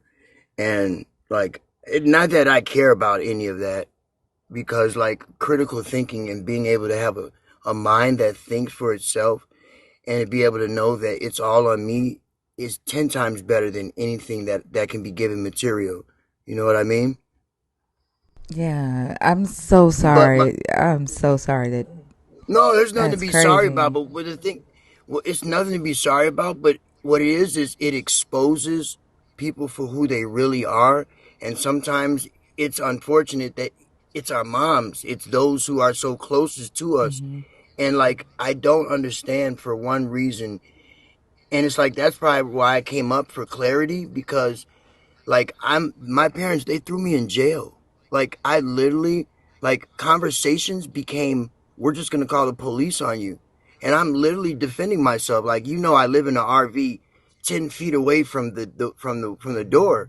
And they asked me to come back to help take care of my dad when he broke his femur. And I said, okay. I took the contract, and taking care. And we had rules set. My daddy's, I'm in a mixed family, so we have rules. My father's white, my mother's black. It's a real crazy dynamic, just in that itself.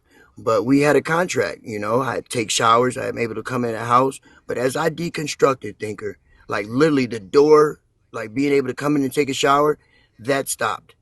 Um, Sunday night dinner, hey, come on and eat. Dinner's done. That stopped. Everything stopped. Like, not even asking me, do you want to take a shower? Like, everything. I mean, it got so bad. I was like a month without even going without a shower. And I'm embarrassed Damn. to say it, but it's the truth. And this is all from deconstructing. And I'm like, hold on. So you mean to tell me and then, like, this is what made me outraged. And I don't know if people take my rage for compassion or my compassion for rage, but if I I'm haven't sorry. taken a I'm shower for a outraged for month, you right now. Like, I'm fucking outraged. All right. but we had a contract. We had a specific contract that said I can come in, and this is the fact that out of four siblings, my father broke his femur, and I was the only one to step up and say, "I'll do it. I'll take care of him." And I didn't even have to, like, I'm literally sober, trying to, find my way in life. And then I had to stop, put my brakes on, and say, okay, I'll stop and take care of a dad who really doesn't even like me. Like, he really doesn't care for me. Because he has this white, YT way of authoritarian living. He's a baby boomer. He's 82 years old, and he has this way of like when you're 18, you leave the house and you don't come back. You forge your way through life. That's how he got, you know. But that's not how it is now, Dad. And if we're going by the Bible, it says when a man finds a wife, he leaves the home. You know, it's like if we're going by the Bible, I shouldn't have to go nowhere till I find a wife. So, but anyways, the sad part about it is, one day, I knocked on the door and I was like, "Hey, can I take a shower?" And then they was just like, you know what they said? Go ask your community, see if anybody in your community will help you take a shower. That was her words, and I was like, "Mom, they're all online." I was like, "What do you want me to do? Ask somebody online? Can I go take a shower? Like, like, come on." And then, like, when I asked my father, like, "Hey, Dad, we have a contract. Am I allowed?" And he'll just like try to ignore me. And if I say, "Hey, Dad, man, you're not gonna walk away from me," and if I get in front of him, he'll find a way to get his phone and dial 911. And it's like, "Dad, you can't do that. Dad, you can't do that." And then the police will come, and then like for a couple of times, I would say, "Hey, it's okay. My dad, he's just old. He doesn't know what he's doing." And then one day, my mother was there, and we were all having a heated conversation. And I was like, "Hey, this is getting a little bit too much." And then my dad was like, "What do I do?" To my mom. My mom said, "Call the police." And then she got in her car and left. And then the police came, and I went to jail. What did you go to jail for? What was your charge? Order of protection. No, it was a violation of order of protection. So they had they had went and did a silent order of protection without me even knowing.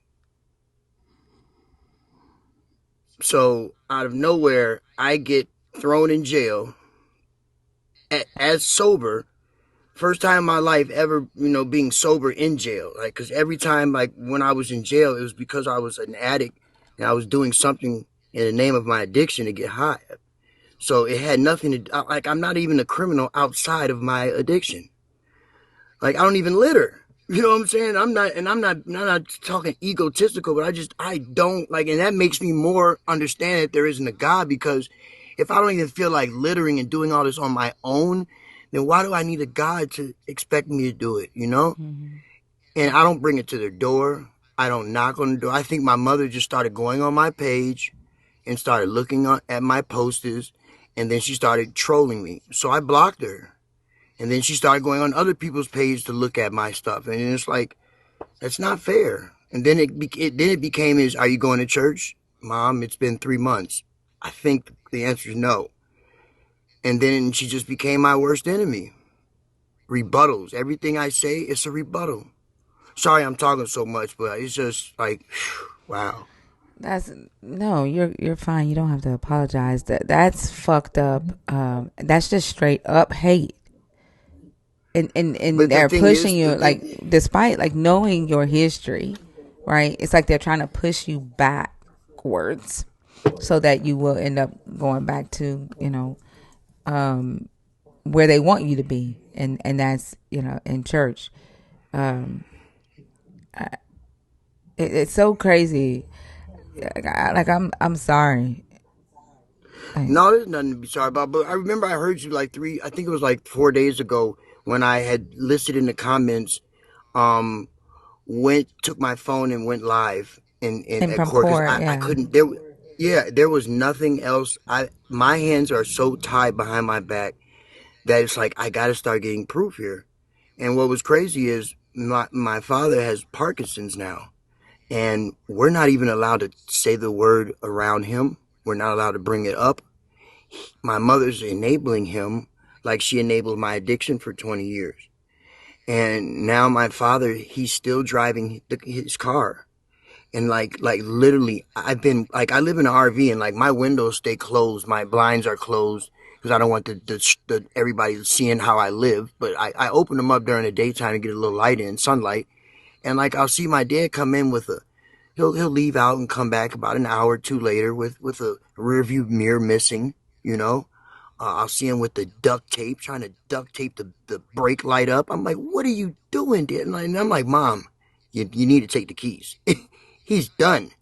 Like literally, he's done driving. But it's like my mother's let him be in charge of us, you know. all our lives to where he's the authoritarian. Like he still won't, nobody will still won't step in. And if I stepped in and said, "Hey, Dad, I'll drive you wherever you want to go. Just let me," he'll call the cops right then and there. So it's like there's no winning. And I asked my mother, "When are you going to step in?" And she won't. And that's part of her way of control and power. And it's like I don't understand thinking how the best thing that ever is my mother, because I thought, she's just been like my anchor all my life. Like that's all I know. Only person I've ever been there for me, bonded me out of jail when I got raped. She bonded me out of jail, put the house up against my father's wishes, put the house up, came and got me within 3 days. Showed up there with a Burger King bag with $17,000 in it to get her son out. And I thought, like, man, I got a winner. But all it took is for me to stop believing in her, what she believes in her head. And I'm like, Mom, and I asked her one day, I said, Mom, is your love my love only conditioned on your God? Like, where is that rule? Can you show me that in your book? And I guess that's just the indoctrination of fear. It's fear based. So I get it. And the hardest thing for me now, the deconstructing is easy, but it's just letting go of family. And when I hear a story of one of us in the community that's going through the mother or a family member doing it to them, it makes me feel a little bit more like I'm not going through it alone, you know? Mm-hmm. Yeah, as you're talking, I'm seeing people commenting that they've been blocked from talking to their grandkids. Their mom has stopped talking to them, and when we, the whole purpose of having these conversations and allowing believers to come to the table and talk to people who are deconstructing is to highlight this very real thing that believers are willing to turn their backs on family members for having a difference in belief. And when we highlight the scriptures, Jesus says, "You cannot be my disciple unless you hate your mother, your son, your sister, your brother." When we highlight those scriptures in talking to believers, and if there's any believers in here listening, this is what we mean. And then y'all will tell us Jesus doesn't mean hate, but then you believers like that will go and do hateful shit like this. Will do hateful shit Yes. like blocking a grandmother from talking to their grandchild because they have a difference in belief. And the thing is that you're willing to turn your back on family or harm another person because you both believe in the unknown in a different way, because neither of you fucking know. Yeah. That's crazy. But y'all will deny that that's what your Jesus meant.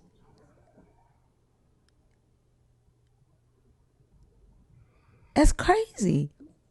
And then to deny someone access to water. Yeah. And the part where I said enough is enough.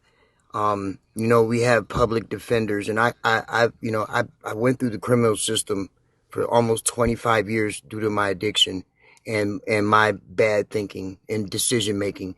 But going back to that courthouse after all these years and now having to go back through it with my parents, and like they offered me a cop out last time I was at court.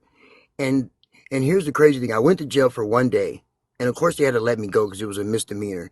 But they offered me time considered served and 3 years extra added on to the order of protection. I said, hold on, wait.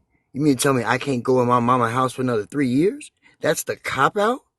I said, no, no, y'all can, no. I don't even know if they're gonna be alive for 3 more years. Like, why would I even cop out to that? I said, I've copped out for every crime I've done. Stood up in front of every judge, at least 15 judges in my life, and said, I've done this, but this one I won't. And I told my mom, I said, Mom, if I go to trial, we're doing a 12-person jury, but I don't want to go to trial because our family is going to be on this stand, not me. You know what my mother said, Thinker? She said, I'm going to win. I was like, what? You're gonna win. I said, Mom, this is not about winning. This is about finding a grounding of our family and how we can live with multiple knowledge and beliefs together. You know, like if I came home and said, hey, I'm no longer Lex, but I'm Lexia, you're going to have to accept that. You're going to have to understand that and figure a way out. But that's not, you don't just shun me, you know, but so I took the phone and I asked my PE. I was like, nope, I want to go to trial. And she says, well, I don't think that we should do it. I think you're going to go to jail. I said, well, you know what? We might have to use jail. That might be my win. Because if that's the only thing that can get my mother's attention, for her to say, oh my gosh, I sent my son back to the place that he despairs, you know? And it's like, if that's what it takes, then let's do it. I'm going to trial. And then she says, I'm against it. I said, well, then you're fired. I'll go pro se. I'll go on my own. And she's like, well, you do what you do. And then, so we go in the courtroom. I'm sorry to take so long. We go in the courtroom. I have two phones. I put one on voice memo, right? And then I put one on live. I go Facebook Live. Now, I don't know if y'all know, but I got a couple people. I got a couple people that's on the deconstructing side on Facebook, kicking up a little dust. So I let everybody know, look, I'm finna go live. Just y'all pay attention. They call my name. It's me and my father, Thinker. My mother's in LA, right? Escaping like she does, right? Every time we got a court date, she's always not there. This is what she does, though. So then here's the scene. They call us up there. My father, by having Parkinson's and two surgeries from a broken femur, shimmies up to his stand. And then I say, Your Honor, may I speak? And then he says, well, no, not against your counsel. I said, well, I still want to speak. And he says, okay, go ahead. And I said, Your Honor, since July, I can count on one hand how many showers I've had. And I'm being honest. And I said, excuse me if you guys smell anything, but that's just the way it is today. I said, I wish I would have done a Zoom call, but that would have been a warrant for my arrest. So I said, Your Honor, I'm asking for showers until this case is resolved, because if I'm innocent until proven guilty, why did I not been able to go in for Thanksgiving or Christmas? I had to sit in my RV while they had Thanksgiving and Christmas with the blinds open, seeing all the food and the spread and everything out. And I just had to look and just look on, because they told me don't go in the house. So, and then the judge says, and here's the icing on the cake, everybody. So with my phones down on the side, the judge says to my father, looks to my father and says, I'm assuming you don't want to change the order of protection, do you, Mr. Murray? Now, you know that's leading a witness, right? So my father, Parkinson's, shimmy and all, says, and before my father can articulate an answer, the judge says, I'm assuming that's a no, right? And my dad says, oh, no, no, no, no. So he looks at me and he says, motion denied, Mr. Murray. I'm like, wow, he just led my father into agreeing to something my father couldn't even understand. So then I spoke again. I said, but Your Honor, we're going to have pancakes and sausage after this. I was like, how am I a threat? The judge said, we're not getting into this right now. And then my father put his hand up and said, Your Honor, let's back this up. He said, let's back this up. He said, my wife, which is his mother, allows him in the past to take showers in the house, which is the contract while I was there, but he's, we'll leave that there. He said, so you know what? I don't mind if he comes and takes a shower and then leaves. He said, if it's me, but it's my mother, it's his mother, it's my wife. So, hey, go ahead. So then the judge says, are you sure, Mr. Murray? Are you sure? And he says, yeah. And then he says, okay, motion vacated, allow him to take showers, until this case is mattered. And then, so then it was settled. Of course, me, gotta go forward. Why you snap on me, Your Honor? I had to go there. I had to ask him, like, why are you against me? And then he said, because you interrupted me. Now, he took me back to the time of all your shows where you say, I don't like to be interrupted. And I know how to speak on your panel. I know how to speak on your lives, because the main thing I've learned is when you talk, you wait for the pause, and then you speak. So this man literally checks me for me checking him and agreeing to put me on his showers until this court. And he was just like, he's like, I didn't snap on you. He said, you You interrupted the state's attorney and this whole courtroom. I said, he said, you don't like that, do you? You don't like when nobody interrupts you, do you, Mr. Murray? So then I knew there was a checking moment, so I had to say, yes, Your Honor. And he said, you're not going to do that anymore in my courtroom, are you? No, Your Honor. Thank you. And I was like, okay, you had your moment, but I bet you I get my showers now.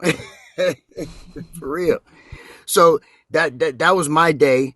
And of course I had to upload it on Facebook. So I hope when I go back to court, they don't find out and like hold me in contempt. But yeah, it's been rough, so to speak. It's been rough.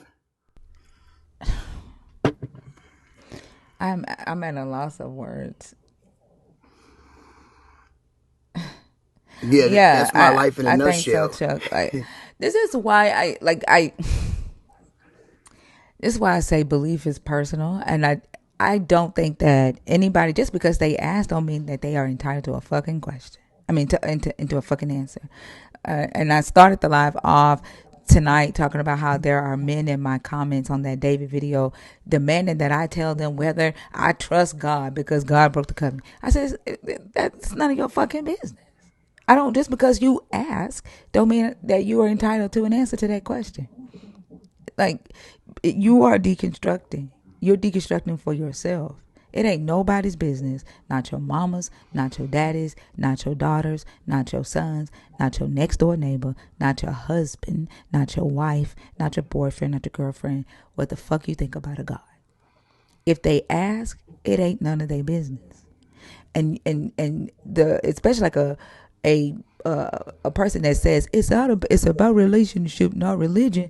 Give them that. Hey, it's my relationship. You're not invited to it. When I die, I will be the only one there. You're not invited to that. That's none of your business. And go on with Mm. your life. Like, don't. And but in your case, your mom snooped and found you on social media, and you talking about it. If you have people like that in your life, and you know that they're going to behave the way that your mom is behaving, like for me, I can't be around nobody like that. But in this situation, like your mom, like this matters to you. You did the right thing by blocking them, but I say you need to, whenever you are in these spaces, it needs to be a different account. If she's gonna follow you around on social media, because the extent that she's willing to go to try to get you to adopt her way of thinking again is very dangerous. Because being willing to go back to jail in a place that made you sick in the first place, when you've done the work to heal, that's what it sounds like. That's what she wants. She'd rather you be sick and be with Jesus than healed and be without him. So I don't know that jail would actually move your mom to see your side. I think she would see it as a win. You know what? I don't know the extent that she's gone to find out what she's found out. Because I mean, I'm now the ABM, the angry black man, and then there's a lot of people from the church that are still friends with me on Facebook, and they still listen to the posters. Because like I'm literally 5 seconds from going live, and it's like y'all don't know how many close I be finna go live on TikTok. But every time I finna go live, there's another community member that goes live, and I'm like, oh, I don't want to get in their slot. And then I'll be finna go live at 6 o'clock. I'm like, oh, there goes somebody else. Oh, I don't want to get in their way. And I'll be like, dang. And then I just talk myself down from the ladder every time. And it's like I'd rather do a 3 minute post and then content create the crap out of it, and then throw that up there with a I bunch was of going to say that too, sound PT. effects. Just do it. Just do it. Yeah. That's over 3,000 across social media right now that we know of, and all of us ain't in the same live at the same time, right? Just do it. Yeah, I guess I'm just waiting to get this over. But March 9th is supposed to be the trial date, and I'm going pro se. And it's crazy because all I'm watching on TV is all Law and Order, SVUs. I'm watching nothing but like I'm trying to get all this court jargon in my down in me, because and of course ChatGPT, you can like set up the whole court scene and then just press enter, and it'll just throw you a whole like dynamic of what to say. Because if it's all on me, and I already know this life is all of me. I know that there's no God to pray. You know, the crazy thing is when I went to jail that night, that was the first time in jail that I didn't pray to no God. That I just was like sitting in the cell and I was like, usually I'm on my knees praying, you know, but now I guess I'll just do some push-ups. Wasn't nothing to do. And it felt good because it was like I was with me that whole time. Let me out and it was just me. But you know, I'm just taking it one day at a time, and I'm thankful for this community because when my mother is all I have, and that's gone, and you know, in the other like knife in the gut was when you know I got two boys that live up in Milwaukee, and I was waiting to go see them for the holidays, and she literally told me Saturday that just passed. She was like in the morning, she texted me and she was like, I'm going up to see the boys. And I was like, so what time are we leaving? And she texted back, I don't think that my spirit can handle being in the car with you. And I texted her back. I said, well, how did you handle me for 9 months in your stomach with me punching you and kicking you and causing you to get up and eat crazy foods? And how did you handle that? And she just didn't have nothing to say. And that was it. And then all of a sudden I see on Instagram pictures with her and my two boys. And then I texted them later on that night and I said, what did your Grammy say happened to your dad and why I didn't come up there? And you know what they said? They said, you were there taking care of your father. Well, And at that's the least first. she didn't say your daddy don't believe in God, so I left his ass at home. Right. Because I was sure waiting on you to say she said that. I expected that to come out Yeah. of her mouth because she ain't. It don't sound like she has no filter when it comes to Jesus anywhere else. Well, and at least she didn't, say that to them. But Yeah, she's mad now though. She's mad me and my dad get along. The time she was in California, me and my dad we went out to eat breakfast. You know, we talked. He doesn't want to deal with this. He doesn't want to deal with this case or this trial. He's got a disease on him that he doesn't even know what to deal with right now. It's my mother who's driving this, and I just hope that we don't go to trial, and I hope they just drop the charges. But if we go to trial, it's gonna get rough. But I'm gonna keep y'all posted though. I know I've taken enough time. no, definitely. What about your cousin? Is it your cousin that she's deconstructing too? Your play sister or your cousin? Do you know who I'm talking about? I can't think of her name right now. Um, Hold on, I'm gonna tell you who it is. I don't know. Are y'all if y'all are in the same state or You talking to me? yeah, No, I don't have a yeah. cousin. Or You her. oh yeah, yeah. Okay, yeah, I know you're talking about Dance Queen. Yeah. Are y'all in the same state or? That's my god Oh, sister. okay, Yeah, no, she's down. I think she's in Normal, Illinois. She might be, oh, okay, but she's got her whole thing going right now. So like, okay, yeah, it's kind of complicated. okay. Okay. I was trying to see if you had at least someone that's. I know she. She reached out to me and told me that she had your back, and both of y'all are Yeah, she does. deconstructing. Yeah, man. That's like so. I can't. I know me saying I'm sorry don't change shit. But like you have the community here. Um, Let us know how we can best support you. You know. Well, this RV has been sitting in this driveway for 7 years, going on 8 years, and now I know it's time to go, and I just want this case to be over with so that I can just leave and ride off in the sunset. I hate that I'm gonna be one of those kids that get that call that have to come back when your parents are on their last words and they're asking for you, and that's the part I don't want.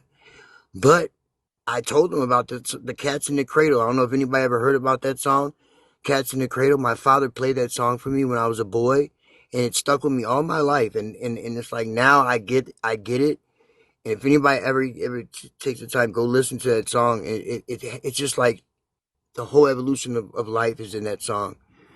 And I'm just thankful for you guys because like if it's not for the community, wow, I don't know where I'd be. I'd probably have this RV on the expressway, like cut off, like with helicopters flying around me saying I can't take it no more. Like for real. But no, I'm thankful for life in the community, right? Yeah, absolutely. And yeah, definitely lean on us. And I think I understand what you just said, right? We don't want to lose either of them in the middle of this. You know what I'm saying? And Right. yeah, without her understanding you. Exactly. Yeah. And I think we're all deconstructing at our own pace. And some of us just don't know. Even believers are deconstructing a little bit, but it's just a small because they wouldn't be on they wouldn't be on this panel. I mean, they wouldn't be listening every night if they weren't deconstructing just a tad, right? yeah, yeah, yeah.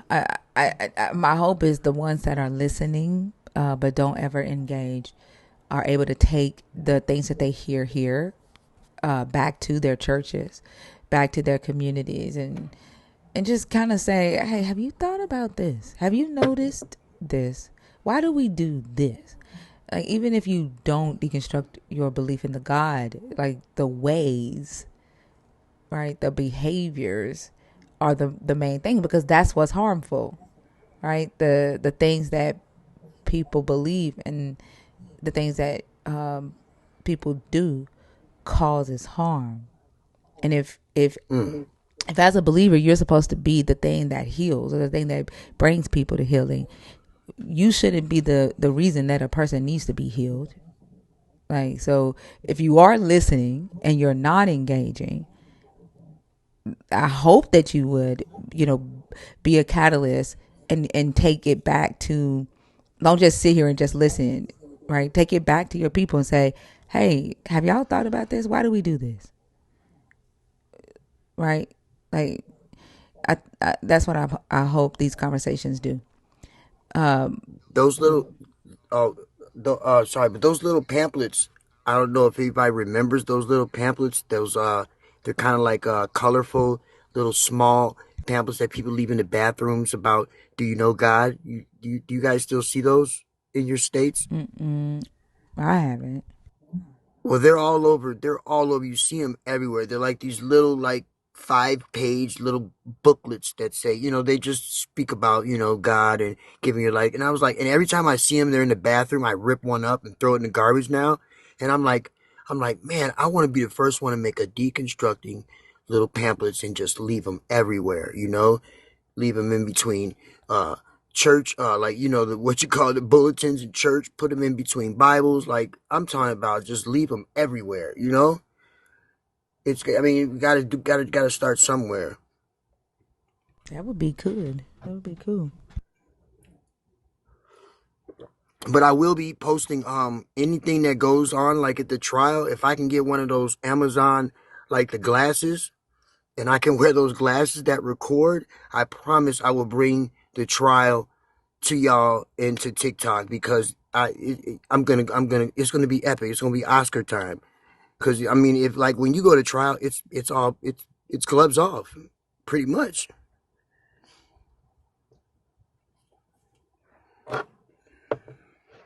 So I love y'all, and y'all take care. I love you too. All right, All right, Lex. Have a good one. I also I fi everybody. Be easy, brother, man. I do want to say, it might not be the best idea to secretly record. Yeah, They Yeah, might, yeah, you know what I'm saying?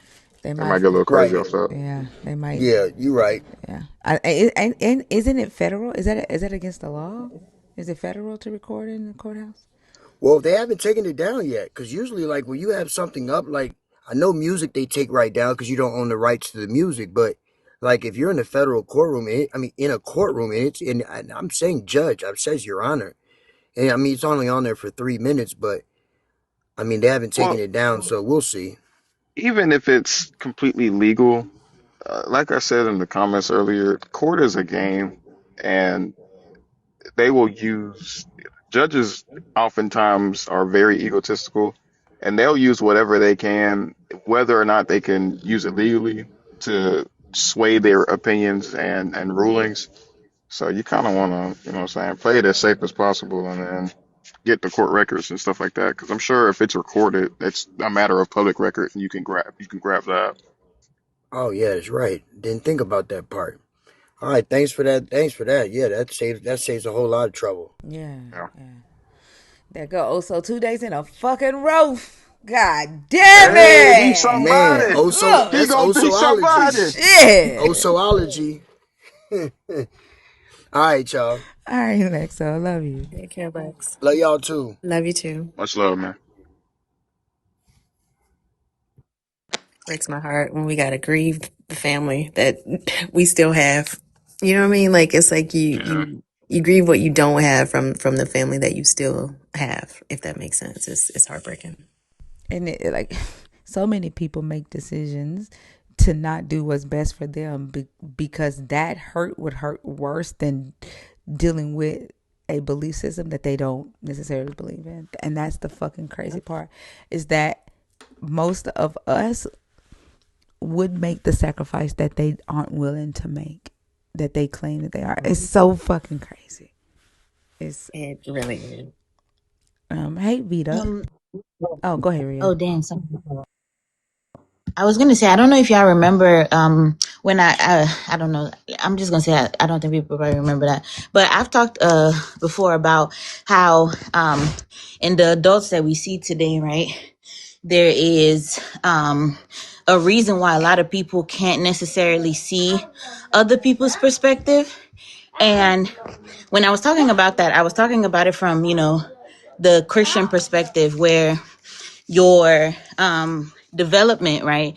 It's stunted where because at about 3 years old to 4 years old, no, to 7 years old, about 8, 7, 8, you're forming Ria, you got everybody worried. Can you answer us? Can you answer this? yeah, Because what the sorry. fuck? I'm rushing, my bad.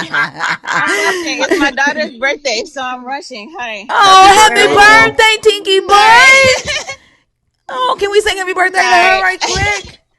Yeah, mama, here. Think I want to say hi. Sorry, I was rushing. I'm trying to rush. Hi. Hi, baby Oh, girl. goodness. Look, she Baby said hi, girl. thinker. Happy birthday to you. Happy birthday to you. Happy birthday, dear. I'm sorry, what's her name again? Raina. Raina. Dear Raina, happy birthday to you. Happy birthday, Yeah. And many Raina. Happy more. birthday, Raina. Yeah, She it's said, your happy birthday, huh? Happy birthday. birthday. Happy Oh. birthday. Yeah. Oh. Sorry, I'm trying to rush and like get it out, but I wanted to kind of pivot that to also us that are deconstructing, right? I think it's also hard, like as we deconstruct, we also have to form, kind of figure out how to form those neural pathways to start to see other people's perspective. Because from listening, I'm trying to get ready and stuff like that. But just from listening, to what just happened, his story and all of that, I think he's failing to see that his mother thinks differently from him, right? I'm hearing him expecting her to like, oh, figure out this love, but I don't think he understands that the love that he feels might not be mirrored on am I making sense? It's not mirrored on the Yeah. other side. Yeah, because that's why He I was like start. her thought process is not like his. Yeah, that's why I was getting ready to tell him. Like, he was talking about not wanting to lose them in this situation, and it's a very real possibility that could be the case. And I hate that. Um, it's a very real possibility that she's not gonna, make the decision to love him more, and Yep. accept who he is. And Yep. And yeah, when they say they love God more than anything, they mean it. Shit. they mean it exactly. And that's why when he said, oh, like she said, I'm gonna win. I'm like, I don't think you heard that right. She knows the repercussions of what's gonna happen if you lose this case. And she said, I will win. She knows that already. Like the thing that you're hoping she's gonna eventually, come to, my son is in jail. She knows where you're gonna be if you lose this case. It's not something that she has to find. She knows what's happening. So I'm bringing that up because I also want us to try to practice that as well as we deconstruct. Try to, understand that other people's perspectives and the way they see love, life, understanding all those things might not mirror the way you see it, right? Your compassion, your empathy, the things that you feel like, humans should do this. And a lot of the times you're not going to get that back. And, just finding solace in that will give you a lot of peace, in my opinion, honestly.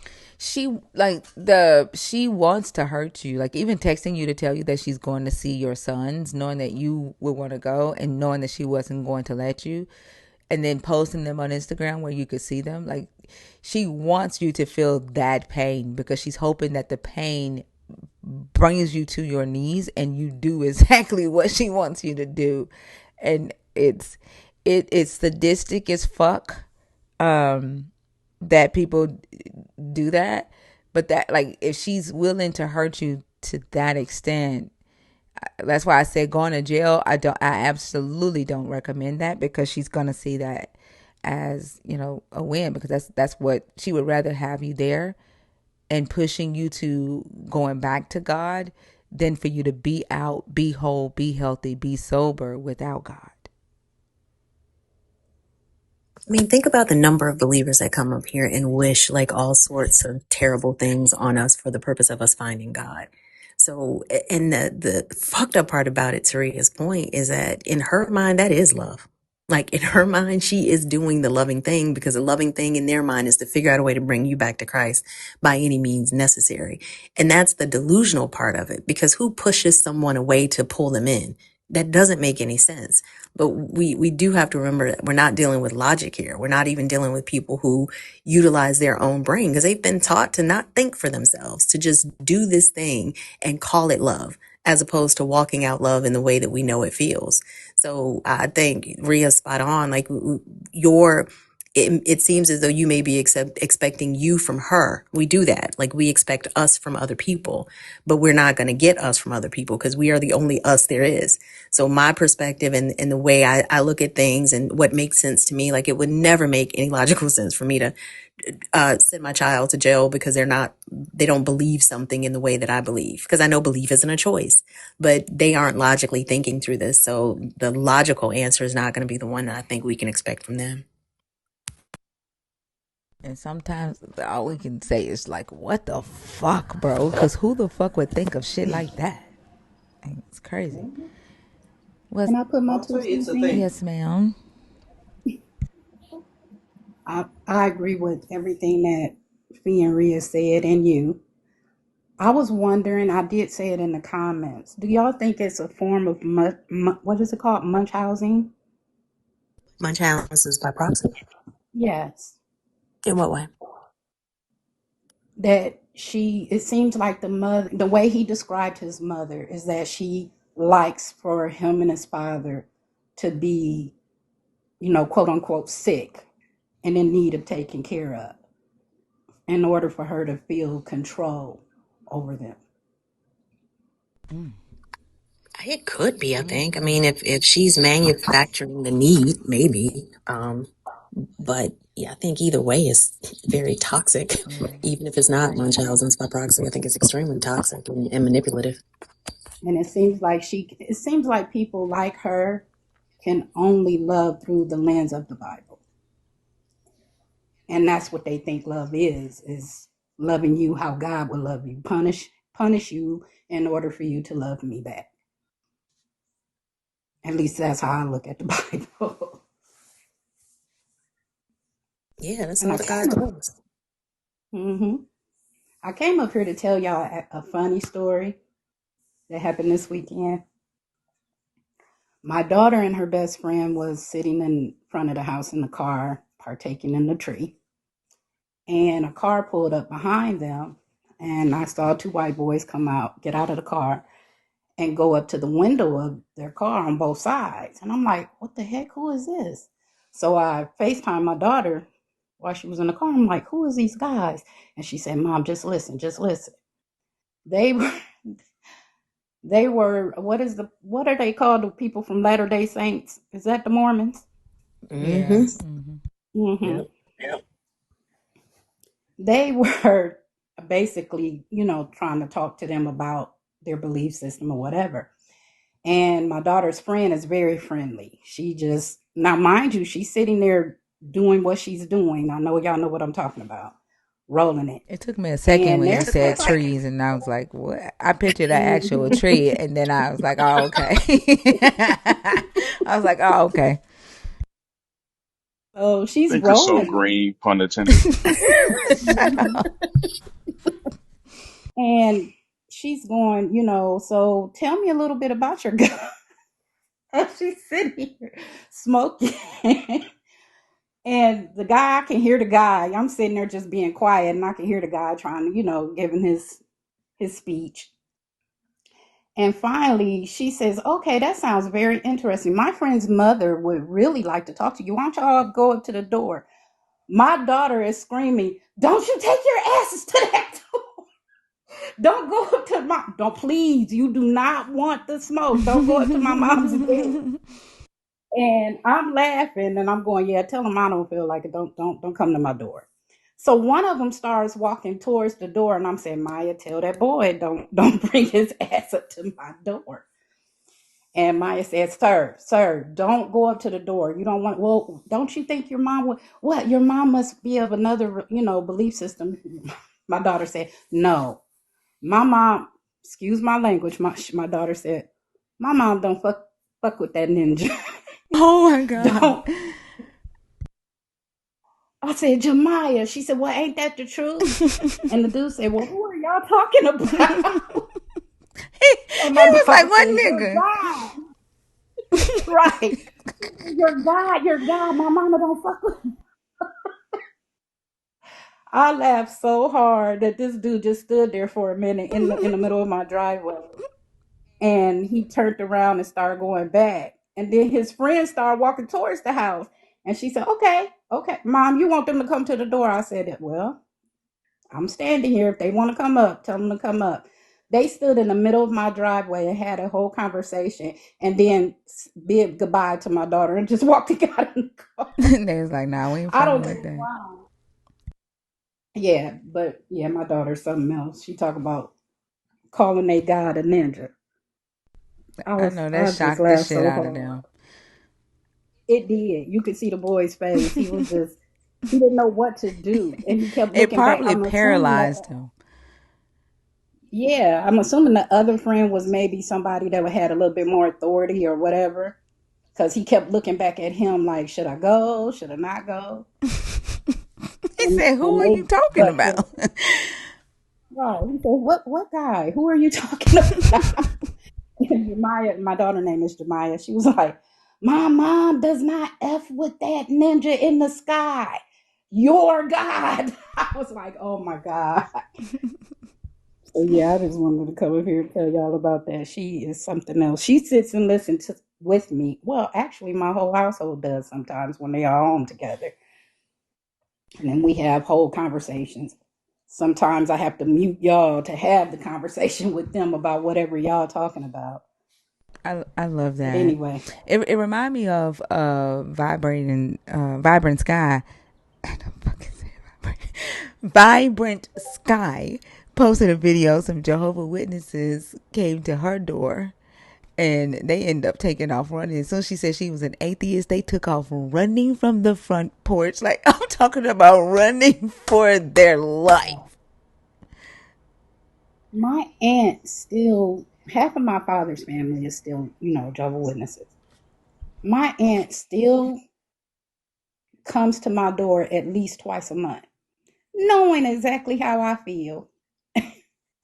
And sometimes I just asked her the last time she came, I said, are you using, you know, witnessing just to come and see me? Because if that's the case, you don't have to do that. You can just come over and visit. Your aunt counting time, Vita. Huh? Your aunt counting time I with think you. she is. Because she always comes in the house. She knows exactly. She Oh, know is I'm that not what gonna it's live. called? Like they trying to pretend like they Mhm. witnessing so they can get around the excommunication rule or something. Mhm. And she comes and Oh, sit down and she, how you doing? How the kids doing? And then she got to go through the whole entire house. She wears this bright red lipstick, and she goes and purposely kiss every single person on their face, and leave this big ass kiss mark on their face. And then she just sits here, and then she tell whoever she's with, she tells them that I'm an atheist, and that actually she What? calls me a witch. I have her believing I'm a witch. So she Wow. tells them that, and then they go on and try to talk to me, and then she said, "Oh, she's not gonna listen. She's not gonna listen to anything you guys say." So I don't know. I think she clocking time, or she's using that time to visit me. well, Just I as an can give her excuse. credit for that at least. Me At The least she too. I want to bet it visit. happened. huh? Hmm. I said, at least she wants to visit. I've Yeah. already decided. My aunt would occasionally text me like JW articles, and I usually just ignore them. I said, if she sends me one more, I'm gonna send her a link to this live, and I can guarantee you she's not gonna send me nothing Well, else. I have done. Oh my gosh. I have done that. I have sent them thinkers videos. If they send me, I'm petty. So if you send me something knowing how I feel and you're still trying to force it upon me, I will sit for a whole day and send you anything I can think of that counteracts anything you talk about. And I usually send thinkers videos. Not my ass being the weapon. Um, Yes, you are the weapon formed against them. what is it that makes Jehovah Witnesses run from atheists though? Like why did they run like that? What do they think about what Because do they they don't. believe about atheists? They're We demons. demons. They think that they Like think they atheists are literal demons. literal. Yes. Yeah. Yeah, you were taught to avoid, like, don't say one word to them. Don't listen to anything they say. If you talk to them, like, demons can jump on things that you possess. Like, it's bad. Oh my gosh. Is that like we used to have conventions, like 2 day conventions and 4 day conventions every year, and there would sometimes be like maybe one or two former Jehovah's Witnesses outside, like with picket signs or something like that. I guess people who realized the BS of the organization was trying to be active about it. But when I tell you, like, you wanna direct traffic with some Jehovah's Witnesses, put some atheists in the area. They will avoid that area 100%. Yeah, they are. It is taboo big time. That is crazy. That's how I know that my aunt, I think she just went because for the first half of my adult life, my aunt Billy, her name is Billy, she wouldn't go to the Kingdom Hall. She was excommunicated early on in my childhood, and she went back. I think I was about 30, 35 years old, and she went back. And some tells me that she's only going back because she's familiar. She met her husband there, and because why are you coming in my house? You not she's not supposed to. I've never been excommunicated because I've never been baptized. So but still she knows that I'm an atheist and she still comes. But my other, like my great aunts, she walked in my house one time and saw a Christmas tree up, and she backed up so quick with her little cane, she almost fell off my porch trying to get up out of it. What the fuck? That is crazy. Well, and I'm not I trying. I told don't you mean to my say crazy, but like it's just blowing my Crazy. mind. Like It's crazy, crazy. Like I told you, when my child Justin had to be about, I want to say 7 or 8, and we were in Georgia visiting my childhood best friend's mom because she's older, and we were just, we were about to leave, and we were sitting outside, and it was in the fall, and Justin said something about Halloween. He was going to be like all of the Avengers. He kind of cobbled together this costume, and he was excited because his football team was getting together to go trick or treating or whatever. And he just mentioned something. He said something like, "Mom, I'm so excited about being the Avengers for Halloween." I was like, "Yeah, that's cool." And my childhood best friend was like, "Did I hear him say something about Halloween?" I was like, "Yeah." And she just kind of looked. And when we left, I said bye to everybody. Not 15 minutes later, I got a text message saying, like, don't contact her. We can't be friends anymore because of the way I'm living my life and the demons I'm exposing my child to. Like, and for, I want to say a good 8 years, I didn't hear from her. It wasn't until recently that their doctrine changed about being able to engage with people who they used to refer to it as an inactive. Cause I was baptized, but I was never disfellowshipped. They couldn't have any association, but I think they've changed it now. So she reached out, just checking in. I ain't talked to you in almost a decade. But Did yeah, you like respond to her? I did. I responded to her. How is her life? How is her son? How are any issues? Incarcerated. See what I'm He's saying? I incarcerated. fucking knew it. I just fucking knew it. Yeah.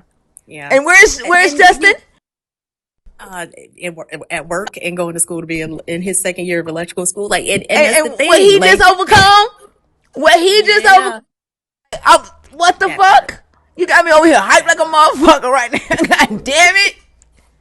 and thinking the crazy part about it, like the way you're reacting right now is how my sisters were. They were like, "Why are you talking to that bitch?" I'm like, because I don't.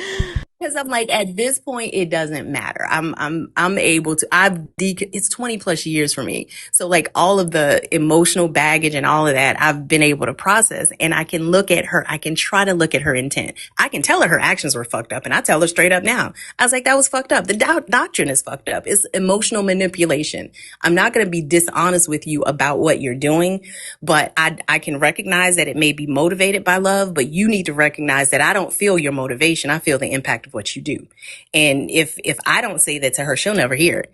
So I take advantage of that. And they were like, well, you shouldn't give her access to your life. I'm like, she doesn't have access to my life. She has my phone number and I have the option to respond or not. And because it doesn't bother me, I feel comfortable responding. But yeah, the level to which the control comes out in those high demand religions like that is insane.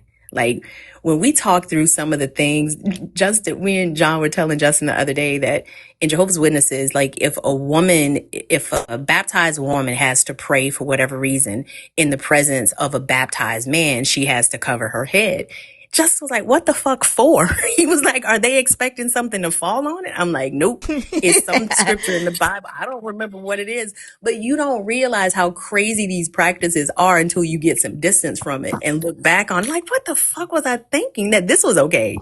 It's wild. And here, the crazy thing I'm not about gonna why they was lie. covering their head was because they didn't want to look like the rich women. Because they said the rich women were too like flamboyant and not focused on the things of Jesus Christ. Like that was the reason why they was telling them to cover their head. Like it didn't have anything to Really? See, I didn't know them. yeah, it had nothing to do with holiness. They were trying to look Hey, B, different I than got the rich, the wealthy women, the high status women. B. Yeah. I have a question for you. Were you allowed to say the Pledge of Allegiance in No. school? Mm-mm. Yeah, I need.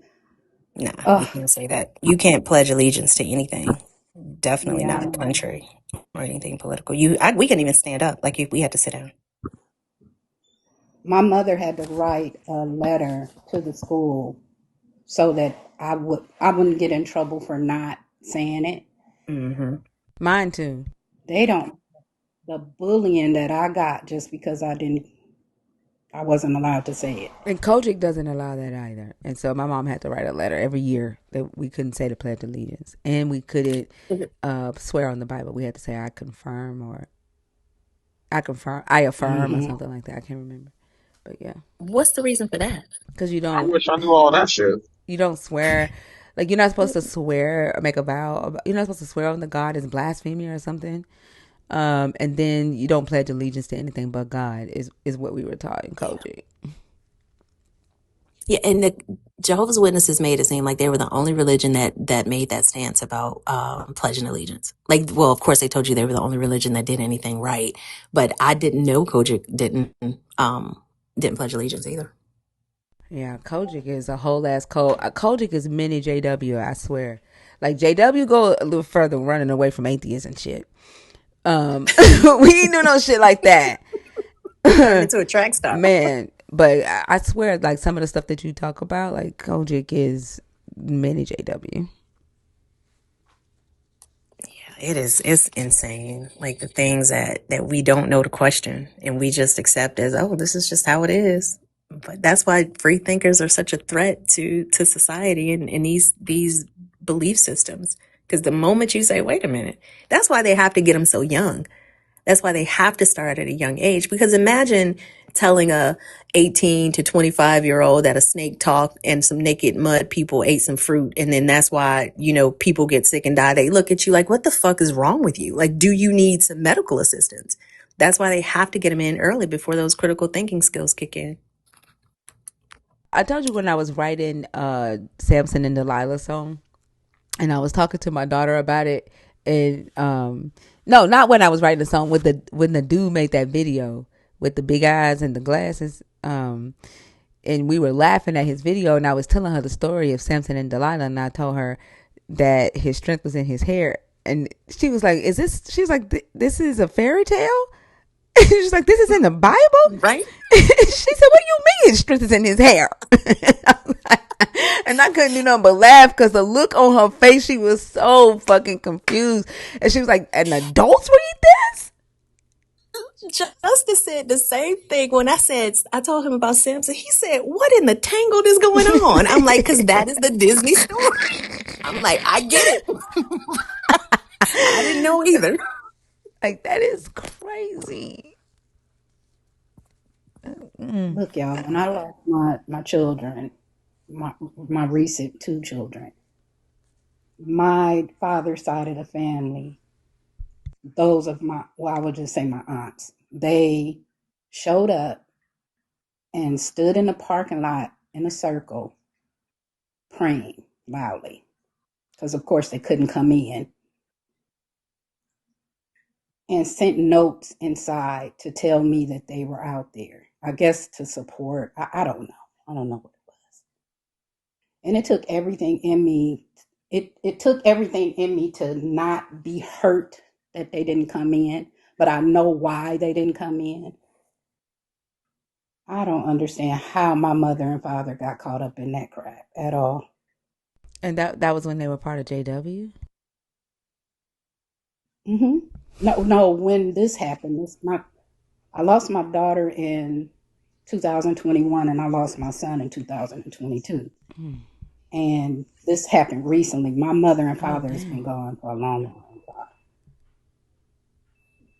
So yeah, I stay away from them as much as possible, even though, and I know that they love me and I love them as well, but they crazy. And I mean, for lack of a better word, they're crazy and they think I'm crazy. So It's I so. kind of felt what the guest was saying before about having to, you know, let them go.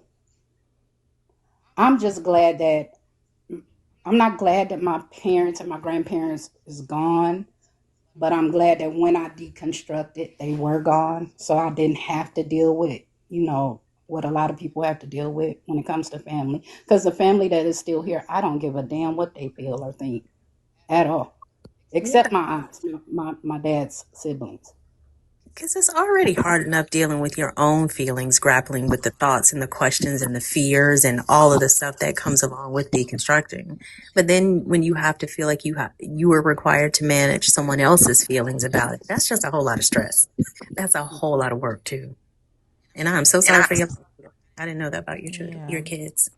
I didn't either. I've lost three children. Damn. Got nine, and I lost three of them. I have six biological children, and I lost three altogether. But yeah, and that was a rough thing. That's why I aligned with what Auntie said too. Is each time I lost one of my children, it was the hardest thing not to pray. Not to ask for strength or whatever. The good thing about it is I've created a routine maybe for myself. I meditate every single day. I journal every day. I do breath work every day. And I was able to rely on those things to keep my nerves down. And one of the things about grief, I tell people all the time, feel what you feel when you feel it. Don't run from it. And during those times, because I had that knowledge, I was able to rely on that knowledge to get myself through it and still get myself through it, because I don't think it's something I'll ever get over. But I live with my grief. I don't let my grief take over me, if that makes That sense. makes a lot of sense. Yeah, because that's exactly what we were talking about, right? This, experiencing life and breathing our way through it, because that's all the fuck we can do is breathe through that shit. Right. Death is the only thing that we know for sure. That's why I don't And I don't understand how believers, one, can hear stories like yours and then just be like, she should have believed in God, or saying stuff. oh yeah, It, but yeah. my ex mother in law, literally stood in front, because I gave my daughter was diagnosed with both of my daughters was diagnosed with diabetes when they were babies, when they were little. They were toddlers. And over time, my first daughter, Stefana, she passed when she was 7 from complications due to her diabetes. And my second daughter, Simone, she passed, like I said, a few years ago, due to complications. Well, actually, she didn't. She actually died of a rare aneurysm. But at the time, she's a diabetic. On top of the fact she was going to dialysis, her kidneys have failed, and she was on. Whew, she was on. What is that called? Where you get new kidneys? Um, Dialysis. she was on dialysis, but she was on the waiting list to get The a donor new list. Oh, the yeah, transplant list. yes, for kidneys and a pancreas. And she got COVID with no symptoms while they found out while she was at dialysis. And um, I don't know, her husband called me in the, early in the morning screaming. And I just knew, I knew she was gone. And I know we don't deal with, supernatural things, but something I can't explain happened right before he called me. I was in a dead sleep, and I literally heard her scream, "Mama!" And now she doesn't live with me. She didn't live with me. And it jolted me up out of my sleep, and I jumped up and I'm looking around, and my husband had already went to work. It was like 4 something in the morning, and I jump up and I run in my daughter's room, Maya, and she's dead to sleep. So I'm like, and my son, he was in his room, he was asleep. So I'm like, who the heck was screaming for me? And as I'm standing in the hallway, thinking this, my phone is going off, and it was my son-in-law. And he told me that Moni had fell in his arms. She got out the bed and she started to, seem like she was falling. So he jumped up out the bed and he was able to catch her. And she had some sort of aneurysm. The doctor had never seen it before. So on record, it says that she died of complications to COVID, but it had nothing to do with COVID. Oh wow.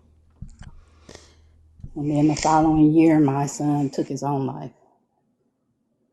So, yes, So sorry, Vita. thank you.